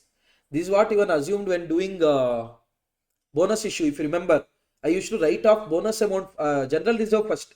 If anything was required, then I used to bring the P&L, although both are of the same nature. Now, if the question is silent about dividend, that is whether it is given out of P&L or general reserve, it is given out of P&L or general reserve, then always and always assume that it is appropriated from the P&L first. It is always and always assume that it is appropriated from the P&L first. With this, majority of the consolidation things are done. We'll see now. Last charts we'll see how to adjust all these things. Okay, how to adjust all these things. Also, there are certain intercompany accounts and all is there that we'll see. Before that, we'll see how the share capital, reserves and surplus will be there. Share capital of the holding company will form part of course, consolidated balance sheet. No doubt in that. Here, holding company is not even in question. Holding company's capital is not even in question. Holding company's capital will form part of consolidated balance sheet. Subsidiaries company's capital, share of the holding company, we adjusted it to COC. So it won't come in the balance sheet. It won't come in the consolidated balance sheet. Share of minority interest, it is added to minority interest. If you remember, three things were added to minority interest: share in the share capital, share in the pre-acquired reserves and surplus, share in the post-acquired reserves and surplus. Now it will be added to the minority interest and it will be shown in the non-current liability. Of course, no, if you are taking out 100% and you are just adjusting 80%, remaining 20% balance will remain. That balance should not remain means transfer it to some other account called non-current liability account called minority interest. That's it. So come on again, share capital, holding company share capital, of course it will form part of the consolidated balance sheet. However, subsidiary companies, it won't form part of balance sheet. Then how it will be, sir? Holding companies anyhow it will get adjusted to cost of control, whereas your subsidiary companies share of minority interest shall be added to minority interest, which will be later reflected in the non-current liability. Going to reserves and surplus. Reserves and surplus could be divided into two: pre-acquired reserves and surplus, post-acquired reserves and surplus. Pre-acquired reserves and surplus, post-acquired reserves and surplus. Pre-acquired reserves and surplus, that could be further divided into share of holding company, share of minority interest. That could be further divided into share of holding company, share of minority interest. If it's a share of holding company, adjust it to cost of control. I already told you all these things. Adjust it to cost of control. If it's a share of minority interest, it will be added to minority interest. Later it will be shown as a non-current liability. Going to post-acquired. Share of holding company, it is your income, add it to the reserves and surplus. Whereas share of minority, again it will be added to the minority interest and it will be shown in the non-current liability. Minority interest concept will arise because of the assets of the subsidiary and liabilities of the subsidiary are recorded at 100% in the consolidated balance sheet, although holding company doesn't hold 100% share in the assets and liabilities. Sir, what do you mean by this, sir? What shocking you are giving? Try to understand. If you take a subsidiary company, non-current asset is 100, non-current liability is 300. Non-current asset is 100, current asset is 300. Non-current liability is 200. Current liability is, let's say, 50. Now holding company holds 80%. Holding company holds 80%. Now, while recording it in the consolidated balance sheet, you are not going to take 80% of current asset, 80, 300 into 80%, 240. Here liability, 160, 40, like this you are not going to take. You are going to take whole 100%. Why, sir? Try to understand, no? Try to understand, no? Let's say A company is there, or let's not complicate. H company is there, holding company. S company is there, subsidiary. H company holds 80% shares in the S company. Now, there is one land in the S company which is valuing rupees 100 crores. There is one land in the S company which is valuing rupees 100 crores. Now 20% of this power control is with minority interest.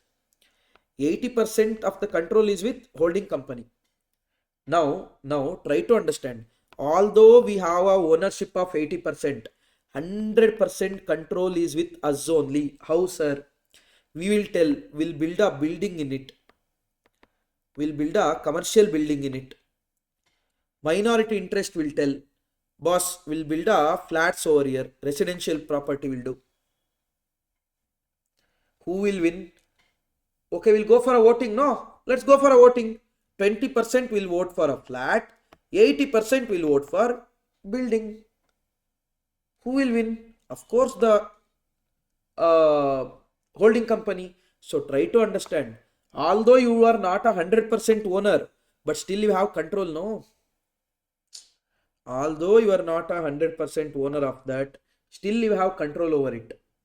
That's why in consolidation, subsidiary companies' assets and liabilities, irrespective of how much is held by the minority interest, whole amount shall be treated as total asset, total liability. You are not going to divide asset and liability into minority and holding company. Whole asset will be added to the consolidation. Whole liability shall be added to consolidation. So that's the reason. Now asset side, although you hold 80%, we have taken it 100%. Now liability side, some 20% should come. No, that's what the minority interest is.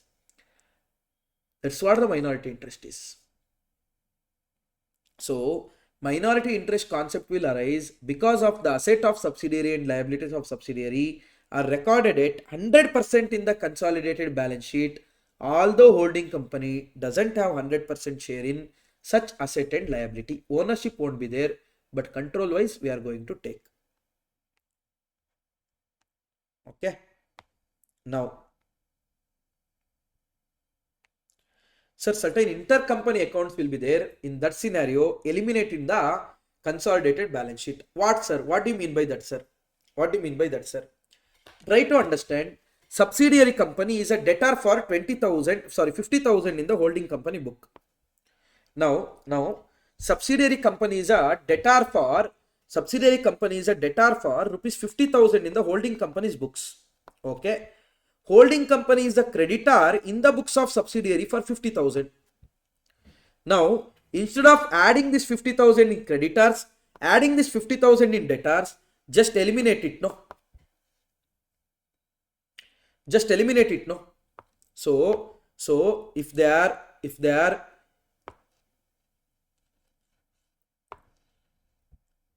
are intercompany transactions are there, just eliminate it. Just like in your P&L, if they give certain purchases are made from the holding company, eliminate that purchase. In the holding company, eliminate the sales. So you are not going to show it as debtor as well as creditor. But sometimes what happens, in one book creditor is shown at different amount. In one book debtor is shown at different account. See, amount. Holding company, in the holding company, subsidiary company is shown as a debtor for 50,000. In the subsidiary company, holding company is also shown as creditor only. Correctly they are showing. But amount is 30,000. Now, why the 20,000 difference is coming? Boss, subsidiary company sent it to holding company, but holding company not yet received. So subsidiary point of view is correct. Yes, boss, money went out, so we have credited your account. Sorry, debited your account. Holding company point of view is also correct. Still money is not received, boss. That's why we didn't debit your account. Okay. In that scenario, what to do, sir? In that scenario, eliminate the cash in transit by debiting it to the cash and cash equivalent and then eliminate intercompany account balance. What you should do, sir? What you should do, sir? From the holding company, debtor of whole 50,000 you take out. But only 30,000 balance is there, no, sir? Array 50,000 you take out, no?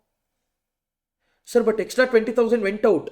Don't worry, that you show in cash and cash equivalent as cash in transit 20,000. Now proper. So in consolidation, what you will do, sir? You will take out full amount. Whatever the is there, that remaining amount will be shown as cash in transit in the cash and cash equivalent. Cash and cash equivalent. Hope it is clear. Anyhow, questions are there. I will show it then. Don't worry. Okay. That you don't worry. Now there is bonus issue and adjustment of stock reserve. Two more adjustments are there. If the two more adjustments are done, then your consolidation is done. Now it is adjustment of bonus issue. It is adjustment of bonus issue. Okay. Yes. Now we are going to understand how the bonus issue will be affecting the consolidated balance sheet. People, what is bonus issue, sir? Bonus issue is free shares given to existing shareholder. One thing you remember, now holding company is also a shareholder in subsidiary company. So now we are talking from the point of view of subsidiary company issuing bonus to holding company. How we are going to treat that? That we are going to check here or see here. Okay. See what happens, sir? When the bonus is issued, issuing companies reserves will be decreased. Share capital will be increased. Hope you remember the bonus issue where we used to debit CRR, one reserve it was, securities premium, one reserve, and general reserve, P&L. This we used to debit, which means this we used to decrease.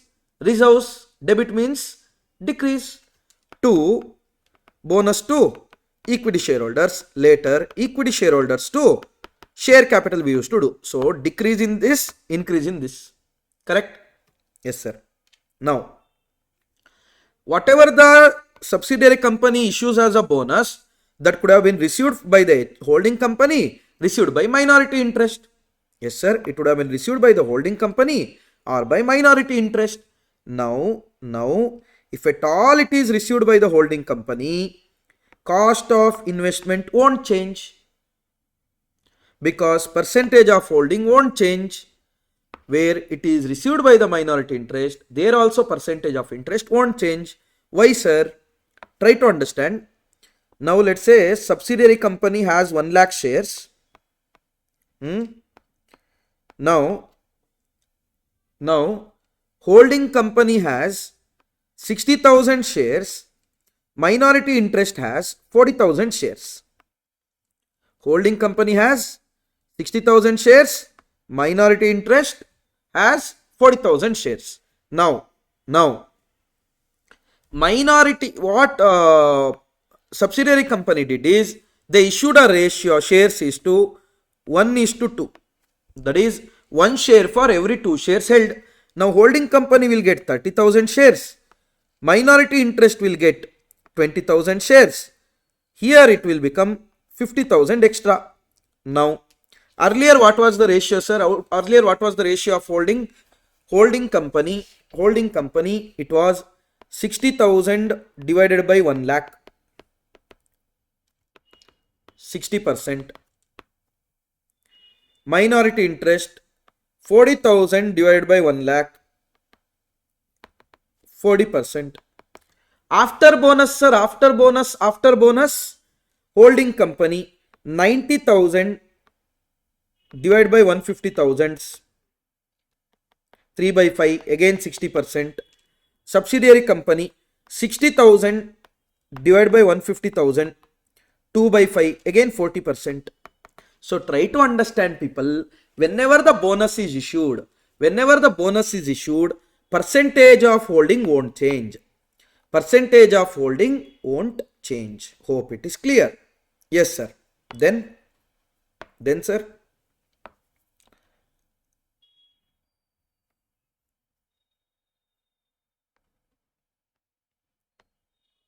Now, how to treat the bonus, sir? How to treat the bonus? All you have to check is whether bonus is issued out of a pre-acquired reserves and surplus, whether it is issued out of a post-acquired reserves and surplus. Whether it is issued out of pre-acquired reserves and surplus, whether it is acquired out of post-acquired reserves and surplus. Sir, if it's issued out of pre-acquired reserves and surplus, if it is issued out of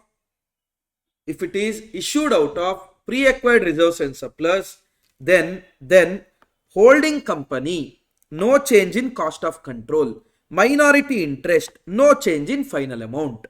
How sir? I will tell. Listen here.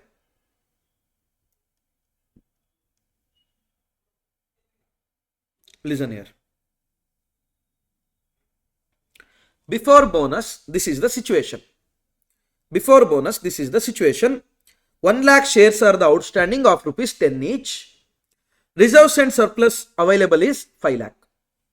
Before bonus, subsidiary company issues bonus at 40%, which means they are going to issue 4 shares for every 10 shares held, or you can tell 2 shares for every 5 shares held. Holding company is holding 70% right now. Minority interest is holding 30%. And holding company is holding 70% by paying rupees 10 lakh. So net investment is how much, sir? Net investment is 10 lakh.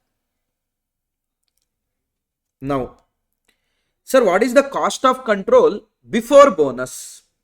Cost of control before bonus? Assuming reserves and surplus as a pre-acquired. Net investment is how much, sir? 10 lakh.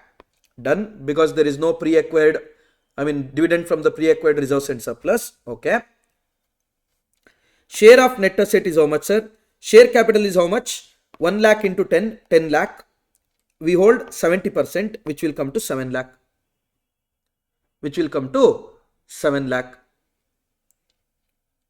And reserves and surplus how much, sir? 5 lakh is there. And 70% will be the amount what we are holding, and it will become 350,000. Net we can tell our capital reserve of 50,000. Correct? Yes, sir. Now, sir, if the bonus is issued, does our net investment change? Of course no. Share in the share capital, of course it will change, sir. Percentage it won't change, amount will change, because now the share capital of the subsidiary is not 10 lakh anymore, it is 14 lakh. Because 40% bonus is issued, share capital got increased by 14 lakh. Done. Now, we hold 70% of 14 lakh, which will come to 9 lakh 80,000. Reserves and surplus, sir. Before bonus, reserves and surplus was 5 lakh. Bonus we issued to the extent of 4 lakh, which became rupees 1 lakh.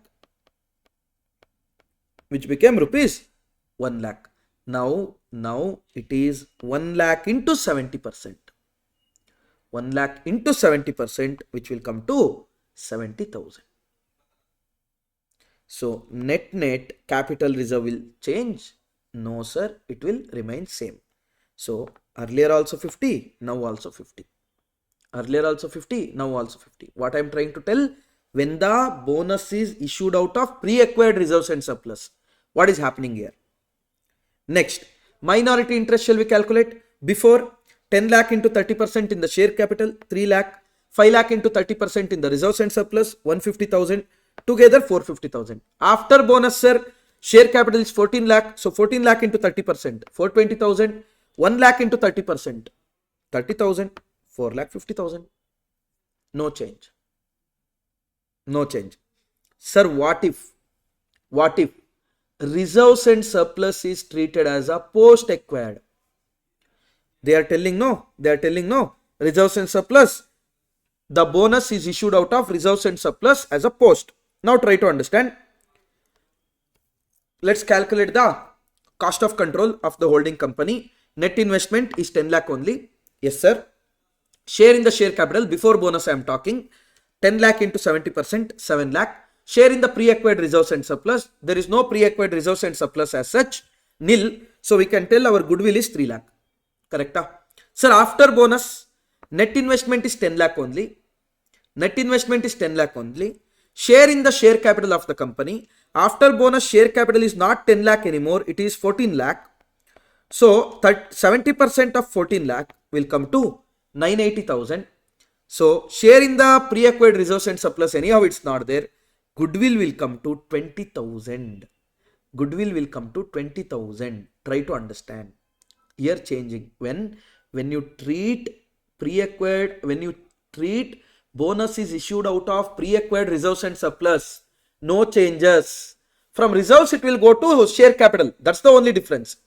Reserves will get decreased, share capital will get increased. That's the only difference. And both forming part of calculation of COC, that won't change. But here what is happening? Reserves and surplus won't form part of calculation of cost of control. But share capital got increased. So automatically share capital changed, reserves and surplus didn't change. Share in the reserves and surplus, automatically our COC changes. Minority interest, sir, minority interest, try to understand. Share in the share capital they have, which is 10 lakh into 30%, 3 lakh. Share in the pre-acquired reserves and surplus, 0. Share in the post-acquired reserves and surplus, that is 5 lakh into 30%, which will come to 150,000. Together you can tell you have around 450,000 rupees as a minority interest, which should be shown in the non-current liability. Correct? Yes, sir. Why it should be shown as non-current liability, sir?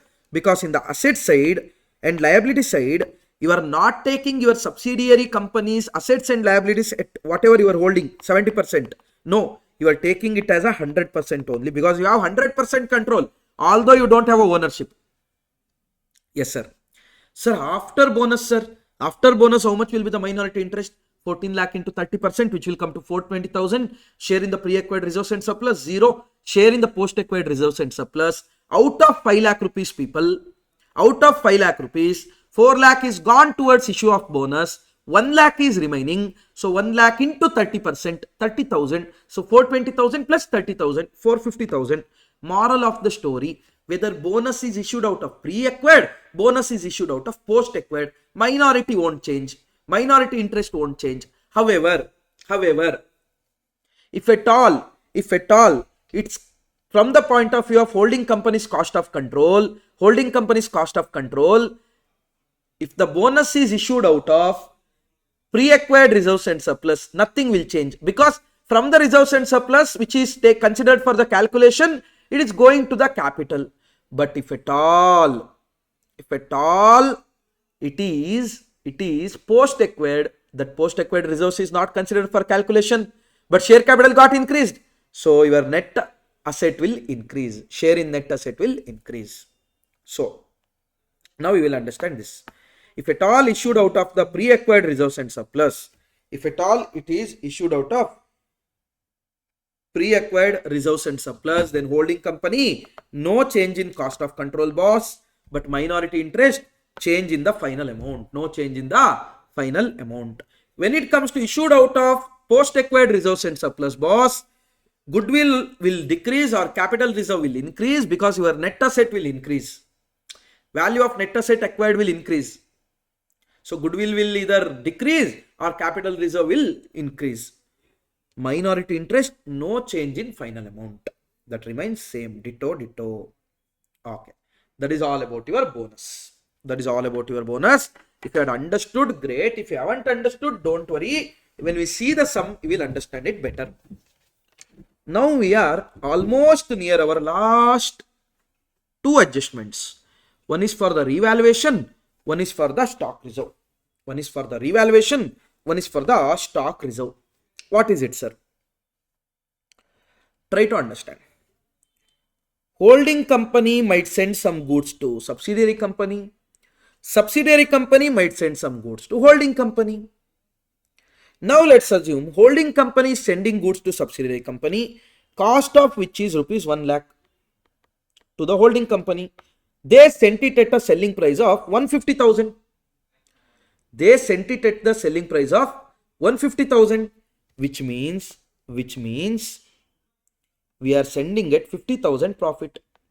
Sir, net if you think from the group company point of view, that is holding company plus subsidiary company, when will you realize this 50,000, sir? Did you realize this 50,000? Of course no. Where did you realize? Subsidiary is also yours, holding is also yours. If at all you sell it to final customer, then only you can tell that this 50,000 is recovered. This 50,000 is realized. Which means try to understand, in the closing stock of the subsidiary, you are going to value it on the basis of course, rupees 150. Sir, but it is at a selling price, no sir. Array, selling price of holding. Think from the point of view of subsidiary. For the subsidiary, 150 itself is a cost. For the subsidiary, cost itself is 150. They are buying from the holding at 150. So cost itself is 150, people. So closing stock will be valued at the rate of 150,000, not 1 lakh. Not 1 lakh. So automatically can I tell that more closing stock in the subsidiary? Yes, sir. Value is more than cost from the group company point of view. Correct? See the example, you will understand how to adjust that. Let's say subsidiary company received 1,50,000 goods from the holding company. Yes, sir. In that 60% is sold, 40% is not sold, which means to the extent of 90,000 in it is sold. Whereas other 60,000 is unsold. Correct? Yes, sir. Try to understand, people. Is this 60,000 complete cost, sir? Yes, complete cost to the subsidiary. But group company point of view, is it the cost of closing stock? The answer is big no. Then how much it is, sir? When it was 150,000 selling price, cost was just 1 lakh. Yes. Now 60,000 is the selling price of that. Cost will be 40,000. Cost will be rupees 40,000. Which means closing stock is from the group company point of view. Array, from the standalone subsidiary, no problem at all. From the group company point of view, it is not realized. So from the group company point of view, you can tell that, boss, rupees 20,000 overvalued. Rupees 20,000 closing stock overvalued. Overvaluation of closing stock leads to more profit. Overvaluation of closing stock leads to more profit, which means there is 20,000 unrealized profit in your profit of subsidiary. In your profit of subsidiary, there is 20,000 unrealized profit. Sorry, in the profit of holding. Because this 60,000 is taken as a selling price in the holding, no? Where the cost was just 40. So, now, in the consolidation, what you should do, sir? In the consolidation, closing stock, consider it as 40,000 only. That is, treat it at cost only. Closing stock, take it as 40,000 only. Whereas the other 20,000 is there, no? Which is already there in the holding company's P&L. In consolidation, P&L, holding company, let's say 5 lakh is there. Now for the consolidation purpose, reduce 20,000 from it and you take only 4,80,000. So in the inventory side, closing stock side, take only cost of that. In the reserves and surplus, holding company's profit, for the sake of consolidation, take it as 480. Standalone, it remains same what it is. Only for consolidation, take it as 480,000. Take it as 480,000. That is, reduce it from the holding company's profit while preparing consolidated balance sheet. Actually speaking, if at all subsidiary company sends the goods to holding company, the thing will change. The adjustment will change. But in your study mat, they clearly given whatever the case it is, stock reserve will be there, no?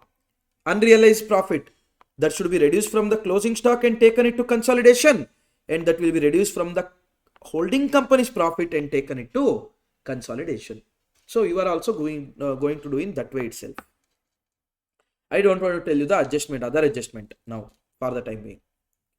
So whatever it is, how much ever unrealized is there, just transfer it to, just reduce it from the closing stock value, and remaining value take as a closing stock, and that unrealized whatever amount is there, that reduce it from the holding company's profit and take it to the consolidation. Sir, what are the steps involved, sir?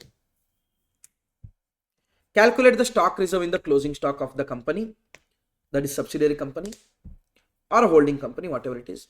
Eliminate such a stock reserve from the closing stock, and reduce such a profit from the sending company. Now we'll see few questions. Now we'll see one question. Later we'll go to the last adjustment, revaluation, and also the same adjustment should be given in the consolidated P&L if they ask. If they ask also in consolidated P&L, how much you should take, sir? Closing stock. Closing stock you should take at cost. Closing stock you should take at cost. See here. From the following, prepare a consolidated balance sheet of holding limited, that is H limited, and its subsidiary S limited. Okay. There are shares of around 5 lakh rupees. Share capital is how much? 5 lakh rupees, 3 lakh rupees. This is H limited. This is S limited. One is H limited, one is S limited. How many shares are there, sir? 50,000 and 30,000. 50,000 and 30,000. Other liabilities 140 and 20. Other liabilities 140 and 20. Total comes to 640, 320. Total comes to 640, 320. Done, sir. Now try to understand this point very carefully. Sundri assets are there. Great. Investment in shares of S limited is 24,000, which is around 2,40,000. Now my question is, how much was the outstanding shares of subsidiary limited? 30,000, sir. So we are holding 24,000 shares out of 30,000 shares, which means we are holding around 80% of the shares. So minority interest is 20%. Minority interest is 20%. Done. What are the steps involved in this, sir? Pretty simple. First we'll calculate the date of acquisition. They haven't given date of acquisition, so we are going to treat whatever the balance sheet is there. Balance sheet is there as per date of acquisition only. Percentage of our holding is how much, sir? 80%. Minority interest is 20%. Computation of cost of control, sir. Computation of cost of control. They have only share capital. They have given only share capital. So share in the share, how much we invested? 240,000 we invested, sir. Okay. Share in the share capital of subsidiary is how much, sir? 3 lakh into 80%. 3 lakh into 80%, which will come to again 240,000. So share in the net asset is how much, sir? 240 only, because there is no reserves and surplus as such. So cost of control, nothing. Going to minority interest. Share in the share capital is how much, sir? 60,000. Share in the reserves and surplus how much, sir? Nothing. So how much is the minority interest value, sir? 60,000. Now this will be taken to the current liability. Non-current liability, sorry. This will be taken to the non-current liability. Done, sir. Now in consolidated, are we going to consider subsidiary share capital? The answer is no. Only holding companies will consider 5 lakh. Before other liability, we have one more non-current liability. What is that, sir? That is nothing but minority interest around 60,000. Minority interest was around 60,000. And there is other liability. We have 140 of ours and 20 of subsidiaries. Sir, 20, we have only 80% share, no, sir. So 16,000 we should take. The answer is wrong. We should take 100%. That's why minority interest will come. If we take only 80%, there is no point that minority interest comes here. So you should take completely. So other liability around 160,000. Your total is around 560, 620, 720,000. Going to the asset side, Sundri asset 720,000. Investment nil, because investment in the shares of subsidiary won't form part of consolidated balance sheet because it got adjusted against net asset acquired. So asset liability matching. See here.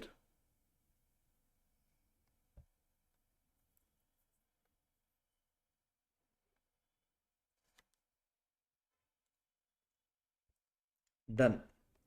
Now we are going to one more important concept, that is revaluation of assets. Revaluation of assets. Okay. This is also one more important concept. So what and all we have learned? Important concept: dividend, reserves and surplus, share capital, intercompany things, bonus, correct, and stock reserve. Now we are going to revaluation of asset, and this will be the last adjustments so far given in your material. If at all you know all these adjustments, easily you can score 10 to 15 marks in this particular consolidation. Yes, sir. What do you mean by revaluation, sir? We are revaluing whether our asset value is really the same how much is reflected in the books. Whether our asset value is really the same amount how much is reflected in the book or no. We are going to revalue that. One thing you have to keep in mind, whenever the holding company buys a subsidiary company, are they going to value their asset and liability whatever is in the same manner whatever is there in the balance sheet? Of course no. They will get those things valued. Based on that only they will tell how much we should pay to your company. So always remember, at the time of revaluation, at the time of acquisition, usually revaluation will happen. Okay. Sir, when the revaluation is done, result could be two things. One, increase in the value of asset, that is more than book value. For example, your asset value is 10 lakh in the books, but when you revalued, you got to know market value of that, or the realization value of that is 12 lakh rupees. Fair value is 12 lakh rupees. Now this 2 lakh rupees is a extra. Asset value is increasing, means gain or loss? Of course gain, sir. Of course gain. So how you are going to treat it, sir? You are going to treat it as a revaluation reserve. How the accounting is done, that I will show later. Now, if at all, in book value, the asset value is 10 lakh, but actually fair market value is just 8 lakh. Now, or let's say 8 lakh 50,000 to avoid a confusion. Now 1 lakh 50,000 is there, no? 1 lakh 50,000. This is your revaluation loss. This will form part of your P&L. Always remember, when it is a gain, we are going to transfer it to reserves. When it's a loss, we are going to transfer it to P&L. Now,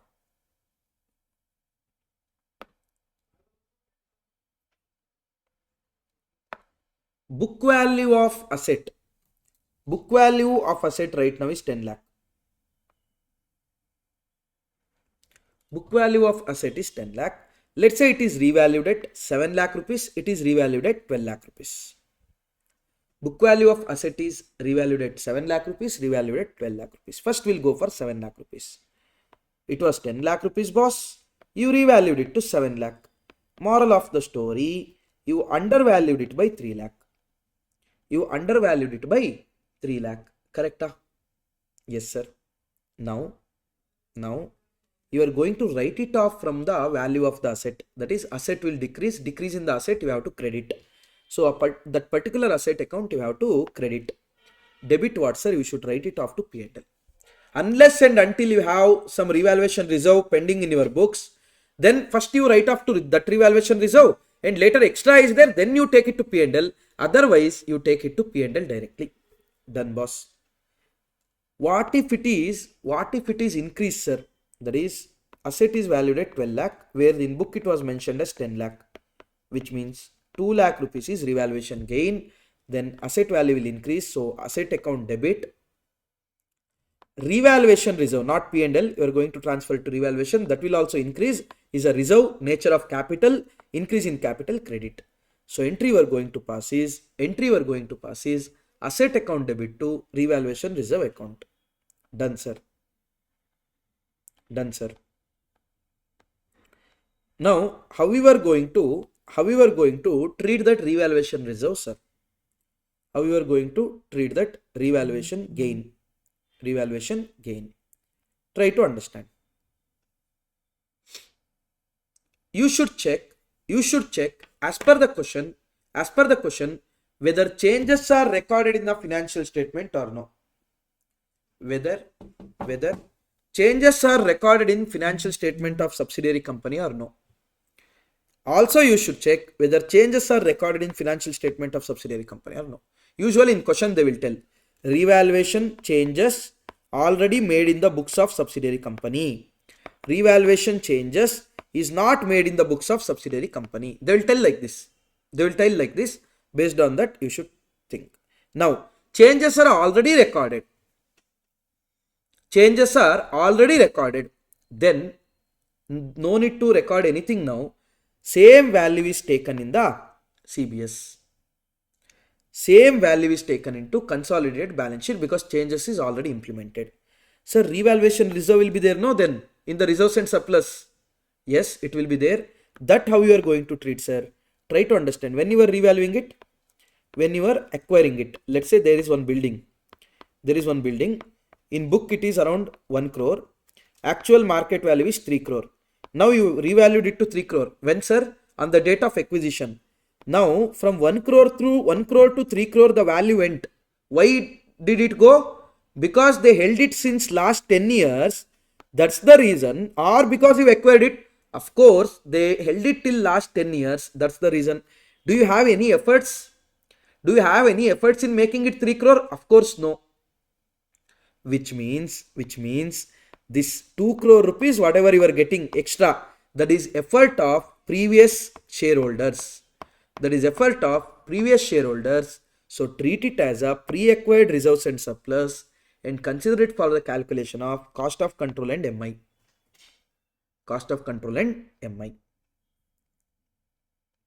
That is the treatment when the changes are recorded in the financial statement of subsidiary.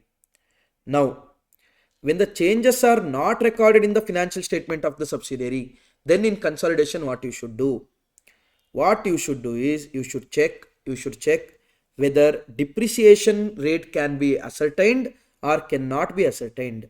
Whether depreciation rate can be ascertained or it cannot be ascertained. Let's say depreciation rate cannot be ascertained. Using the data given in the question, you cannot ascertain the depreciation rate. Then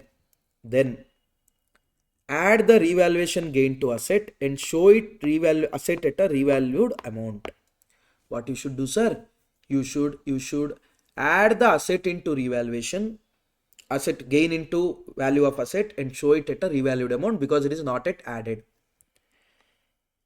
Okay, sir, when you revalue your asset, automatically one more item came, that is revaluation reserve. How to treat with this, sir? Treat revaluation reserve as pre-acquired reserve and consider it for COC and MI ditto. Same adjustment. Only adjustment here is asset value will increase directly. How much ever the revaluation gain, so much. Sir, depreciation rate can be ascertained, sir. That time what you should do, sir? Book value of the asset plus revaluation gain, just like last one, minus additional depreciation to be provided. Sir, what do you mean by this, sir? Try to understand, people. Our depreciation rate is 10%. Opening value of the asset was 10 lakh.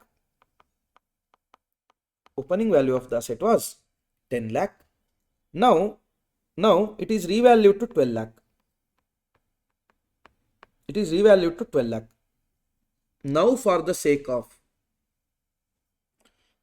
of consolidation, should I take the asset at 10 lakh or 12 lakh, sir? Should I take the asset as 10 lakh or 12 lakh? Try to understand. This asset is revalued at 110. But it is shown on 31st March. That is end of the financial year also 10 lakh only. Now, can I tell Can I tell I depreciated to the extent of only 10 around 1 lakh rupees earlier. Book value means basically 11 lakh was the around 10 lakh should come as answer. Some amount it is. But don't you think if you revalue, your value of asset will increase? In between the year, value of asset got increased. Yes, sir. But you showed a depreciation less only. Yes, sir. Now what you should do, sir? Add back. I mean, treat it as a additional expense. That is book value of asset plus revaluation gain minus additional depreciation to be provided due to revaluation. Sir, depreciation should be calculated from which date, sir? From the revaluation date. From the revaluation date till the closing date. Because till the revaluation date, it is at a book value only, no doubt. But from this date, it got changed, no? From here to here, if the depreciation is not covered, then cover it. Give the additional depreciation. Done, sir. If you are not understanding this revaluation, don't worry. When we see the question, you will understand clearly. Now, revaluation reserve, treat it as a pre-acquired and consider it for the calculation of COC and MI and reduce the additional depreciation from the P&L of the subsidiary because that is not yet reduced. Additional depreciation, reduce it. Done, sir. Sir, cumulative preference dividend will be there. No, sir. Cumulative preference dividend. What do you mean by this, sir? If you don't have the profit this year, you can pay the dividend to the preference shareholders next year. If you don't have the profit this year, you can pay it to them next year. Now, how to treat that kind of dividend, sir? Now, share of the holding company. In that dividend, in that cumulative preference dividend, share of the holding company, you are going to check how much is till the date of acquisition, how much is after the date of acquisition. Treat it like a normal dividend only. How much is out of pre-acquired, how much is out of post. How much is till the date of acquisition, how much is till the after the date of acquisition. Reduce it from the cost of investment. So pre-acquired reserves and surplus should be reduced with such cumulative portion of COC. Correct? Now, after the date of acquisition, treat it like a post-acquired dividend. When it comes to till the date of acquisition, add it to the minority interest. After date of acquisition, no requirement because you already paid to minority interest. So no more liability is there. You already paid that, no? You already paid, no more liability is there. So while calculating minority interest, accumulating dividend portion should be reduced from the pre-acquired reserves and surplus. Same. All these things you will understand now while solving question one by one. Okay? One by one question. Slowly we are going to fully fledged question. That is the beauty of ICSI questions here. Try to understand. Usually ICSI, what they do is they don't give you like straight away one question of 14 marks, 20 marks. One question they give, big question for 10 marks and all, that is coming from the issue of shares only directly. Reissue, forfeiture, everything will be there. But when it comes to consolidation, they are asking part by part questions so far. Like how much is minority interest, how much is cost of control, like that they are asking. So here the prime importance is given to that split calculation rather than consolidated balance sheet. Anyhow, we are going to do it. Don't worry. Now we'll see all the question, whatever is remaining. Every question of your ICSI material slowly, easily. No worries. Look at this question now. From the following information, prepare a consolidated balance sheet. So they have given few things here, like share capital is there, reserves is there, 50,000, P&L 20, creditors 30. So shares of rupees 10 each, sir. How many shares are there? H Limited 20,000 shares and S Limited 10,000 shares. Asset, sundry assets, investments, 6,000 shares of S Limited. So how much is our percentage of holding, sir? 6,000 shares divided by 10,000 shares into 100. 60%. So minority interest 40%. H Limited acquired its shares in S Limited on January 1st, 2022, when the reserves of S Limited stood at rupees 4,000 and its P&L account is 5,000. So it acquired the shares in S Limited on January 2022 when the reserves of S Limited stood at 4,000. So reserves. Now how much it is? Now how much it is? 20,000. But on January 1st January 22, when we acquired opening balance, we acquired on that day only, no? How much was the opening balance, sir? 4,000, which means 16,000 is post-acquired in it. 4,000 is pre-acquired, 16,000 is post-acquired. Done. Next, sir. Profit and loss, it was 5,000 balance. Now it is 10,000. So pre was 5,000, post is 5,000. Simple. So let's do it. First let's calculate the cost of control. How to calculate the cost of control, sir? Net investment, we have invested 80,000. This is net investment. Share of net asset, share in the share capital, 1 lakh into 60%. 1 lakh into 60%, which will come to 60,000. Share capital 60,000. Reserves, pre-acquired reserves, right? Share of pre-acquired reserves, how much it was? 4,000. So 4,000 into 60%, 2,400. Share in the pre-acquired P&L, how much it is? Opening was 5,000, so it is around 3,000 rupees. So your net asset is around 65,400. Goodwill is 14,600. Goodwill is 14,600. Done, sir. What else? Your minority interest. Minority interest is how much, sir? Share in the share capital, that is around 40,000. Share in the pre-acquired reserves and surplus, so that is 4,000 into 40%, which will come to 1,600. 5,000 into 40%, which will come to 2,000. Share in the post-acquired reserves, which is basically around 4,000 is opening, means 16,000 is post-acquired. So 16,000 into 40%, which will come to around 6,400, and 10,000 is the closing, which means around 5,000 was opening. So 5,000 is earned during the year, post-acquired. So 5,000 into, see, everything whatever earned during the year is not post-acquired. For that you should check the date. Here opening balance sheet date only we purchased. So whatever is earned is post-acquisition. So that is 5,000 into 40%, around 2,000. So 40, 41,600, 43,600, 44, 50, 52. 52,000 is this thing. Now, while merging, sir, share capital, sir, only 2 lakh shall be taken. Reserves, only holding companies 50 will be taken, no doubt in that. Plus minority interest, only post-acquired reserve will be taken. See here, I will show it. Date of acquisition 1/1/22. So pre-acquired during the period is 0.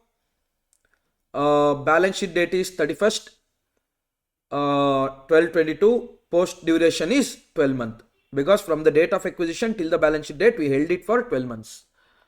Percentage of holding 60, minority is 40. So general reserve 20,000, in that opening is 14, during the year is 16,000. Now in that 4,000, holding company related 2,400, minority 1,600, holding companies will be adjusted to COC, minorities will be added to minority.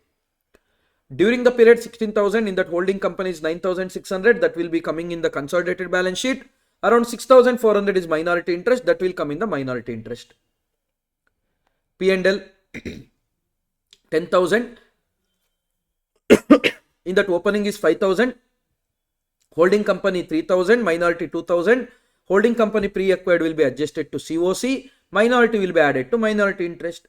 During the year 5,000. So that is post-acquired completely. So in that 3,000 is relating to holding company, that will form part of the reserves in the consolidated balance sheet. 2,000 is relating to minority interest, that will form part of your minority interest. Balance sheet. Balance sheet, always remember people, share capital, see there, only holding companies will come, general reserve, holding companies will come, plus holding company share in the post acquisition will come, that is 9,600. P&L, 20,000 is of holding, plus holding company share in the subsidiaries P&L, post acquisition 3,000. Non-current liability, minority interest will come, and all other item, listen here very carefully, creditors will be taken 30,000 plus, not our share of creditor in subsidiary, full 50,000, asset full 370,000, investment nothing, goodwill will come to the extent of 14,600 or what, so whatever we calculated. This is the balance sheet.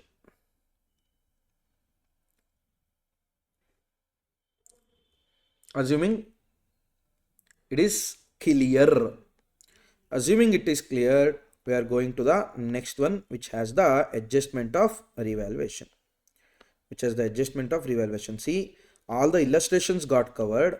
After all the illustrations got covered, we have covered our case studies there, no? Case studies in your study mat. That also we have covered. See, all the case studies are also covered. All the case studies are also covered, and practice question I expect you guys to do it on your own, because nothing extra is there, everything is ditto. We'll see now. So slowly we started seeing the few adjustments now, so we'll proceed that way only, no worries, you will understand everything, no urgency, slowly we'll take it down. Okay, now this is relating to revaluation of asset and all. Revaluation of asset. The following are the balance sheet of P Limited and its subsidiary Q Limited as at 31st March 2023. Done. Equity they have given 16 lakh, 4 lakh, and equity of rupees 100 each. So P Limited has around 16,000 shares outstanding. Q Limited has around 4,000 shares outstanding. Yes, sir. Then P&L around 2 lakh and 80,000. External liability is around so much. When it comes to equipment, 10 lakh 380,000. Investment 3,600 equity shares in Q Limited on 1st April 2022 we have invested. Make it as 2022 in your study material, not 2010. Other assets they have given. On 1st April 2022, P&L account of Q Limited showed a credit balance of 32,000, and the equipment of Q Limited was revalued by P Limited 20% above its book value of rupees 4 lakh. Actually, there was a book value of 4 lakh, but no such adjustment is affected in the Q Limited. So you should make that effect happen, then you should think of consolidation. Prepare a consolidation as on 31st March 2021. Okay, so what is happening, sir? The share acquisition is happening on the opening date itself. So during the year there is no pre-post. Whatever was there previous year is a pre. Whatever happened during the year is a post. Correct? Yes, sir. Few simple steps we have to follow. Before that, let's go and adjust certain things. See here. What is the date of acquisition, sir? 1/4/2022. Balance sheet date is 31st March 2023. 12 months period. In the 12 months period, pre-acquired is 0. Post-acquired is 12 months. How much we are holding, sir? We are holding 3,600 shares at by giving 5,60,000 rupees. So 3,600 divided by 4,000, which will come to 90% of the subsidiary share is held by us. So 10% is held by minority interest. Now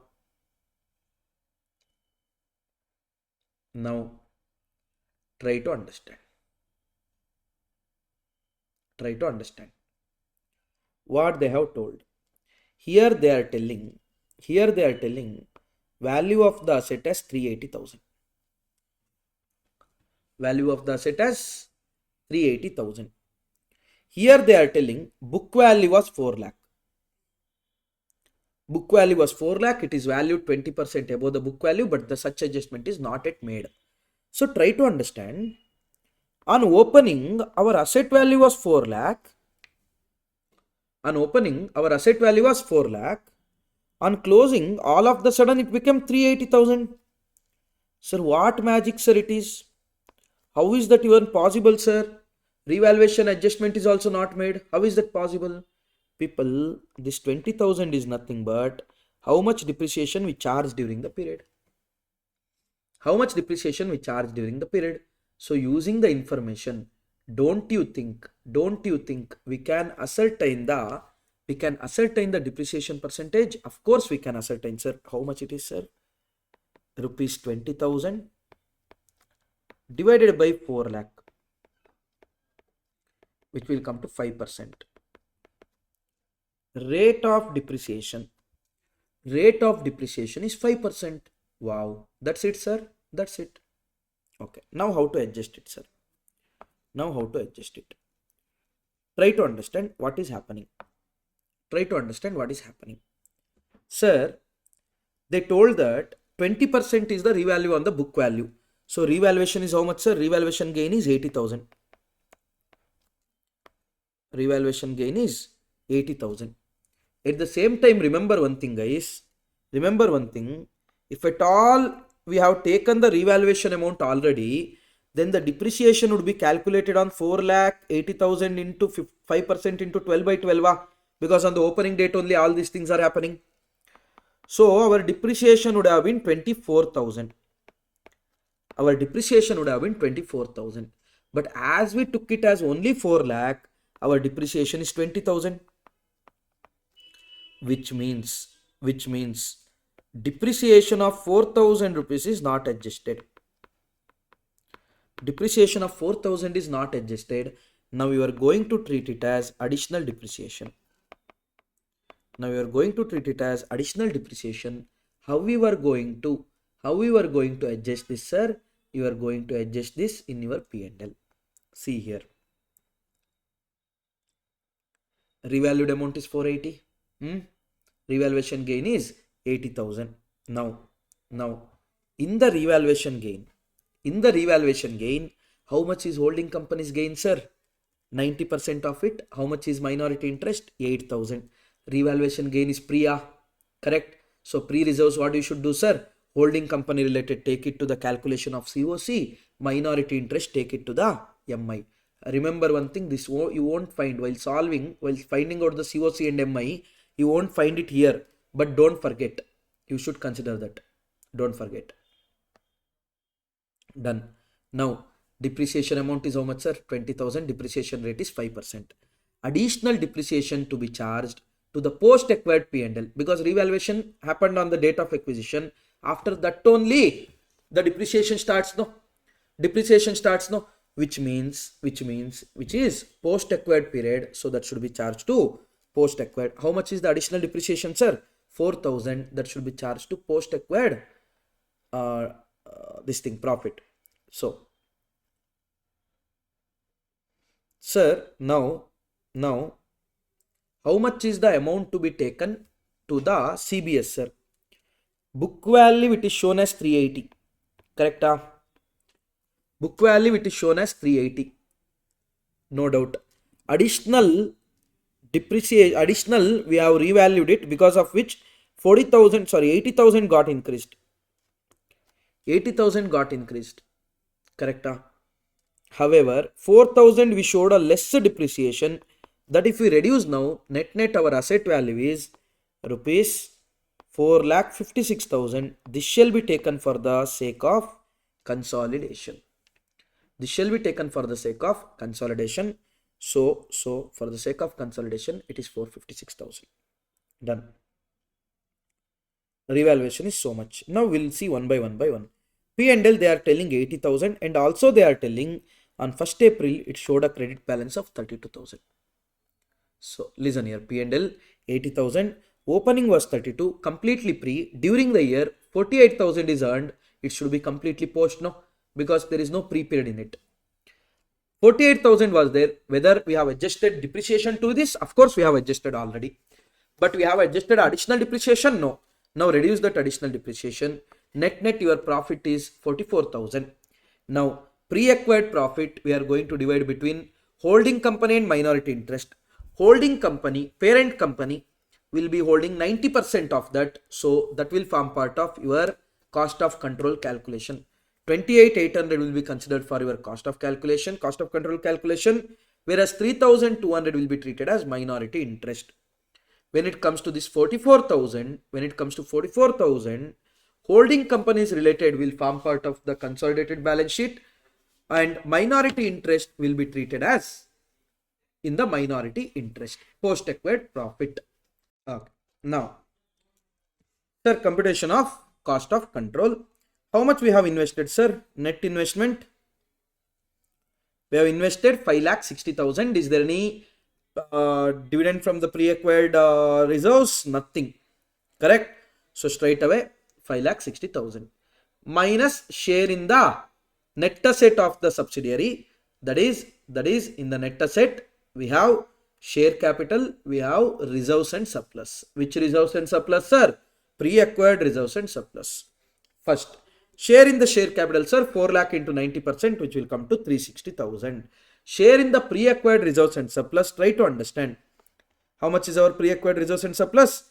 32. In that our share is 28,800. I am going to take the 28,800. And any other pre-acquired reserves and surplus is there, sir?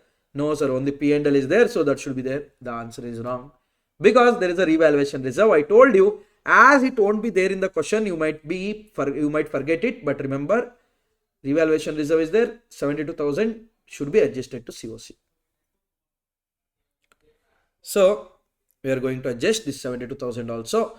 So the share in the net asset is 4,68,000. So you have acquired asset of 4,68,000 by paying 5,60,000. You paid extra. Why do you pay extra, sir? Of course, you pay extra towards a goodwill. Done.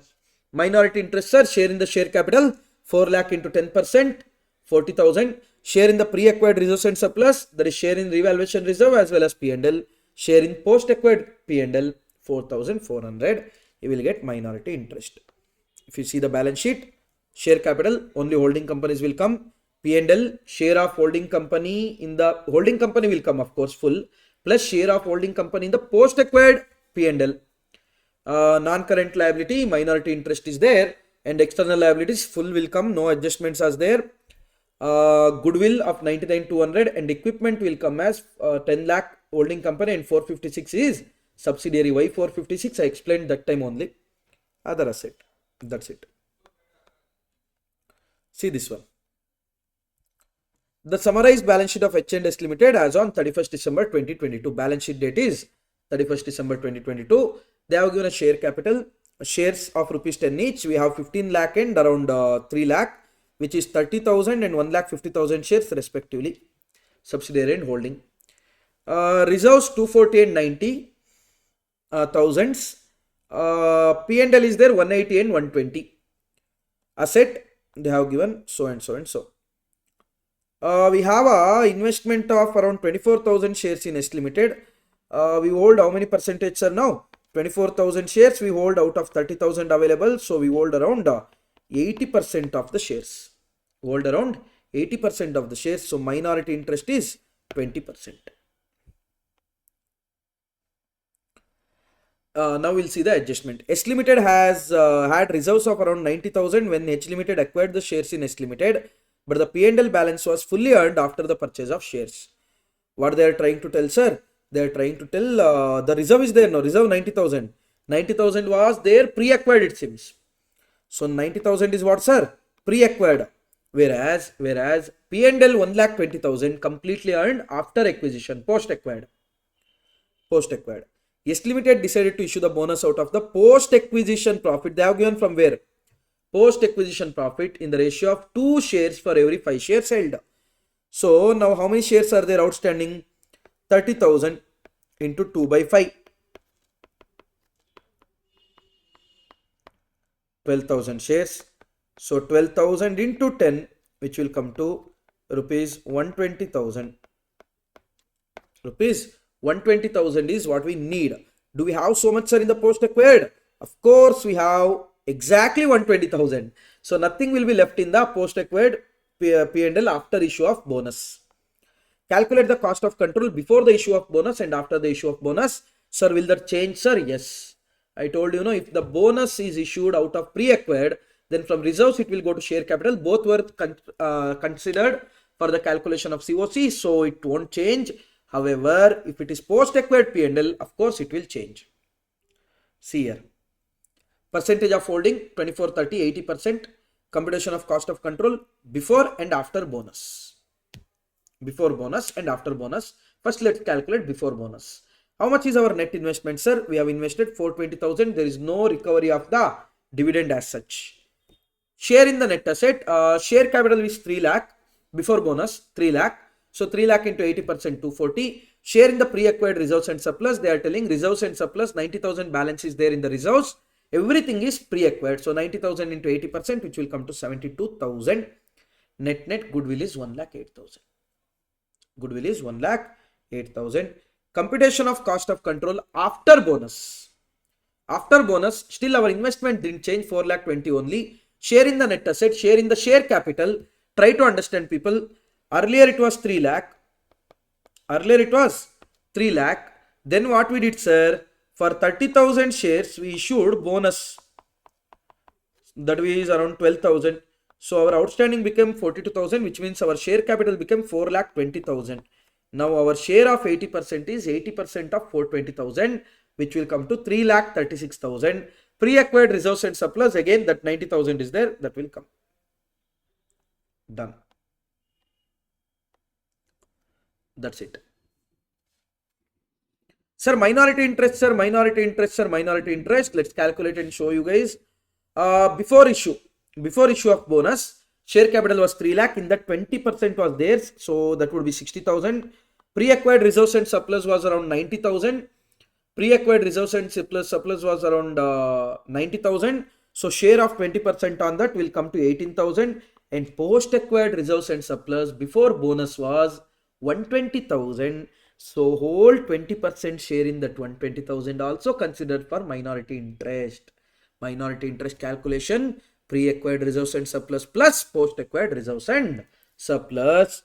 So 120,000 into 20%, which will come to 24,000.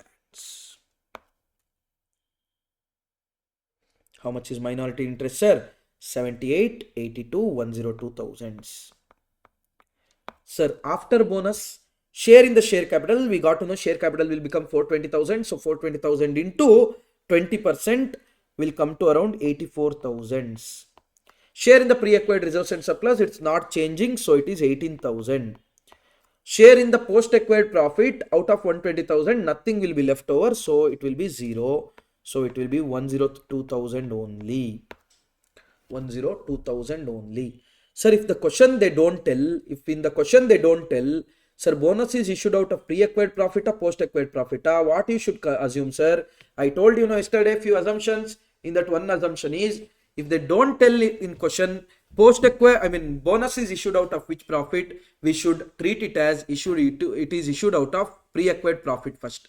If at all dividend they give and they don't tell post-acquired or pre-acquired, first you should treat it as issued out of post-acquired, or current year P&L, not even post-acquired. Current year profit, if any excess money is required, past year profit.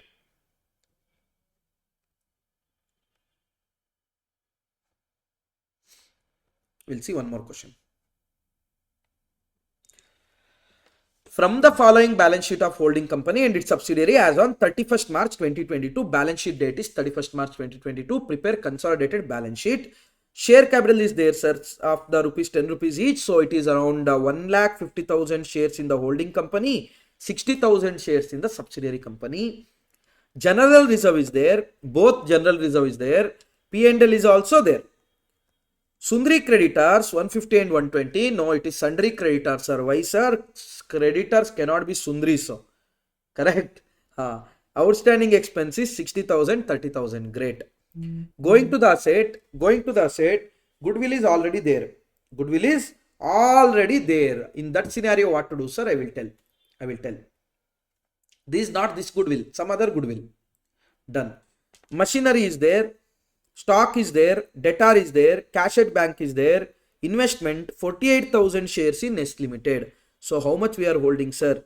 48,000 divided by 60,000 into 100, which will come to 80%. Which will come to 80%. When the control was acquired, S Limited has 120,000 in the general reserve. In general reserve, how much they had, sir? Out of 180,000, balance is there now 180,000. In that 180,000, 120,000 they had when they acquired shares. Opening is 120. 90 is 19 profit and loss. Now how much it is, sir? Now how much it is? 210,000, no? 210,000. In that 90 they had it in a opening balance only. Opening balance, or you can tell it as pre.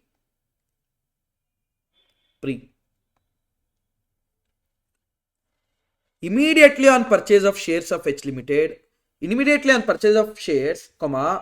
Limited received 48,000 as a dividend from H Limited. Immediately means you are getting it on the date of acquisition.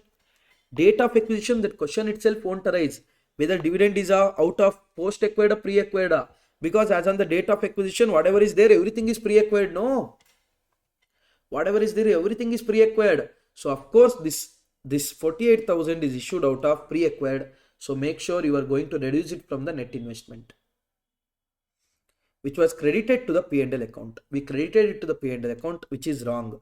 We should be reduced from the net investment, and we credited it to P&L. No, in holding company, we should reduce the profit. We treated it as profit, we reduce the profit. Done. Debtors of H Limited include 60,000 due from S Limited. So S Limited debtors are there now. Sorry, H Limited debtors 360,000.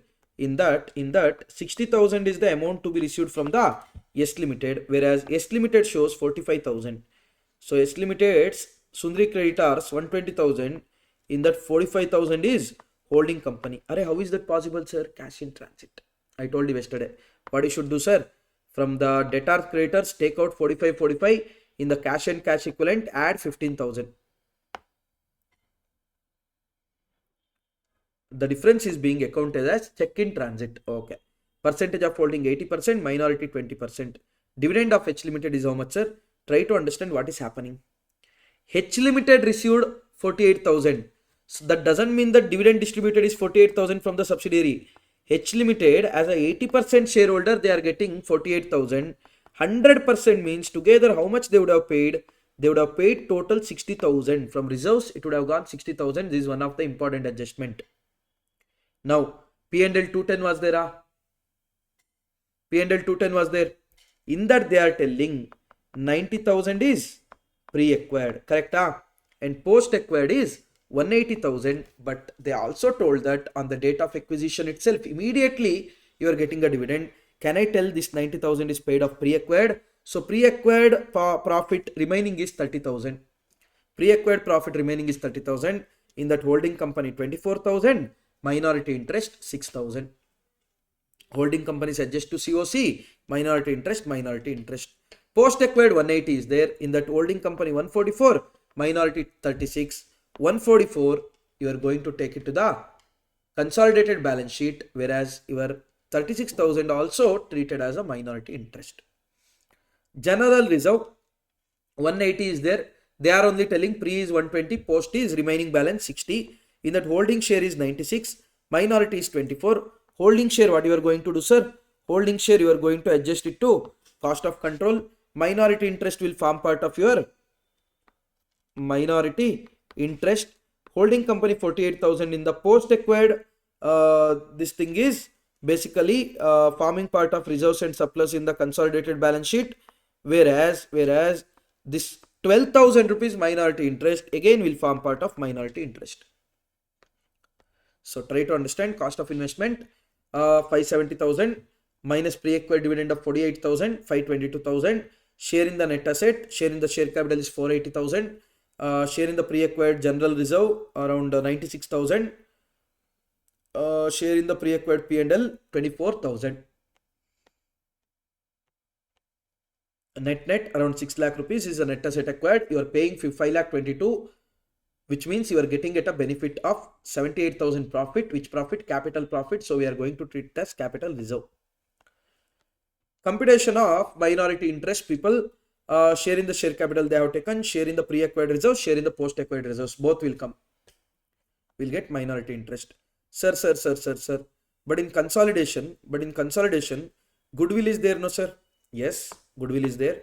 So now this capital reserve, what to do, sir? You have two options. Left to you guys. You have two options. What to choose? It left to you guys. There is no compulsion as such. Option number one. Okay, you have capital reserve. Show it in your reserves and surplus in the consolidation. So and so. Goodwill will automatically form part of your books as it is earlier, 120,000. Or you do one thing. To the existing goodwill or capital reserve, adjust the new goodwill or capital reserve. For example, 120,000 is goodwill. To that, you take out how much ever the capital reserve you are getting. 78,000. So 120,000 is there. From that 78,000 you reduce. So around 42,000 is there. Now show the goodwill at not at 120,000 but at 42,000. You can do this, or you can show goodwill at 2 lakh only. Sorry, goodwill at 120,000 only. Whereas in the liability side you are going to show non-current liability and minority. In the reserves and surplus, capital reserve, so and so. Also in the non-current you have to show the minority interest that you can't adjust. And also here one more thing. Cash and cash equivalent will become how much, sir? Cash and cash equivalent will become how much, sir? Cash and cash equivalent will become 60,000 of holding plus 30,000 of subsidiary plus cash in transit 15,000. 105,000 consolidated. Done. Going to the debtor, holding company 360 was there. In that 60 was subsidiary. So we are going to consider only 3 lakh because that got adjusted already. Plus 4 lakh 80,000. 7 lakh 80,000. Going to this one, creditors, holding company 150 is there. In that 150, subsidiary company is having 45,000 balance as a holding company. So 105,000 plus 120,000. Sorry, holding is, sorry. Holding is 150, no? Holding is 150,000 plus subsidiary company out of 120 creditors, 45 is holding on 45 is holding only. So it would be around 75,000.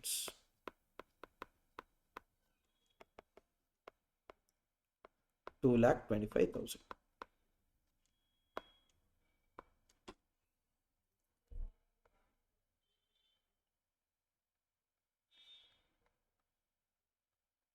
Hope it is clear. With that, all the illustrations are cleared. Now, considering so many aspects, we are going to see few cases also, few case studies also now. Okay, look at this question. Share capital they have given, shares of rupees 10 each. So around 5 lakh and 2 lakh is there, which is basically 50,000 and 20,000. Securities premium is there. General reserve is there. Surplus is there. That is nothing but your P&L basically. Creditors is there. Sundry asset is there. Investment 15,000 shares in S Limited, 295,000. You are required to compute the minority interest and cost of control assuming H Limited acquired shares in S Limited on 31st March 2022. Balance sheet is also of the same date. So moral of the story, we are acquiring also on the same day and balance sheet is also of the same day. Whatever is it is, everything is pre, nothing is post. Done. No much adjustments are there here. Out of 20,000 we hold 15,000 shares, so we hold around 75% of shares. So minority interest is 25%. Straight away if you ask me to compute the cost of control, Basically 295,000 is our net investment, correct? There is no dividend as such received, etc. So share in the net asset of the this thing. So 2 lakh is the share capital of the subsidiary. In that we hold 75%, which will come to 150,000. Done. Security premium is also pre only. So 10,000 into 75%, which will come to 7,500. General reserve 50,000 into 75%, which will come to around 37,500. And P&L around 20,000. In that 15% will come to around, 75% will come to around 15,000. So your net asset is basically 7,500, 45,000, 45,000, 60,000, 2 lakh 10,000. Your net asset, share of net asset is 2 lakh 10,000, whereas your net investment is 295,000, which means you paid extra. Why did you pay extra, sir? Because you are getting 85,000 of goodwill. You paid extra to acquire a goodwill at the rate of 85,000. Calculate minority interest, sir. Shares is around 2 lakh, in that 50,000. Securities premium around 2,500. General reserve is around 12,500. And your P&L is around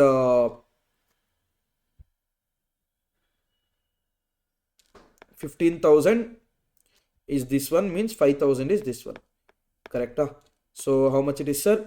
15,000, 20,000, around 70,000, around 70,000. 85,000 goodwill and minority interest is 70,000. Done. Going to the next one.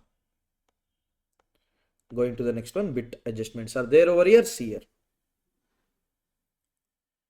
From the following balance sheet of X Limited and Y Limited, as on 31st March, work out net amount due to minority interest, that is value of minority interest and cost of control. And listen here, balance sheet is of 31st March 2022. Share capital, if you see, 15 lakh and 5 lakh, so 5,000 and 15,000. General reserve is there, P&L is also there, creditors are there, asset is there, investment. 4,000 shares in the subsidiary, so around 4,000 divided by 5,000, which will come to around 80%. So minority interest is 20%. The assets of the Y Limited included equipment worth rupees 150,000. So asset of the Y Limited is there, no, 795,000. That includes equipment worth rupees 150,000, which was revalued at 125,000. So this got revalued. Undervaluation, overvaluation, sir? Undervaluation. The investment of X Limited were in the shares of the Y Limited, and the same was acquired in 1st July. So it is acquired on 1st July. So from the 1st April till 31st March, somewhere here you will get 1st July, correct? Pre-acquired period is how much, sir? July, April, May, June, 3 months. Post-acquired is how much, sir? September, October, November, December, January, February, March. Around 9 months. July, August, September, October, November, December, January, February, March.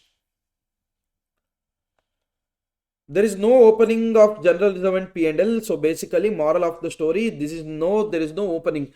So both are post only, no, sir? The answer is wrong. If you think this way and if you consider both as post, the answer is wrong. Because the acquisition date is not the date of balance sheet or the opening date of balance sheet. Acquisition is happening somewhere in between. So this general reserve and P&L should be split between pre-acquisition, post-acquisition. Date of acquisition is 1/7/21.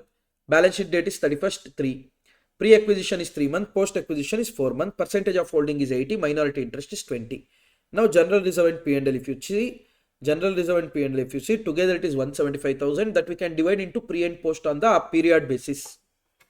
Pre and post on the period basis. Pre is 175,000 into 3/2. Post is 175,000 into 9/2, which will come to 43,750 and 131,250. At the same time, listen here very carefully. There is a loss of 25,000 revaluation loss. Sir, in the given question, can we find out a depreciation? The answer is no. Can we find out a depreciation? The answer is no. Because we don't know the opening, we don't know the closing, we know nothing. Only revaluation gain is known, so only that you adjust. So what will happen, sir? Pre-acquired reserves will reduce it. So around 18,750 is what is remaining in the pre-acquired.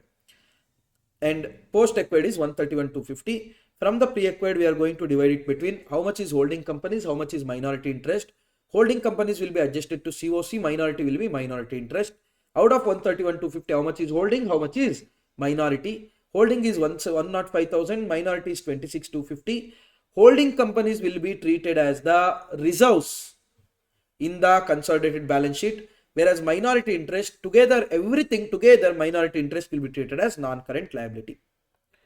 See here, we invested 560, share in the share capital we got around 4 lakh and minority is 1 lakh. Pre-acquired reserves and surplus 15,000 and 3750. Post-acquired reserves and surplus won't be considered for the calculation of COC, but will be calculated for the considered for the calculation of MI. We'll get how much is a goodwill, how much is a minority interest. Going to case number 3. Going to case number 3 again. Listen here. Following are the balance sheet of H Limited and subsidiary. Around 6 lakh and 2 lakh is there of the shares rupees, 10 rupees each. So around 60,000 shares and 20,000 shares. General reserve is 340 and 80. General reserve is 340 and 80. 80 is there. P&L 60 is there already. TP is there. Asset if you go, machinery 390 is there, 135 is there. Furniture 80 and 40 is there. Investment 80% shares in the S Limited at cost, which is 340,000. So investment is 340,000. Stock they have given 180 and 120. Trade receivable is 50-30. Cash and bank is 70-50. Please mark this question as LMR. Surplus in the P&L of S Limited stood at 30,000 on 1st April 2021, where general reserve remained unchanged since that date. Try to understand. Out of the P&L 60,000. Out of the P&L 60,000. 30,000 is opening. 30,000 is opening, sir. Pre-acquired, the answer is no, opening. Opening. Because when you are acquiring, 1st October you are acquiring. Opening means 1st April. Remember that. Is it pre-acquired, sir? Of course, pre-acquired only, but opening. In the remaining 30,000 is there now. In the remaining 30,000, in that also pre and post will get divided. Pre and post will get divided, that I will show. General reserve remain unchanged throughout. So 80,000 is there now. Everything is pre-acquired only because that is opening balance itself. No changes happened after acquisition. H Limited acquired 80% of the shares as on 1st October at the rate of around 340,000 as mentioned above. Okay. S Limited plant and machinery, listen here. S Limited plant and machinery, which is stood at 150,000 on 1st April 2021, was considered as 180,000 on 1st April 2021, which means you are revaluing. Revaluing how much, sir? 30,000. If you think as a revaluation gain, the answer is no. The answer is no. Then, sir, try to understand now on 1st October what is the value of the book value of the asset. How much was that, sir? That's what, no? They only given no 180. 180 on 1st April. 180 on 1st April. April, May, June, July, August, September. 6 months is over from that date. So what was the book value as on 1st October? Try to understand. 135,000 was opening. 135,000 was opening. I mean remaining, whatever they have given. They are telling it is revalued at 180. Now 150 was opening. For 6 month depreciation would have done no. How much is the rate of depreciation, sir? How much is the rate of depreciation? How to compute that? Pretty simple. Without considering the changes in the revaluation, our opening was 150,000. Yes, sir. Closing is 135,000. Yes, sir. Depreciation, how much is charged, sir? Depreciation charged is 15,000, which means, can I tell depreciation rate is 10%? Can I tell depreciation rate is 10%? Yes, sir. Depreciation rate is 10%. On the date of revaluation, what was the book value of the asset? Please don't consider it as 150,000. Sir, in the previous question we considered opening date itself was the acquisition date. Opening date itself was the revaluation date. Here revaluation is happening after 6 months. So what is the book value of the asset after 6 months? Pretty simple, people. 1,50,000 minus depreciation for first 6 months. 1,50,000 into 10% into 6 by 12. So it will come to rupees 142,500. It will come to rupees 142,500. Done, sir. Now it is revalued to what, sir? It is revalued to 180,000. Please mark this adjustment as last minute revision. It is revalued to 180,000. Revaluation gain is not 30,000, it is 37,500. Revaluation gain is 37,500. Done. Now, sir, how much is the additional depreciation? Compute. How to compute, sir? Pretty simple. For the first 6 months, we had a asset worth rupees 1,50,000, correct? For that, how much is the depreciation? Into 10% into 6 by 12. Depreciation is 7,500. Depreciation is 7,500. For the remaining 6 months, we have the asset of 180,000. So on that, how much, sir? Into 10% into 6 by 12, which will come to 9,000. Total depreciation was supposed to be 16,500. But how much depreciation provided, sir? 15,000. So additional depreciation to be provided, 1,500. Additional depreciation to be provided is 1,500. So we are going to show all these things here. Percentage of depreciation we computed. Book value of the plant and machinery as on 1/4/2022 is how much, sir? 150,000. Book value on the date of revaluation is after deducting a depreciation, which is 7,500. So book value is 142,500. Book value is 142,500. Revaluation gain is 37,500. Everything is pre only. In that, holding company how much, sir? Share 30,000. Subsidiary minority interest 7,500. This will go where, sir? Computation of COC. This will go where, sir? It will go to minority interest directly. Depreciation to be charged. First 6 month value of the asset was 150. On the 10%, 6 by 12, 7,500. For the next 6 month value of the asset was not 150, it is 180. So accordingly, additional depreciation to be provided is 1,500. Amount of plant and machinery to be considered, sir. Amount of plant and machinery to be considered. We had 150,000. For that, revaluation happened. How much, sir? 37,500. So rupees 187,500. Depreciation for the period. Which depreciation, sir? Old depreciation, new depreciation? Of course, new depreciation. How much it is? 16,500. No, we computed somewhere 16,500. So we should consider it as 171,000. We should consider it as 171,000.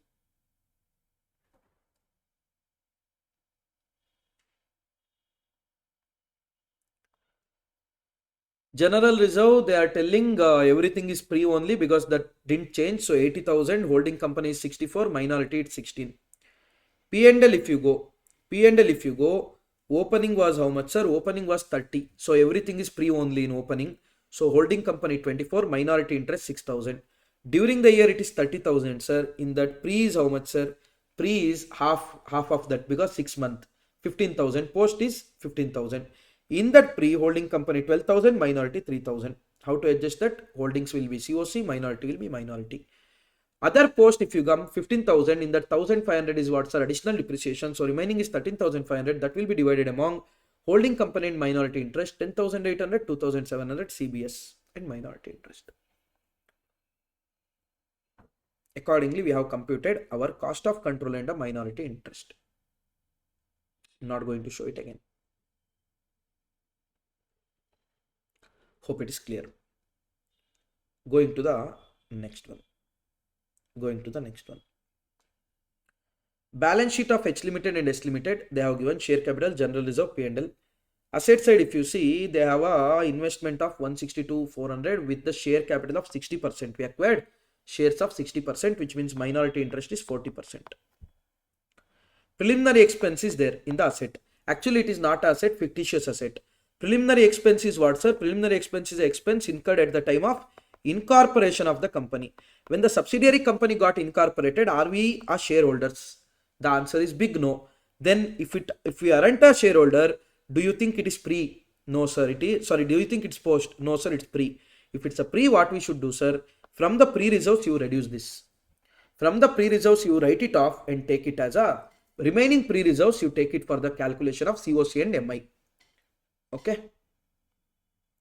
H Limited acquired on shares on 1st April 2021. So opening date itself. So whatever is there, everything is pre. Whatever is there, everything is pre. No. Not closing, no. Not closing.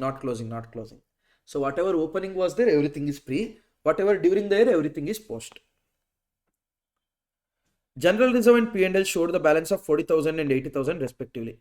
So general reserve now how much, sir? 50,000. In that 40,000 is pre, around 10,000 is post. No need to divide 10,000 into again pre and post because the date of acquisition is 1st April. P&L now the balance is around 35,000. In that 8,000 is opening, so around 27,000 is earned during the year. No part of preliminary has been written off during the year. So what you should do, sir? From pre, you have to write it off. Prepare a consolidated CR. General reserve 50, opening is 40, remaining is 10. So whole opening will be treated as pre, whole during the period is treated as post because the date of acquisition is somewhere beginning of the year. So in that holding company, how much, sir? Minority interest. Holding companies will straight away going to the COC, minority will be going to minority. During the year 10,000 is there, sir. Then that holding company 6,000 will go to reserves and surplus, consolidated balance sheet, minority will go to minority. P&L 35,000 was there. In that opening was how much, sir? 8,000 during the year 27. During the year is completely post, opening was pre. And as I already told, preliminary expense you should write off against a pre-profit, that is 8,000. So it will become 6,000. So 2,000 is remaining. That shall be divided among holding company and minority interest in the respective ratio. 27, which is post-acquired profit, that shall be divided among holding company and minority interest in their respective ratio. Accordingly, we are going to compute cost of control and minority interest. Accordingly, we are going to compute cost of control and minority interest. Hope it is clear.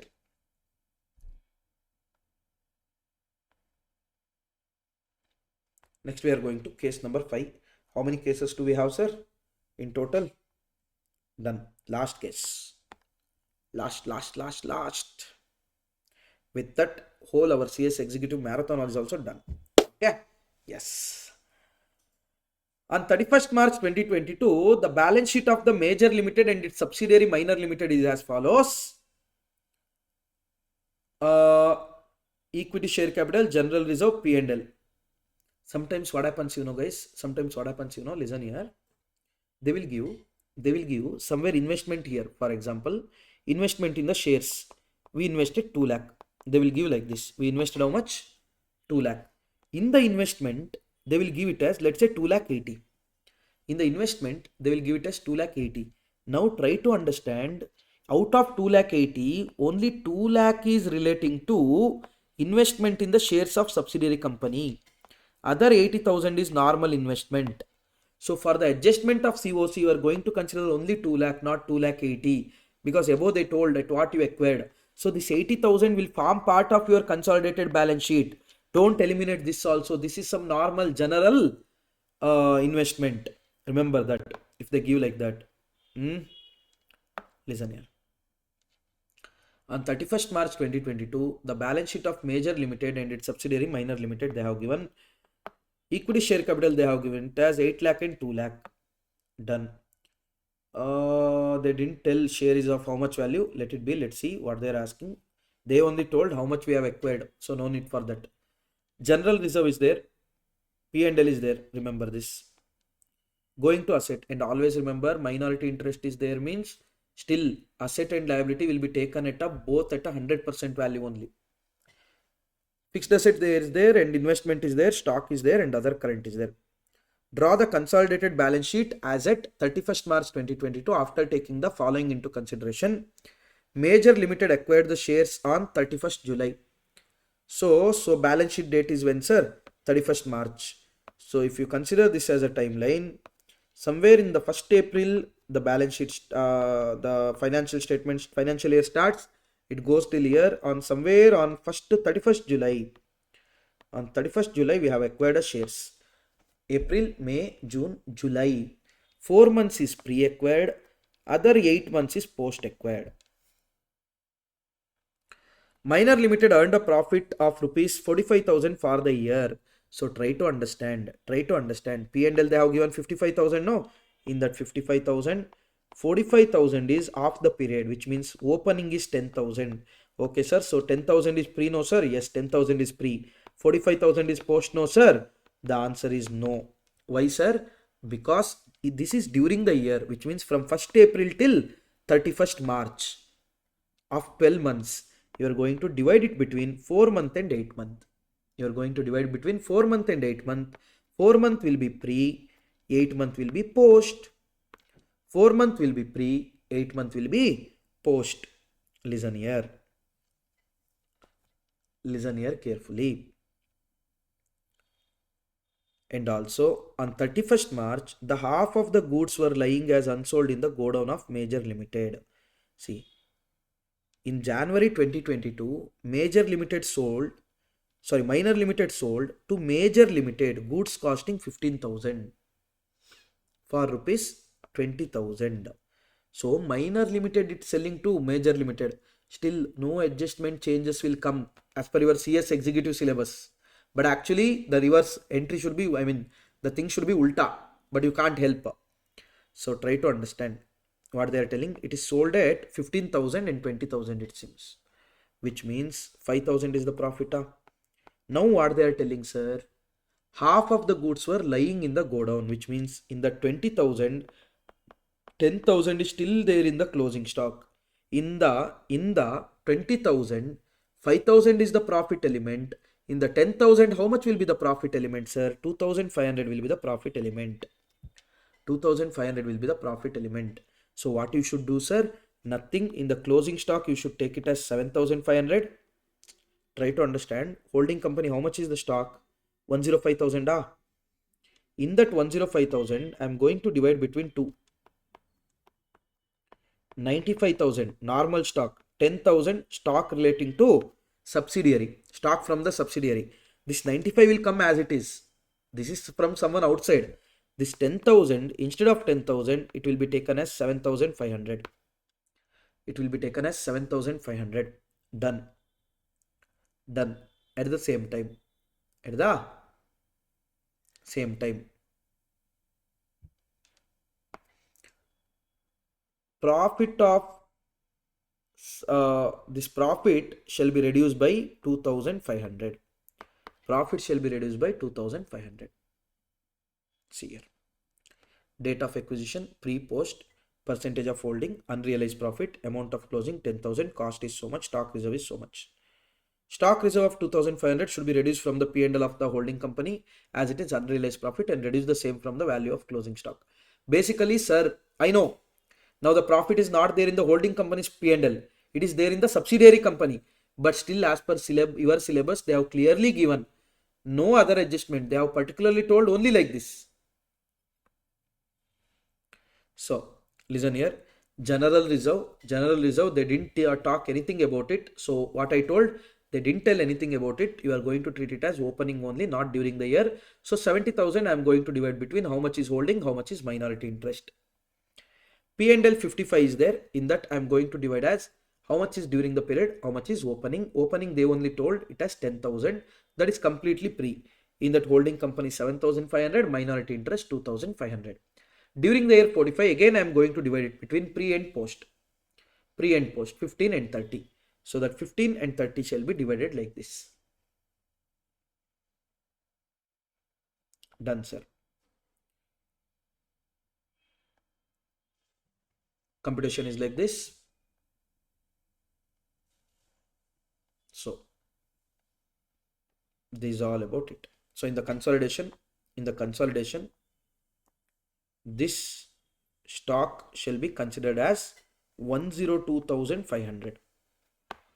102,500. Hope this marathon is of some help for your last minute revision. Correct? If you like the marathon, please drop us a comment. And if you need any different kind of things, or you guys need like, sir, we want something extra, or we want like some discussion to be done in this way, or anything, any suggestion or any requirement is there, just let us know in the comment box, so we'll be working towards it. Correct? Yes, sir. Hope you guys are already into studies and you are studying very well. Please, people, last few days are remaining, double your effort. Nothing will happen. If you study for 16 hours, for 1 or 2 weeks, you won't die. Don't worry. Nothing will happen. Just increase your effort, and hope you guys all will clear with the very good marks. So I wish you guys all the very best, and please let us know how did the marathon go. And yes, we'll meet you guys in the professional level. Yes, bye bye.